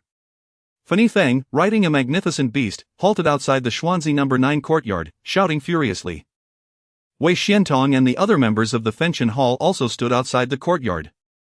Hearing the commotion, Chu Chen leaned out the window from the second floor. Observing the distressed appearance of Fanny Feng and his companions, a faint smile gracing his lips. Oh, is this not young Master Fan? What happened? Your clothes are in tatters. Why are you riding a mount? Planning to leave without having fun for a few more days? Seeing their disheveled state, Chu Chen immediately deduced that matters had been resolved. And they had been unceremoniously expelled. You brat! How dare you mock me? Fanny Feng shouted angrily at Chu Chen, do you know about the battle for kingship? The battle for kingship? Chu Chen raised an eyebrow, fully aware of this event. It was an esteemed gathering jointly held by the 3 sects, 3 halls, and 3 academies of the southern region. Occurring once a year. Its purpose was to facilitate martial exchanges among the talented individuals from these factions, allowing them to experience the fierce competition among their peers and grow more rapidly. Though named the Battle for Kingship, it did not entail actual kingship. The most outstanding talents in the event would receive specific titles, gaining renown in the southern region, akin to kings among the younger generation, hence the name. Of course, the Battle for Kingship had its restrictions. Some talents from the 9 major forces were ineligible to participate. For instance, in the Qinghe Dao Academy, students from the Tian Academy could not join, only those from the North Court were allowed. Among the 3 sects and 3 halls, core disciples were also barred. Only inner disciples could participate. This was because many Tian Academy students and core disciples had already participated once, and to allow them to enter again would be unfair. Chapter 59, Li Yuechan, I will help you apply medicine, do you know? Chu Chen inquired. The king's battle is only a little over 80 days away this year. Although I am reluctant to admit it, your talent is indeed commendable. With more than 80 days remaining, as long as you put in the effort, it is not impossible for you to be selected by the Qinghe Academy to participate in the king's battle. Fomi Feng asserted fiercely. I will also participate in this year's king's battle. I will be waiting for you inside. As long as you join, I will make you understand the consequences of your provocation yesterday. Chu Chen's actions the day before had ignited a deep-seated resentment in Fomi Feng. Fomi Feng had planned to humiliate Chu Chen by bringing Li Yuechan to him after Qinghe Academy sanctioned their marriage. Such a punishment would undoubtedly be the most ruthless for someone like Chu Chen, who pursued Li Yuechan. However, now that his plan to leverage the blood shadow against Qinghe Academy had failed, he was left in uncertainty regarding when he could claim Li Yuechan for himself or exact revenge on Chu Chen.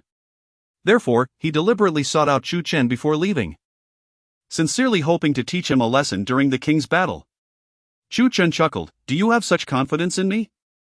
Fomi Feng replied. If you cannot even secure a spot in the king's battle, what difference is there between you and a coward, a waste? Of course, if you are too afraid to face me and thus choose not to attend the king's battle, then I shall say nothing. Chu Chen smiled. Whether I attend the king's battle remains uncertain. However, I can assure you that my decision is of no concern to you. Humph. Stubborn. Fomi Feng retorted. You scoundrels from the Burning Heaven Palace, what are you still doing here at Qinghe Academy? Leave. Clang. A crisp sound of a sword echoed, and a powerful sword intense surged forth like a tidal wave.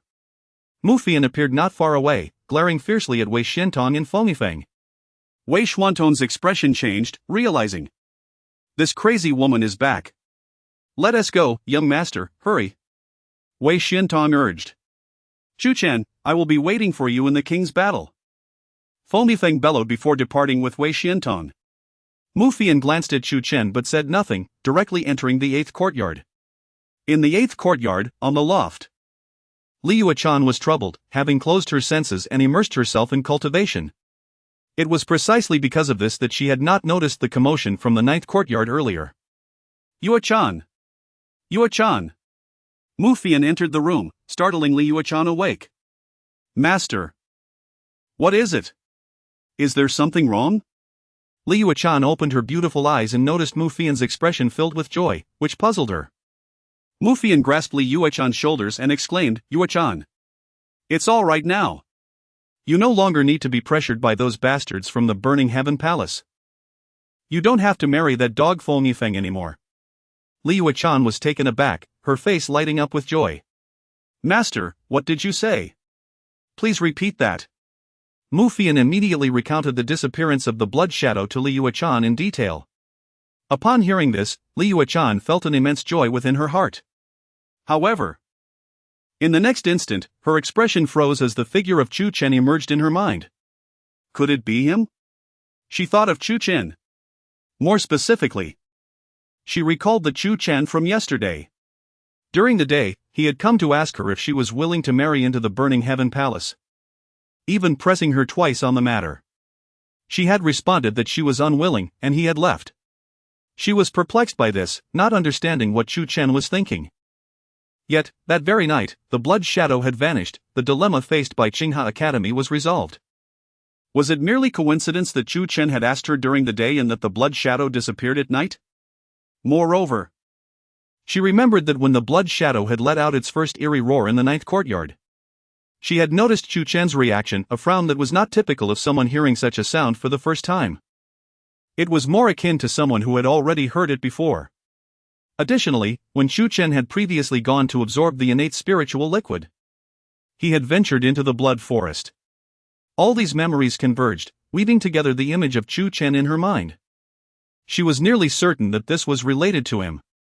Mu Fian observed Li Yuechan's dazed expression and assumed she was overwhelmed with joy, sharing in her elation. Soon, Mu Fian departed, and Li Yuechan rose to leave as well. Anshin, is Chu Chen here? In the ninth courtyard, Li Yuechan arrived. During these days, accompanying Hong Ying to cultivate at the ninth courtyard had strengthened her relationship with Shen Yuqing, to the point where she now referred to her as Aunt Shen. Oh, Yuechan. Chu Chen is indeed here, upstairs. Do you need to see him? You may go up. Shen Yuqing beamed, genuinely fond of this young lady. Thank you, Aunt Shen. Li Yuechan smiled gently and ascended the stairs. Shen Yuqing glanced at Li Yuechan's retreating figure, chuckled softly, and left the ninth courtyard. On the loft, Chu Chen had already heard Li Yuechan's voice and quickly donned his outer robe, stowing away the medicine for his wounds in a drawer. He had been applying the medicine when she arrived. As Li Yuechan stepped up, sunlight streamed through the window, casting a long and graceful shadow of her figure on the ground. Chu Chen looked at Li Yuechan and smiled. Senior sisterly, is there something you wish to discuss? Li Yuechan fixed her gaze on Chu Chen and spoke plainly. Was it you? Chu Chen asked, what do you mean? Li Yuechan continued, you came to find me yesterday. And then the blood shadow suddenly disappeared last night. Was that you? Chu Chen smiled, about to respond when Li Yuechan's expression shifted. She sensed the faint blood energy emanating from Chu Chen, as well as his weakness. With a flick of her delicate fingers, she unleashed her energy, causing Chu Chen's outer robe to part. A series of wounds resembling sword cuts marred his skin, some merely an inch long, others about a foot, grotesque and prominent, like worms scattered across his front and back. The red wounds were stark against his flesh, with some still oozing unhealed blood. Li Yuechan's heart trembled violently. Yesterday, during the confrontation with Ishan, Chu Chen had not sustained any injuries, yet overnight, he had become so grievously wounded. Had he been injured while seeking the blood shadow? Was it because of her? If previously Li Yuechan had an 80% certainty that it was Chu Chen's doing, now she was 100% convinced. Her heart fluttered. After their reckless encounter, she had intentionally avoided Chu Chen. Yet now, Chu Chen smiled helplessly, since Li Yuechan had discovered his injuries. There was no point in denying it. Li Yuechan said, why did you? Chu Chen replied, with a token from an elder of the north courtyard and having stood up during the southern courtyard assessment, you once assisted me. So how could I allow you to marry into the Burning Heaven Palace? Li Yuechan's heart quivered once more, and she fell silent. Then, her gaze turned to the drawer beside her. She opened it and retrieved a bottle of wound medicine, softly saying, I will help you apply it. Chu Chen paused but did not refuse. The morning sun rose in the eastern sky, casting gentle and radiant light. Sunbeams filtered through the small window, illuminating the little room on the second floor of the loft. Inside, a young man sat bare-chested, his body marked with scars, while a young woman held a bottle of wound medicine in one hand and gently applied it to the wounds on his back with the other. When she touched a particularly painful spot, the young man slightly trembled but offered a soft smile, signaling that it was fine. The young woman furrowed her brow slightly and applied the medicine more delicately. Neither spoke. The sunlight was warm, the morning mist tender, and time seemed to freeze at that moment. It was beautiful. After finishing with the medicine, Li Yuechan helped Chu Chen put on his outer robe. When her fingertips brushed against his skin, she involuntarily shuddered, and Chu Chen felt a slight tremor in return. Subsequently, Chu Chen subtly shook his head. Why was he still trembling? Had he not already shared everything with Li Yuechan? After donning his attire, Li Yuechan inquired, "How did you resolve that issue?" Chu Chen replied, "It is my secret, may I keep it to myself, senior sister?" Li Yuechan asked, "Will it come again?" Chu Chen responded, "Perhaps it will, perhaps not. However, I can assure you that it will not harm the Qinghe Dao Academy again." Li Yuechan nodded and said, "Rest assured, this is your secret, I shall not divulge it." She rose to leave, but at the moment she was about to descend the stairs, she suddenly turned back and said to Chu Chen, "Take good care of your injuries." "All right," Chu Chen gently nodded. Within the ninefold prison tower, Blood's shadow suddenly emitted a series of strange cries. "Kid!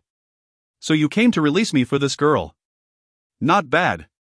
You endured the backlash of that sword array and wounded yourself just for her?" Although Blood's shadow was sealed within the fiery prison, he could still sense the outside world. Chu Chen, of course, heard Blood Shadow's voice but chose to ignore him. Blood Shadow sighed. "To rage for a beauty and endure wounds for a fair maiden, kid, your actions are indeed commendable." Chu Chen retorted, "Could you refrain from praising me? If I hadn't done that, you'd still be trapped in the sword array." Blood Shadow rolled his eyes. "Being in your fiery prison is no better than being in the sword array. However, I must admit, this girl is indeed stunning. In my lifetime, I have encountered numerous beauties, if not 1,000, then certainly 800. Yet, among them, she stands out in terms of appearance. I truly did not expect such a remarkable woman to emerge from this corner of the Tianyan Empire's southern domain. Kid, do you have feelings for her?" Chu Chen chose to remain silent. "Not speaking? Then you tacitly agree. Kid, I must say, you are quite the waste. If you like her, why not pursue her? If it were 7 years ago, I would have already rolled in the sheets with those beauties. And you, while she tenderly wipes your back, have not dared to embrace her even once in this span of time. You are a disgrace among men. I am truly ashamed to be in your prison. Release me at once. Being trapped here is humiliating." Chu Chen replied nonchalantly, "That last sentence was what you really wanted to say, wasn't it?" Blood Shadow chuckled, "So? What do you say? Release me, and I shall never regard you as a disgrace. In your dreams." Leaving those words behind, Chu Chen's consciousness sank into the ninefold prison tower. Observing Chu Chen's consciousness manifest before the fiery prison, Blood Shadow remarked, "Kid, you are rather heartless.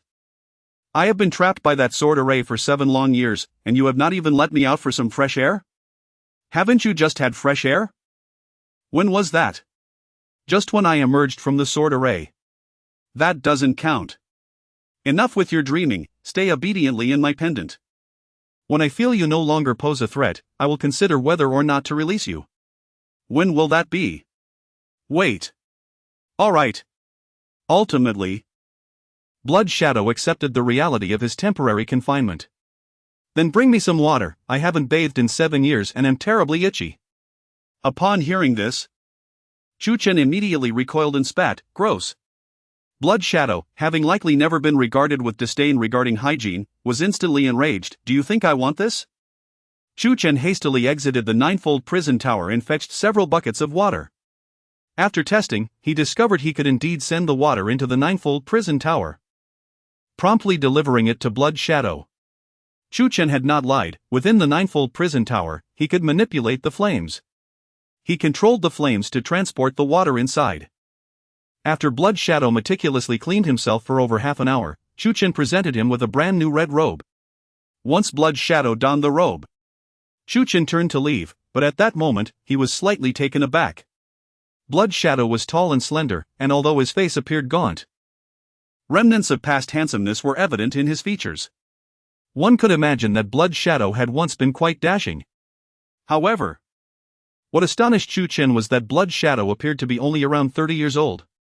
You are surprisingly young? What do you mean by young? I am quite mature. If anything, I'm just famished. Blood Shadow retorted angrily, how dare you peep while I bathe? I was referring to your age. I am at least a decade older than you. If you are so young, why refer to yourself as this esteemed one? I assumed you were an ancient relic of several decades or even centuries. You know nothing. It sounds cool to say this esteemed one, rather than being called young master, which sounds utterly foolish. What faction do you hail from? I would frighten you if I told you. Then tell me. I won't tell you. You aren't worthy to know. Blood Shadow's reluctance to reveal his background was, in fact, a precaution against Chu Chen devising strategies to counter him upon learning the truth. This was one of Blood Shadow's secrets. Perhaps one day, Chu Chen would uncover it, but for now, Blood Shadow would not disclose anything. Chu Chen understood Blood Shadow's intentions and chose not to press further. Get me something to eat, I've starved for 7 years. Chu Chen's consciousness departed, heading downstairs to the kitchen. After rummaging through the remnants, he discovered that all the leftovers had been consumed, leaving only 2 plain buns in the cupboard. Chu Chen brought the buns into the ninefold prison tower. 2 buns? Are you joking with me? Blood Shadow exclaimed in disbelief. Take it or leave it. If you don't want them, I'll discard them. I'll eat. I'll eat. Blood Shadow lamented, accepting the 2 buns and devouring them ravenously. This is outrageous. The first meal after 7 years of imprisonment is buns. How unfortunate I am. In the following days, Chu Chen continued to recuperate. Hong Ying came to find Chu Chen to practice the split shadow technique, but he had yet to respond. Instead, Li Yuechan proactively informed Hong Ying that Chu Chen was in seclusion and requested that she not disturb him. After telling Hong Ying this, Li Yuechan took advantage of Hong Ying's absence to sneak into the Xuanzi No. 9 courtyard to tend to Chu Chen's wounds. During this time, she brought several bottles of high-quality wound medicine, allowing Chu Chen's injuries to heal remarkably quickly. With such attentive care from Li Yuechan, Chu Chen could not help but reflect that she was truly gentle. It would be difficult for any man not to appreciate such a tender and beautiful girl. However, Chu Chen also understood that it would be challenging for him to be with Li Yuechan, for even to this day, he was unaware of whether she still held any resentment towards him for their past misunderstandings. During this period, Chu Chen also frequently delivered meals to Blood Shadow. Whatever delicacies Shen Yuqing prepared, he would bring to Blood Shadow without treating him any differently. Over time, Blood Shadow's previously emaciated form gradually became robust. Chu Chen finally saw Blood Shadow's true appearance from 7 years ago. Indeed, he was a handsome young man. After 10 days, Chu Chen's injuries had completely healed. He descended into the ninefold prison tower and asked Blood Shadow, "Now, can you teach me martial arts?" The reason he had not sought Blood Shadow earlier was that he was not yet fit for cultivation. Blood Shadow replied, "Certainly. Do you want techniques or martial arts?" Martial arts. I already possess techniques. How laughable. Your so-called martial arts cannot possibly compare to my own, scoffed Chu Chen with a smile. If you dare to claim that the Devouring Heaven Emperor scripture is trash, then Blood Shadow must be the foremost expert. You may practice martial arts, he continued, but ultimately, under my insistence, Blood Shadow conceded to share his knowledge. What martial arts do you desire? Chu Chen asked. I wish to learn a sword technique. Along with a finger technique, he replied. As a devoted practitioner of the sword path, he obviously sought a sword technique. Yet, he was also intrigued by finger techniques. Hence his request for both. Realizing the folly of overindulgence, he decided to focus on these 2 for now. You 2 tread the path of the sword? Blood Shadow mused. Indeed, your Qingha Academy is divided into sword, saber, and martial arts departments, and you are in the sword department. Take a look at these 2 martial arts first. Chu Chen tossed some paper and a pen to Blood Shadow. After a moment of recollection, Blood Shadow inscribed the sword and finger techniques and returned them to Chu Chen. Upon glancing at them, Chu Chen noted, 7th grade of the Profound Realm? Is that so? Blood Shadow laughed derisively. What realm do you inhabit? Do you consider yourself a Zhuangyang Realm Warrior or perhaps a Xingmen Realm Warrior? If you wish to surpass the 7th grade of the Profound Realm, I do have options. But with your meager cultivation, can you truly master them? How much of their power can you unleash? Though both Sword 7 and Desolate Thunder Finger are merely at the 7th grade of the Profound Realm, one must not jest if you manage to master one of these techniques within a year. I would have to call you big brother. Chu Chen nodded slightly at this. For low-level martial artists, practicing high-level techniques is an arduous endeavor. His ability to wield the Devouring Heaven Emperor's scripture stems solely from its direct inheritance from the Sword Demon. While Sword 7 and Desolate Thunder Finger had not reached the earthly tier. Most martial artists at the Dan Condensation Realm possessed martial arts ranked between the 1st to 3rd grades of the Profound Realm. Sword 7 and Desolate Thunder Finger would still provide a significant advantage over them. Thus, he resolved to learn these two martial arts. Which technique do you wish to practice first? Blood Shadow inquired playfully. Let us study them together, Chu Chen replied. Together? You have some audacity. Blood Shadow remarked, Sword 7 is no ordinary sword technique. It is crafted from the 7 wonders of nature, divided into 7 forms. At your level, it may take 3 months to master even one form. As for Desolate Thunder Finger, it consists of merely 4 forms, yet is equally difficult to learn. I eagerly anticipate your progress.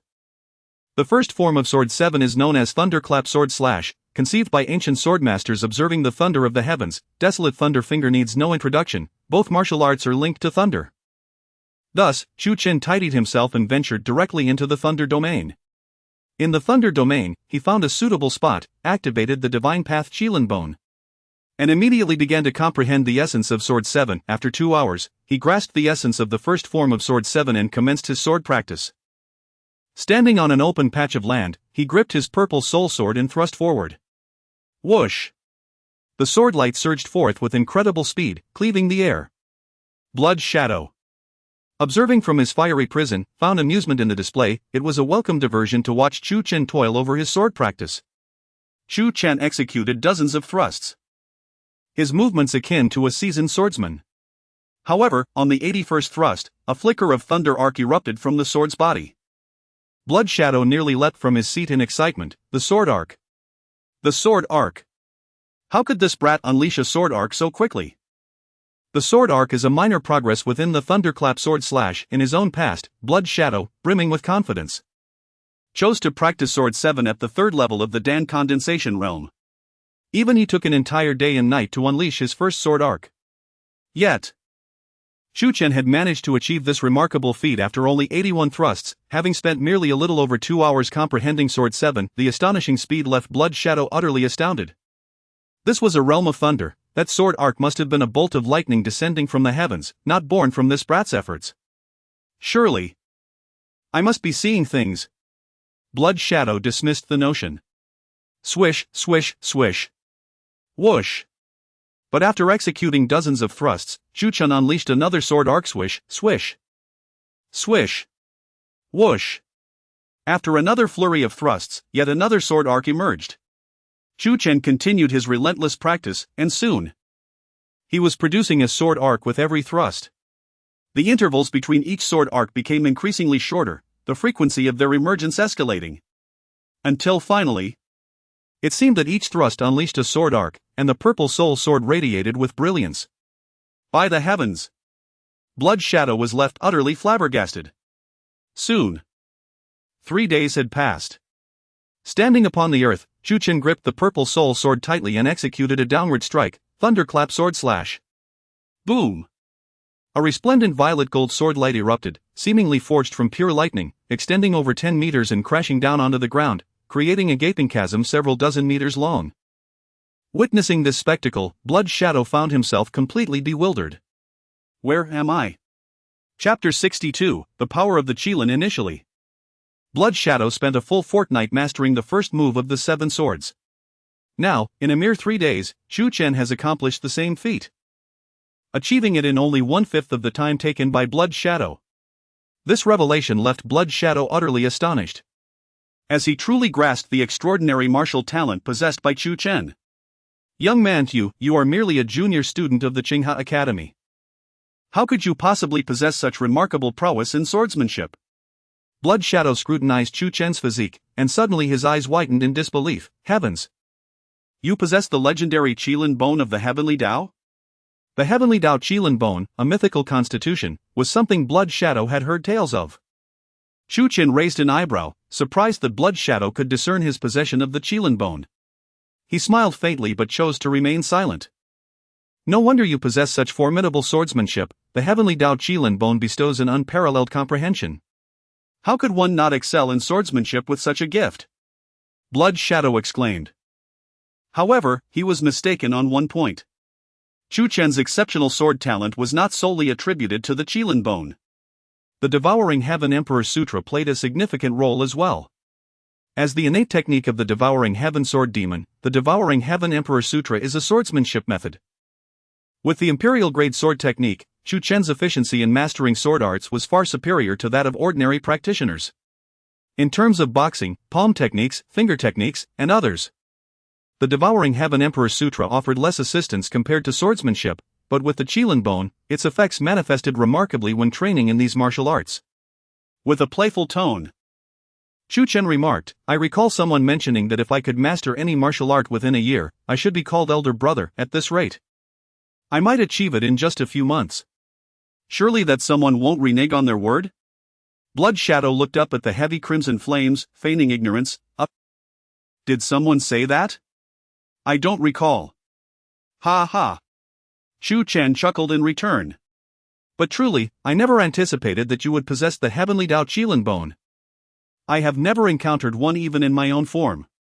He continued, the ancient texts state that the Heavenly Tao Qilin Bone, beyond its heightened comprehension and accelerated cultivation speed, can unleash a formidable power known as the Qilin's might. Young man, have you ever unleashed it? What is its potency? Not yet. My current strength is insufficient. To harness the Qilin's might, I must first advance through several minor realms, Chu Chen replied, shaking his head. As the bearer of the Heavenly Tao Qilin Bone, he was well aware of its ability to unleash Qilin's might, which is categorized into different levels. However, his low cultivation level prevented him from even accessing the most rudimentary form of it. Of course, had it been the ordinary Qilin Bone that Lu Yunfeng had taken from Chu Chen, the situation would have differed. The ordinary Qilin Bone could unleash the Qilin's might with a significantly lower threshold, meaning that at this moment, Lu Yunfeng could indeed harness its power. I see. Blood Shadow murmured. You have struck a fortunate chord. The higher the threshold for release, the more advanced the Heavenly Tao Qilin Bone must be. To be frank, I find myself somewhat envious of your constitution. Chu Chen smiled, then you may continue to envy me. After mastering the Thunder Sword Slash, Chu Chen proceeded to practice the Wild Thunder Finger, successfully mastering the first move after several days, and subsequently mastering the second move after nearly 10 days. During this period, he also advanced his sword intent to the 6th stage, which was reasonable given that it had been nearly a month since he reached the peak of the 5th stage. At this time, Chu Chen prepared to leave the Thunder Domain. The second move of 7 swords is called the Azure Rainbow Sword Slash. And according to the sword technique's description, practicing it in the presence of a rainbow would enhance the speed of mastery. Naturally, no rainbows could be found in the Thunder Domain. Near the pond not far from the Xuanzi No. 9 courtyard, Chu Chen spotted a rainbow and immediately began his training. In the Blade Path Department, North Courtyard, Lin Wanner and several students stood outside an opulent pavilion, their gazes fixed intently on the second floor. Suddenly, a resounding roar erupted from within the pavilion. A colossal golden beast's phantom, towering several meters, materialized above the pavilion. With deer antlers, tiger eyes, a stag's body, dragon scales, and an oxen tail, its scales shimmered with a metallic luster, emanating an aura of power and mystery, poised to dominate all. It was the Qilin. The Qilin's might. Lin Wanner exclaimed with delight. A trembling student gasped. According to the ancient records of spirit beasts, in ancient times, the Qilin was revered alongside the dragon, phoenix, Xuanwu, and Pishio as one of the 5 great auspicious beasts. The Qilin has long been extinct, with only remnants such as the Qilin bones remaining in this world. I have finally witnessed the legendary Qilin. Its might is indeed extraordinary. Even from several dozen meters away, I can feel a formidable power resonating through me. If that Qilin were to charge at me, I would be obliterated in an instant without a shred of resistance. The surrounding students echoed, indeed. The power of the ancient auspicious beast is terrifying. Suddenly, the Qilin phantom vanished. Lu Yunfeng emerged from the pavilion, clad in pristine white, untouched by dust. Congratulations, Feng Gu, on your further advancement. Lin Wanner quickly stepped forward to offer her congratulations. Lu Yunfeng wrapped his arm around Lin Wanner's waist and said, Wanner, I have missed you dearly during this time. That brat Chu Chen must have met his end by now, right? The expressions of those present darkened slightly. Lin Wanner retorted fiercely, Chu Chen is still alive.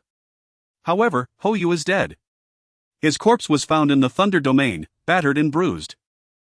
It must have been Chu Chen who turned the tables on him. But dying in the Thunder Domain leaves no evidence. We have no way to deal with Chu Chen. What? Lu Yunfeng's brow furrowed. After sending Hou Yu to assassinate Chu Chen, he had anticipated good news upon his return. But having chosen to enter seclusion at a critical moment, he emerged to find such disheartening news instead. Damn that bastard. His luck is indeed extraordinary. Lu Yunfeng clenched his fists, his expression icy. Reporting to Brother Lu. At this moment, a student from the Blade Path Department entered from outside the courtyard. Elder Lucian has arrived. Fourth uncle is back? Lu Yunfeng's brow arched. Feng. A robust middle-aged man strode towards the courtyard. Clad in a flowing purple robe. He emanated an air of authority and sharpness, radiating a distinctive aura, not of swords, but of blades. This man was Lucian, an elder of the Lu family and also an elder of the Blade Path Department in the North Courtyard of the Qinghe Academy. Greetings, Elder Lu. The students chorused respectfully. Greetings, fourth uncle. Lu Yunfeng clasped his hands in salute to Lucian. Chapter 63, Lu Town. Lu Yunfeng inquired, Fourth uncle, when did you return? Not long ago. Barely an hour, Lucian replied, sensing the formidable presence of Lu Yunfeng. Impressive. You have reached the pinnacle of the 8th layer of the condensation realm. It won't be long before you ascend to the 9th layer. Truly, you are the finest genius of the Lu family. Your praise is unwarranted, fourth uncle. Lu Yunfeng chuckled. However, Lucian's expression suddenly turned serious. I have heard about Yunfei's demise. That scoundrel, Chu Chen, had the audacity to slay Yunfei. He must be dealt with severely. Recently, Lucian had led a group of talented individuals from the Blade Path Department's Northern Academy on an expedition, and upon his return, he was infuriated to learn of Chu Chen's actions. He approached Lu Yunfeng with resolve. That scoundrel deserves his fate. After he killed Yunfei, I even sent someone to eliminate him, but he managed to evade our attack and retaliated against my men. Lu Yunfeng stated. Unbelievable. Both Yunfei and you are among the top geniuses of our Lu family. The revival of our clan hinges on the two of you.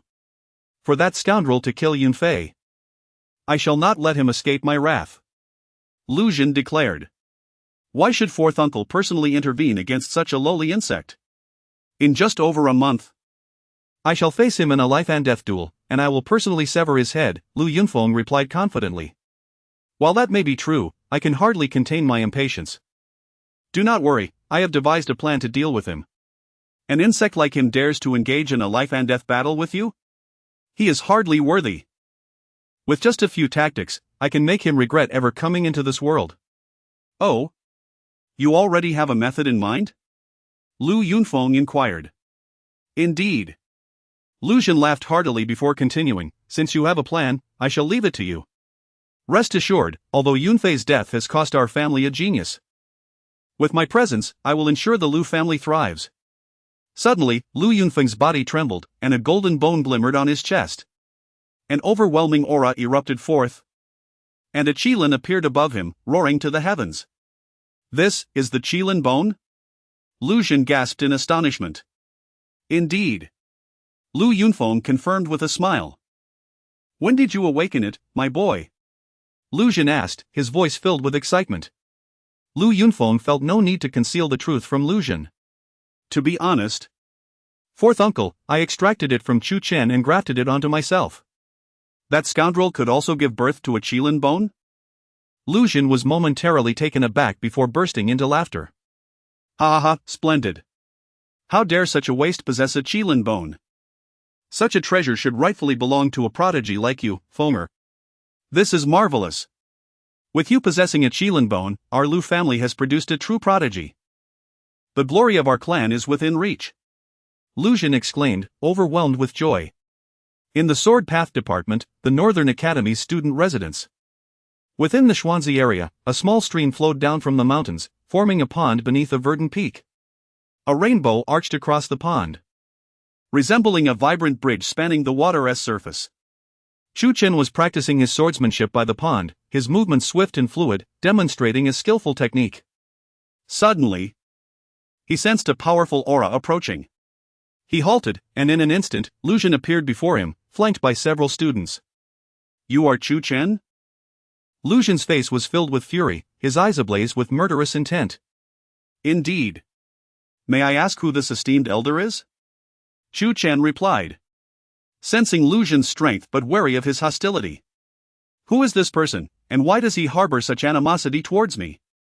I am Lu Jin, elder of the Blade Path Department's Northern Academy, and the fourth uncle of Lu Yunfei and Lu Yunfeng. Lu Jin declared coldly. Chu Chen narrowed his eyes, recognizing that Lu Jin was a powerful figure affiliated with one of the 9 major factions. Ah, Elder Lu, what brings you here?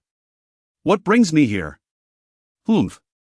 You killed my family as genius, Lu Yunfei, and you dare question my intentions. Lu Jin seethed. While it is true I killed Lu Yunfei, it was a life and death battle. Agreed upon beforehand by both parties, witnessed by many. It was a fair contest, Chu Chen stated firmly. Fair? That duel was inherently unfair.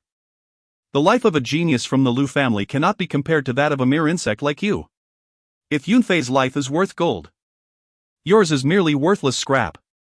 How can such a contest be deemed fair? You dared to kill Yunfei, I long to see you torn to pieces. Lu Jin's murderous intent surged.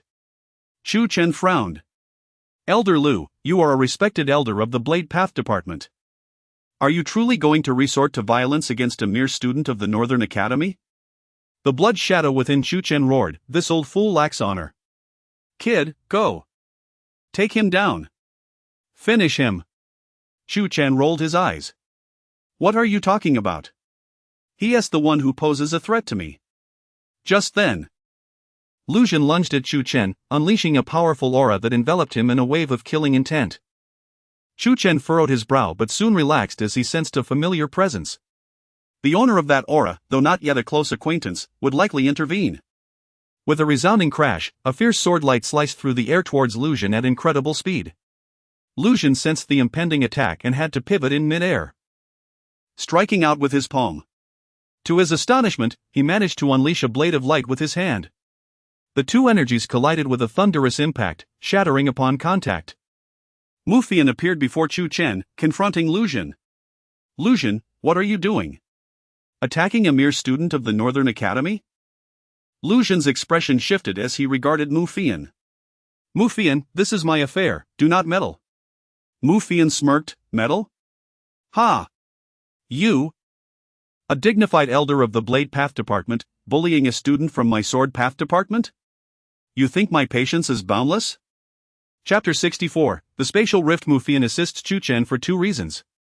Firstly, Chu Chen is a disciple of the Swordsmanship Department, and she is an elder of the same department. How could she allow someone from the Blade Department, like Lu Jin, to bully her own? Secondly, given that Hong Ying and Li Yuechan frequently seek out Chu Chen for training, she cannot simply turn a blind eye to the situation for their sake. Lu Jin, filled with fury, retorts, do you know his connection to the Lu family? He has slain our genius, Lu Yunfei. Mu Fian responds calmly, I have heard of it. But I understand it was a battle of life and death between them. Humph. Lu Jin scoffs, but he realizes that with Mu Fian's fiery temperament present, he cannot act against Chu Chen. However, Lu Jin never intended to kill Chu Chen here. It is a grave taboo in the academy for an elder to kill a disciple without cause, which would lead to punishment. Lu Xun is not foolish enough to commit such a blunder. He merely aimed to teach Chu Chen a lesson. Since Elder Mu is here, I will let you off for now, Lu Xun says indifferently while looking at Chu Chen. 3 days ago, a spatial rift suddenly appeared at the back mountain of the Qinghe Academy. According to the Elder's exploration, it has formed a small secret realm. However, the Elders have only conducted a preliminary investigation and have yet to ascertain the specifics of its environment. The Academy plans to develop the secret realm as a trial ground for disciples, should the environment prove suitable. I hereby command you to explore this secret realm by tomorrow. He orders. Explore the secret realm? Chu Chen raises an eyebrow. In ancient times, the Tian-San continent experienced an era of immense glory, with divine beasts revered and powerful beings congregating, exhibiting unparalleled strength. Yet, it was also a chaotic period marked by frequent wars that shattered the fabric of space, leaving behind numerous spatial rifts that have persisted through the ages. Some of these rifts are mere voids, while others contain peculiar realms. Many sects today seek to exploit these rifts within their territories for the training of their disciples. Mufian frowns, this is impossible. The spatial rift is fraught with peril, harboring unknown beasts. To send Chu Chen in there is tantamount to sentencing him to death. Lu Xun sneers, if Chu Chen is at risk of death, what of the other disciples? Are their lives of no consequence? Mufian counters, the beasts are not the most terrifying aspect. What if you send a large number of disciples to ambush Chu Chen within the rift? Lu Xun, with a thick skin, claims, I am above such underhanded tactics. Mufian exclaims, that is absurd. Moreover, what right do you have to command Chu Chen? Lu Xun retrieves a token from his spatial ring and coldly states, Elder Mu, I regret to inform you that half an hour ago, I received authorization from the Academy to handle this matter at my discretion. I may mobilize any disciple from the martial arts, blade, or swordsmanship departments, except for those from the Heavenly Academy, and they must comply. Otherwise, I possess the authority to impose severe penalties. Upon returning to the Qinghe Academy, Lu Xun first learned of Chu Chen's slaying of Lu Yunfei and then about the spatial rift that appeared 3 days prior. He perceived this as an opportune moment to eliminate Chu Chen. After contemplating, he approached the Qinghe Great Hall, volunteering to lead the disciples on this mission. The higher-ups, unaware of his true intentions, did not obstruct him and handed over the mission token. Mufian's expression darkens as she gazes at the token. You. Lu Xun smirks.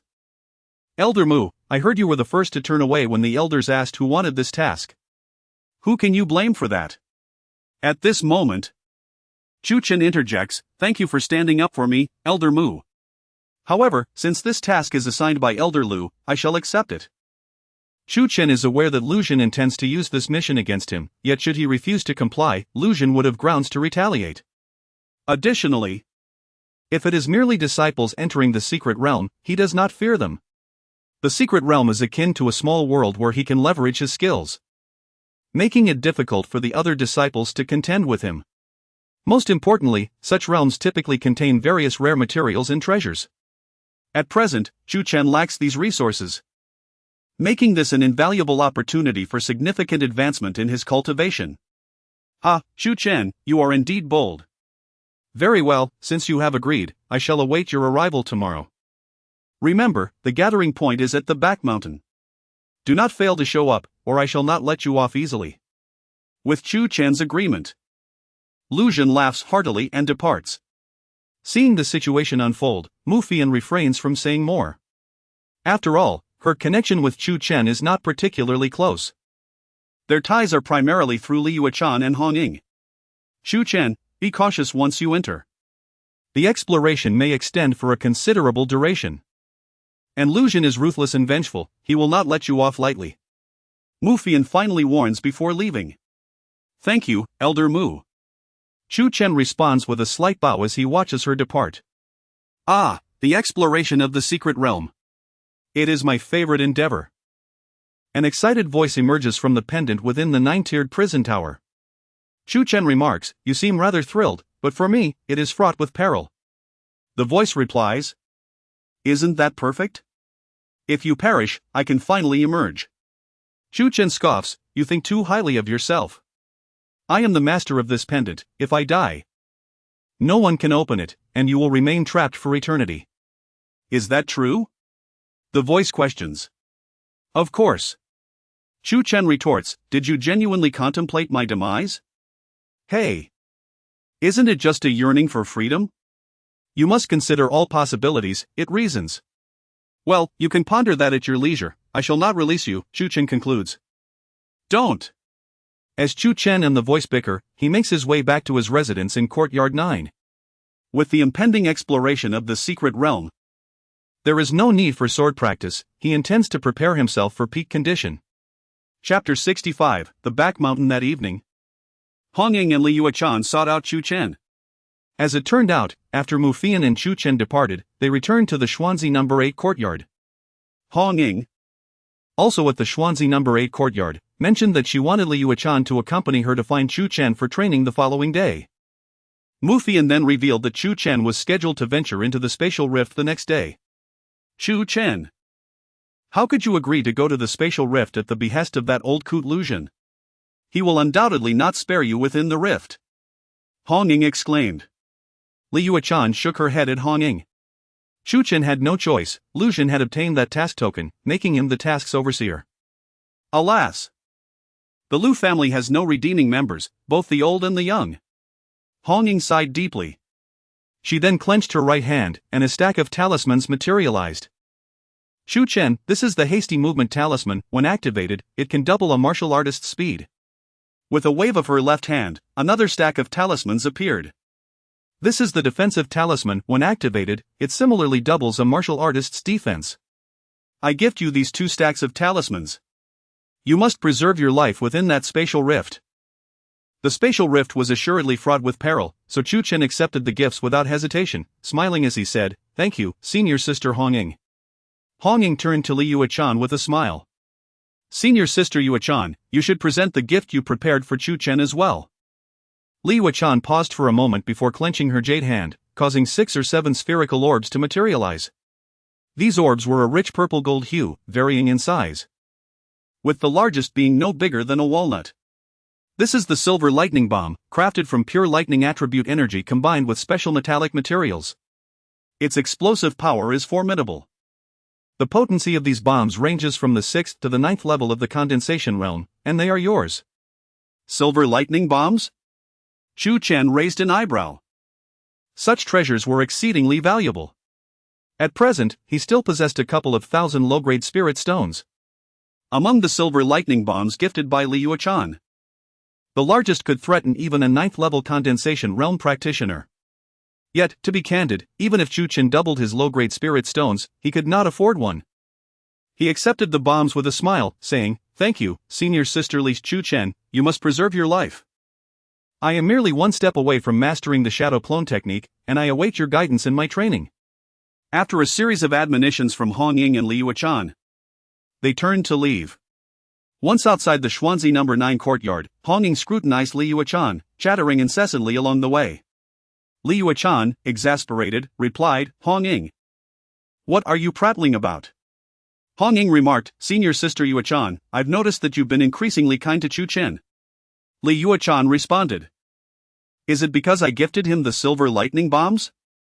Do not forget, you also presented talismans. Hong Ying replied.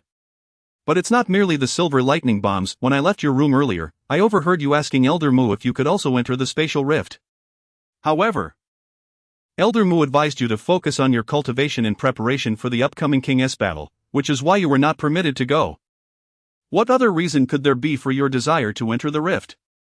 Is it not to assist Chu Chen and shield him from danger?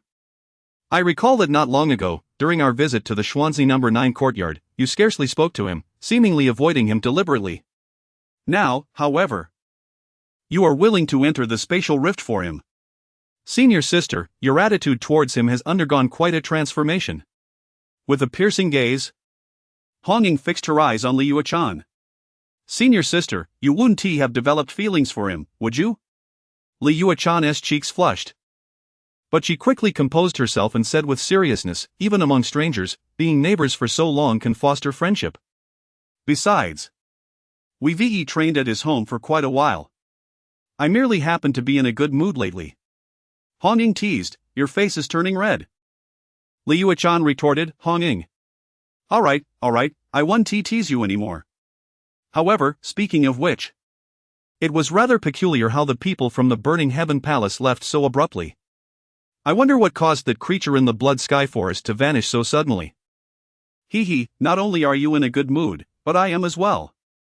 Upon hearing the mention of the Blood Sky Forest, Li Yuechan's mind involuntarily conjured the image of that scarred figure, sending ripples through her heart. The next day, at dawn, Chu Chen bid farewell to Xing Yuqing and made his way to the back mountain. The back mountain of the Qinghadao Academy was adorned with numerous verdant peaks, vast in expanse and resplendent in scenery. A flat area on the back mountain served as the assembly point for the academy students for this task. Upon arriving, Chu Chen was immediately greeted by the sight of a spatial rift suspended in the sky, measuring over 10 meters in length and several meters in width.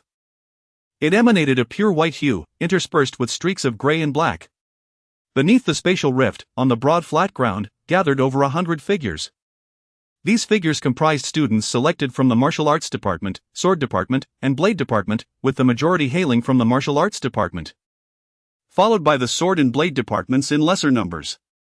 This was to be expected, as the sword and blade departments at Qinghadao Academy exclusively recruited students specializing in swordsmanship and blade techniques, while the martial arts department accepted any practitioner, regardless of focus. In terms of numbers, the martial arts students far outnumbered those in the sword and blade departments by a factor of 10. Chu Chen, you have finally arrived. A voice coldly rang out, accompanied by an icy glare directed at Chu Chen. It was Lin Wanner. Lin Wanner, you are here too? Wasn't it stated that only students from the North Courtyard would be selected for this task? How is it that you qualify to enter? Chu Chen inquired, looking at Lin Wanner. Humph. Open your eyes wide and see, I am now a student of the North Courtyard of the Sword Department. Lin Wanner brandished a North Courtyard student token. Did you leverage connections again? Without connections, you wouldn't have made it in, would you? I must say, Lin Wanner, you are truly a quintessential waste. Chu Chen surmised that it was Lu Yunfeng who had helped Lin Wanner secure her position in the North Courtyard. You, Chu Chen, say whatever you wish. Once we enter the spatial rift, your demise is inevitable. I shall relish the sight of your downfall. When you perish, I will observe whether you will once again kneel before me, begging for mercy. Lin Wanner retorted angrily, though Lu Zhen had not initially arranged for Lin Wanner to enter. Upon hearing about the task, she conspired with Lu Yunfeng and voluntarily sought to join. After all, Chu Chen had previously been stripped of his sword veins, sword bones, and sword heart, along with his qilin bone. Now, however, he had unexpectedly risen to prominence, a speed of ascension that left them all astounded. They were convinced that Chu Chen harbored secrets yet to be uncovered. Lin Wanner's purpose for entering was to unearth those secrets after Chu Chen's inevitable demise. If they could uncover Chu Chen's secrets, perhaps they too could undergo a remarkable transformation. Chapter 66, The Blue Blood Fusion Fruit. Junior Sister Wanner. Why let this individual provoke your ire? The moment he embarked on this mission, he became a specter of the past. A robust man emerged, exuding a subtle yet palpable aura of blade intent. Chu Chen sensed that this individual was at the 9th level of the nascent soul realm. Indeed, Junior Sister Wanner. Against such filth, should we find ourselves in the spatial rift, I could effortlessly dispatch 5 with a single blow. Once within that rift, all your grievances and rage may be unleashed. Another man stepped forward, his imposing stature radiating a formidable presence, devoid of any blade intent. My blade thrives on the blood of geniuses.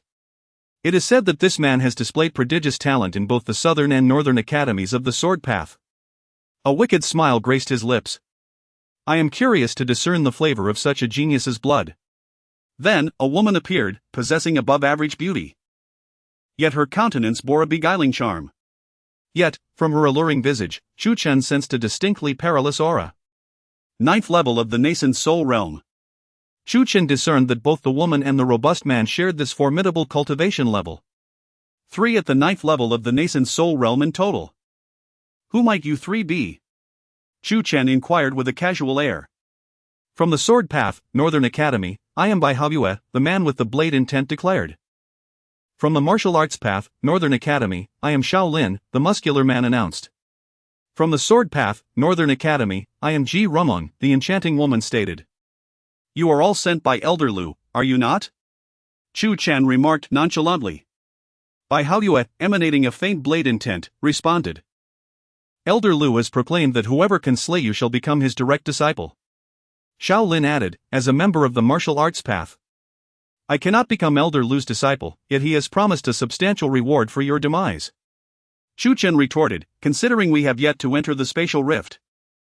Do you not think it audacious to speak so plainly? Ji Rumong, with her beguiling features, interjected, among the over 100 present. More than 40 have come to slay you, only 60 are truly here for the mission. Ask those 60 if they dare to voice their intentions. Upon hearing Ji Rumong's words, the 60 retreated, unwilling to embroil themselves in such treachery. Meanwhile, the remaining 40 advanced, casting hostile glances at Chu Chen. As Chu Chen's gaze swept across them, he remarked coldly, over 40, with 3 at the 9th level of the nascent soul realm, what a grand endeavor. In his understanding, the 9th level was already among the most elite within the Northern Academy. 3 at the 9th level leading over 40 to confront him was no small feat. At this moment, Chu Chen felt a weighty seriousness descend upon him. However, with the situation having reached this point, retreat was no longer an option. He could only face his adversaries head-on. Suddenly, a streak of light shot from afar, traversing the void and materializing before them. It was Lu Xun. Upon his arrival, Lu Xun's gaze immediately locked onto Chu Chen. His eyes narrowed slightly, and a murderous intent radiated from him. You possess quite the audacity, young man. Chu Chen replied coolly. Having made a promise to Elder Lu, I cannot renege. Ha ha ha. Such audacity. Such bravery. Lu Xun laughed heartily, then addressed Bai Haoyue, Ji Rumong, Shaolin, and the others. You are all aware of the instructions I imparted yesterday, yes? In unison, the 3 affirmed, understood. The secret realm is fraught with peril. We must unite and assist one another. Should any of our comrades fall within, we can only mourn for them.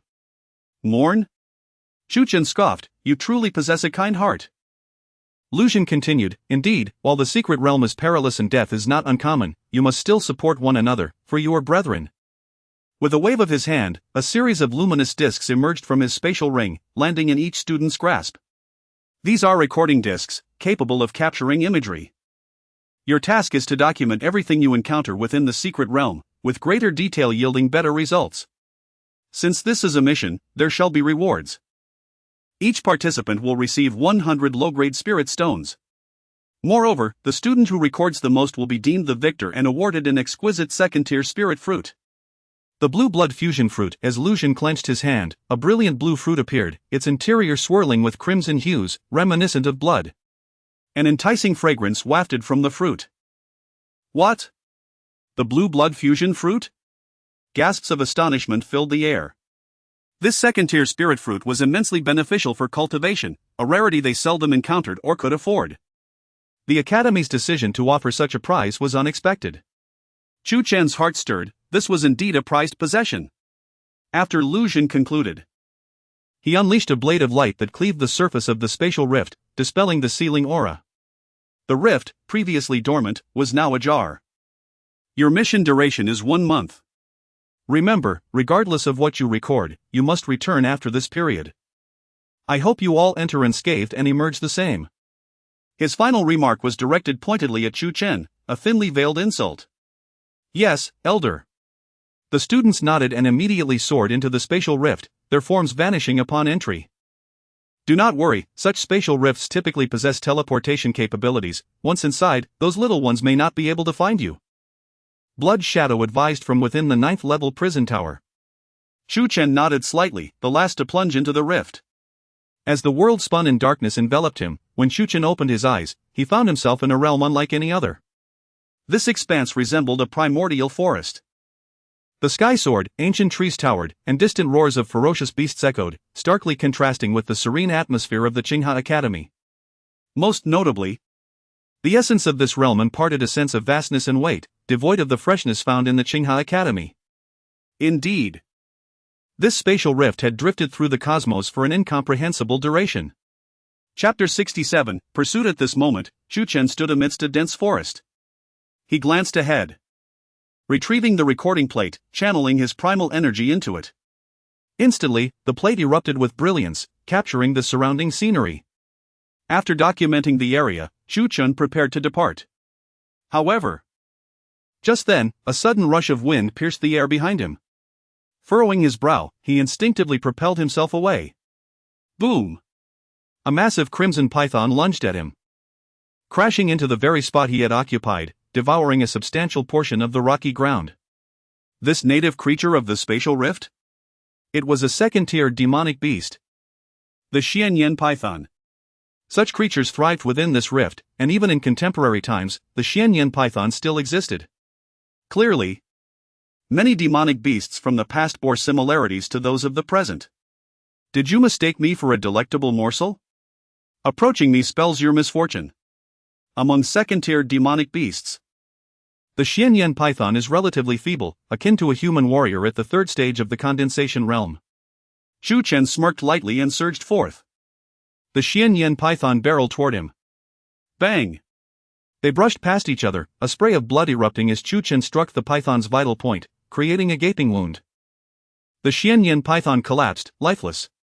Chu Chen extracted its demonic essence, swiftly refining it using the heaven-devouring emperor's scripture. For Chu Chen, an ordinary second-tier demonic essence offered minimal assistance, yet he still experienced a slight enhancement in his cultivation. Having refined the Xianyan python's essence, Chu Chen was about to leave when he suddenly detected a disturbance nearby. This noise bore a more human quality than that of a beast. Chu Chen's gaze sharpened as he ascended a towering tree for a better view. Through the gaps in the foliage, he discerned three figures. One wielded a knife, another a sword, while the third was barehanded. What a coincidence! Chu Chen raised an eyebrow. These three were indeed members of the faction led by Shaolin, Bai Haoyue, and Ji Rumeng. Unexpectedly, he encountered them immediately after his arrival. Quickly!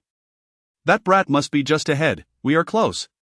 The trio exclaimed, hastening towards Chu Chen's direction. Soon, they reached the site of the earlier battle. The Xianyan python?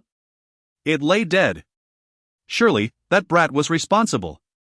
With the demonic essence gone, yet the corpse still warm. He couldn't have gone far. Pursue, one of them declared, and the three immediately set off in pursuit. One was at the 6th stage of the condensation realm, while the other two were at the 5th stage. This was manageable. Chu Chen quickly followed their trail. Who's behind us? The sudden rush of wind prompted the three to turn around. However, as they did, they were met with a multitude of Chu Chens. He had utilized the shadow clone technique. Chu Chen! It's that brat! They exclaimed in unison. Well then, he has delivered himself to us for slaughter. The three rejoiced, launching a coordinated attack. Boom! Many of Chu Chen's clones were obliterated, yet his true self withstood one assault, closing in on the trio. The purple soul sword was unsheathed. A flash of violet light pierced through the head of one 5th stage condensation realm student. Then, with a swift slash, as the first student's head fell, Chu Chen decapitated another 5th stage student. Instantly, two 5th stage condensation realm students lay slain. Chu Chen! The 6th stage student roared, launching a palm strike toward him. Chu Chen countered with his unarmed left hand. Bang! He sent the student hurtling several paces away. Chu Chen, how dare you kill our comrades? Do you know we are under the command of Elder Lu? The 6th stage student fumed. What nonsense! You intended to kill me, yet you dare blame me for retaliating? Chu Chen retorted, a mocking smile gracing his lips. This spatial rift indeed serves as the perfect burial ground. Dying here is entirely expected, none shall hold you accountable. Humph! Arrogant fool! Even if I stand alone, I can easily vanquish you. The 6th stage student bellowed, drawing his treasured blade and slashing at Chu Chen. A tempest of snow-like sword light swirling toward him, interspersed with terrifying 4 segments of sword intent.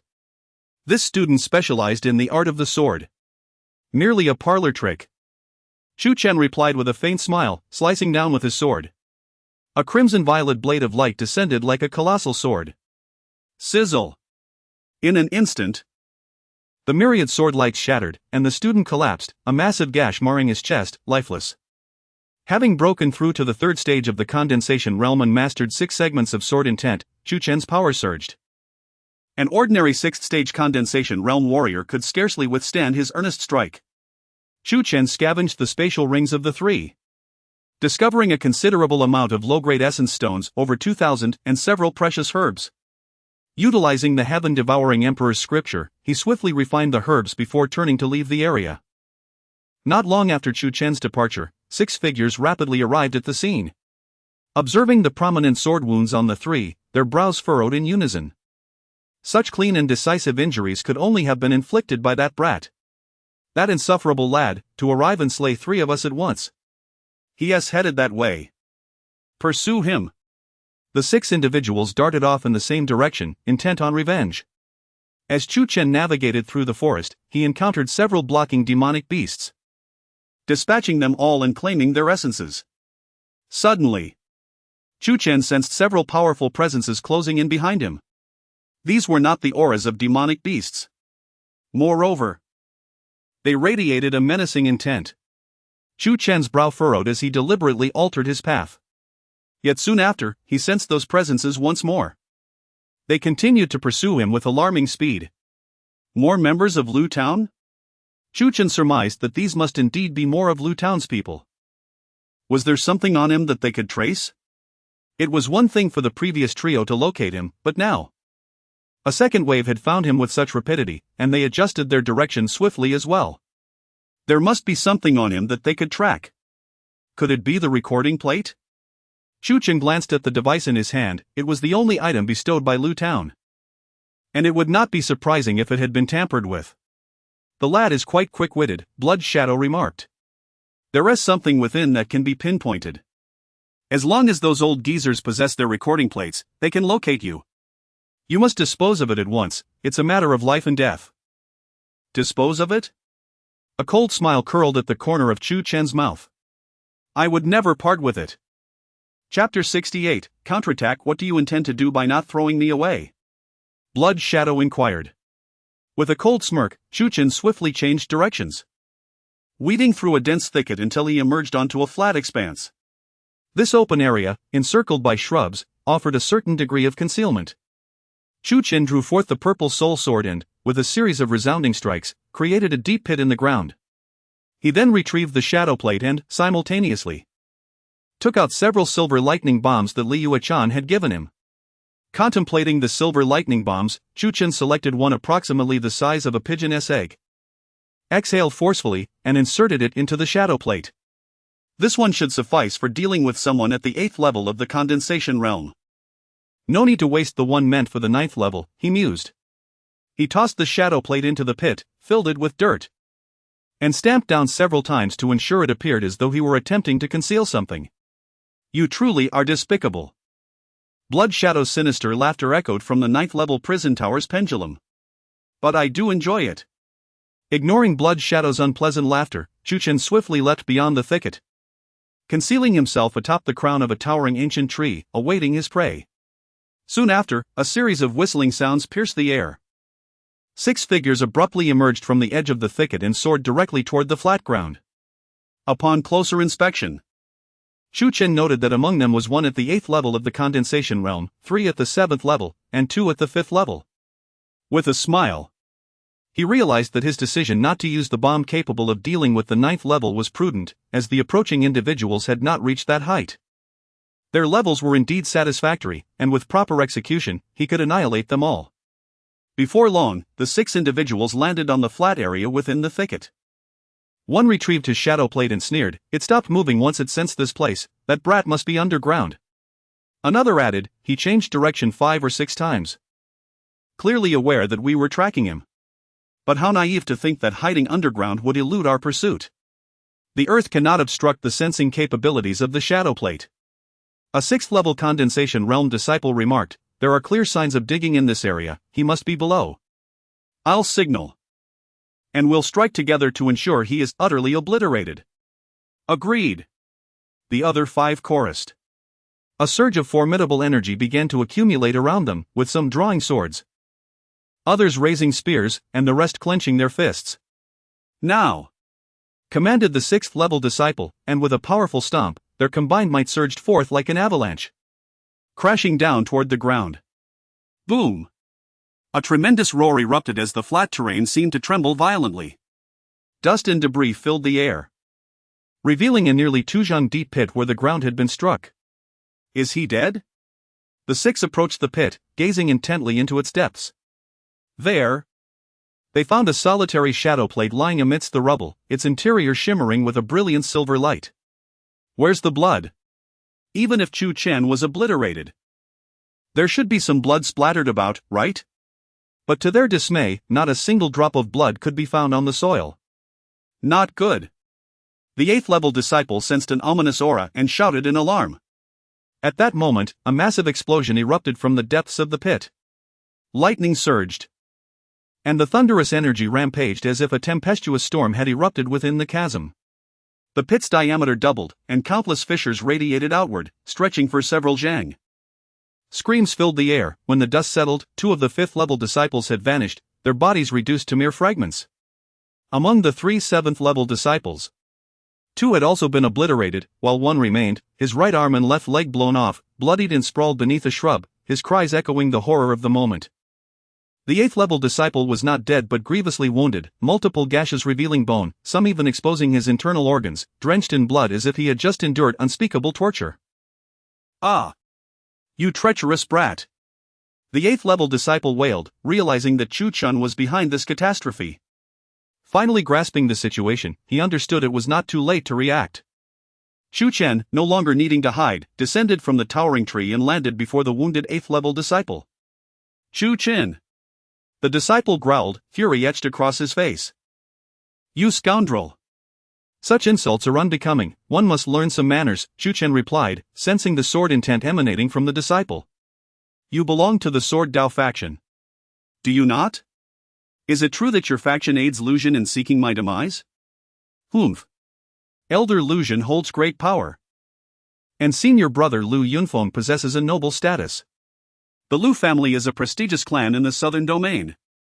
Killing you not only earns us their favor but also a handsome reward. Why would I hesitate?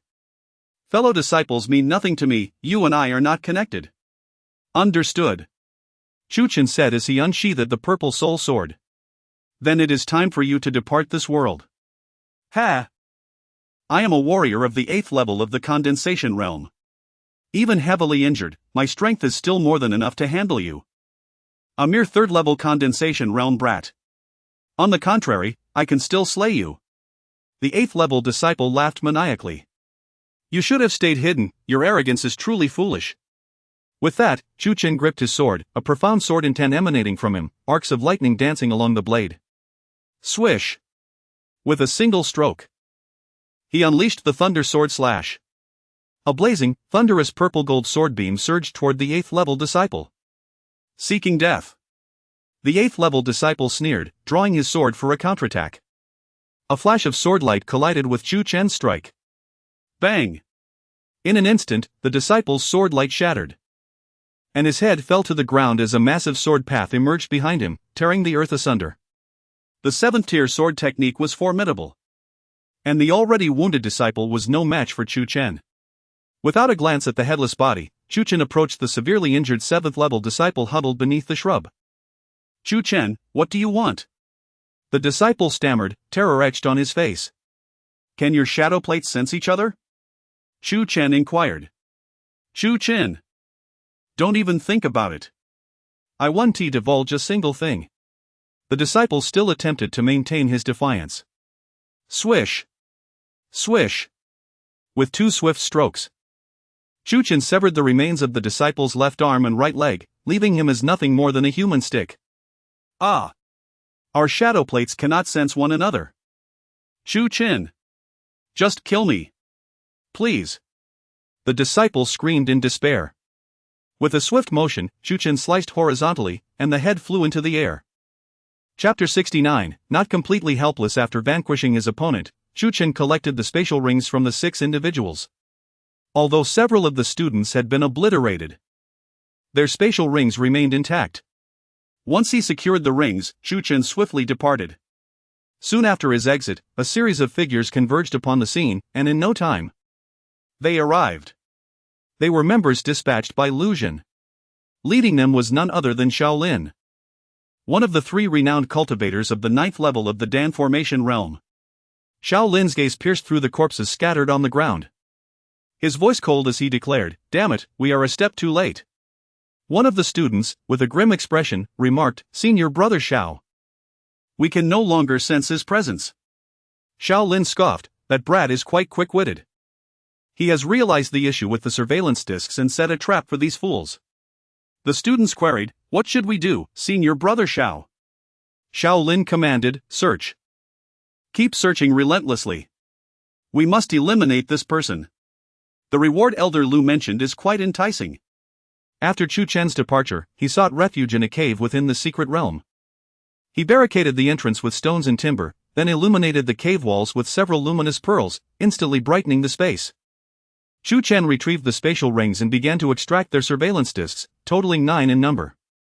He released the images from 8 of them and then used one disc to capture all the scenes.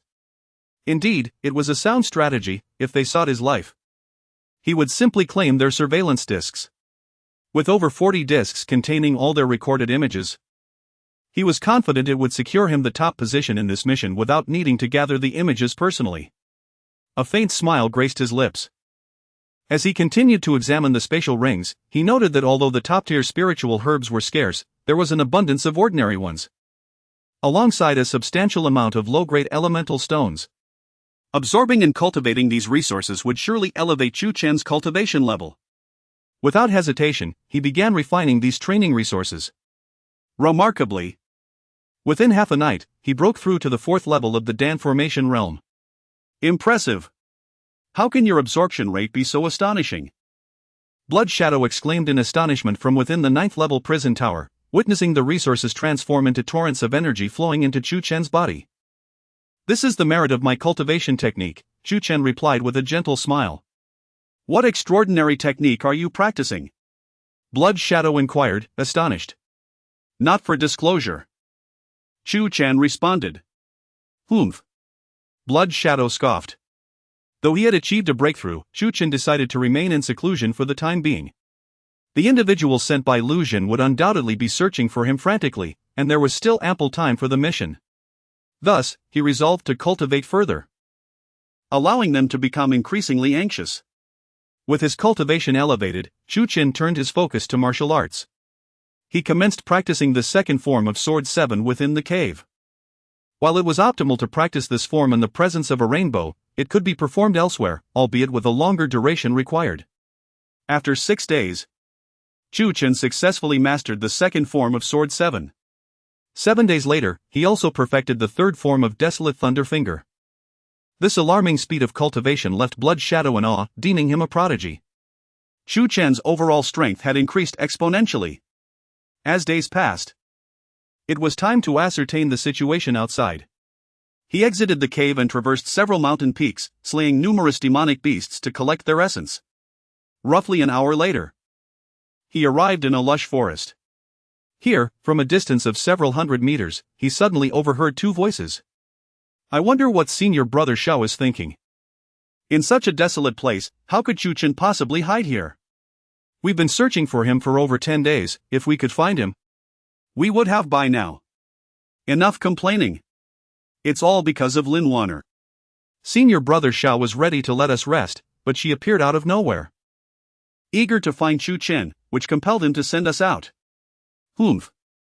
That flirt, if she hadn't entangled herself with Senior Brother Lu Yunfeng, would she have risen so quickly? Hush. Keep your voice down. If Lin Wanner hears you, we might not survive this. Let's just search casually and return. That coward Chu Chen is likely hiding elsewhere. Shaolin? Lin Wanner? Chu Chen's eyes narrowed. He stealthily approached the source of the voices. In the heart of the forest, 2 students at the 5th level of the Dan Formation realm were preparing to leave when suddenly, one of them caught a glint of a blade's light flashing nearby. The blade's light drew closer and closer, until it swiftly severed his head from his body. Who? The other student drew his weapon, alarmed. Were you not searching for me all this time? How is it you do not recognize me? Chu Chen revealed himself. Chu Chen! The student exclaimed in terror. His fear palpable. After searching fruitlessly for days, how could he suddenly appear before them? Are Shaolin and Lin Wanner nearby? Chu Chen inquired. Yes. They are. Please. Spare me. I beg you. If you kill me, senior brother Shao will not let you go. The student pleaded. Provide me with specifics. How many of you are there? Chu Chen demanded. The student, trembling in fear, divulged every detail. It turned out that over 10 days prior, Shaolin's group consisted of merely 5 or 6 members. However, as the days passed, the number of those searching for Chu Chen increased to over a dozen.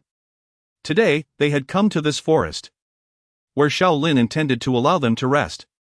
However, upon encountering Lin Wanner, who was eager to eliminate Chu Chen, she instructed everyone to scatter and search throughout the forest, while Shaolin and Lin Wanner rested centrally.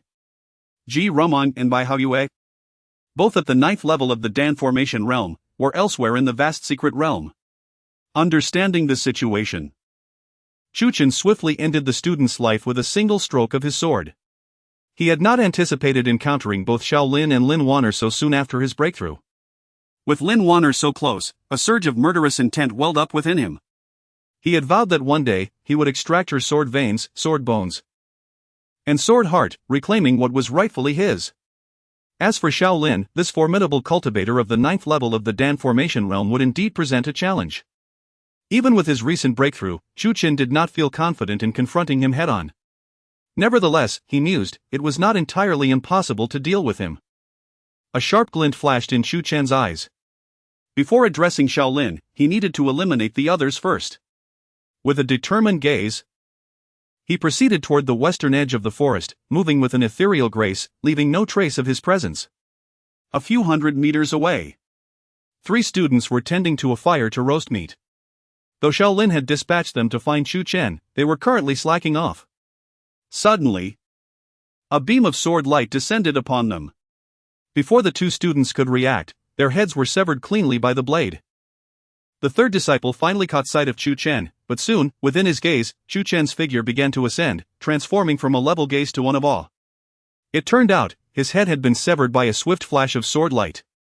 Meanwhile, to the west, a few hundred meters away, 2 other disciples were diligently proclaiming their intent to locate and eliminate Chu Chen swiftly, lest they squander their training time. Suddenly, a beam of sword light struck, piercing through their chests. Chu Chen relentlessly launched attacks, ambushing those searching for him. The disciples had yet to utter a sound before they met their demise at his hands. At this moment, Chu Chen approached the heart of the dense forest, sensing the presence of a small team within that vicinity. Only after dispatching this team could he delve into the core area to find Shaolin. The team consisted of 3 individuals, 2 at the 6th level of the condensed Dan realm and 1 at the 7th. Without warning, a flash of sword light erupted from the nearby underbrush, swiftly severing the heads of the 2 6th level disciples. The 7th level disciple, upon spotting Chu Chen, was struck with terror and shouted, "Xiao Shixiang! Chu Chen is here! Chu Chen is here!" Chu Chen made no effort to silence his cries. Instead, he charged towards the 7th level disciple with murderous intent. A single strike from his sword severed the disciple's right arm.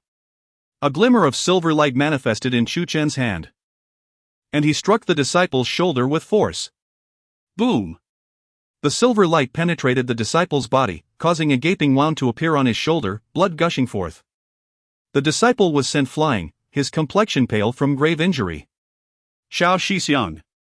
Xiao Shixiang! Come save me! Please, come save me!"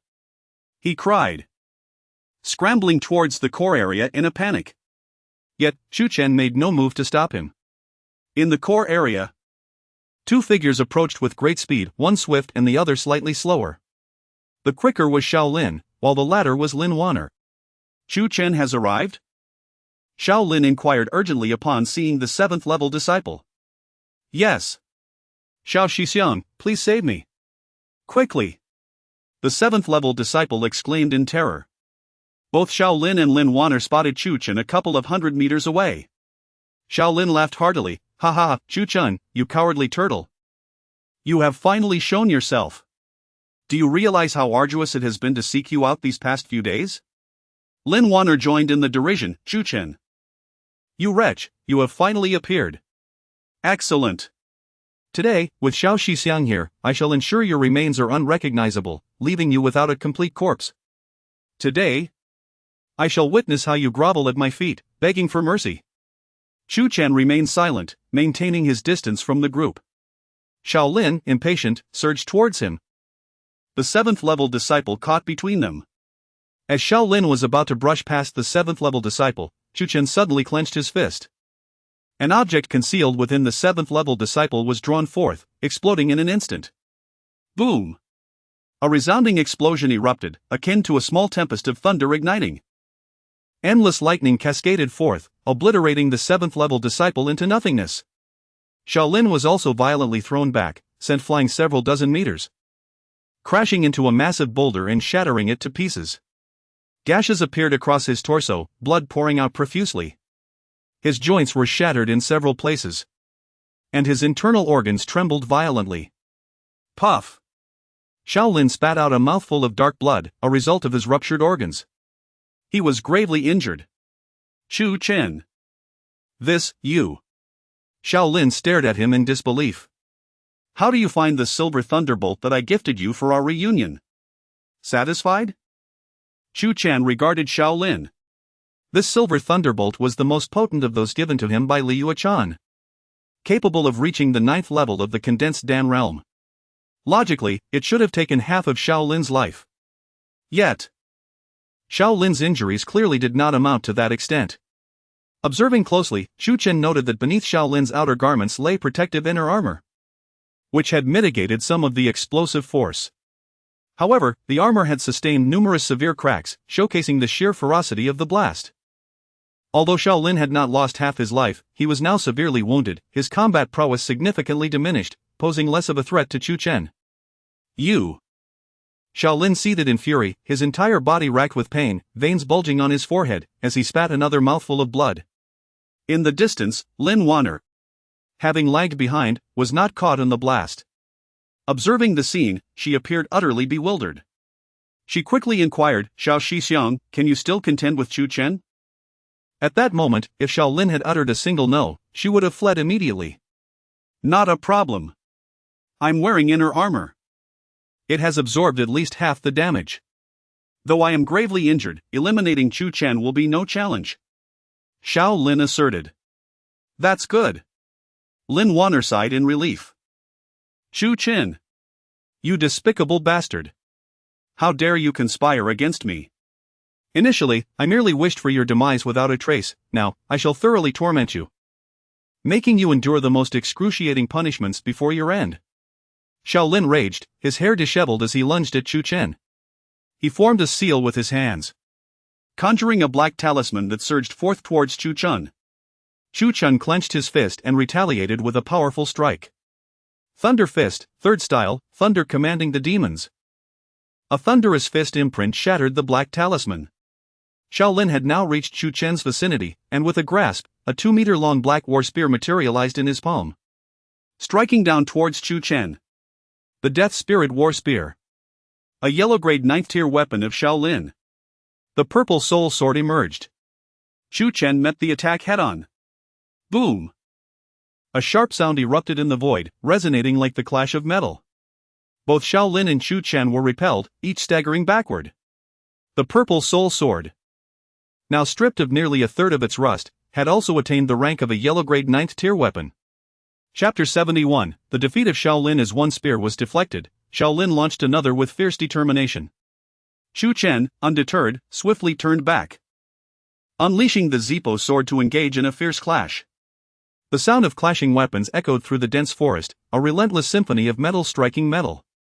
Blinding sparks flew as their forms danced in a flurry of strikes, each aimed at vital points, only to be countered by the other. After hundreds of exchanges, the two warriors finally created some distance between themselves. Suddenly, Xiao Lin withdrew his spear, forming intricate hand seals, summoning the blood luo seal. In an instant, a massive crimson handprint materialized before him, enveloped in a suffocating aura of blood, as if birthed from a sea of corpses. With a forceful thrust, the blood handprint surged towards Chu Chen, suffusing the air with an overwhelming sense of nausea and dread. Chu Chen harnessed his six-segment sword intent, erecting a barrier against the vile energy, and with a precise motion, he executed the Wild Thunder Finger, a technique of devastating power. A brilliant violet gold lightning surged from his fingertips, erupting into a colossal beam aimed directly at the blood handprint. This was the first form of the Wild Thunder Finger. With a resounding crack, the lightning struck the blood handprint, tearing it asunder and forcing Shaolin back several steps, his expression one of shock. Yet, Shaolin was unaware that the Wild Thunder Finger ranked at the 7th level of the Profound Realm, while the Blood Luo Seal was merely a 2nd-level martial art. Typically, Shaolin could suppress Chu Chen with the Blood Luo Seal, but in his current injured state, he could not hope to overpower him. Shaolin abruptly spread his arms wide, exuding a formidable aura that distorted the very air before him. As the distortion reached its peak, he unleashed a powerful strike, the void-cleaving Divine Palm. Although Shaolin was not proficient in blades or swords, he was well-versed in the art of combat. Having mastered various techniques in unarmed combat, including the void-cleaving Divine Palm, two enormous palm prints hurtled toward Chu Chen, tearing through the air as if a colossal force were shredding reality itself. Recognizing the greater threat posed by these palm strikes, Chu Chen immediately executed the second form of the Wild Thunder Finger, unleashing the Wild Thunder Force. A surge of thunderous energy shot forth, rending the palm prints apart in an explosive display. Shaolin staggered back, spitting blood from the backlash of his own attack. "You wretched boy! I refuse to be defeated by you." In a frenzy, Shaolin charged toward Chu Chen, leaping high into the air, descending with lethal intent as he struck with his fist, the Breaking Sky Fist. A massive fist imprint descended upon Chu Chen, casting a shadow that obscured the sunlight, enveloping him entirely. Chu Chen squinted, unleashing his six-segment sword intent to its fullest, as radiant arcs of lightning danced across the Zippo sword. He then executed a diagonal slash upwards. A dazzling beam of lightning erupted from the sword, cleaving through the colossal fist imprint. The strike was so potent that it split the fist imprint in two, resulting in a thunderous explosion that sent Shaolin hurtling backward. He crashed to the ground over 100 meters away, creating a thick cloud of dust. As the dust settled, a massive wound was revealed on Shaolin's chest. A gash far worse than any he had suffered before, with arcs of lightning still dancing within, inflicting torment upon him. In a flash, Chu Chen appeared before Shaolin. "Chu Chen, you!" Shaolin raised a trembling hand, disbelief etched on his face. He could not fathom his impending defeat at the hands of Chu Chen. Before Shaolin could utter another word, a cold smirk graced Chu Chen's lips as he brought down his sword with lethal precision. The raised hand, along with Shaolin's head, was severed from his body, blood gushing forth. In truth, Chu Chen was never a match for Shaolin under normal circumstances. After all, Shaolin was not only at the 9th level of the condensed Dan realm but also a prodigy of martial arts. His talents signified that he surpassed most at the same level. Yet, after suffering grave injuries, he was doomed to face his demise. Having vanquished Shaolin, Chu Chen turned his gaze toward the other side, where the figure of Lin Wanner had vanished. She was astute, having fled moments before, sensing Shaolin's impending defeat. Can she truly escape? Chu Chen sneered, detecting her presence and employing the shadow clone technique to pursue her swiftly. Lin Wanner reached the heart of the dense forest, intending to continue her flight when, in an instant, a beam of sword light sliced through the air, striking her back. With a shriek, a 2-foot-long gash appeared on her back, sending her crashing to the ground. Blood flowed from the wound, staining her garments, and her disheveled hair rendered her a pitiful sight. "Ah!" she cried out in agony, the pain overwhelming her senses. "Why do you not run anymore?" Chu Chen loomed over her, a cold smirk adorning his face. Chu Chen. Despair enveloped Lin Wanner as she gazed up at him, unable to fathom the reality of being at his mercy. At the moment of her betrayal, did she ever anticipate such a scenario? For a woman as vile as Lin Wanner, Chu Chen would not grant her a swift death. Instead, he would subject her to psychological torment, a means to alleviate the hatred festering within him. Chapter 72, Revenge. Lin Wanner glanced around, her heart sinking in despair as she realized that no one could save her today. In this moment, regret consumed her. Why had she come to this secret realm to kill Chu Chen? If only she had stayed outside, by Lu Yunfeng's side, this calamity could have been avoided. But no. There was still a chance. There was still an opportunity. Wasn't the former Chu Chen quite infatuated with me? Although I had betrayed him once, sparking his resentment, I refuse to believe he has completely discarded his feelings for me. If I could just soothe him, it's likely he would revert to his former self, obediently catering to my every whim, becoming my devoted admirer once more. With this thought, Lin Wanner instantly adopted a pitiful expression and implored, "Chu Chen, do you know? The way I treated you back then was forced by Lu Yunfeng. If I hadn't acted that way, he would have killed me. I had no choice. Can you ever forgive me? Moreover, you loved me so deeply, had you known that my actions were to save myself, you would have spared me the pain. Wouldn't you? I couldn't bear to see you hurt, so I chose to hurt myself instead, all for your sake. Chu Chen. I've been suffering so much these days.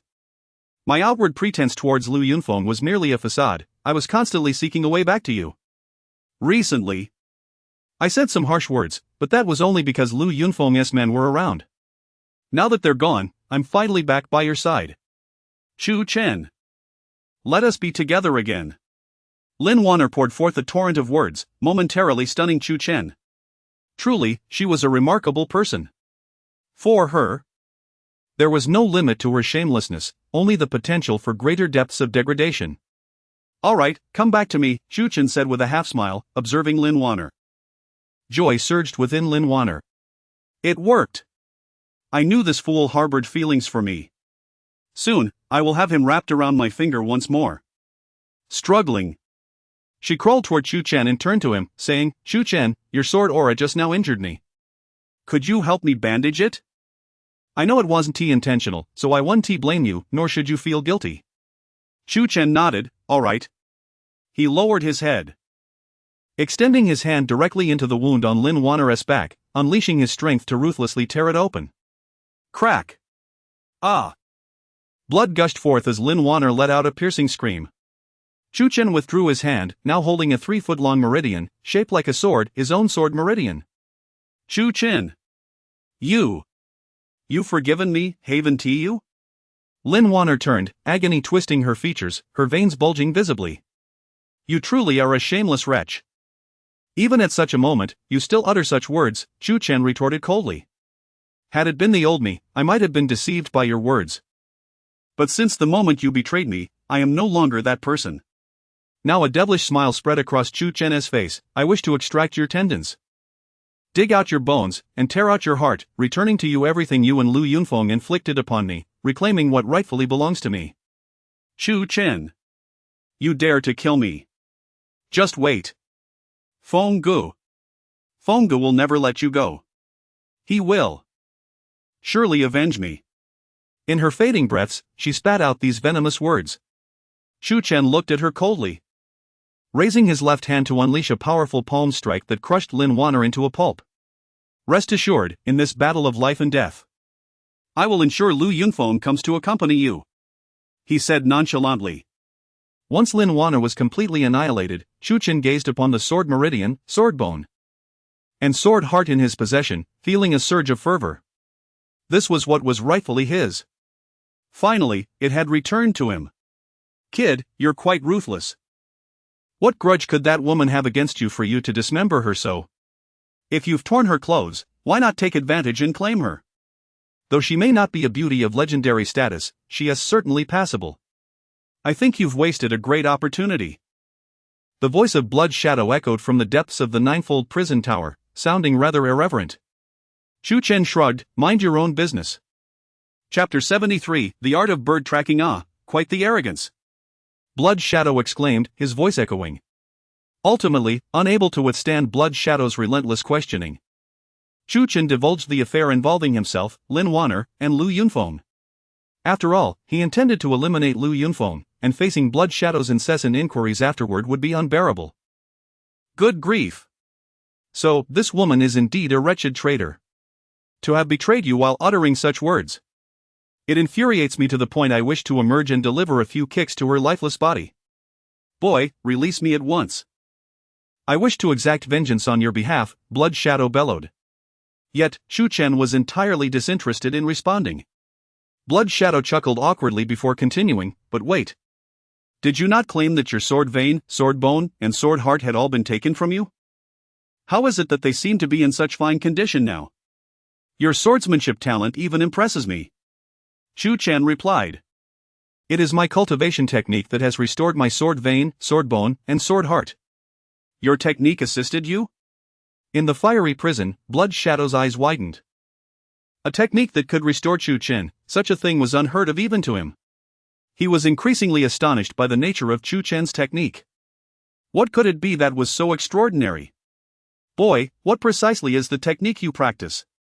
Blood Shadow inquired, but Chu Chen remained silent. Come on, let us converse. It is rare for something to pique my curiosity, you should feel honored. Chu Chen had collected Lin Wanner's spatial ring and was on his way back. Gathering Shaolin and the other disciples' spatial rings without inspection, departing swiftly. Approximately a day after Chu Chen's departure, figures abruptly surged into the dense forest. Leading them were Ji Rumeng and Bai Haoyu, accompanied by more than 20 disciples. Upon witnessing the corpses of Shaolin and the others, the expressions of Ji Rumeng and her companions turned grim. They even killed Shaolin. How is that possible? Bai Haoyu frowned. Within this secret realm, no one else could kill Shaolin, nor would they dare to. In their minds, they believed Chu Chen could not possibly defeat Shaolin either. However, they concluded that the only one who dared to kill Shaolin in this secret realm was Chu Chen, thus assuming he was responsible for Shaolin's demise. It should not have been a fair fight. Ji Rumeng pointed to the headless corpse of Shaolin, where charred wounds marred the chest, wounds not inflicted by a sword.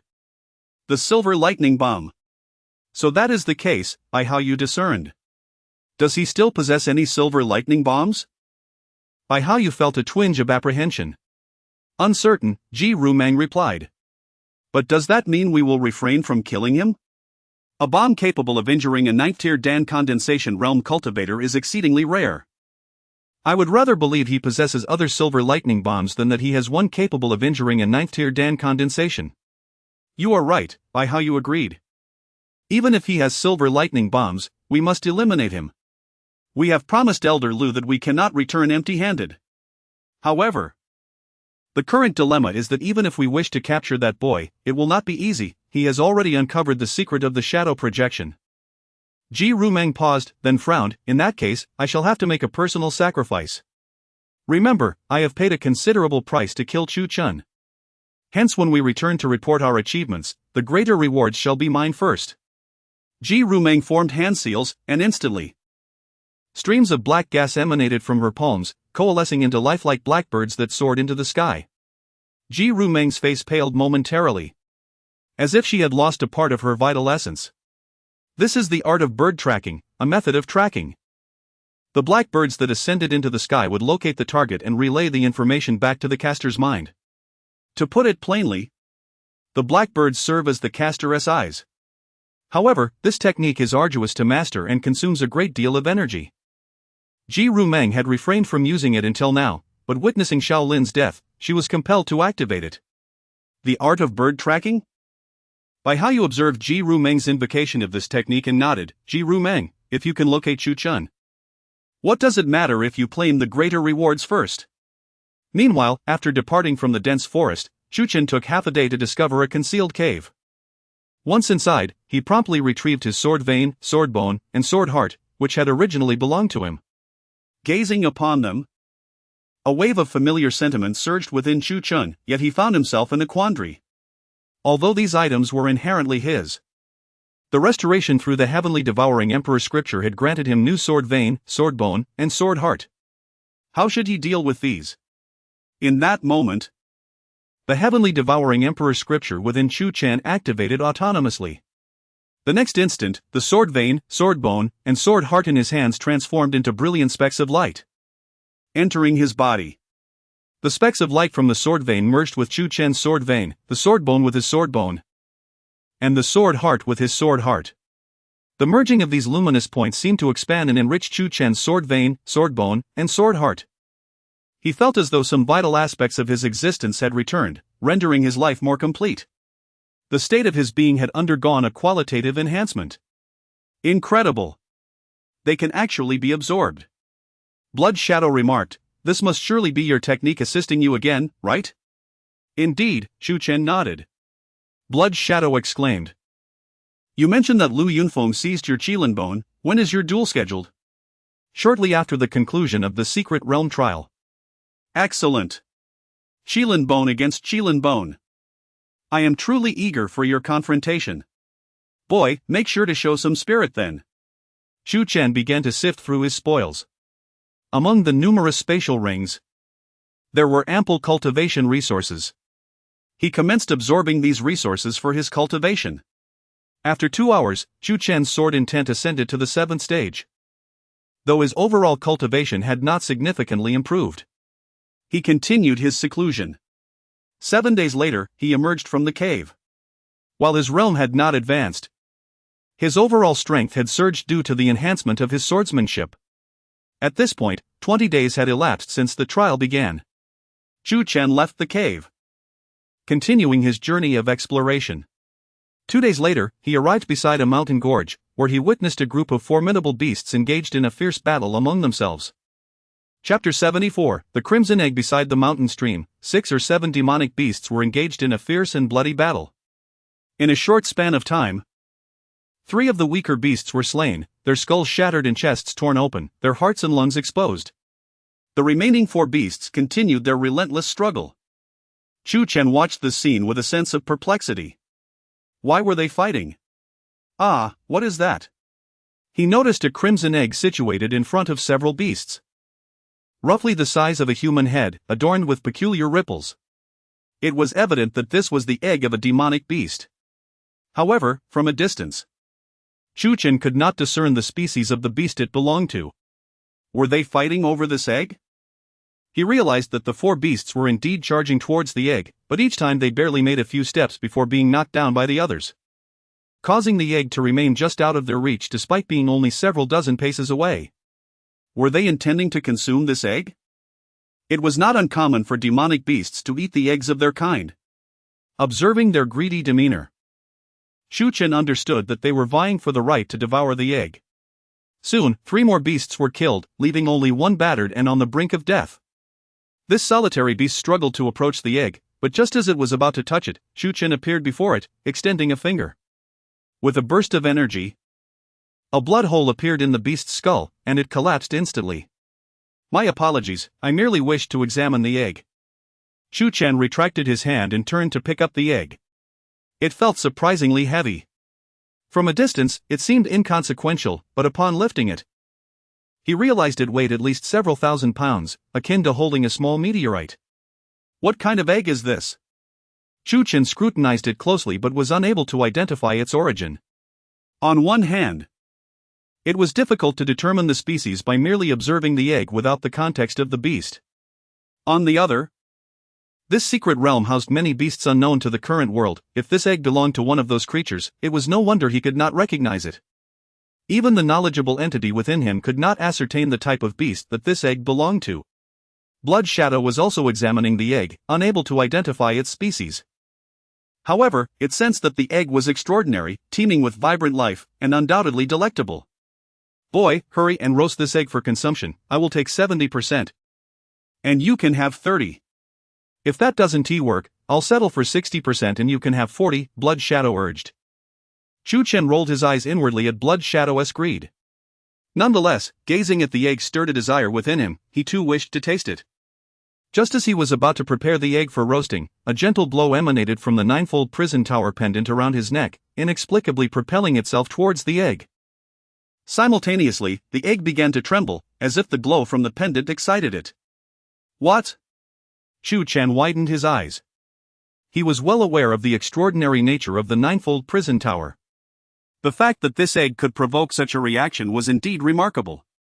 Blood Shadow was equally startled, understanding the terror of the 9-fold prison tower pendant from its confinement. This egg is rather peculiar, it mused. Indeed, it is peculiar. Since it is so exceptional, I shall not consume it, Chu Chen resolved. It would be foolish to eat something capable of stirring the 9-fold prison tower. Remembering how the egg reacted to the pendant's glow, Chu Chen promptly took the egg and entered the internal space of the ninefold prison tower. Within the boundless purgatory, Blood Shadow was trapped in the fiery prison. Upon seeing Chu Chen's consciousness enter with the egg, it grinned. "Boy, place that egg here. Let me see if I can hatch it." Chu Chen shook his head. "No, I fear you might eat it." "I swear I will not consume it," Blood Shadow insisted. Ignoring it, Chu Chen carried the egg into the first level of the ninefold prison tower. The first level remained a vast, blood-drenched battlefield. Chu Chen carefully placed the egg in the center before stepping back outside. "I hope you hatch soon. I hope you do not disappoint me," he murmured. Blood Shadow observed this scene, contemplating, "Goodness, if this egg hatches, it will surely be extraordinary. Even I, confined within this fiery prison, can sense an immense energy. The egg, enveloped by the tower's energy, will undoubtedly be remarkable once it hatches." After exiting the ninefold prison tower, Chu Chen extracted the demonic essence from the slain beasts nearby. Several of these beasts had reached the 8th level of the core formation realm. After refining their essence, Chu Chen's cultivation reached the pinnacle of the 4th level of the core formation realm. He then continued on his journey for further training. As he set off, a small black bird silently soared above the mountain gorge, its tiny eyes gleaming with an eerie light. Another day passed, and Chu Chen found himself within a dense forest. As he traversed through the thickets, a cacophony erupted behind him. Recognizing the sound as the rush of wind, he realized it was the wind created by humans, not demonic beasts. Simultaneously, he sensed a formidable aura of killing intent. Killing intent? Chu Chen furrowed his brow and suddenly dashed forward. Boom! Above him, a swarm of black birds appeared in the sky, resembling a dark cloud. He sprinted ahead, while the birds swiftly followed his trajectory. "Ha ha ha! Chu Chen! There is no need to flee any longer. You have been locked on by my 10,000 birds tracking technique. Each of those birds in the sky serves as my eyes. Though the secret realm is vast, you are now right beneath my gaze. How could you escape?" The voice of Ji Ruming echoed. At that moment, figures emerged from behind, led by Ji Rumong and Bai Haoyue, accompanied by over 20 other students from the 3 major factions. 10,000 birds tracking technique? Chu Chen gazed at the black birds overhead, his brow deeply furrowed. Although he had been cautious during his training, even concealing his aura, he had not anticipated being discovered. Moreover, he now faced the remnants of all the forces dispatched by the Lutown faction. The situation was dire. 10,000 birds tracking technique, cease. Ji Ruming formed hand seals, causing all the birds to vanish. Now that she had identified Chu Chen, there was no need to maintain the technique, as its continued use would deplete her energy. Chapter 75, A Life Hanging by a Thread. At this moment, the 3 major factions' disciples were merely a few dozen meters away from Chu Chen. Bai Haoyue fixed his gaze on Chu Chen and sneered, "Chu Chen, surrender. You may have enjoyed your freedom while we searched for you, but the moment we find you, your death is inevitable." Death? Who is to die remains uncertain. Despite the urgent circumstances, Chu Chen's aura was far from diminished. He activated the shadow clone technique and suddenly soared forward. This technique not only allowed him to create illusions of himself but also significantly enhanced his speed. Trying to escape is tantamount to courting death. Bai Haoyue brandished a broad long knife, slicing through the air, unleashing a fierce blade of light aimed directly at Chu Chen. Feeling the oncoming blade, Chu Chen's expression shifted. He clenched his hand, producing a talisman given to him by Hong Ying, a defensive charm that doubled his defensive power. Pressing the talisman against his body, a nearly transparent barrier enveloped him. Simultaneously, he gripped the Zihua sword and slashed backward.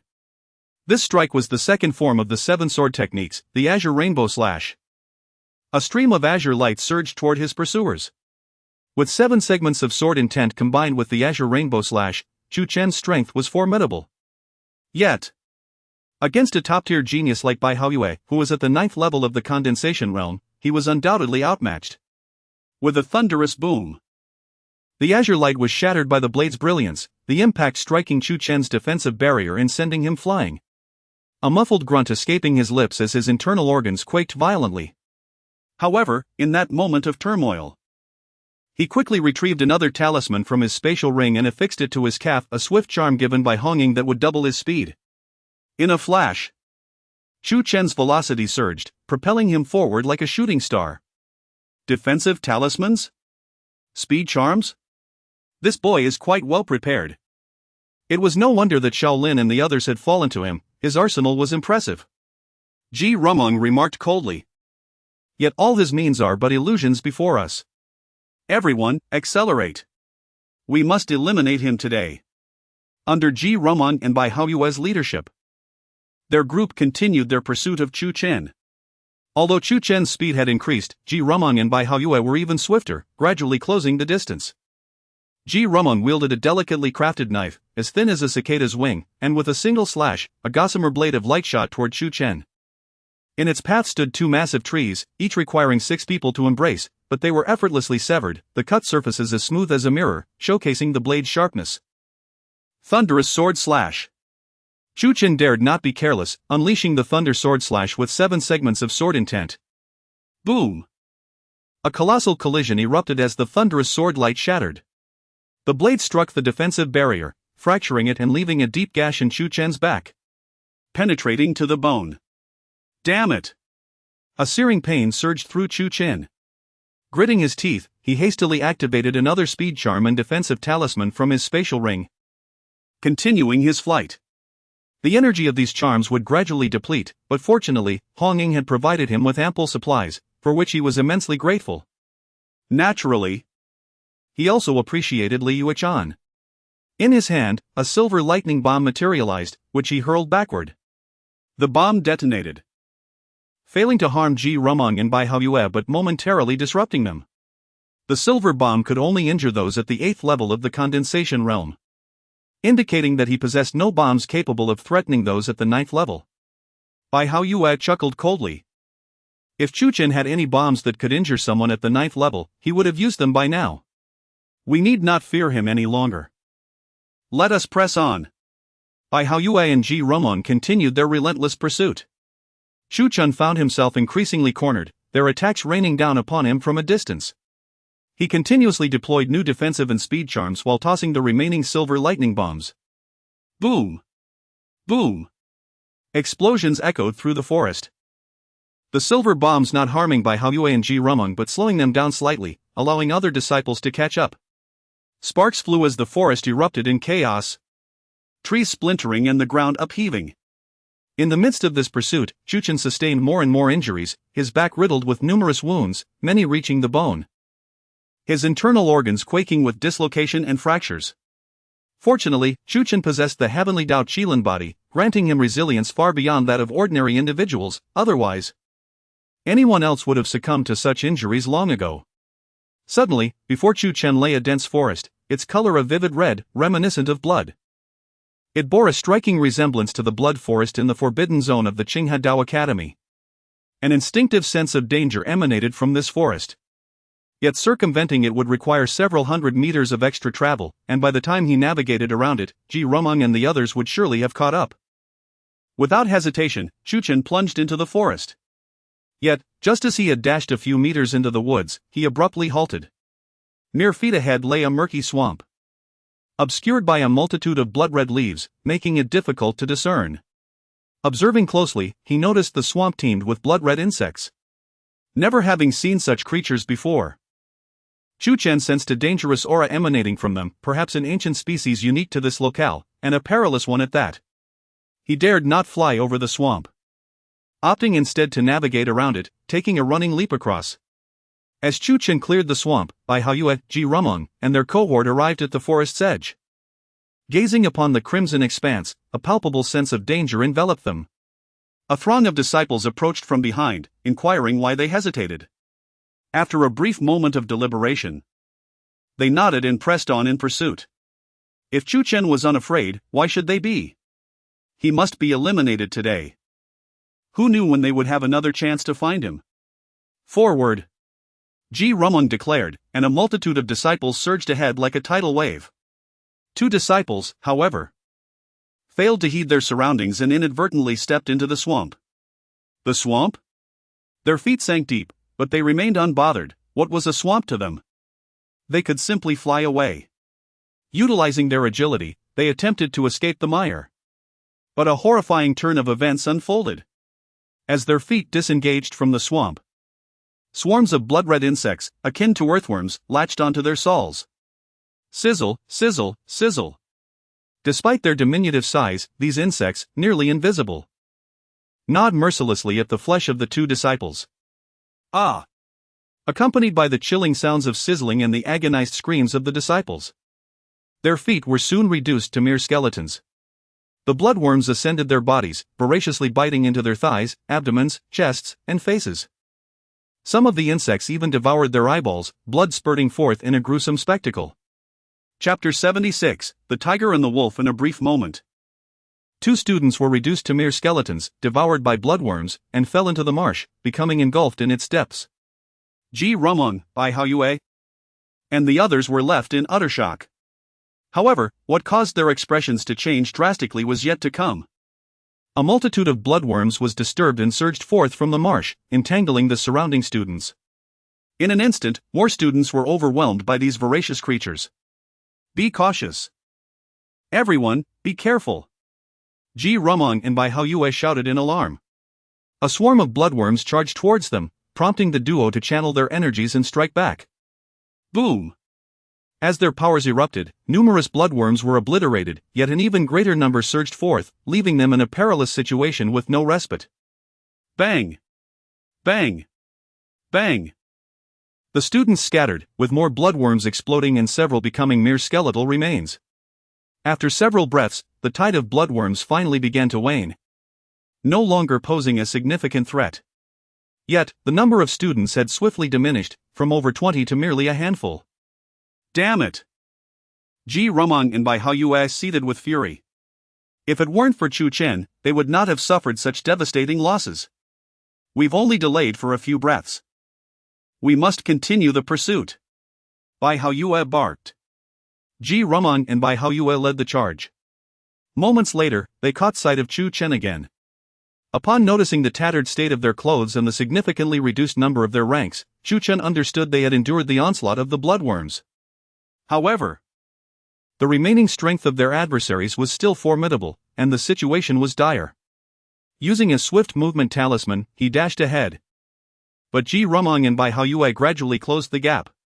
Employing a defensive talisman, he unleashed a silver lightning bolt for both protection and counterattack. Despite this, he sustained numerous injuries from their relentless strikes, and his wounds accumulated to a grave extent. Soon, both his movement and defensive talismans were exhausted, leaving him with only a single silver lightning bolt capable of injuring a peak condensation realm cultivator. What should I do? Should I confront them head-on? Chu Chen furrowed his brow. Just then, a massive cave loomed ahead. As he approached the entrance, a sense of grave danger enveloped him. A presence that rivaled even Ji Rumong and Bai Haoyue. It was clear that a powerful beast resided within. An idea struck him, and with a glint of determination in his eyes, he hurled his last silver lightning bolt into the cave. Boom! A resounding explosion erupted from within, unleashing a torrent of thunderous light. Roar! Following this, a furious beastly roar reverberated from the cave. Whoosh! 2 beams of energy shot forth from the depths of the cavern, radiating in overwhelming might. Chu Chen had anticipated this, swiftly evading the cave's mouth. However, Ji Rumong and Bai Haoyue, racing towards him, found themselves directly in the path of the 2 beams. Incredible! Ji Rumong and Bai Haoyue furrowed their brows and swiftly drew their blades, unleashing strikes that tore through the energy beams. At that moment, a colossal beast emerged from the cave. It was a peculiar creature, characterized by its elongated neck and 2 heads resembling that of a wolf and a bull, its entire form glowing a menacing crimson. It measured 7 zhang in length and 3 zhang in height. What manner of beast is this? How strange! Ji Rumong inquired, bewildered. For such a creature had never been documented in their world. If I am not mistaken, this must be the 2-headed demon wolf. I have encountered references to it in ancient texts. It is a species from antiquity, now rarely seen in the present day. Bai Haoyue explained with a grave tone. Having studied descriptions of this beast. You too shall have your fun with this beast. Chu Chen chuckled, sensing the beast's formidable aura. The concept of using another's strength to achieve one's own ends was perfectly illustrated here. The wolf had transformed into a tiger, while Ji Rumong and Bai Haoyue became the wolves. With that, he took his leave. Only a fool would linger in such a perilous place. Where do you think you're going? Ji Rumong and Bai Haoyue shouted, rushing forward. Whoosh! Whoosh! In the next moment, the two-headed demon wolf unleashed two radiant beams of energy towards them. Upon emerging, the beast had interpreted their severing of its energy beams as an attack on its lair. Natured to be savage, the two-headed demon wolf would show no mercy to its perceived foes. Reluctantly, Ji Rumong and Bai Haoyue prepared to defend themselves once more. Clang! Clang! Two beams of light erupted forth, shredding the incoming energy beams. Yet, this only intensified the beast's animosity towards them. What is happening, senior sister Ji and senior brother Bai? The remaining students arrived, confused. Kill! Let us slay this beast and then hunt down Chu Chen. Ji Rumong bellowed, having abandoned any hope of negotiating with the ferocious creature. They had to eliminate the two-headed demon wolf before they could resume their pursuit of Chu Chen. Whoosh! The beast's more powerful attacks surged forth once again. Ji Rumong, Bai Haoyue, and the remaining students engaged in a fierce battle with the two-headed demon wolf. Meanwhile, Chu Chen had already covered 10 miles. Glancing back, he could still hear the terrifying sounds of battle echoing from the depths of the forest. A smile crept upon his face. It seemed Ji Rumong and her companions had their hands full. You all keep fighting, I'll return later to seize the spoils, he mused. Finding a secluded cave where he left no trace as he entered to recuperate. Having sustained severe injuries, even contemplating seizing the opportunity would require considerable strength. Now, he needed to focus entirely on augmenting his power in healing his wounds. Chu Chen possessed numerous miraculous herbs and treasures for healing. Under normal circumstances, recovering from such grave injuries would take several days, as refining these treasures required time. However, in less than 2 hours, he had managed to mend the most severe of his wounds.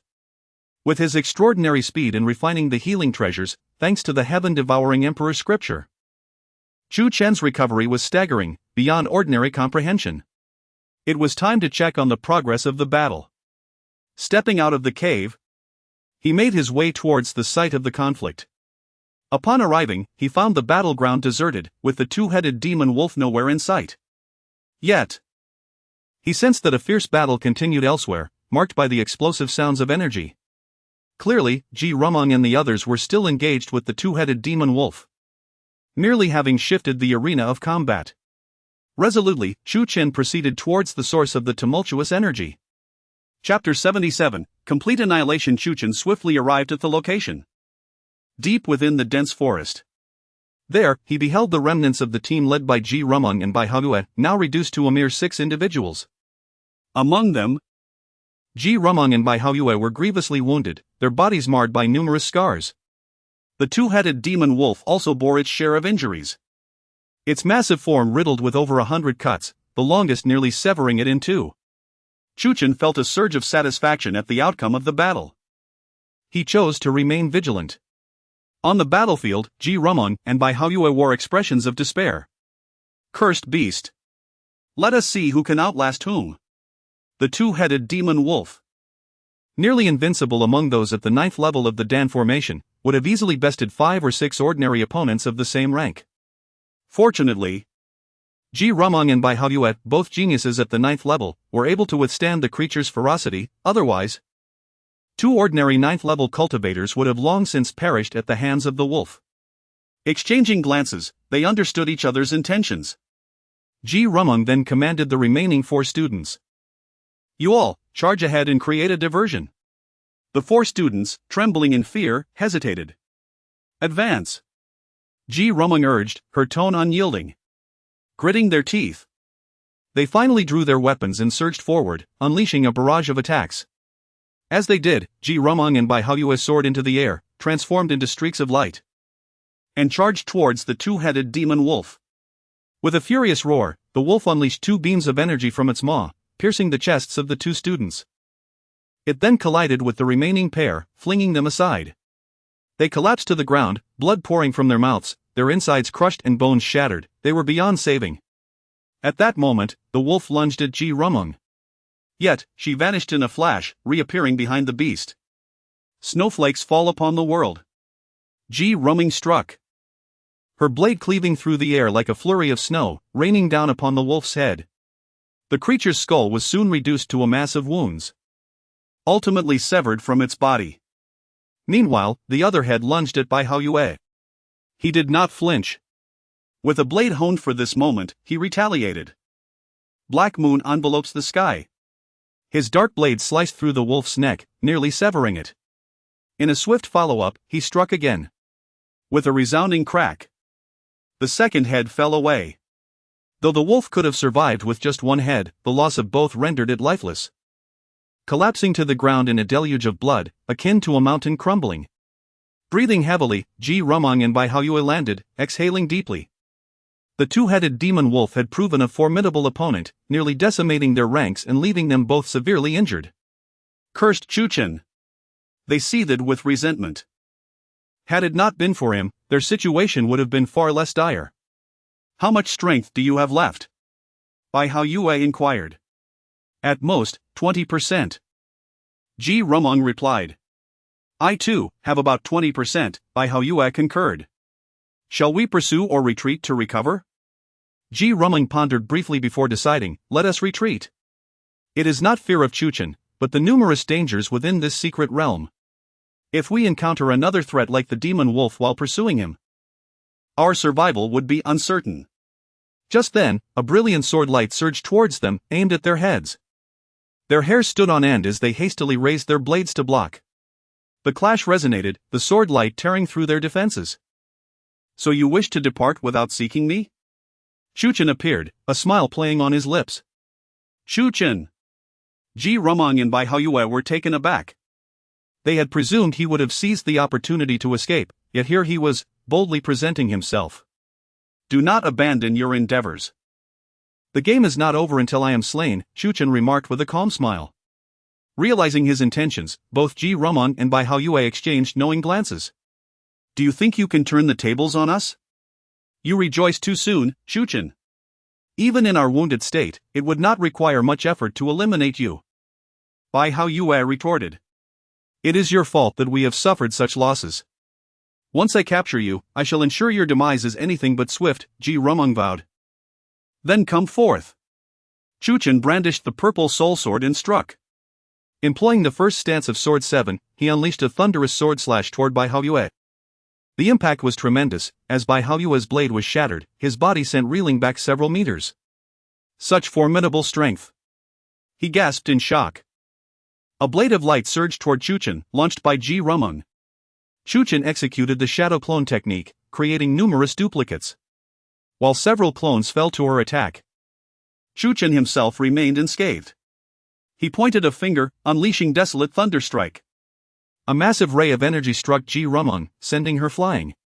Wide-eyed, she realized, we underestimated him. They joined forces to assault Chu Chen, unleashing a torrent of powerful strikes and techniques. The forest erupted with the sounds of their fierce battle. However, Ji Rumung and Bai Haoyue's injuries were dire, worsening with each passing moment. As they battled Chu Chen, the rate of deterioration accelerated. After over 200 exchanges, their strength waned, consistently forced back by Chu Chen's relentless onslaught. With a decisive thrust, Chu Chen unleashed Desolate Thunder's third style, Thunder Extinguish. His finger pierced Bai Haoyue's throat, followed by a thunderous explosion that obliterated his head. Retreating a few steps, Chu Chen employed the second stance of Sword 7, launching a brilliant azure blade of light at Ji Rumung, forcing her back. Before she could fully grasp the situation, Chu Chen brushed past her, a drop of blood falling from his sword while a crimson line appeared across her neck. As the line widened, blood gushed forth, and Ji Rumung collapsed, following in Bai Haoyue's tragic fate. Chapter 78, departing from the spatial rift having successfully slain two adversaries, a profound sense of exhilaration surged within Chu Chen. Lu Xun had dispatched numerous individuals to eliminate him, undoubtedly believing their success was assured. Little did he know, all those he sent had met their demise at Chu Chen's hands. Approaching the corpse of the two-headed demon wolf, Chu Chen extracted its demon essence with a flourish of his sword. The essence of a top-tier second-level demon beast felt distinctly powerful in his grasp, exuding a wild and surging energy, which left him quite satisfied. He also retrieved the spatial rings belonging to Ji Rumeng, Bai Haoyue, and others.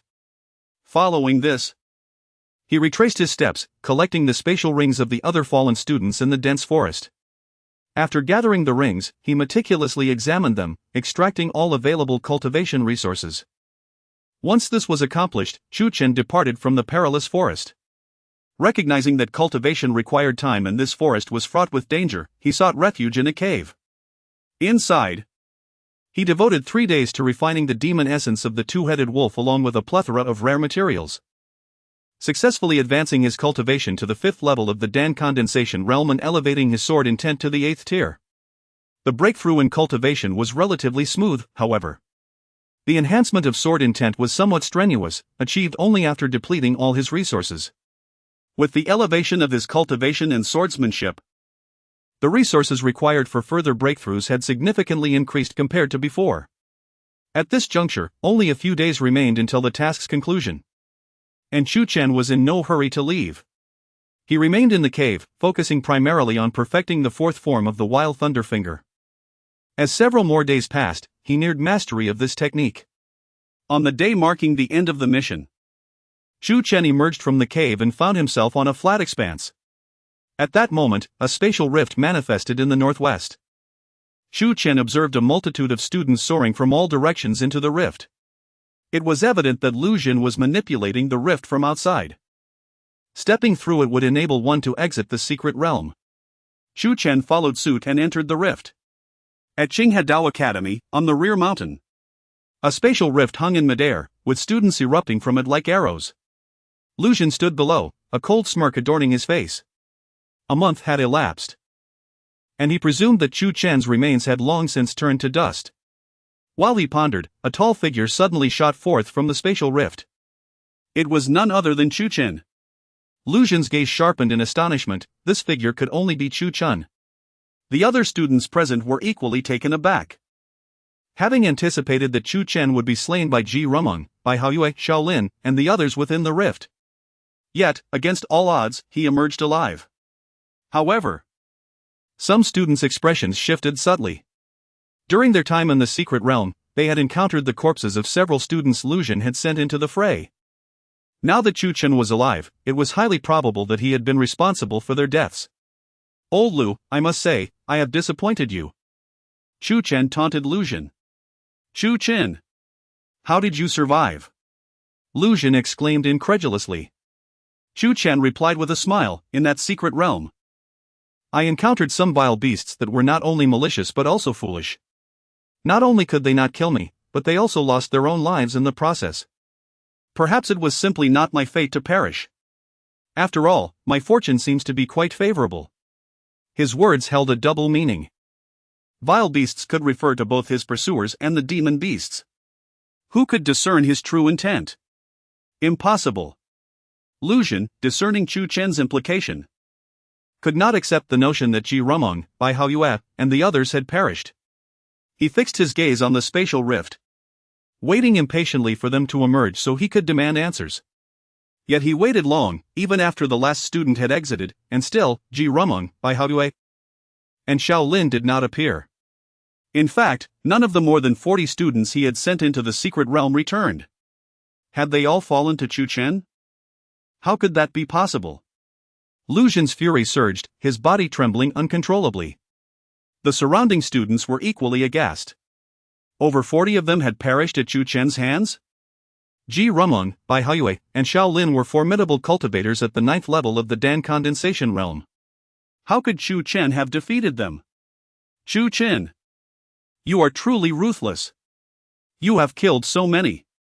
Lu Jin's eyes burned crimson as he glared at Chu Chen, though he was loath to believe it.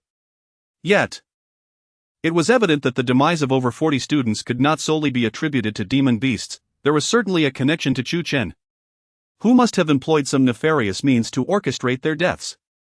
Feigning innocence, Chu Chen replied, "Elder Lu, what are you insinuating? How could I be responsible for their deaths? I did not even encounter them in the secret realm." The beasts within were far too powerful, I barely survived myself. Perhaps they fell victim to a formidable demon beast and failed to return. How can I believe that? Lu Xun roared, consumed by rage. He lunged at Chu Chen. Startled, Chu Chen shouted, "You shameless old man! Elders must not attack students without reason, it is against the academy's rules. This is precisely why you did not confront me personally but chose to send others to deal with me in this task." Yet now, in his fury, Lu Xun disregarded the academy's regulations. As Chu Chen prepared to invoke the shadow clone technique to escape, a clear, melodious sound of a sword echoed through the air. A beam of sword light shot from the distance, aimed directly at Lu Xun. Lu Xun shattered the sword light with a punch, but his momentum was halted. "Chu Chen! You truly are alive!" exclaimed a joyous voice belonging to Hong Ying. Beside her stood Li Yuechan, who, upon spotting Chu Chen, revealed a hint of surprise on her flawless countenance. Before them stood Mu Fian. It was she who had unleashed that sword strike. Hong Ying had been counting the days, aware that today marked the conclusion of the Secret Realm mission. Understanding that even if Chu Chen survived, Lu Xun would surely target him, she sought Mu Fian's assistance to aid Chu Chen on the rear mountain. Mu Fian readily agreed to Hong Ying's request. However, what surprised her was that several days prior to Hong Ying's petition, Li Yuechan had already sought her help for the same purpose. This revelation astonished Mu Fian. Her disciple had never shown any affection for male students, treating them merely as fellow peers. Why had she specifically requested assistance for Chu Chen? When had her disciple formed friendships with any male? Chapter 79, The Furious Lu Xun. Mu Fian, it is you again. Upon seeing Mu Fian, Lu Xun was filled with rage. The last time, it was Mu Fian who thwarted his attempt to punish Chu Chen, and now she appeared once more. Was she deliberately opposing him? As an elder of the North Institute, how could Lu Xun raise his hand against a student? What do you regard the Institute's regulations as? Mu Fian inquired. Regulations? Lu Xun scoffed. Do you know that this brat killed over 40 students who entered the secret realm for this mission? Over 40. What does that imply? It is a massacre. Chu Chen has committed an egregious crime. Hearing Lu Xun's words, Mu Fian, Li Yuechan, and Hong Ying were all taken aback. Hong Ying, filled with curiosity about the veracity of Lu Xun's statement, quickly used her spiritual sense to inquire of Chu Chen. Chu Chen, not wishing to conceal the truth from Hong Ying, responded in kind. Upon hearing his reply, Hong Ying gasped in disbelief. Over 40, all killed by Chu Chen. Mu Fian coldly remarked, I wish to ask you a question. Why would Chu Chen kill them without reason? Lu Xun's expression faltered. The reason they were killed by Chu Chen was undoubtedly that they sought to kill him. However, if he said so, it would imply Chu Chen was blameless. For retaliating against those who pursue you is not a crime. How would I know? Lu Xun replied, perhaps this brat is simply a bloodthirsty killer. Bloodthirsty? Mu Fian let out a scoff. If those individuals sought to kill Chu Chen and were then countered, then Chu Chen bears no guilt. Moreover, within the secret realm, dangers abound. It is highly probable they were slain by the perils within. You possess no evidence. How dare you slander that it was Chu Chen who killed them? I suspect you are merely frustrated that your trusted subordinates were wiped out while Chu Chen remains unharmed, thus seeking to frame him. You. Lu Xun pointed angrily at Mu Fian. As an elder, to so brazenly slander a student, you are unworthy of your position. Mu Fian continued. Elder Mu speaks rightly. Chu Chen added, embellishing the situation. Lu Xun let out a long hum. He understood that with Mu Fian present, he could not deal with Chu Chen. Should this matter escalate to the dean, he would likely face repercussions for violating the rules of the Qinghe Dao Institute. Seeing that Lu Xun was utterly at a loss, Chu Chen said, then please, Elder Lu, swiftly assess the rankings of this mission. I am in a hurry to return home. Lu Xun, with no other option, began to evaluate the rankings. Everyone took out their recording devices and, before Lu Xun, displayed the recorded images. The terrains varied, the scenery distinct. Yet all were scenes from within the secret realm. Those who remembered few places recalled only a handful, while those with better memories could recount dozens. Surely, the top rank would belong to the student who noted 52 locations. Lu Xun thought to himself, once this mission concludes, I shall return and carefully plot how to deal with Chu Chen. Wait, I have yet to present my recording device. Seeing Lu Xun was about to announce the results, Chu Chen hurriedly interjected. Then quickly bring it forth, Lu Xun retorted. Chu Chen promptly retrieved his recording device, channeling his energy into it to release its contents. Boom! In that instant, everyone was astonished. Hundreds of locations. Chu Chen's device revealed over 800 locations, nearly covering 2/3 of the entire secret realm. The crowd was amazed. How could Chu Chen possess the vigor and speed to document so many places? You brat! Lu Xun's eyes widened as he exclaimed. How could you remember so many locations? Have you grown eyes all over your body? Chu Chen chuckled, not quite. I simply fortuitously stumbled upon dozens of recording devices in the secret realm and recorded all their images into my device. Fortuitously stumbled upon dozens of recording devices?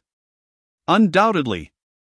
Those devices belong to Ji Rumeng, Bai Haoyue, and others. By stating this, Chu Chen was openly provoking Lu Xun. As expected, Lu Xun's eyes turned red with fury. Just as he was about to unleash his rage, a thought crossed his mind: where are those recording devices? I tossed them. No, before tossing them, I smashed them. I figured no one would want them anyway, Chu Chen replied with a grin. Lu Xun's expression darkened with anger.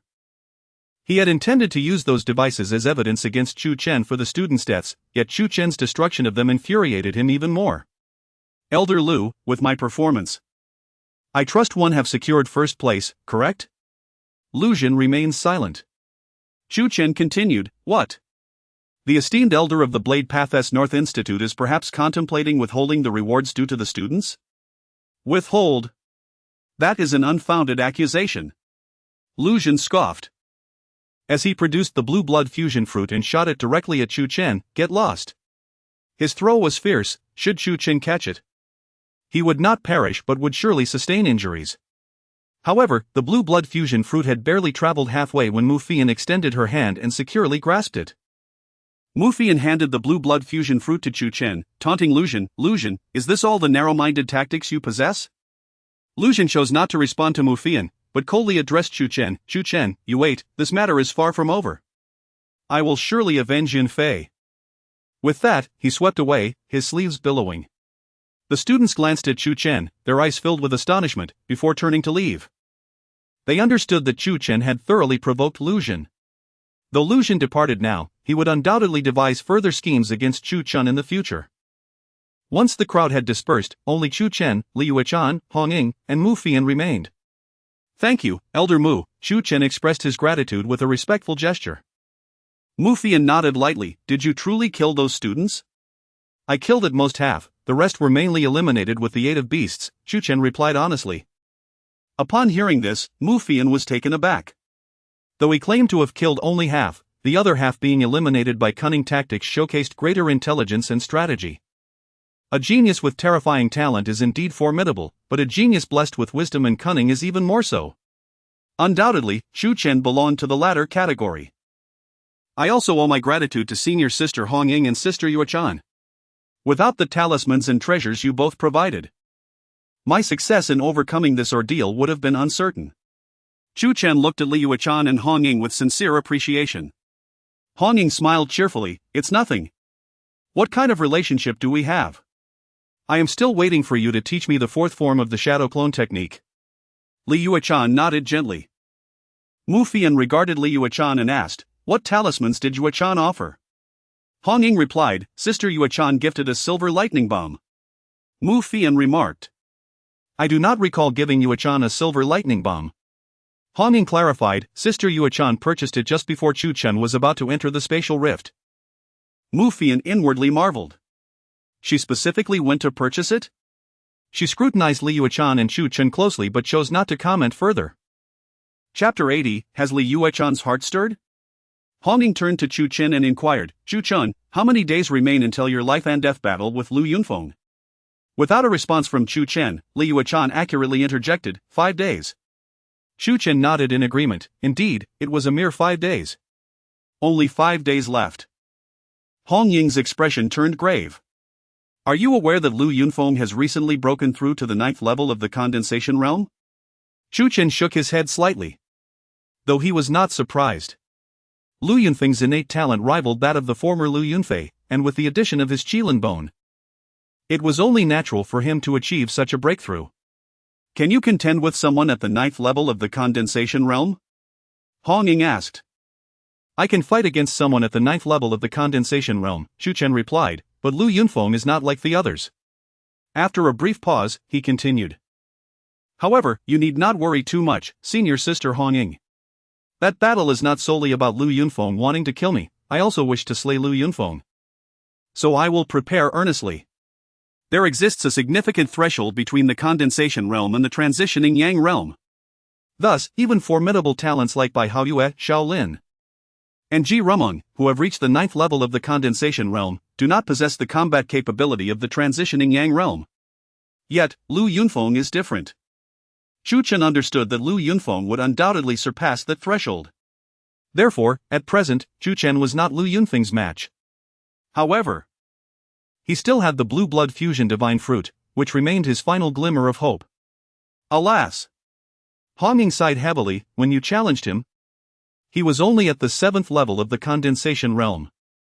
Who could have imagined that within such a short span, he would break through 2 levels? If only time could rewind to then, you could have avoided the duel altogether. Alas, everything is irrevocable now, we can only hope for your victory.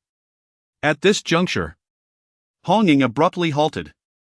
Indeed, Lu Yunfeng had advanced from the 7th to the 9th level of the condensation realm. Yet, Chu Chen had progressed from the 8th level of the gathering essence realm to the 5th level of the condensation realm.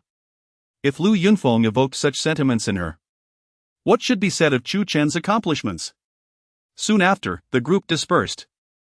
Mu Fian attended to other matters while Chu Chen and his companions returned to their respective courtyards. Upon arriving at courtyard number 9, Shen Yuqing greeted Chu Chen with immense joy, rushing out to procure a variety of delicacies to prepare for him. She meticulously checked on his well-being, ensuring he was unharmed. It was only in Shen Yuqing's presence that Chu Chen felt a familial warmth, allowing him to lower his defenses. That afternoon, after finishing their meal, Chu Chen prepared to refine the blue blood fusion divine fruit. Just then, a loud kick resounded at the door. And a male student wielding a long blade shouted angrily, Chu Chen, come out. Furrowing his brow, Chu Chen leaped down to the courtyard entrance. The male student, clad in attire befitting the blade path, was robust and exuded an intimidating aura. Remarkably, he had also reached the 9th level of the condensation realm, appearing even more formidable than Ji Rumeng and Bai Haoyue. Who are you to kick my door? Chu Chen inquired, frowning. And who am I? The male student retorted fiercely, I am Bai Haofeng, the elder brother of Bai Haoyue. You killed Haoyue in the secret realm, and now I seek vengeance. Before Bai Haofeng could finish speaking, he swung his blade towards Chu Chen, unleashing a chilling blade aura that tore through the air. Had this been the old Chu Chen, he would have hesitated to engage. However, after breaking through to the 5th level of the condensation realm, the 9th level was no longer an insurmountable peak. Grasping his palm, the purple soul sword materialized to intercept the attack, clashing with a resounding clang that deflected the long blade. At that moment, Li Yuechan, alerted by the commotion, flew over from courtyard number 8 and shouted, Bai Haofeng, what are you doing? Upon seeing Li Yuechan, Bai Haofeng's eyes lit up momentarily at her stunning beauty. But he quickly dismissed it, yelling, that dog Chu Chen killed my second brother Bai Haoyue in the secret realm. I will avenge him. Chu Chen retorted. Which of your eyes witnessed me slaying Bai Haoyue? Bai Haofeng answered sharply, I did not see it myself, but who else could have killed Haoyue but you? Perhaps it was a beast, Chu Chen suggested. Do I believe that? Bai Haofeng shot back. Naturally, you do not, but I lack the time to entertain you. Chu Chen stated. I am not here to entertain you. I am here to take your life. To take my life depends on your strength. Given the current circumstances? Do you truly think you can defeat me? Chu Chen countered. The date of my duel with Lu Yunfeng is in 5 days. Since you wish to kill me, why not battle me first before my confrontation with Lu Yunfeng? Killing Bai Haofeng now would violate the Academy's rules, but doing so on the life and death platform would be different. There, life and death are disregarded. Additionally, Chu Chen was preoccupied with refining the blue blood fusion divine fruit and did not want to waste time with Bai Haofeng. Very well. Bai Haofeng nodded approvingly. If that is your plan, I accept. Chu Chen, wait for me. I will ensure your body is torn to shreds for Hao Yue's sake. With that, Bai Haofeng turned to leave. After his departure, Li Yuechan remarked, Bai Haofeng is not only Bai Hao Yue's brother but also a confidant of Lu Zhen. He must have been sent by Lu Zhen. Li Yuechan's intuition was correct. Bai Haofeng was indeed dispatched by Lu Zhen. Previously, Bai Haofeng had been away on an expedition. Which is why Lu Zhen had sent his younger brother to kill Chu Chen. Upon learning of his brother's demise in the secret realm, Bai Haofeng could no longer restrain himself. Lu Zhen, well aware of Bai Haofeng's temperament, immediately sent him to eliminate Chu Chen, and he promptly complied. Originally, he had considered disregarding the Academy's rules to slay Chu Chen, but since Chu Chen proposed a duel in 5 days, he was more than willing to accept an opportunity to kill Chu Chen without breaking any rules. Chu Chen nodded lightly, expressing gratitude to Li Yuechan for her assistance. Li Yuechan shook her head. What does it matter that I came out for a moment? She began to turn away, but then glanced back at Chu Chen. Pausing for a moment before saying, Chu Chen, you must survive in 5 days, alright? Chu Chen raised his gaze to meet her bright eyes, which sparkled like clear, tranquil waters. His heart quivered slightly, and he nodded gently, I promise you, senior sister. Only then did Li Yuechan depart. Within the depths of the 9-level prison tower, the voice of Blood Shadow echoed, impressive, young man. This is what it means to retreat to advance. Chu Chen questioned, retreat to advance? Blood Shadow replied. When she came to your home to tend to your wounds, you had the perfect opportunity to embrace her, yet you remained as still as a statue. That was retreat. But now, she clearly has developed feelings for you. You did not embrace her, yet you have stirred her heart. Is that not retreat to advance? Chu Chen paused in contemplation. Had Li Yuechan truly developed feelings for him? Given her personality, he found it difficult to discern. However, inexplicably, a flicker of anticipation blossomed within him at the thought of her feelings. Returning to his chamber, Chu Chen promptly utilized the devouring Heavenly Emperor scripture to refine the blue blood fusion divine fruit. In just half an hour, he successfully refined the fruit, elevating his cultivation to the 6th level of the condensation realm and enhancing his swordsmanship to the pinnacle of the 8th stage of sword intent.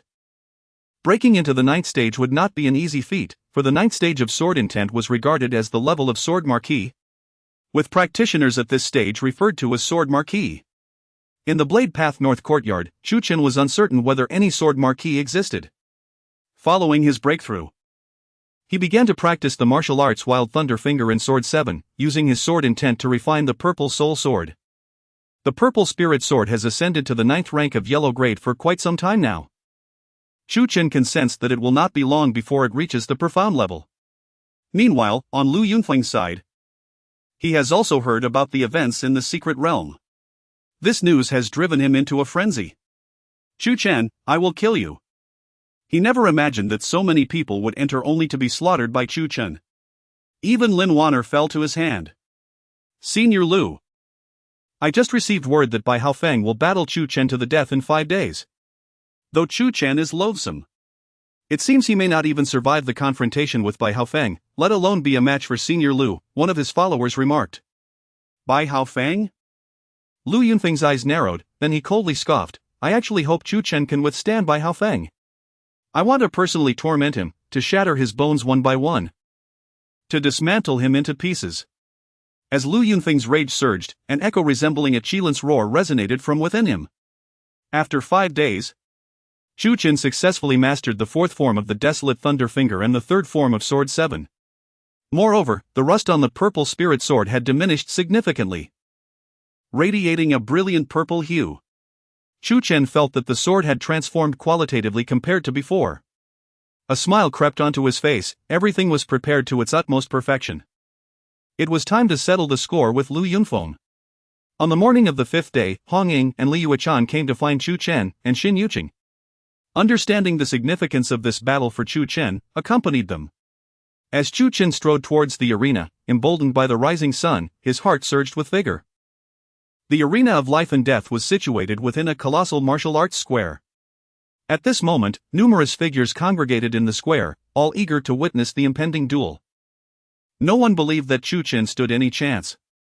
Yet, the involvement of a top-tier genius like Lu Yunfeng in the sword path made them keenly anticipate the clash. In the monotony of rigorous training, one always craves excitement. Watching others in life-and-death battles is undoubtedly a thrill. Not only students from the three major factions attended, but many elders were also present.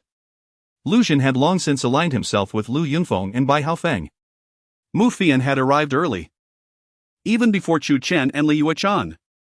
Other elders from the North Courtyard were equally eager for the duel. After a moment's wait, Chu Chen and his companions finally arrived. Chu Chen is here! Someone exclaimed, and all eyes turned towards him. Kid, you finally made it! Lu Yunfeng fixed his gaze on Chu Chen. A chilling smile spreading across his face, imbued with a terrifying murderous intent. I have been waiting for this day, how could I not come? Chu Chen replied with a tranquil smile. Lu Xun growled fiercely, Chu Chen, this place will be your burial ground. No one can save you. You will descend into the abyss. Chu Chen retorted with a cold laugh, old man, whether I descend into the abyss remains uncertain. But you will undoubtedly find yourself there after your demise. Although Lu Xun held a higher rank, their current relationship rendered such titles inconsequential. With a sudden leap, Bai Haofeng sprang from beside Lu Xun, his voice sharp and commanding, Chu Chen, it is time to fulfill your promise, let us battle. Why does Bai Haofeng wish to fight Chu Chen? Murmurs arose among the crowd. Ah, you are unaware, Bai Haoyue perished in the secret realm. And Bai Haofeng believes Chu Chen is responsible, hence his challenge. However, Chu Chen, not wishing to waste time, proposed to duel Bai Haofeng before facing Lu Yunfeng. A battle to the death? Indeed, a battle to the death. Whispers filled the air, many had not expected Chu Chen to confront Bai Haofeng first. Once in the arena, life and death are fated. Should you perish, do not expect any dissent from your side, Chu Chen remarked with a faint smile. Arrogance. Step onto the stage. Bai Haofeng felt deeply insulted, leaping onto the arena. Upon his landing, the platform trembled violently, showcasing the might of his presence. Chu Chen remained unperturbed, spinning gracefully onto the stage. Clang! Bai Haofeng swiftly drew a gleaming long knife from his spatial ring, its rank unmistakably at the 9th level of yellow grade. Today, I will use your blood to honor my brother. You shall experience the dire consequences of offending me and slaying my sibling. With a fierce shout, Bai Haofeng leaped high into the air. Boom! At that moment, 7 strands of peak-level sword intent surged from within him, creating a tempest of power. In an instant, he slashed down with a colossal wave of blade energy, extending 15 meters, aimed directly at Chu Chen's head with a thunderous crash. This strike was infused with his relentless killing intent, embodying his full strength, designed to cleave Chu Chen in twain. Chu Chen's expression remained unchanged. A flash of purple light emanated from his palm as the purple spirit sword unsheathed. Firmly grasping the sword, he slightly spread his feet, lowered his center of gravity, and then swiftly slashed upward at an angle. Swish! It was as if the very heavens and earth were torn asunder. A dazzlingly bright purple sword light surged towards the sky, instantly colliding with Bai Haofeng's massive blade energy. Boom! At the moment of impact, a deafening explosion reverberated through the air, as the violent sword and blade energy surged forth, tearing apart the void for 100 meters around. Boom! Suddenly, Bai Haofeng's enormous blade energy shattered into fragments. The purple sword light surged toward him. Bai Haofeng had yet to react when the purple light struck him. Crack! A rain of crimson blood poured from the heavens. Bai Haofeng's body was cleaved in two, crashing to the ground, one half still clutching the treasured blade. The expressions on both halves of his face were filled with profound disbelief. How could this be? A single strike to kill Bai Haofeng? He was a formidable 9th-level practitioner from the northern courtyard of the Sword Path. How could Chu Chen possibly have dispatched him with a single stroke? The entire crowd stood in stunned silence, faces etched with disbelief. Li Yuechan and Hong Ying widened their eyes in astonishment. Meanwhile, Lu Xun and Lu Yunfeng's pupils constricted in shock, clearly unprepared for such an outcome. On the arena, after vanquishing Bai Haofeng, Chu Chen slowly turned to face those below. The purple spirit sword pointed at Lu Yunfeng. As his lips moved, an icy voice laced with murderous intent resonated throughout the air. Lu Yunfeng, come up here. Chapter 82. A fierce battle with Lu Yunfeng. Lu Yunfeng, come forth. What a chilling voice it was. The icy killing intent it harbored sent shivers down the spines of many. Instantly, countless pairs of eyes turned toward Lu Yunfeng, curious about how this proud and talented swordsman from the Northern Academy would respond. Under the gaze of Chu Chen, Lu Yunfeng slowly stood up, meeting Chu Chen's eyes with a cold stare. Do you think killing Bai Haofeng grants you the right to challenge me? I had hoped to personally torment you after he dealt with you, but this works too. Now I can kill you myself. Lu Xun spoke coldly. Fenger, tear him to pieces. Rest assured, fourth uncle, Lu Yunfeng replied with an indifferent nod, and in an instant, he appeared on the death arena. Chu Chen, do you realize how astonished I am that you have come this far? Lu Yunfeng said. Could he not be surprised? The boy they had once tormented to the brink of death had miraculously survived and now grown to this level. Lu Yunfeng felt deep regret. Had he been more resolute back then and simply decapitated Chu Chen, he wouldn't be facing him now. They had been so high and mighty, believing that someone like Chu Chen, a mere ant, could never rise again. Little did they know, the latter had indeed risen. Surprised? You haven't seen anything yet. Such as your impending demise. Chu Chen replied coldly. Ha ha ha. You think you can utter such words?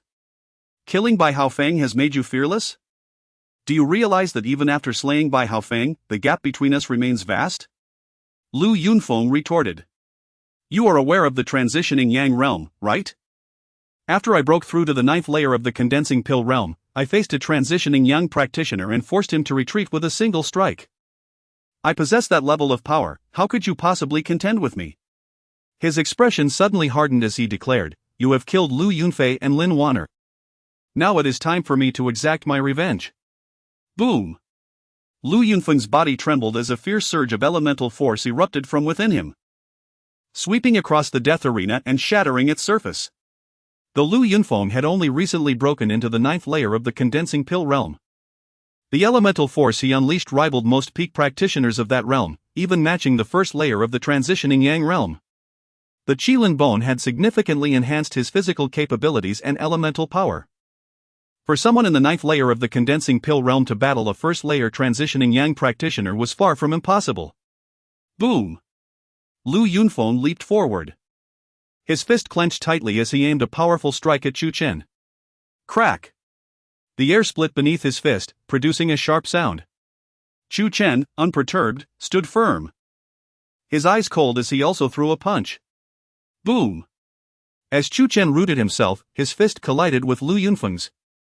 Crack! In that instant, the death arena erupted with a thunderous sound, sending shockwaves rippling outward. With just their first exchange, the entire surface of the arena erupted. Though the explosions were shallow, they clearly demonstrated the formidable strength of their confrontation. Thud! Following the clash, both fighters staggered back a dozen steps, leaving onlookers astounded. Lu Yunfeng had claimed his power was on par with a 1st layer transitioning Yang practitioner, and after witnessing his strike, they truly believed him. How could Chu Chen withstand such a ferocious attack? Was the sword that severed Bai Haofeng not the pinnacle of his strength? Lu Yunfeng was equally astonished. Engaging in combat with Chu Chen had allowed him to deeply sense the latter's strength. Chu Chen had indeed neutralized Lu Yunfeng's full power with his punch. This kid, I truly underestimated him. Lu Yunfeng thought, a surge of anger welling up within him. He then clenched his hand, summoning a black treasure blade. Though the blade was black, its gleam was sharp and menacing, its hilt adorned with the head of a Qilin. This was a 1st-tier mystical blade, the Qitian blade. Initially, the blade had another name, but after acquiring Chu Chen's Qilin bone, Lu Yunfeng had remade the hilt and named it the Qitian blade, believing it befitting of a Qilin bone wielder. Boom! Lu Yunfeng wielded the Qitian blade, slicing downward from over 20 meters away.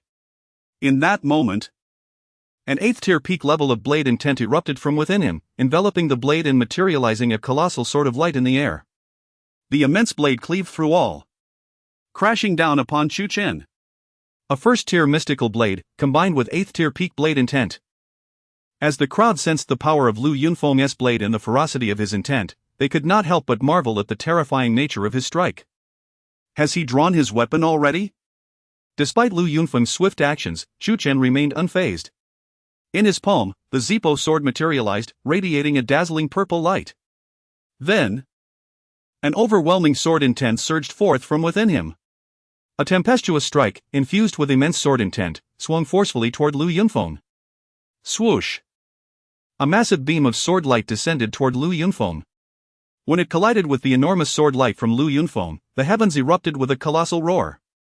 Endless blade and sword energy erupted, engulfing not just the arena but also wreaking havoc below it. Retreat! Retreat! The students nearest the death arena were horrified and scrambled back. Some elders acted swiftly, using their hands to shield against the splintering blade and sword energy, preventing the plaza from descending into chaos. Boom!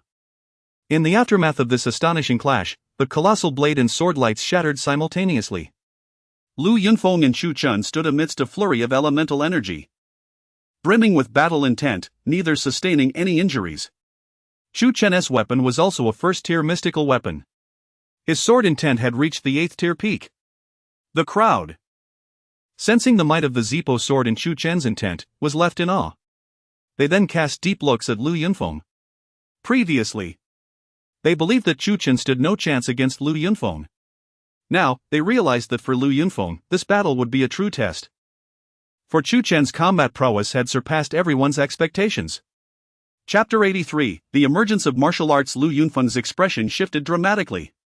To his astonishment, in terms of sword intent and weapon mastery, Chu Chen proved to be his equal.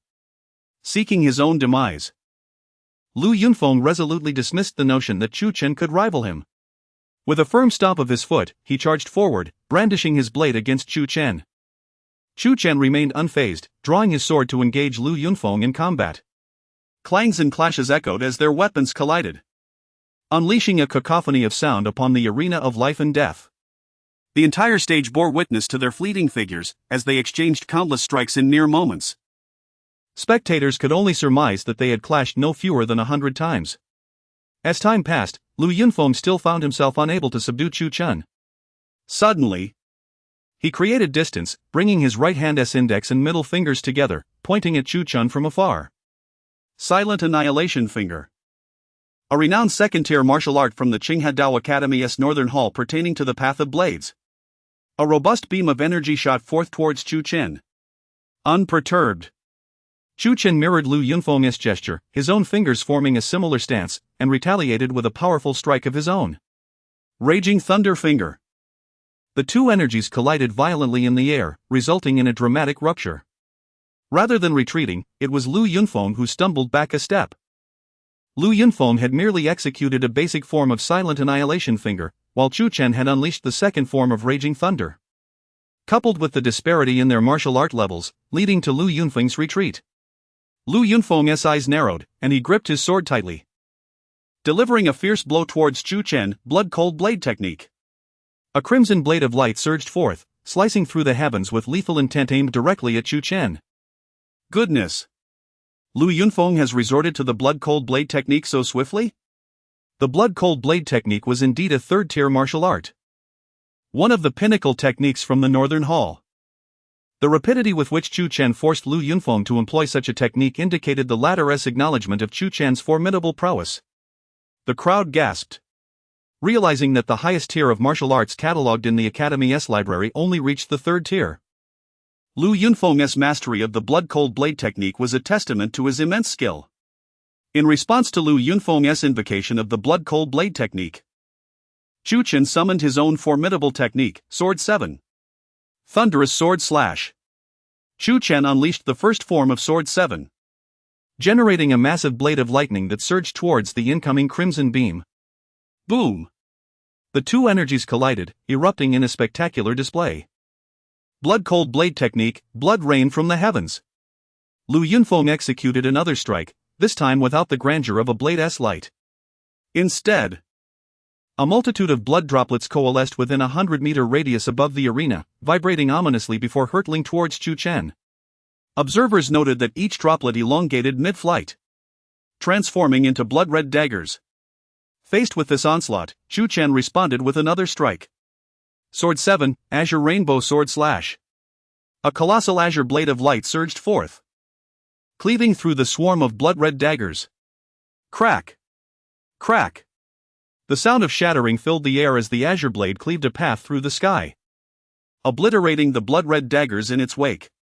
The remaining daggers, though numerous, fell harmlessly to either side of Chu Chen, failing to touch him. Lu Yunfeng's expression tightened once more as he gripped his long knife with renewed determination, striking again, blood-cold blade technique, ice blade of destruction. An overwhelming chill permeated the air as the gathered cold coalesced into a colossal blade of ice, emanating a bone-chilling aura. Its crimson hue amplified the sense of dread. The ice blade of destruction was the final and most potent form of the blood-cold blade technique. Boom! The massive ice blade descended upon Chu Chen with lethal intent, its frigid energy causing a shiver to traverse his spine. Yet, Chu Chen remained undaunted, countering with a diagonal slash of his sword. Surging Cloud Sword Slash. A dazzling white blade, nearly transparent and reflecting the clouds above, shot towards the ice blade with unparalleled speed and ferocity, far surpassing the previous azure slash.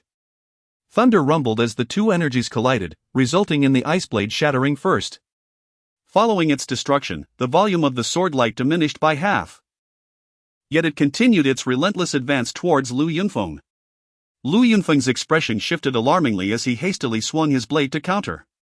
Boom! Another clash erupted. And while Lu Yunfeng managed to shatter the sword light, the shockwave sent him hurtling back several meters. Had Lu Yunfeng truly fallen behind? The onlookers exchanged incredulous glances, realizing that despite unleashing the blood-cold blade technique, Lu Yunfeng was indeed at a disadvantage. Such prowess from Chu Chen was astonishing.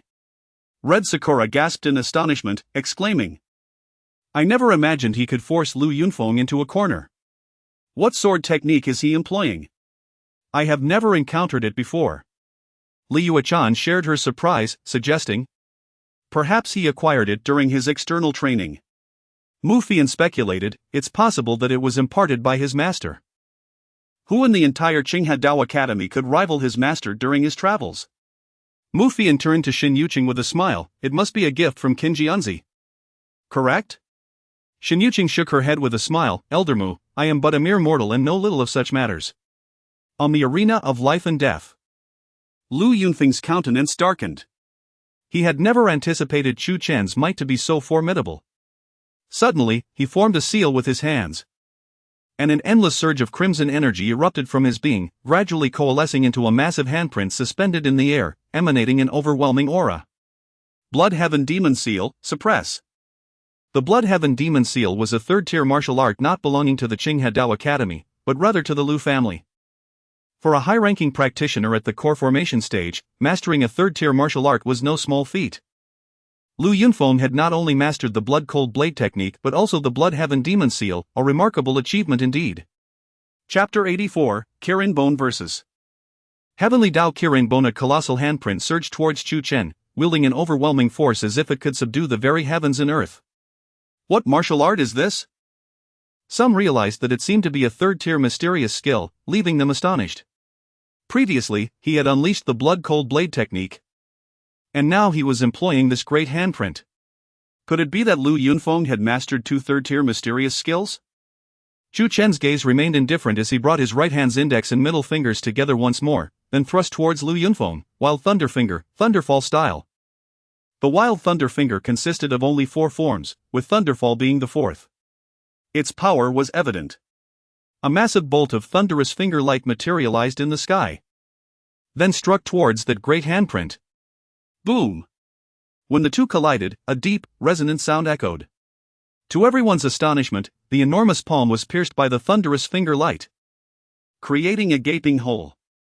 The immense bolt of thunder then surged through the opening, heading directly for Lu Yunfeng. Stunned, Lu Yunfeng thought, how could Chu Chen's strike be so powerful? Its might surpassed that of his handprint by at least 30%. Gripping his long knife, Lu Yunfeng swiftly slashed 3 times to intercept it. The layers of blade light clashed against the thunderous finger light, momentarily halting it. But it soon surged forth again and ultimately collided with Lu Yunfeng. Clang! Put! Lu Yunfeng blocked with the Kirin Heaven blade at his chest. But the thunderous finger light sent the blade flying with a loud noise. Lu Yunfeng's body was violently thrown back, and he coughed up a mouthful of blood. The Kirin Heaven blade had absorbed much of the force, otherwise, his injuries would have been far worse. He vomited blood? The crowd stared at Lu Yunfeng. Disbelief etched on their faces. Although he had merely coughed blood, not reaching the level of severe injury.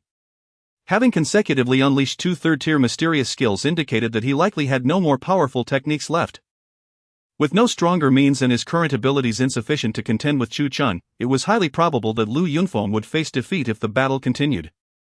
A collective sigh arose among the spectators. Who would have anticipated such a result? Yet, this outcome was gradually unfolding. Feng do not hold back any longer. Use your ultimate move and kill him. Lu Xun had never doubted the outcome, for he knew how terrifying Lu Yunfeng's trump card would be. However, seeing Lu Yunfeng cough up blood ignited his fury, prompting him to demand Lu Yunfeng eliminate Chu Chen immediately. Ultimate move? The crowd was astonished. Did Lu Yunfeng possess other means? Ah! On the life and death platform, Lu Yunfeng let out a furious roar. Being struck and forced to vomit blood was an utter humiliation. All right.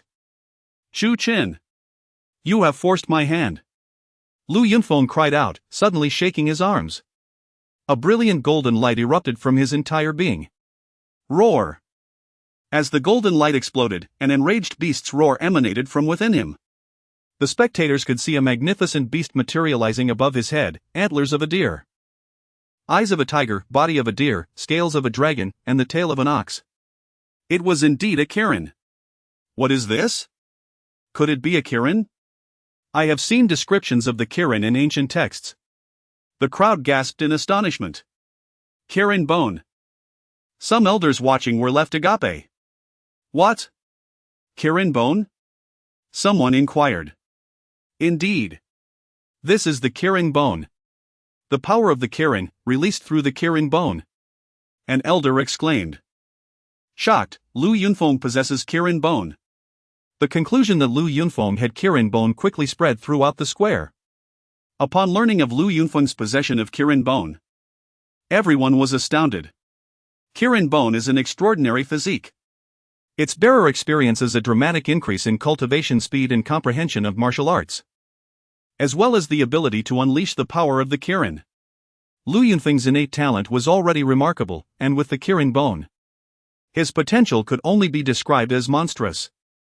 Looking across the entire Northern Academy of the Blade Dao, it was unlikely anyone could rival him.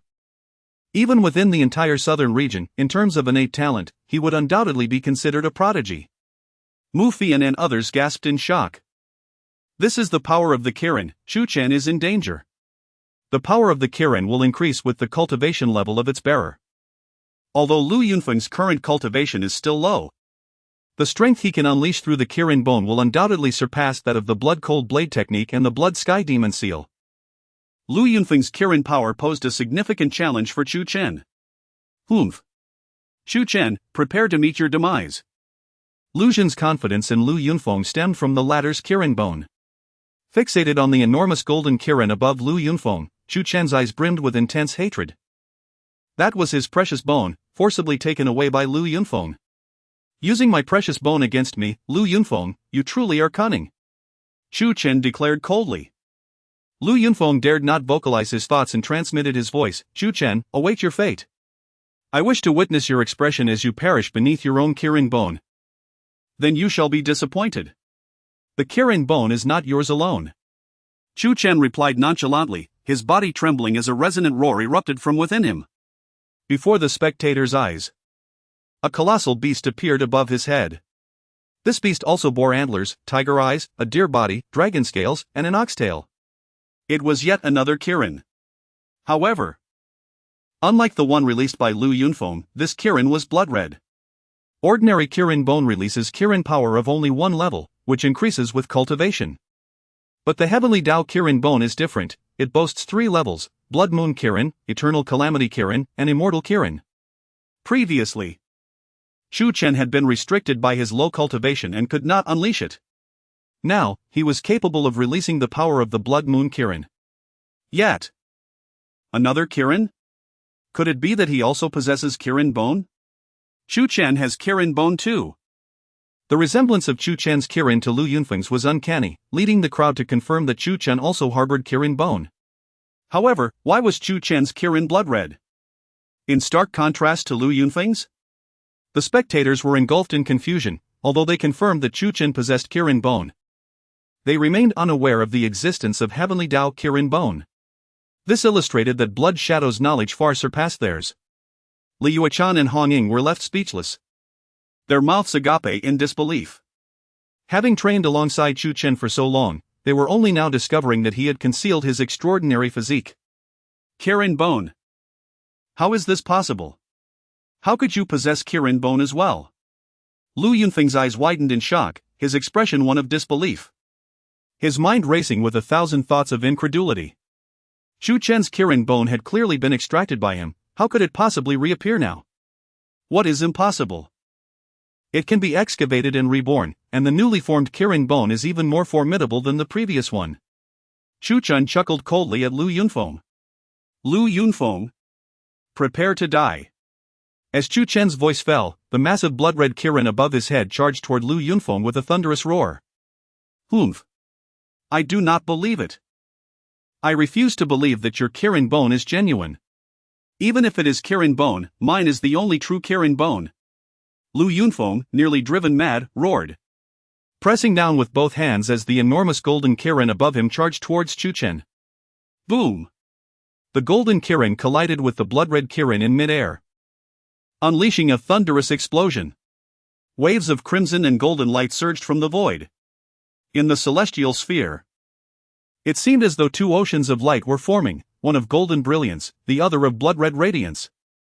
Such formidable power. Some elders, with keen foresight, had already set up a layer of elemental force restrictions to prevent the shockwaves from the battle between the two formidable beings from affecting the watching students. When the shockwaves surged over the barriers they had erected, astonishment filled their hearts. The power contained within these two mythical creatures was truly overwhelming.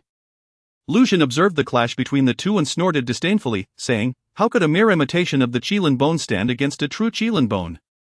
Boy! I shall witness your demise at Fomera's hands." Boom! Crack! As Lu Xun let out his cold snort, the sound of fractures echoed through the void. The crowd fixed their gaze, only to see that the golden Qilin released by Lu Yunfeng had started to develop cracks. Initially just one, but in the next moment, countless fissures spread across the golden creature's form. Meanwhile, the blood-red Qilin unleashed a roar, suddenly rearing back and biting down on the neck of the golden Qilin. Bang! The golden Qilin shattered instantly, exploding into a dazzling shower of golden light. Roar! The blood-red Qilin roared once more, its deafening cry echoing as it charged towards Lu Yunfeng. Bang! Lu Yunfeng was caught off guard, and his body was sent flying several dozen meters. He felt as though he had been struck by a mountain of iron, every joint and bone in his body seemed to shatter, and his internal organs suffered severe damage. PFF. He crashed onto the death arena, creating a nearly 10-meter wide dent, and spat out a mouthful of blood, mixed with fragments of his own organs. Severely injured. There was no doubt about it. How could this be?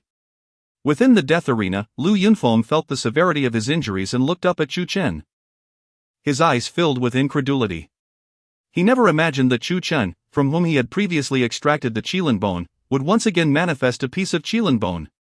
Moreover, this new Qilin bone seemed even more powerful than his own. Chu Chen let out a cold laugh. Although the Blood Moon Qilin was merely the first tier of the Heavenly Dao Qilin bone, how formidable was the Heavenly Dao Qilin bone? It was incomparable to ordinary Qilin bones. Thus, even though the Blood Moon Qilin was only the first tier of the Heavenly Dao Qilin bone, its might far surpassed the Qilin power that Lu Yunfeng had unleashed. You and Lin Waner plotted against me, snatched away my sword vein, sword bone, and sword heart. And you even extracted my Qilin bone. Did you ever think this day would come? Chu Chen spoke, his eyes icy, his voice nearly a roar, intending to unleash the pent-up resentment and hatred that had built up over the past few months. What?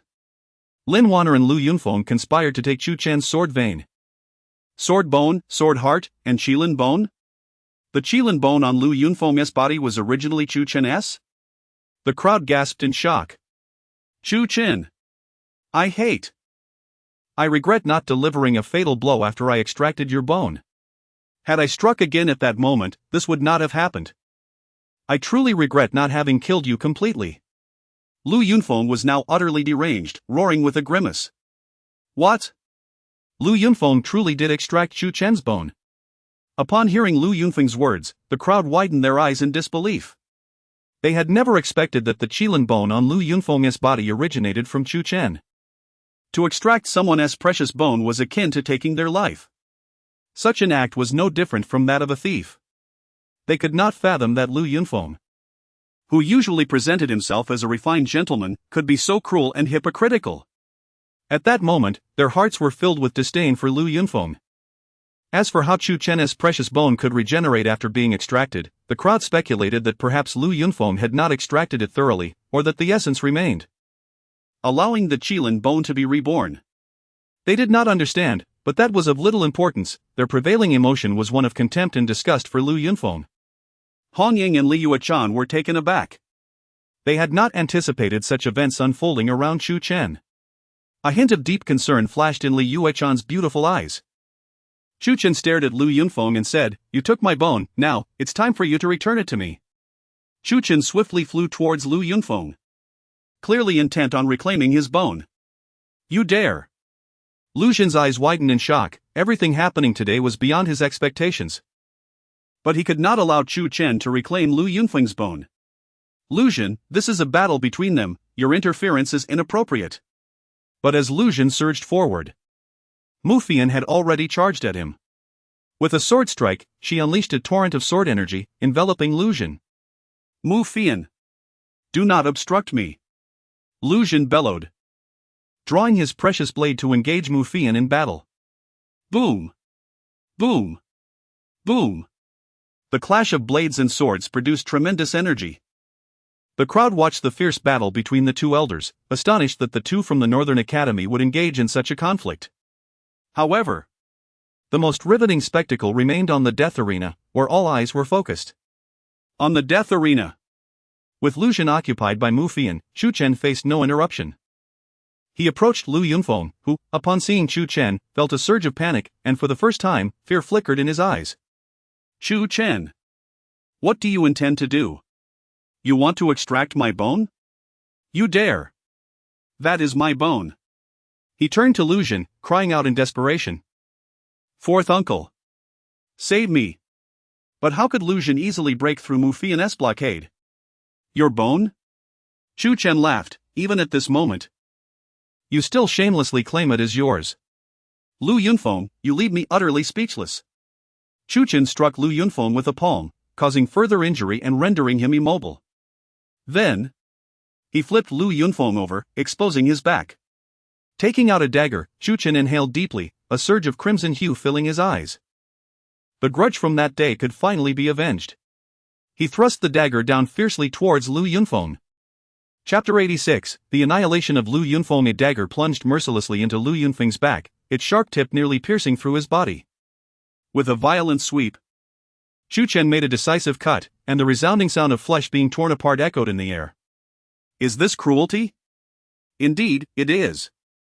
Yet this is precisely what Lu Yunfeng had once inflicted upon Chu Chen.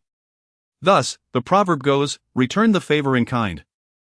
Those who harm others will inevitably be harmed themselves. It is as simple as that. Ah! Chu Chen, I was wrong. I was wrong.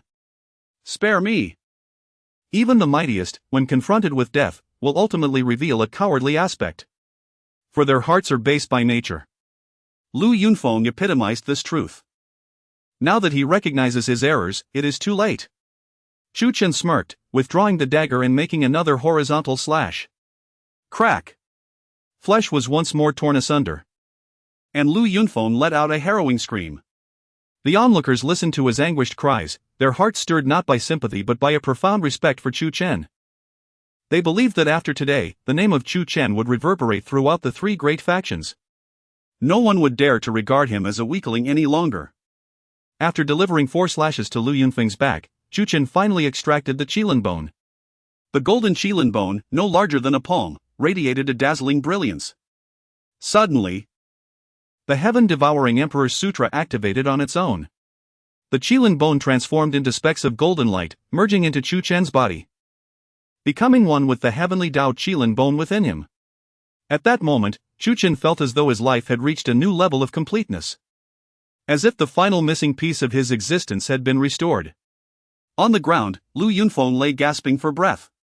Chu Chen turned him over. And Lu Yunfeng managed to utter a defiant statement, "Chu Chen, I will not spare you, even in death." "You may as well die first," Chu Chen retorted, delivering a fatal strike.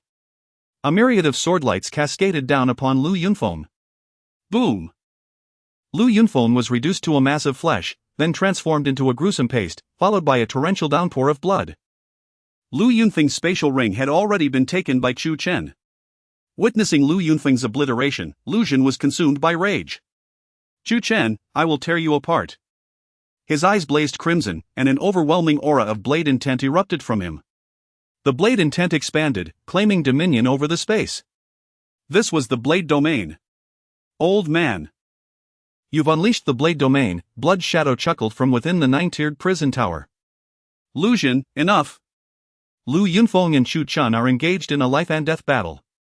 Regardless of the outcome, neither side can demand surrender, an elder from the northern courtyard interjected. "Lu Zhen, stand down. As a northern courtyard elder, you must not set a poor example," another elder added. "Lu Zhen, please cease your actions, the academy's rules must be upheld," a third elder chimed in. With the Qilin bone in his possession, and having vanquished Lu Yunfeng despite a lower cultivation level, it was evident to all that Chu Chen's talent surpassed that of Lu Yunfeng. The three elders of the northern courtyard had already been swayed by Chu Chen's prowess, forbidding Lu Zhen from harming him. "You lot!" The three elders' words not only stopped Lu Zhen but also combined their formidable auras with Mu Fian's. Even in his fury, Lu Zhen found himself at a loss. They were correct, the rules were clear, and unless Lu Zhen wished to oppose the headmaster, he could not take action against Chu Chen. After weighing his options, Lu Zhen finally relented. He glared at the arena, eager to reclaim Lu Yunfeng's remains. Only to find there was nothing left, no bones remained. "Chu Chen, you are formidable. You have slain Yunfei and now Lu Yunfeng, annihilating two of my family's prodigies. Mark my words, my Lu family will not rest until we have settled this score." With that, Lu Zhen stormed away, his face ashen. "This old fool. I must find a way to eliminate him." Chu Chen narrowed his eyes, contemplating. Being targeted by such a powerful adversary was unsettling. "I can assist you, just release me. And I shall help you eliminate him," Blood Shadow's voice echoed in his mind. Chu Chen dismissed Blood Shadow's offer. "Thank you, Elder Mu. And thank you to the other elders," he expressed his gratitude. Mu Fian nodded lightly. "We cannot allow Lu Zhen to disrupt the rules. Chu Chen, you are indeed impressive. Possessing the Qilin bone. Why have you been so low-key until now? Your master, Qin Jianzi, has taught you well, it is a pity he cannot witness this." The elders remarked with smiles. Chu Chen humbly replied, "You flatter me, elders." "Sister," he approached Xin Yuqing. She gently patted his head, reassuringly saying, "It's good that you are safe." Subsequently, Chu Chen returned with Xin Yuqing and the others as the crowd dispersed. On their way back, Hong Ying, filled with excitement, chattered incessantly, inquiring when Chu Chen had awakened the Qilin bone and how it had regenerated. Chu Chen concealed certain details and offered vague responses to appease her. In contrast, Li Yuechan maintained a more reserved demeanor but exhibited clear curiosity, attentively listening to every word. They all returned to their respective dwellings. As expected, news of this battle spread rapidly, startling the entire Qinghe Academy, even reaching the headmaster, Yan Nanshan. At the 6th level of the condensation stage, he killed someone at the 9th level, and possesses the Qilin bone. Chu Chen, his rate of growth is astonishingly fast. As the headmaster, he was informed of every emerging talent within the academy. He recalled having heard of Chu Chen when he ranked first in the Southern Courtyard assessment. Thus he held a vague impression of him.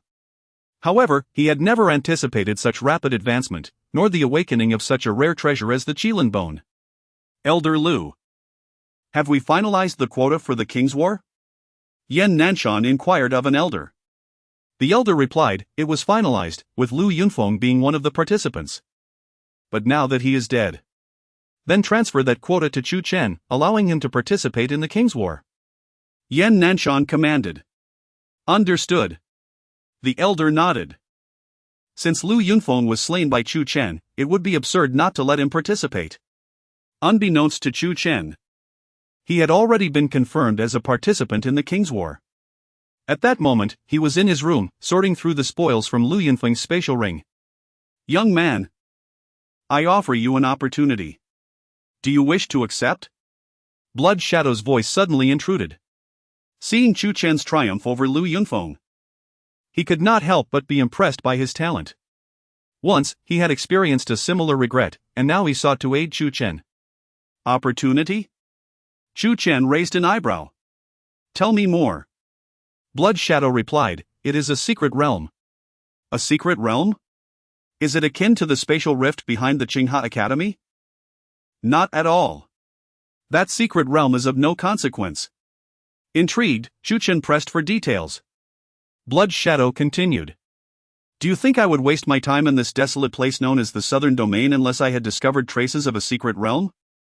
That is why I came here. And yes, the secret realm is indeed located within the Southern Domain. Unfortunately, I have yet to enter that secret realm.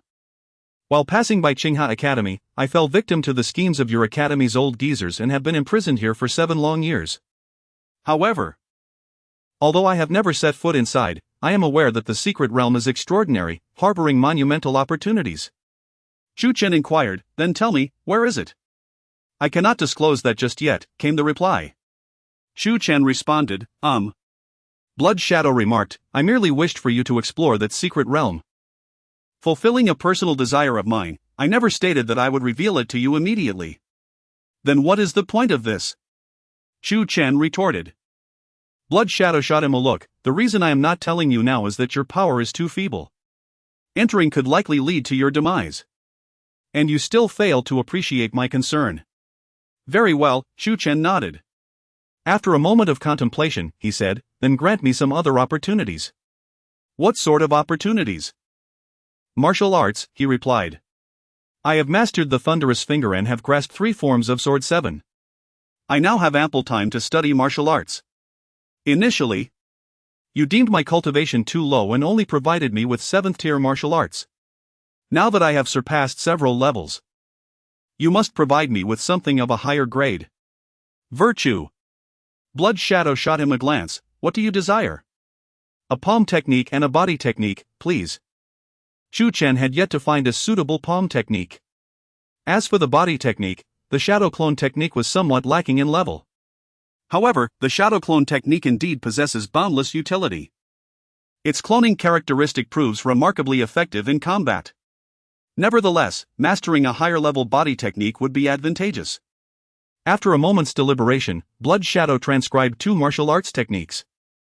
Chu Chen took a look and saw that they were titled Roaring Dragon Palm and 9 Shatters of the Purple Shadow.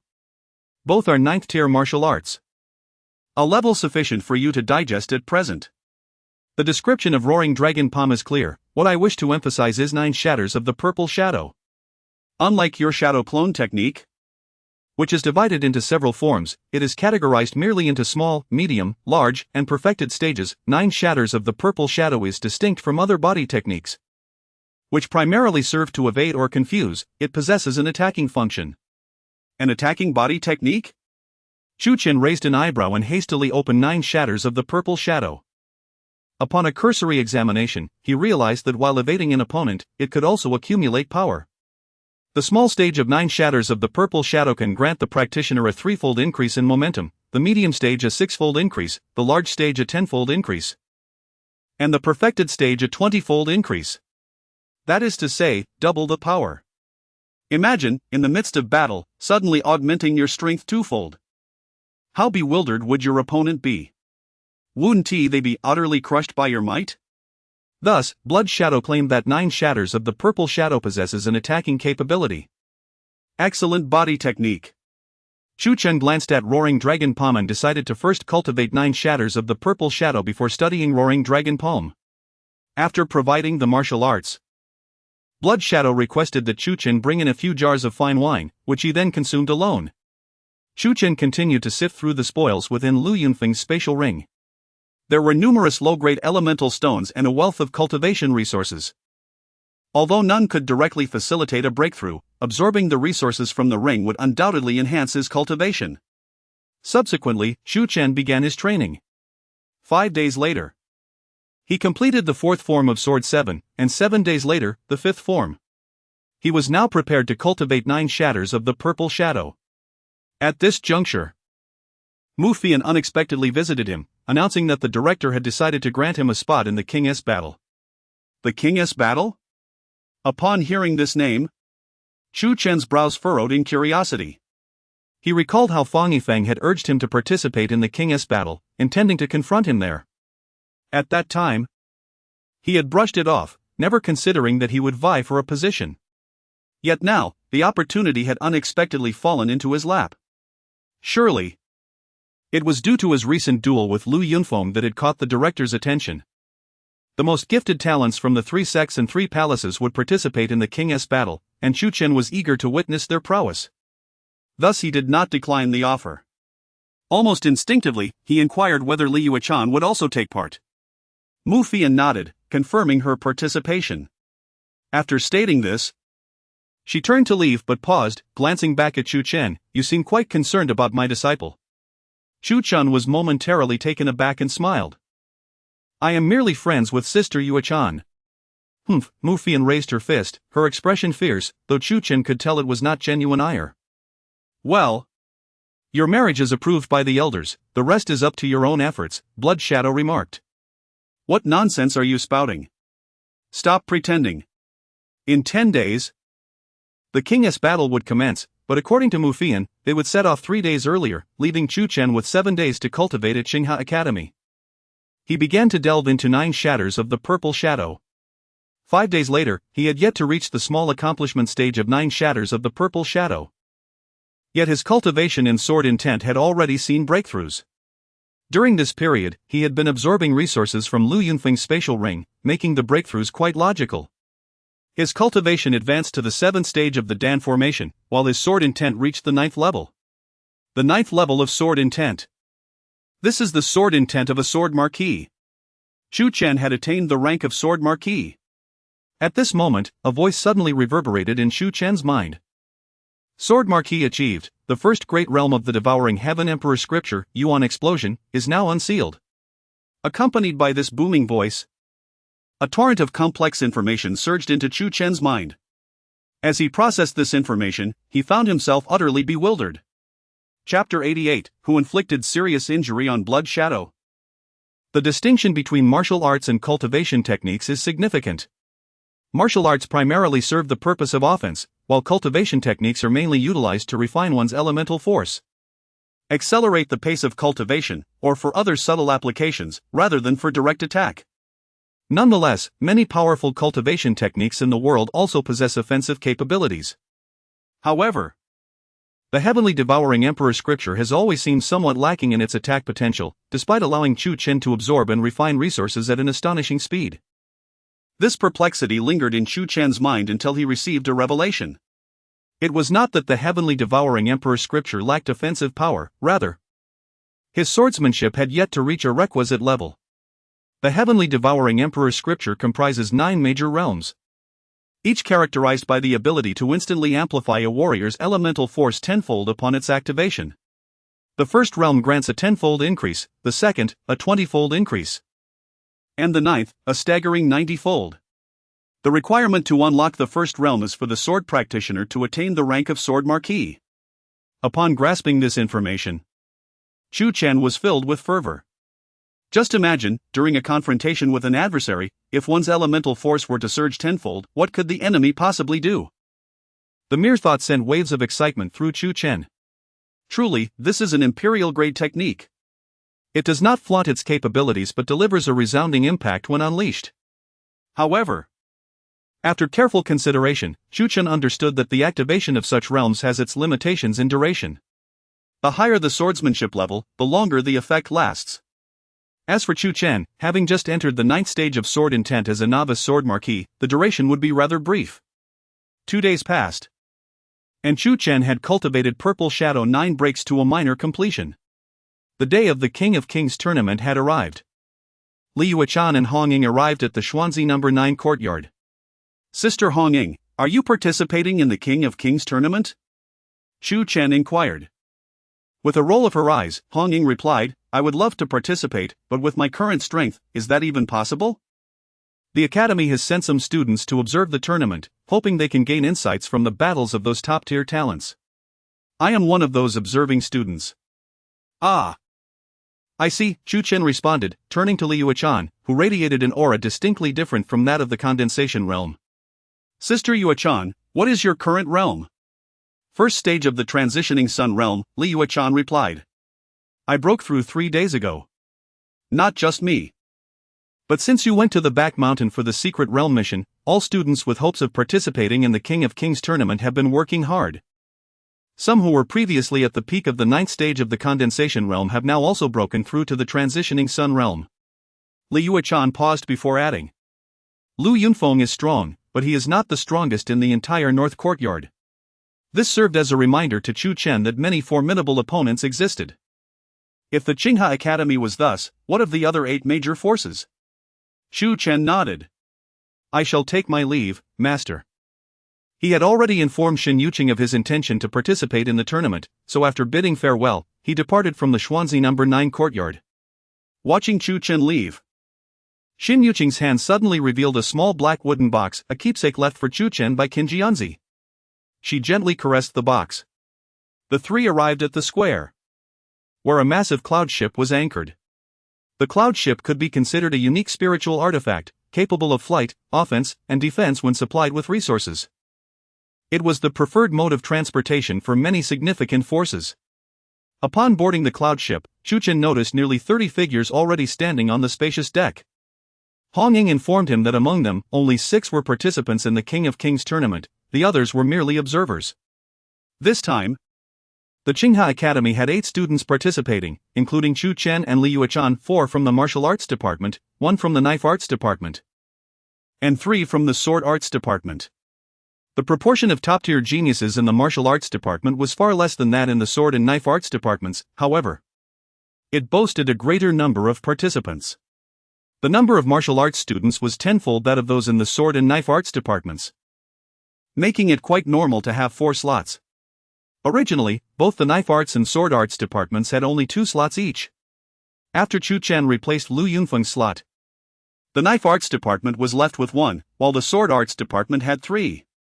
That is Yi Kai from our sword arts department, at the pinnacle of the 9th stage of the condensation realm. That is Gu Han from the knife arts department, who has just broken through to the 1st stage of the transitioning sun realm. Hong Ying introduced the participants to Chu Chen. These are Hong Zihao, Gu Fei, Yin Shanshan, and Zhu Yuma from the martial arts department. Hong Zihao and Yin Shanshan are both at the 1st stage of the transitioning sun realm, while Gu Fei and Zhu Yuma are at the 9th stage of the condensation realm. As soon as Hong Ying completed her introductions, the participating students began to approach Chu Chen. Having witnessed Chu Chen's strength in defeating Lu Yunfeng, they regarded him with considerable respect. Yi Kai wore a cheerful expression, while Gu Han appeared somewhat aloof, though he bore no animosity toward Chu Chen. Not every top student in the knife arts department was aligned with Lu Zhen, after all. There were many elders in the North Courtyard. Gu Han was a direct disciple of one such elder. Regrettably, we must unite against external foes in the upcoming tournament, otherwise, I would truly relish a good match with you, Gu Han expressed, his words filled with pure combat spirit, devoid of any chill. Chu Chen nodded, noting that there would be plenty of opportunities in the future. Hong Zihao and Gu Fei gazed at Li Yuechan with evident admiration. They attempted to greet her but were met with only a faint response, leaving them feeling somewhat embarrassed. Ha ha! It seems everyone is present. A resounding voice boomed as Yen Nanshan descended onto the deck, accompanied by 6 or 7 elders from the North Courtyard, each exuding an imposing presence that commanded respect. Mu Fian was among them. Greetings, Dean, and esteemed elders, the students bowed in reverence. Please, no need for formalities, Yan Nanshan replied. Within the 9th stage of the Jinyu Tower, Blood Shadow suddenly spoke to Chu Chen. Is that fellow your dean? If so, is he the strongest in your Qinghe Academy? Indeed, Chu Chen affirmed. As the dean, he must be the strongest. Who else could claim that title? He is a sword king. Not only is he the strongest in the Qinghe Academy, but he is also one of the pinnacle powerhouses in the entire southern region. Wait a moment! Blood Shadow exclaimed, smacking his forehead. If he is the strongest, then who was it that injured me so severely back then? What do you mean? Chu Chen asked, puzzled. 7 years ago. I had a run-in with your Qinghe Academy. The story goes that while searching for clues to a secret realm, I passed by and was questioned by some of your less discerning students. Given my esteemed status, I could not tolerate such insolence and retaliated. However, just as I struck them, a shadow appeared behind me. Before I could react or even see his face, I was struck and rendered unconscious. When I awoke, I found myself in a scuffle with Yan Nanshan and his group. Outnumbered and injured, I was ultimately captured by them. Had I been at my peak, I could have easily dispatched them with a single hand. I always believed your Qinghe Academy harbored other powerful figures, yet you claim Yan Nanshan is the strongest. Surely you jest. Upon hearing these words, Chu Chen was equally taken aback. Yan Nanshan was indeed the dean and the strongest in the Qinghe Academy. So who could it have been that injured Blood Shadow? Chapter 89, Qianlong City. Blood Shadow unleashed his soul power, sensing the entirety of Qinghe Academy. Indeed. He felt no stronger presence, leaving him utterly astonished. As Blood Shadow marveled at this, Yan Nanshan spoke. The King Sealing battle is not only a contest of honor for you but also for the entire Qinghe Academy. Hongzihai, Gufei, Yun Shanshan, Shuyuma, Guhan, Yi Kai, Li Yuechan, and Chu Chen. You must strive to enter the final 6, understand? The 6 individuals who perform exceptionally in the King Sealing battle will be granted specific titles, making their names renowned throughout the southern region. With nearly 100 participants from the 9 major forces, each one an exceptional talent, only 6 will be chosen, illustrating the fierce competition. Yes. Dean. The 8 responded in unison. Yan Nanshan nodded, his gaze ultimately resting on Chu Chen, contemplating. This young man possesses such abundant vitality despite his low cultivation. He truly is the bearer of the Qilin bone. Let us set forth. With his words, the grand cloud ship ascended into the sky, flying northwest. On board, not only were the students and elders from the Northern Academy, but also numerous attendants and even elders from the Southern Academy, diligently adding resources to the ship's propulsion system to aid its flight. The King Sealing battle was set to commence in Qianlong City, located in the heart of the southern region. Although Qianlong City did not belong to any of the 9 major forces, it was a renowned entity in the southern region, rivaling the strength of the Hongying family in Hanyue City and the Qiu Mingyu family in Nanyun City. Due to its central location, Qianlong City has hosted the King Sealing battle throughout the years, gaining even greater fame. Each year, a multitude of martial artists flocked to Qianlong City to witness the prowess of the southern region's top talents. Inside the cloud ship, there were nearly 100 rooms. Though small, sufficient for short-term residence. The students entered their respective rooms to cultivate, seizing the final moments to enhance their abilities. Chu Chen also entered a room to practice the Minglong Pong. After achieving a minor success with Ziying Jiupa, he realized it would be challenging to reach the intermediate level in a short time, so he decided to focus on Minglong Pong as a 9th-tier martial art. While he did not aim for the highest mastery, even mastering its first form would serve as a powerful weapon for him. The cloud ship flew swiftly, reaching Qianlong City by noon 2 days later. Under the vast sky, the students emerged from their rooms and stood on the deck, gazing down. Below lay a colossal city. And even from a distance, they could sense the bustling crowds within. It was evident that a significant number of martial artists had already gathered in Qianlong City. The cloud ship gradually descended, heading for the city lord's mansion, ultimately landing atop a vast plaza at the mansion's center. The Qinghe Academy team has arrived. Dean Yen. Esteemed elders. The Songyun Academy and Lingyun Hall have also just arrived. The city lord is in the reception hall, accompanied by Dean Xiao and the hall master of Lingyun. Dean Yen, esteemed elders, please follow this old man to the reception hall. An elder resembling a steward approached with a beaming smile. Traditionally, the city lord would personally welcome the heads of the 9 major forces, but as their arrival times varied, he could only greet those who arrived first. Elder Shao has arrived? So soon? Excellent. Take me to the reception hall. Yan Nanshan laughed heartily. The relationship between Songyun Academy and Qinghe Academy was quite amicable. Please escort the brilliant talents of Qinghe Academy to their accommodations. The steward instructed several attendants before leading Yan Nanshan and the elders away, swiftly disappearing from sight. Esteemed young heroes and ladies, please follow us. The attendants continued to receive Chu Chen and the others, their demeanor filled with respect. The mysterious demon sect's team has arrived. Sect Master. Please, come in.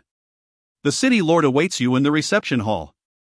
Ensure the talented members of the mysterious demon sect are taken to their accommodations. Suddenly, another massive cloud ship arrived.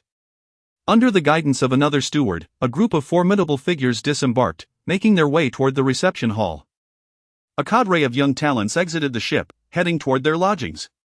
At this moment, Chu Chen and his companions were about to leave the plaza when they heard the commotion, prompting them to turn around. Coincidentally, the group of young talents was also approaching in their direction, guided by several attendants. The mysterious demon sect.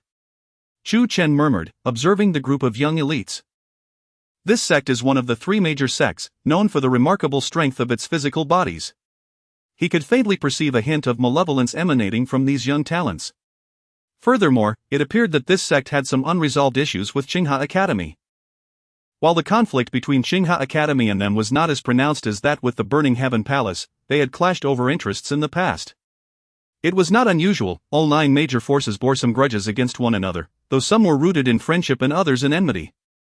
The relationship between Qinghe Academy and Songyun Academy, on the other hand, was quite harmonious. Ah, the people from Qinghe Academy have also arrived, quite promptly. The group of young individuals, numbering 40, included 10 participants and 30 spectators. The participants outnumbered those from Qinghe Academy by 2.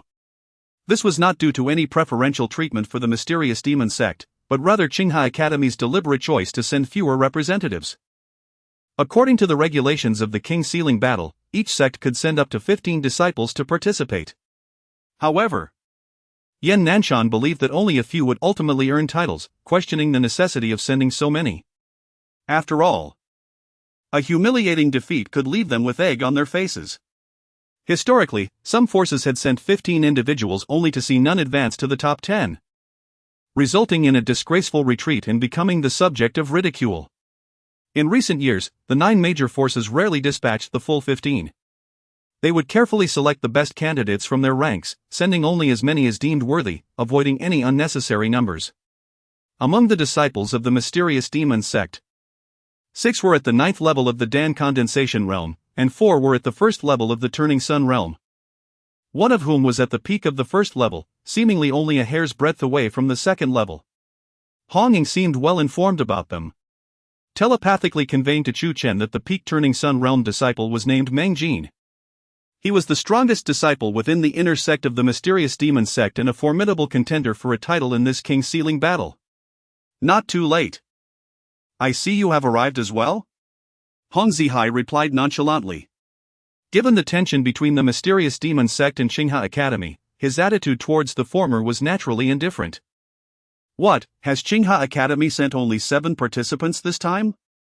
One of the disciples from the mysterious demon sect noticed the 7 disciples from Qinghe Academy who had reached the 9th level of the Dan Condensation Realm and assumed that was all they sent. 8. Hong Zihai responded coolly. Such information would be disclosed prior to the battle, rendering concealment unnecessary. 8. The disciples of the mysterious demon sect turned their gazes toward Qinghe Academy, quickly realizing that only Chu Chen stood alongside Hong Zihai, evidently the 8th participant. One disciple from the mysterious demon sect looked at Chu Chen with derision, saying, "You even sent someone at the 7th level of the Dan Condensation Realm? TSK. Has Qinghe Academy fallen to such a lowly state?" Chu Chen raised an eyebrow, feeling the ire directed towards him even before he had a chance to speak. Chapter 90, Chu Chen, kneel before me. Yun Shanshan calmly stated, "Our dean has chosen Chu Chen for a reason. There is no need for your concern nor your interference. Ha! The disciple from the barbarian demon sect, who had previously mocked Chu Chen, sneered, "A waste. You have sent such a worthless individual to compete.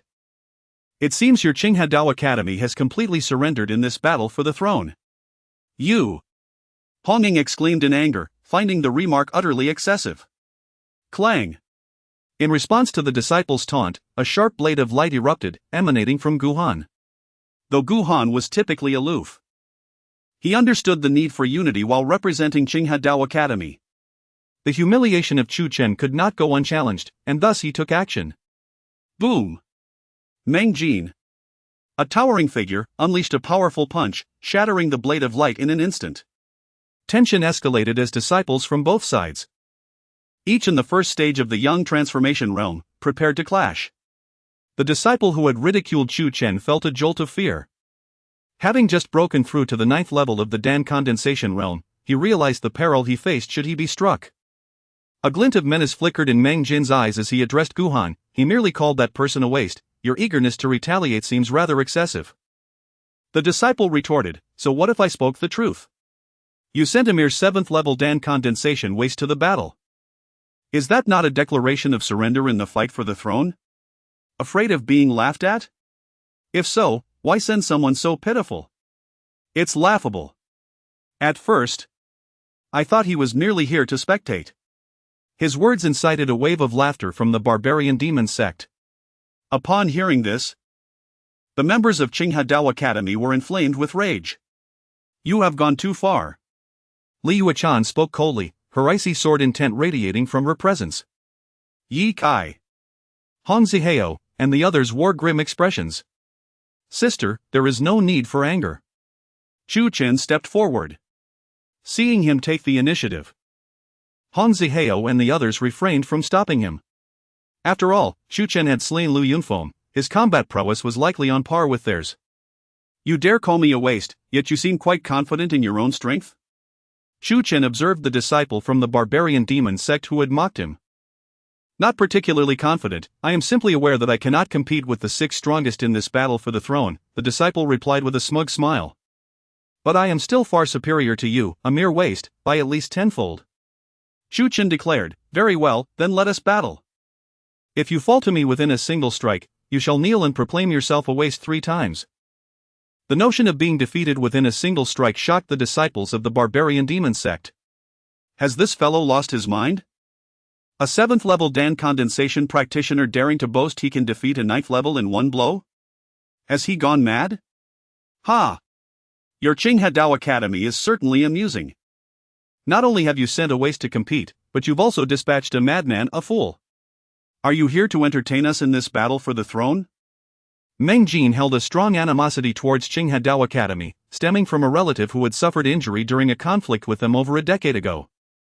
Enough with the banter, simply state whether you agree or not. Yi Kai said, carefree, brimming with confidence in Chu Chen. Agree. How could we not? Han Yu. Engage him fiercely, breaking a couple of bones is no concern. Meng Jin growled. Very well. Han Yu, a disciple of the barbarian demon sect, coldly addressed Chu Chen, kid. I admire your courage. If you truly can defeat me in one strike, I will not only kneel and shout 3 times, but 10 times will be no issue. You have said it 10 times, Chu Chen affirmed. I have indeed. A gentleman's word is his bond. As Han Yu and Chu Chen stepped forward, their respective groups parted to grant them space. Han Yu aimed to defeat Chu Chen with a single blow and inflict serious injury, thus he withheld little of his strength. Boom! Han Yu's body trembled as a fierce aura erupted from him, enveloping his form. Mountain Breaker. Han Yu unleashed a punch, summoning a torrent of malice that coalesced into a black fist imprint, which surged forth to crush Chu Chen. Chu Chen remained calm, grasping his palm, channeling his inner energy without employing any martial arts, relying solely on his own strength to confront Han Yu. Boom! The two collided. Han Yu's black fist imprint shattered instantly upon impact. Chu Chen's fist struck Han Yu's, and he felt as if he had collided with an iron mountain. A tremendous force surged into Han Yu's body. In an instant, his right arm fractured, several ribs snapped, and he was sent hurtling backward. tumbling for several meters before coming to a halt. Once still, he vomited a mouthful of blood, the agony of his broken bones eliciting cries of despair. How is this possible? Meng Jing and the other disciples of the barbarian demon sect were utterly dumbfounded, completely unprepared for this outcome. They had anticipated Han Yu to easily vanquish Chu Chen. Had Han Yu been so careless, failing to utilize even a fraction of his strength? Yet that could not be the case. Observing Han Yu's momentum, he had employed at least 80% of his power. The students of Qinghadao Academy, meanwhile, reveled in schadenfreude. 80%? Lu Yunfeng met his end at Chu Chen's hands. Using 80%? Are you out of your mind? Kneel and fulfill your promise.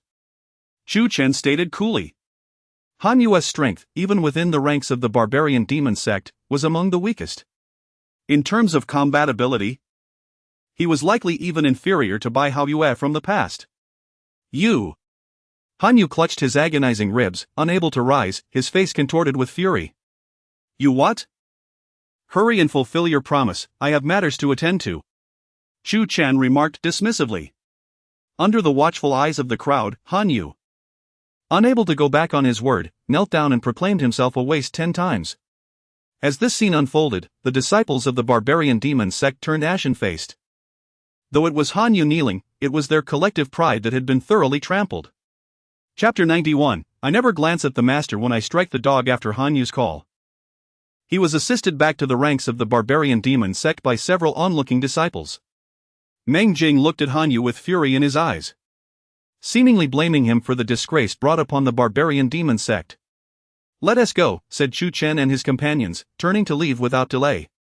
Stop! Meng Jing's voice rang out, halting them. What is it? Do you have something to say? Chu Chen retorted. Do you think you can just walk away after injuring one of our disciples like this? It won't be so easy. With that, Meng Jing launched a powerful punch towards Chu Chen.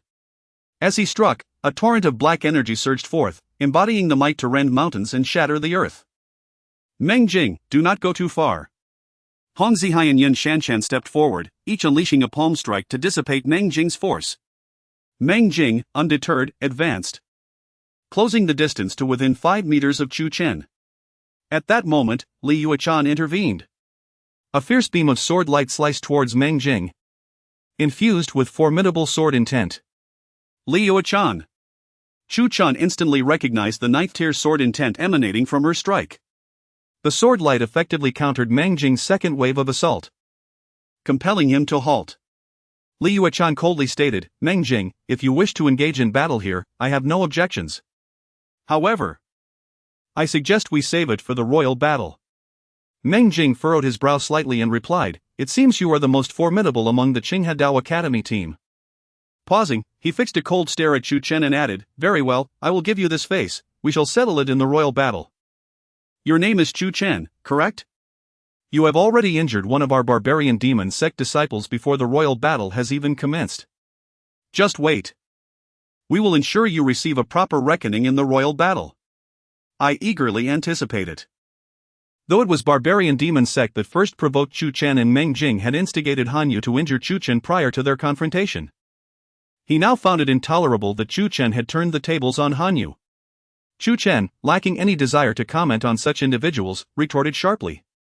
With that, Chu Chen and his companions departed, leaving Meng Jing and the others clenching their fists in anger. Throughout this exchange, the servants of the city lord's mansion remained silent. Not out of apathy, but due to fear. What noble figures among the 9 great forces would they dare to meddle in their disputes? Upon reaching their quarters, each individual was assigned a room. Chu Chen's room was adjacent to Li Yuechan's. Each chamber had been meticulously cleaned by maidservants, adorned with an array of rare spiritual fruits. Chu Chen casually picked one up and took a bite. The flavor was quite delightful. Kid, let me have a taste. Blood Shadow's voice echoed from within the 9-fold prison tower. Are you thirsty? Very much so. Thus, Chu Chen handed over the entire platter of spiritual fruits to Blood Shadow. He then resumed his study of the Dragon Roar Palm technique. That evening, the Water Abyss Hall and the Nanyang Dao Academy arrived. Though several factions had yet to make their appearance. On the following morning, the Burning Sky Hall arrived. The contingent from the Burning Sky Hall, aside from the Hall Master and several inner elders, was led by the notorious Fanifeng. As soon as Fanifeng set foot in Qianlong City, he eagerly sought news of the Qinghe Dao Academy participants. Upon learning that Chu Chen was among them, he could not contain his joy and hurried with his entourage to the Qinghe Dao Academy's residence. "Chu Chen, come out." Fanifeng's voice boomed outside the Qinghe Dao Academy residence, echoing throughout the vicinity. The students of the Qinghe Dao Academy emerged in response. Chu Chen and Li Yuechan also stepped out of their rooms. "Yuechan." Fanifeng's eyes lit up at the sight of Li Yuechan's stunning beauty, and he called out gently, unable to restrain himself. "Fanifeng, please address me by my full name," Li Yuechan replied coldly. "Yuechan Yu." Having not seen Li Yuechan for a long time, Fanifeng was infuriated to find himself rebuffed upon their reunion. He then turned his gaze to Chu Chen, sneering, "You, kid. When I suggested you participate in the royal battle, it was merely to provoke you. I never expected you would actually secure a spot. So, you wish to prove to me that you are not to be underestimated?"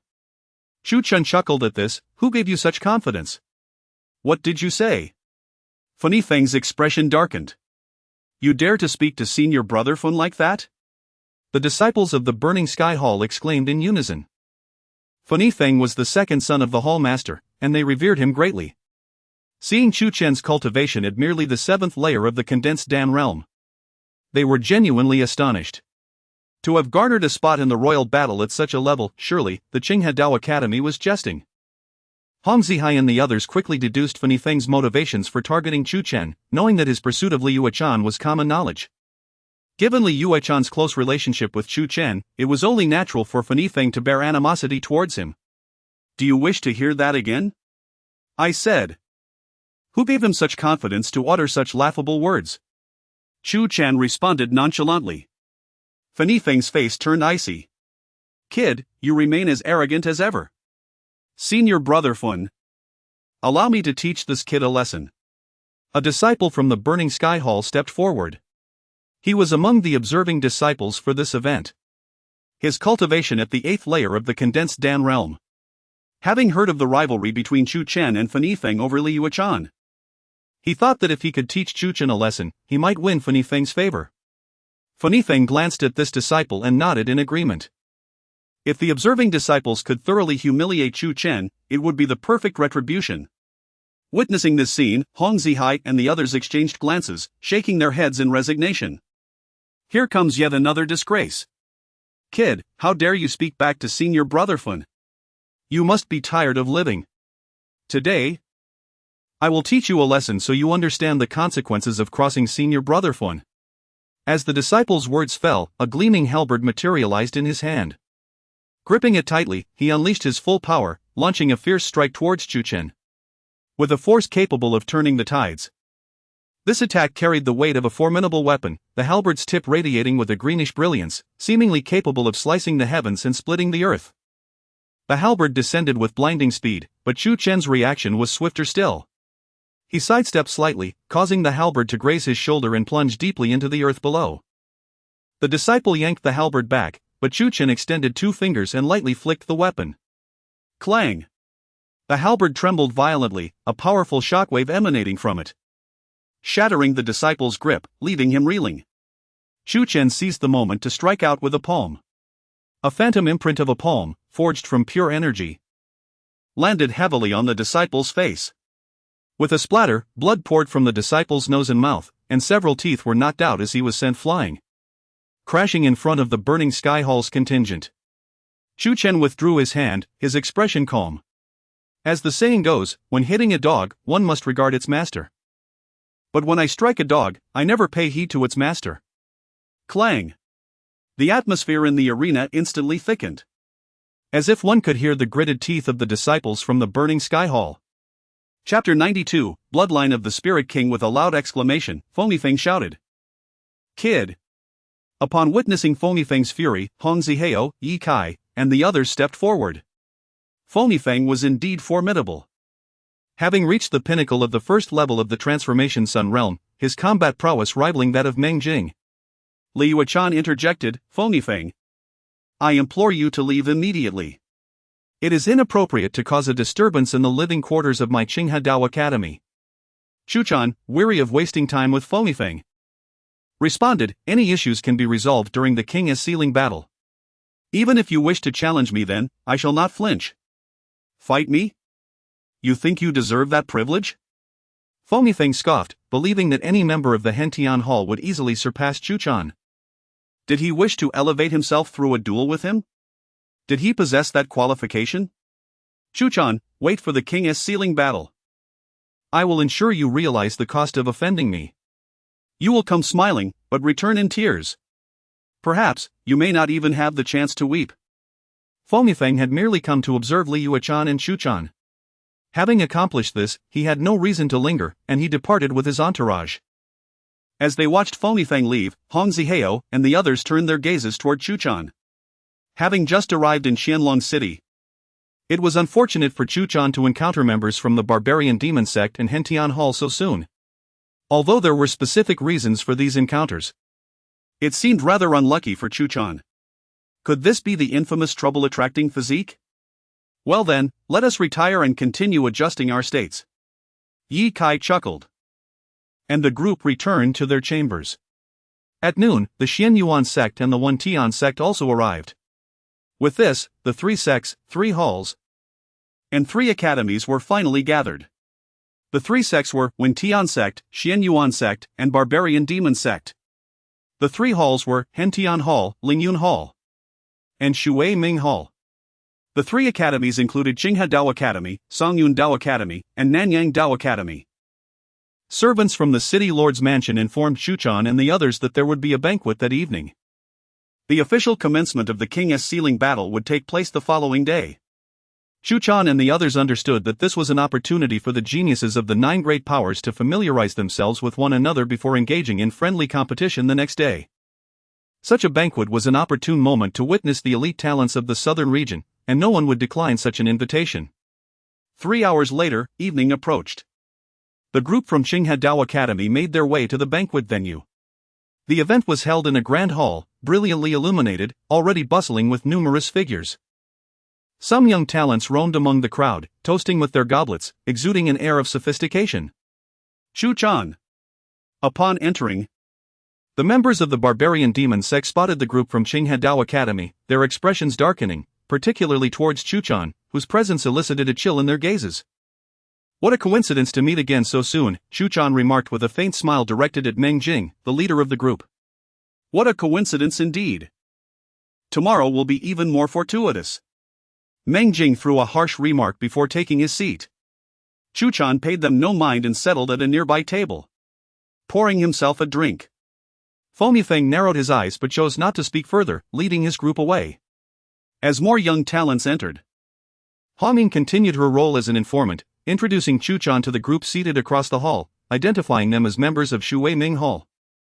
The strongest among them was Bai Tingyu, at the pinnacle of the first level of the Transformation Sun Realm, possessing formidable combat abilities capable of challenging opponents beyond her level. Chu Chen noticed a young woman in white, strikingly beautiful, though not quite as breathtaking as Li Yuechan. Her aura was gentle and flowing, giving an impression of fragility. However, to underestimate her would be a grave mistake. As a leading disciple of her sect, she was far from being a pushover.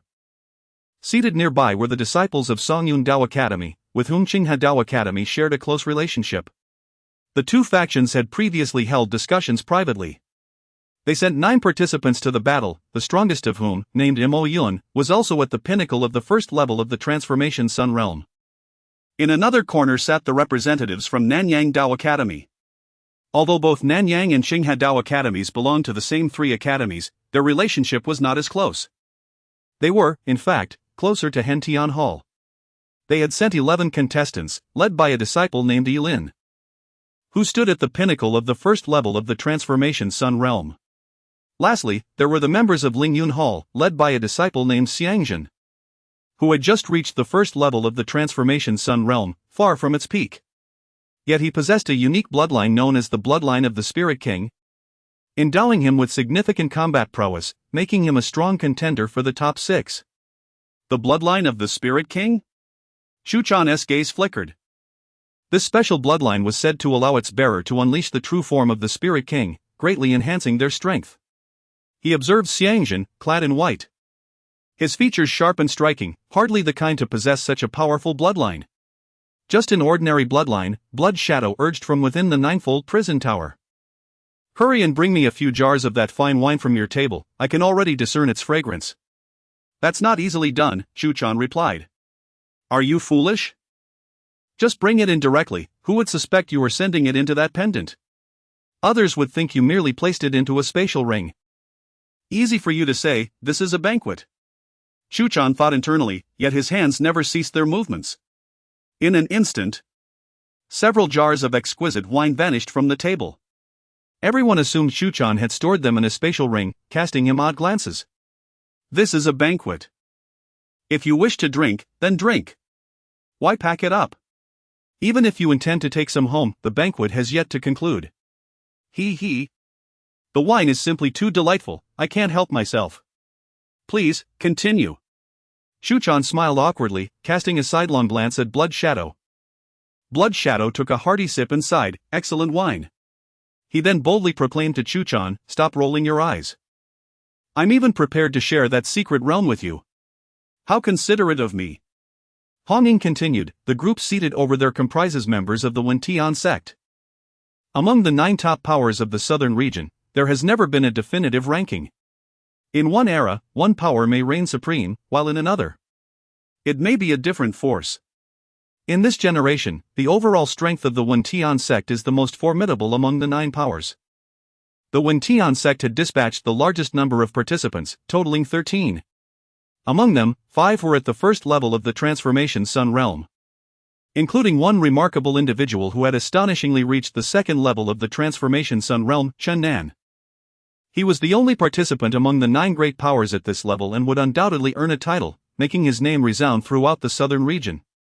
Chapter 93, The Gathering of 9 Titans. Chu Chen glanced toward the other side, where a large group of talented youths sat, their auras undeniably formidable.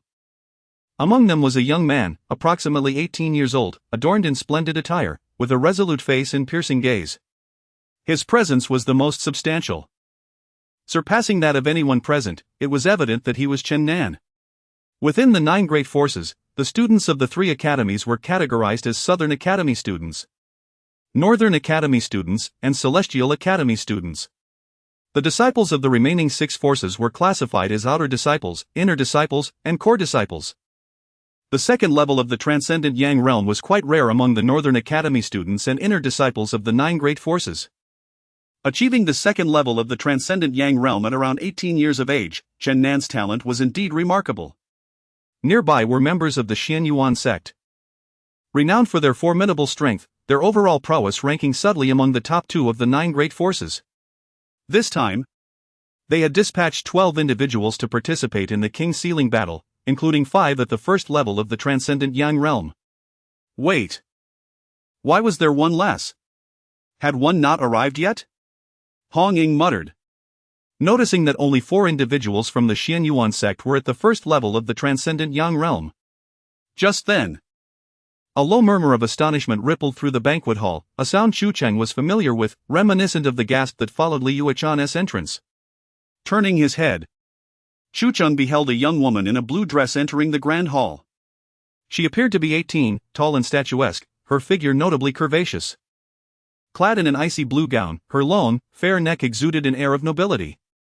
Her beauty was striking, her lips were lush, her nose elegantly defined, and her ears dainty, with eyes that sparkled with a lively brilliance. Her skin was as flawless as snow, seemingly delicate to the touch, while her dark tresses cascaded like a waterfall, swaying gracefully behind her as she moved with vibrant energy. In comparison, her beauty rivaled that of Li Yuechan, leaving Chu Chen momentarily stunned. However, after a fleeting glance, he discerned a distinct difference in the young woman's aura compared to Li Yuechan's.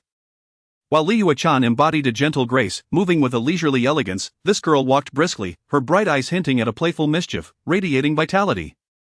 Senior Sister Mengru! Exclaimed a disciple from the Cang Yuan sect, filled with delight.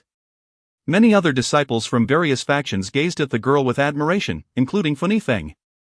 However, Fan Yifeng's gaze quickly returned to Li Yuechan. Despite Meng Gru's charm, he preferred the gentle allure of Li Yuechan, which ignited his desire to conquer. She was indeed the last of the Xian Yuan sect's disciples at the pinnacle of the first level of the transcendent Yang realm, Su Meng Gru. Her esteemed lineage as the daughter of the sect master and her stunning beauty earned her the title of the most beautiful woman in the Xian Yuan sect, with a popularity that was formidable. Han Ying pouted, but I don't find her that pretty. I think senior sister Yuechan is far more beautiful. She then turned to Chu Chen with a playful grin. Chu Chen, who do you think is more beautiful, Su Meng Gru or senior sister Yuechan? Li Yuechan shot a reproachful glance at Han Ying, prompting Chu Chen to respond, senior sister Yuechan. Correct answer. You've dodged a bullet. Han Ying laughed heartily, while a flicker of joy stirred in Li Yuechan's heart. In truth, Chu Chen believed both ladies were equally beautiful. Yet his close bond with Li Yuechan led him to support her without hesitation. The leaders of the 9 great forces have arrived, echoed a voice. A multitude of figures, engaged in jovial conversation, entered the grand hall, comprising the heads of the 9 great forces and esteemed elders from their inner circles, accompanied by the lord of Qinglong City, Qi Yuguang. As the leaders took their seats, the atmosphere in the hall turned solemn. These were the 9 most powerful figures in the southern region. The prosperity of the southern region and its significant influence within the entire Tianyan Empire stemmed from the existence of these peak powerhouses. As the leaders settled in, subtle dynamics became apparent. For instance, the Qinghe Academy and the Songyun Academy shared a cordial relationship, which was evident as Yan Nanshan sat closely with the Songyun Academy's head, Xiao Wuqing. The Nanyang Academy was situated near the Fenshan Hall, hence its head, and Qingshan was seated close to the hall's master, Fan Song. The Wentiangong ranked subtly as the strongest, allowing its leader, Xian Yuan Dao, to take the prominent seat without objection from the others. Fan Song, the master of the Fenshan Hall, exchanged light-hearted banter with Qingshan, occasionally glancing at Yan Nanshan, his eyes betraying a flicker of obscurity. Previously, Wei Xiantong had brought Fan Yifeng to propose marriage to the Qinghe Academy, only to face disappointment. Afterward, the Fenshan Hall exerted its full efforts to investigate but found no trace of the Blood Shadow's escape, leading them to conclude that it had fled. Fan Song harbored resentment over this lost opportunity to suppress or even control the Qinghe Academy. He had contemplated using Blood Shadow to threaten the Qinghe Academy further, but ultimately deemed it futile. After all, if Blood Shadow truly sought vengeance against the Qinghe Academy, it would not need his assistance to act after its escape. At this moment, he merely hoped that Blood Shadow would return with an army to annihilate the Qinghe Academy. However, he had received news that Blood Shadow had proclaimed the feud with the Qinghe Academy resolved upon its escape, leaving Fan Song uncertain of its veracity, secretly wishing it to be false. Once all heads of the forces were seated, the banquet commenced in earnest. Goblets were raised, and the talented individuals from each faction mingled, engaging in exchanges with one another. With the King Sealing battle looming the next day, many of the participants had never even met, making initial introductions essential, even if they did not fully comprehend one another's capabilities.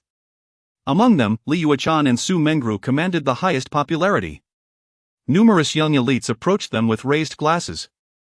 Yet both women responded rather coldly to their advances. Su Meng Gru waved off a young gentleman's toast, then turned her gaze toward the head of the Xian Yuan sect, Su Changge. The sect leader conveyed telepathically, Meng Gru, he is Chu Chen from the Qinghe Academy, the one possessing the Qilin bone. Su Meng Gru glanced at Chu Chen amidst the crowd, softly murmuring, is he truly Chu Chen? The one with the Qilin bone? She then transmitted to Su Changge, Father, I wish to have a word with him. Chapter 94, A Blue Dress, treading the moonlight. A melodious laughter rang out as Su Meng Gru approached the Qinghe Dao Academy, holding 2 wine cups. She spoke directly, you? Chu Chen, who had been drinking alone, looked up in surprise. He was just an inconspicuous figure in the crowd of the Qinghe Dao Academy. Why was she looking for him? Who is this person? Why would Meng Gru approach him? Some onlookers were astonished, particularly those who had just been rejected by Su Meng Gru when they sought her attention. He's Chu Chen, a contestant in the upcoming King's battle. This guy is formidable. He claims he will make it into the top 6 and earn a unique title. Meng Jin seized the opportunity to sow discord. What? Him? Does he even qualify? At the 7th level of the Condensation Dan realm, how could the Qinghe Dao Academy send someone of such cultivation to compete? This kid is crazy. The Qinghe Dao Academy is a bit mad too. Chu Chen frowned inwardly but disregarded Meng Jin's underhanded tactics. Instead, he focused on Su Mengru, who had arrived before him. Is there something you need? What else could it be, bringing wine cups to see you? Su Mengru smiled. Her delicate brows slightly raised as if she were flirting. She handed one of the wine cups to Chu Chen and said, "Allow me to introduce myself. I am Su Mengru." Watching this scene, Hong Ying felt displeased. Why is she smiling so brightly? It appears almost flirtatious. She gently tugged at Li Yuechan's sleeve. Chu Chen regarded the wine cup in Su Mengru's hand, paused momentarily, then accepted it and drank. It would be impolite not to, considering she had come before him. After drinking, he responded, "I am Chu Chen." Su Mengru also drank from her cup, smiling, a splendid name, untainted by the mundane, extraordinary and ethereal. Chu Chen cleared his throat, feeling the conversation was dwindling. Is there anything else you wish to discuss? Su Mengru's heart stirred. Many men sought her attention without success. Yet Chu Chen seemed indifferent. If she were to leave now, he would remain undisturbed. What an intriguing fellow, she mused. Nothing else, really. I merely came to make your acquaintance. Ha ha. With that, she turned to depart. Su Mengru's admirers watched this exchange, perplexed. Fortunately, she hadn't lingered too long with Chu Chen, otherwise, their jealousy would have intensified. Hong Ying remarked to Li Yuechan, "Sister, that Su Mengru is too excessive. Did you see how she spoke to Chu Chen? Her smile was exaggerated. She shows no restraint at all." Li Yuechan replied softly, though a tinge of envy flickered within her. The gathering concluded soon after, and everyone had a rough understanding of each other's strengths. Before parting, the higher-ups advised the young talents to rest well for the forthcoming King S battle. As the crowd dispersed back to their quarters at the Qinghe Dao Academy, Chu Chen did not rest. He continued to study the Minglong poem. The moon hung high in the sky, and it was now midnight. Suddenly, a gentle breeze swept through. Opening the window, Chu Chen's keen senses detected that this breeze was not merely a gentle wind, but a powerful current. What kind of powerful wind? A wind infused with human yuan power. Turning his head, he beheld a stunning beauty in an ice blue gown standing gracefully outside the window. Moonlight cascaded upon her, illuminating her as if she were the ethereal China of the Moon Palace. Su Mengru. Chu Chen was taken aback. What was Su Mengru doing here in the dead of night? "Ha, Chu Chen, come out for a moment," Su Mengru beckoned with her delicate hand. Confused, Chu Chen stepped outside and asked, "Miss Mengru, what brings you here at this hour?" Su Mengru smiled, "I want you to make a move against me." Chu Chen was bewildered. "You wish for me to spar with you tonight? Shouldn't we wait for the King S battle tomorrow?" "No, I want you to do it now." Seeing that Chu Chen hesitated, Su Mengru suddenly lunged at him. Under the moonlight, she was clearly cautious not to alert others, so her attack was gentle, sending a wave of yuan power toward him. Chu Chen sensed the chilling aura emanating from her attack. She was a peak practitioner at the first level of the transformation yang realm. He did not dare underestimate her and quickly activated the Huang Lei finger, easily dispelling her wave of yuan power with a precise strike. "Wow, your strength is surprisingly formidable." Though her attack was light, it did not diminish its power. Su Mengru was astonished that Chu Chen could counter her so effortlessly. She struck again, swiftly appearing before him, their faces mere inches apart, allowing Chu Chen to catch the intoxicating fragrance wafting from her. Su Mengru's hand swept toward his side, but Chu Chen quickly raised his hand to block her. Their palms met, and he felt the extreme cold emanating from her touch.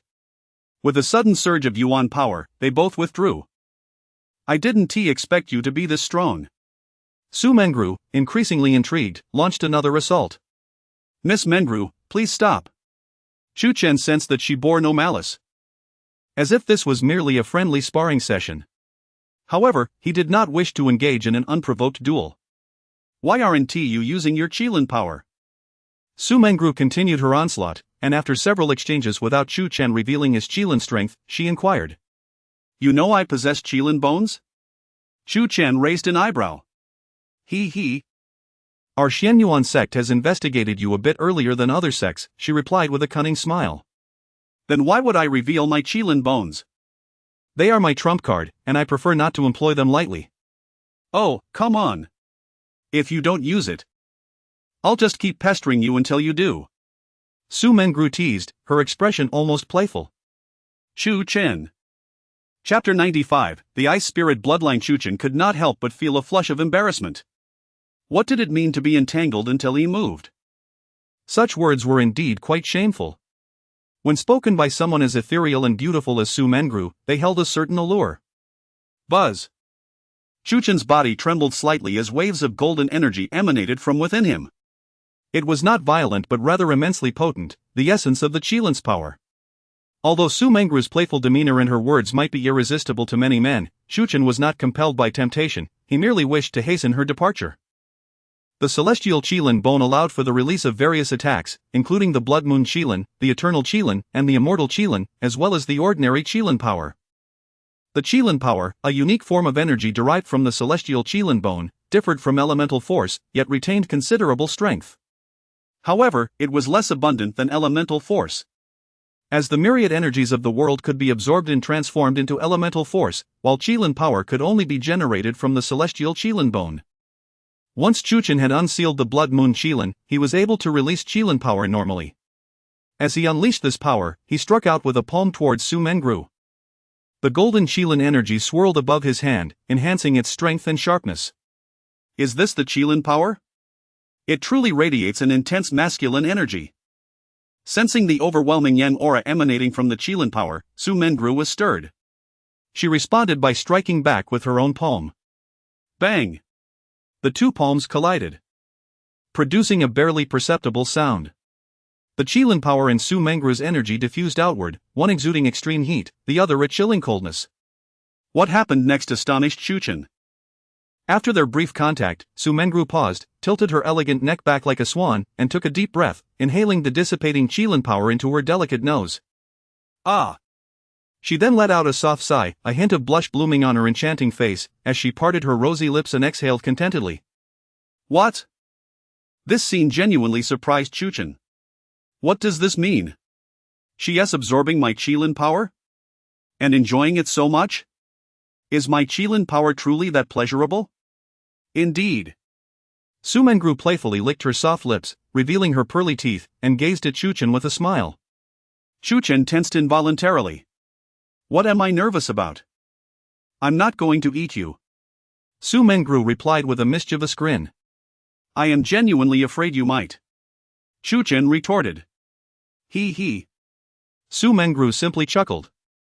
Su Mengru. What brings you here? At that moment, Li Yuechan emerged from a nearby room, having heard the commotion.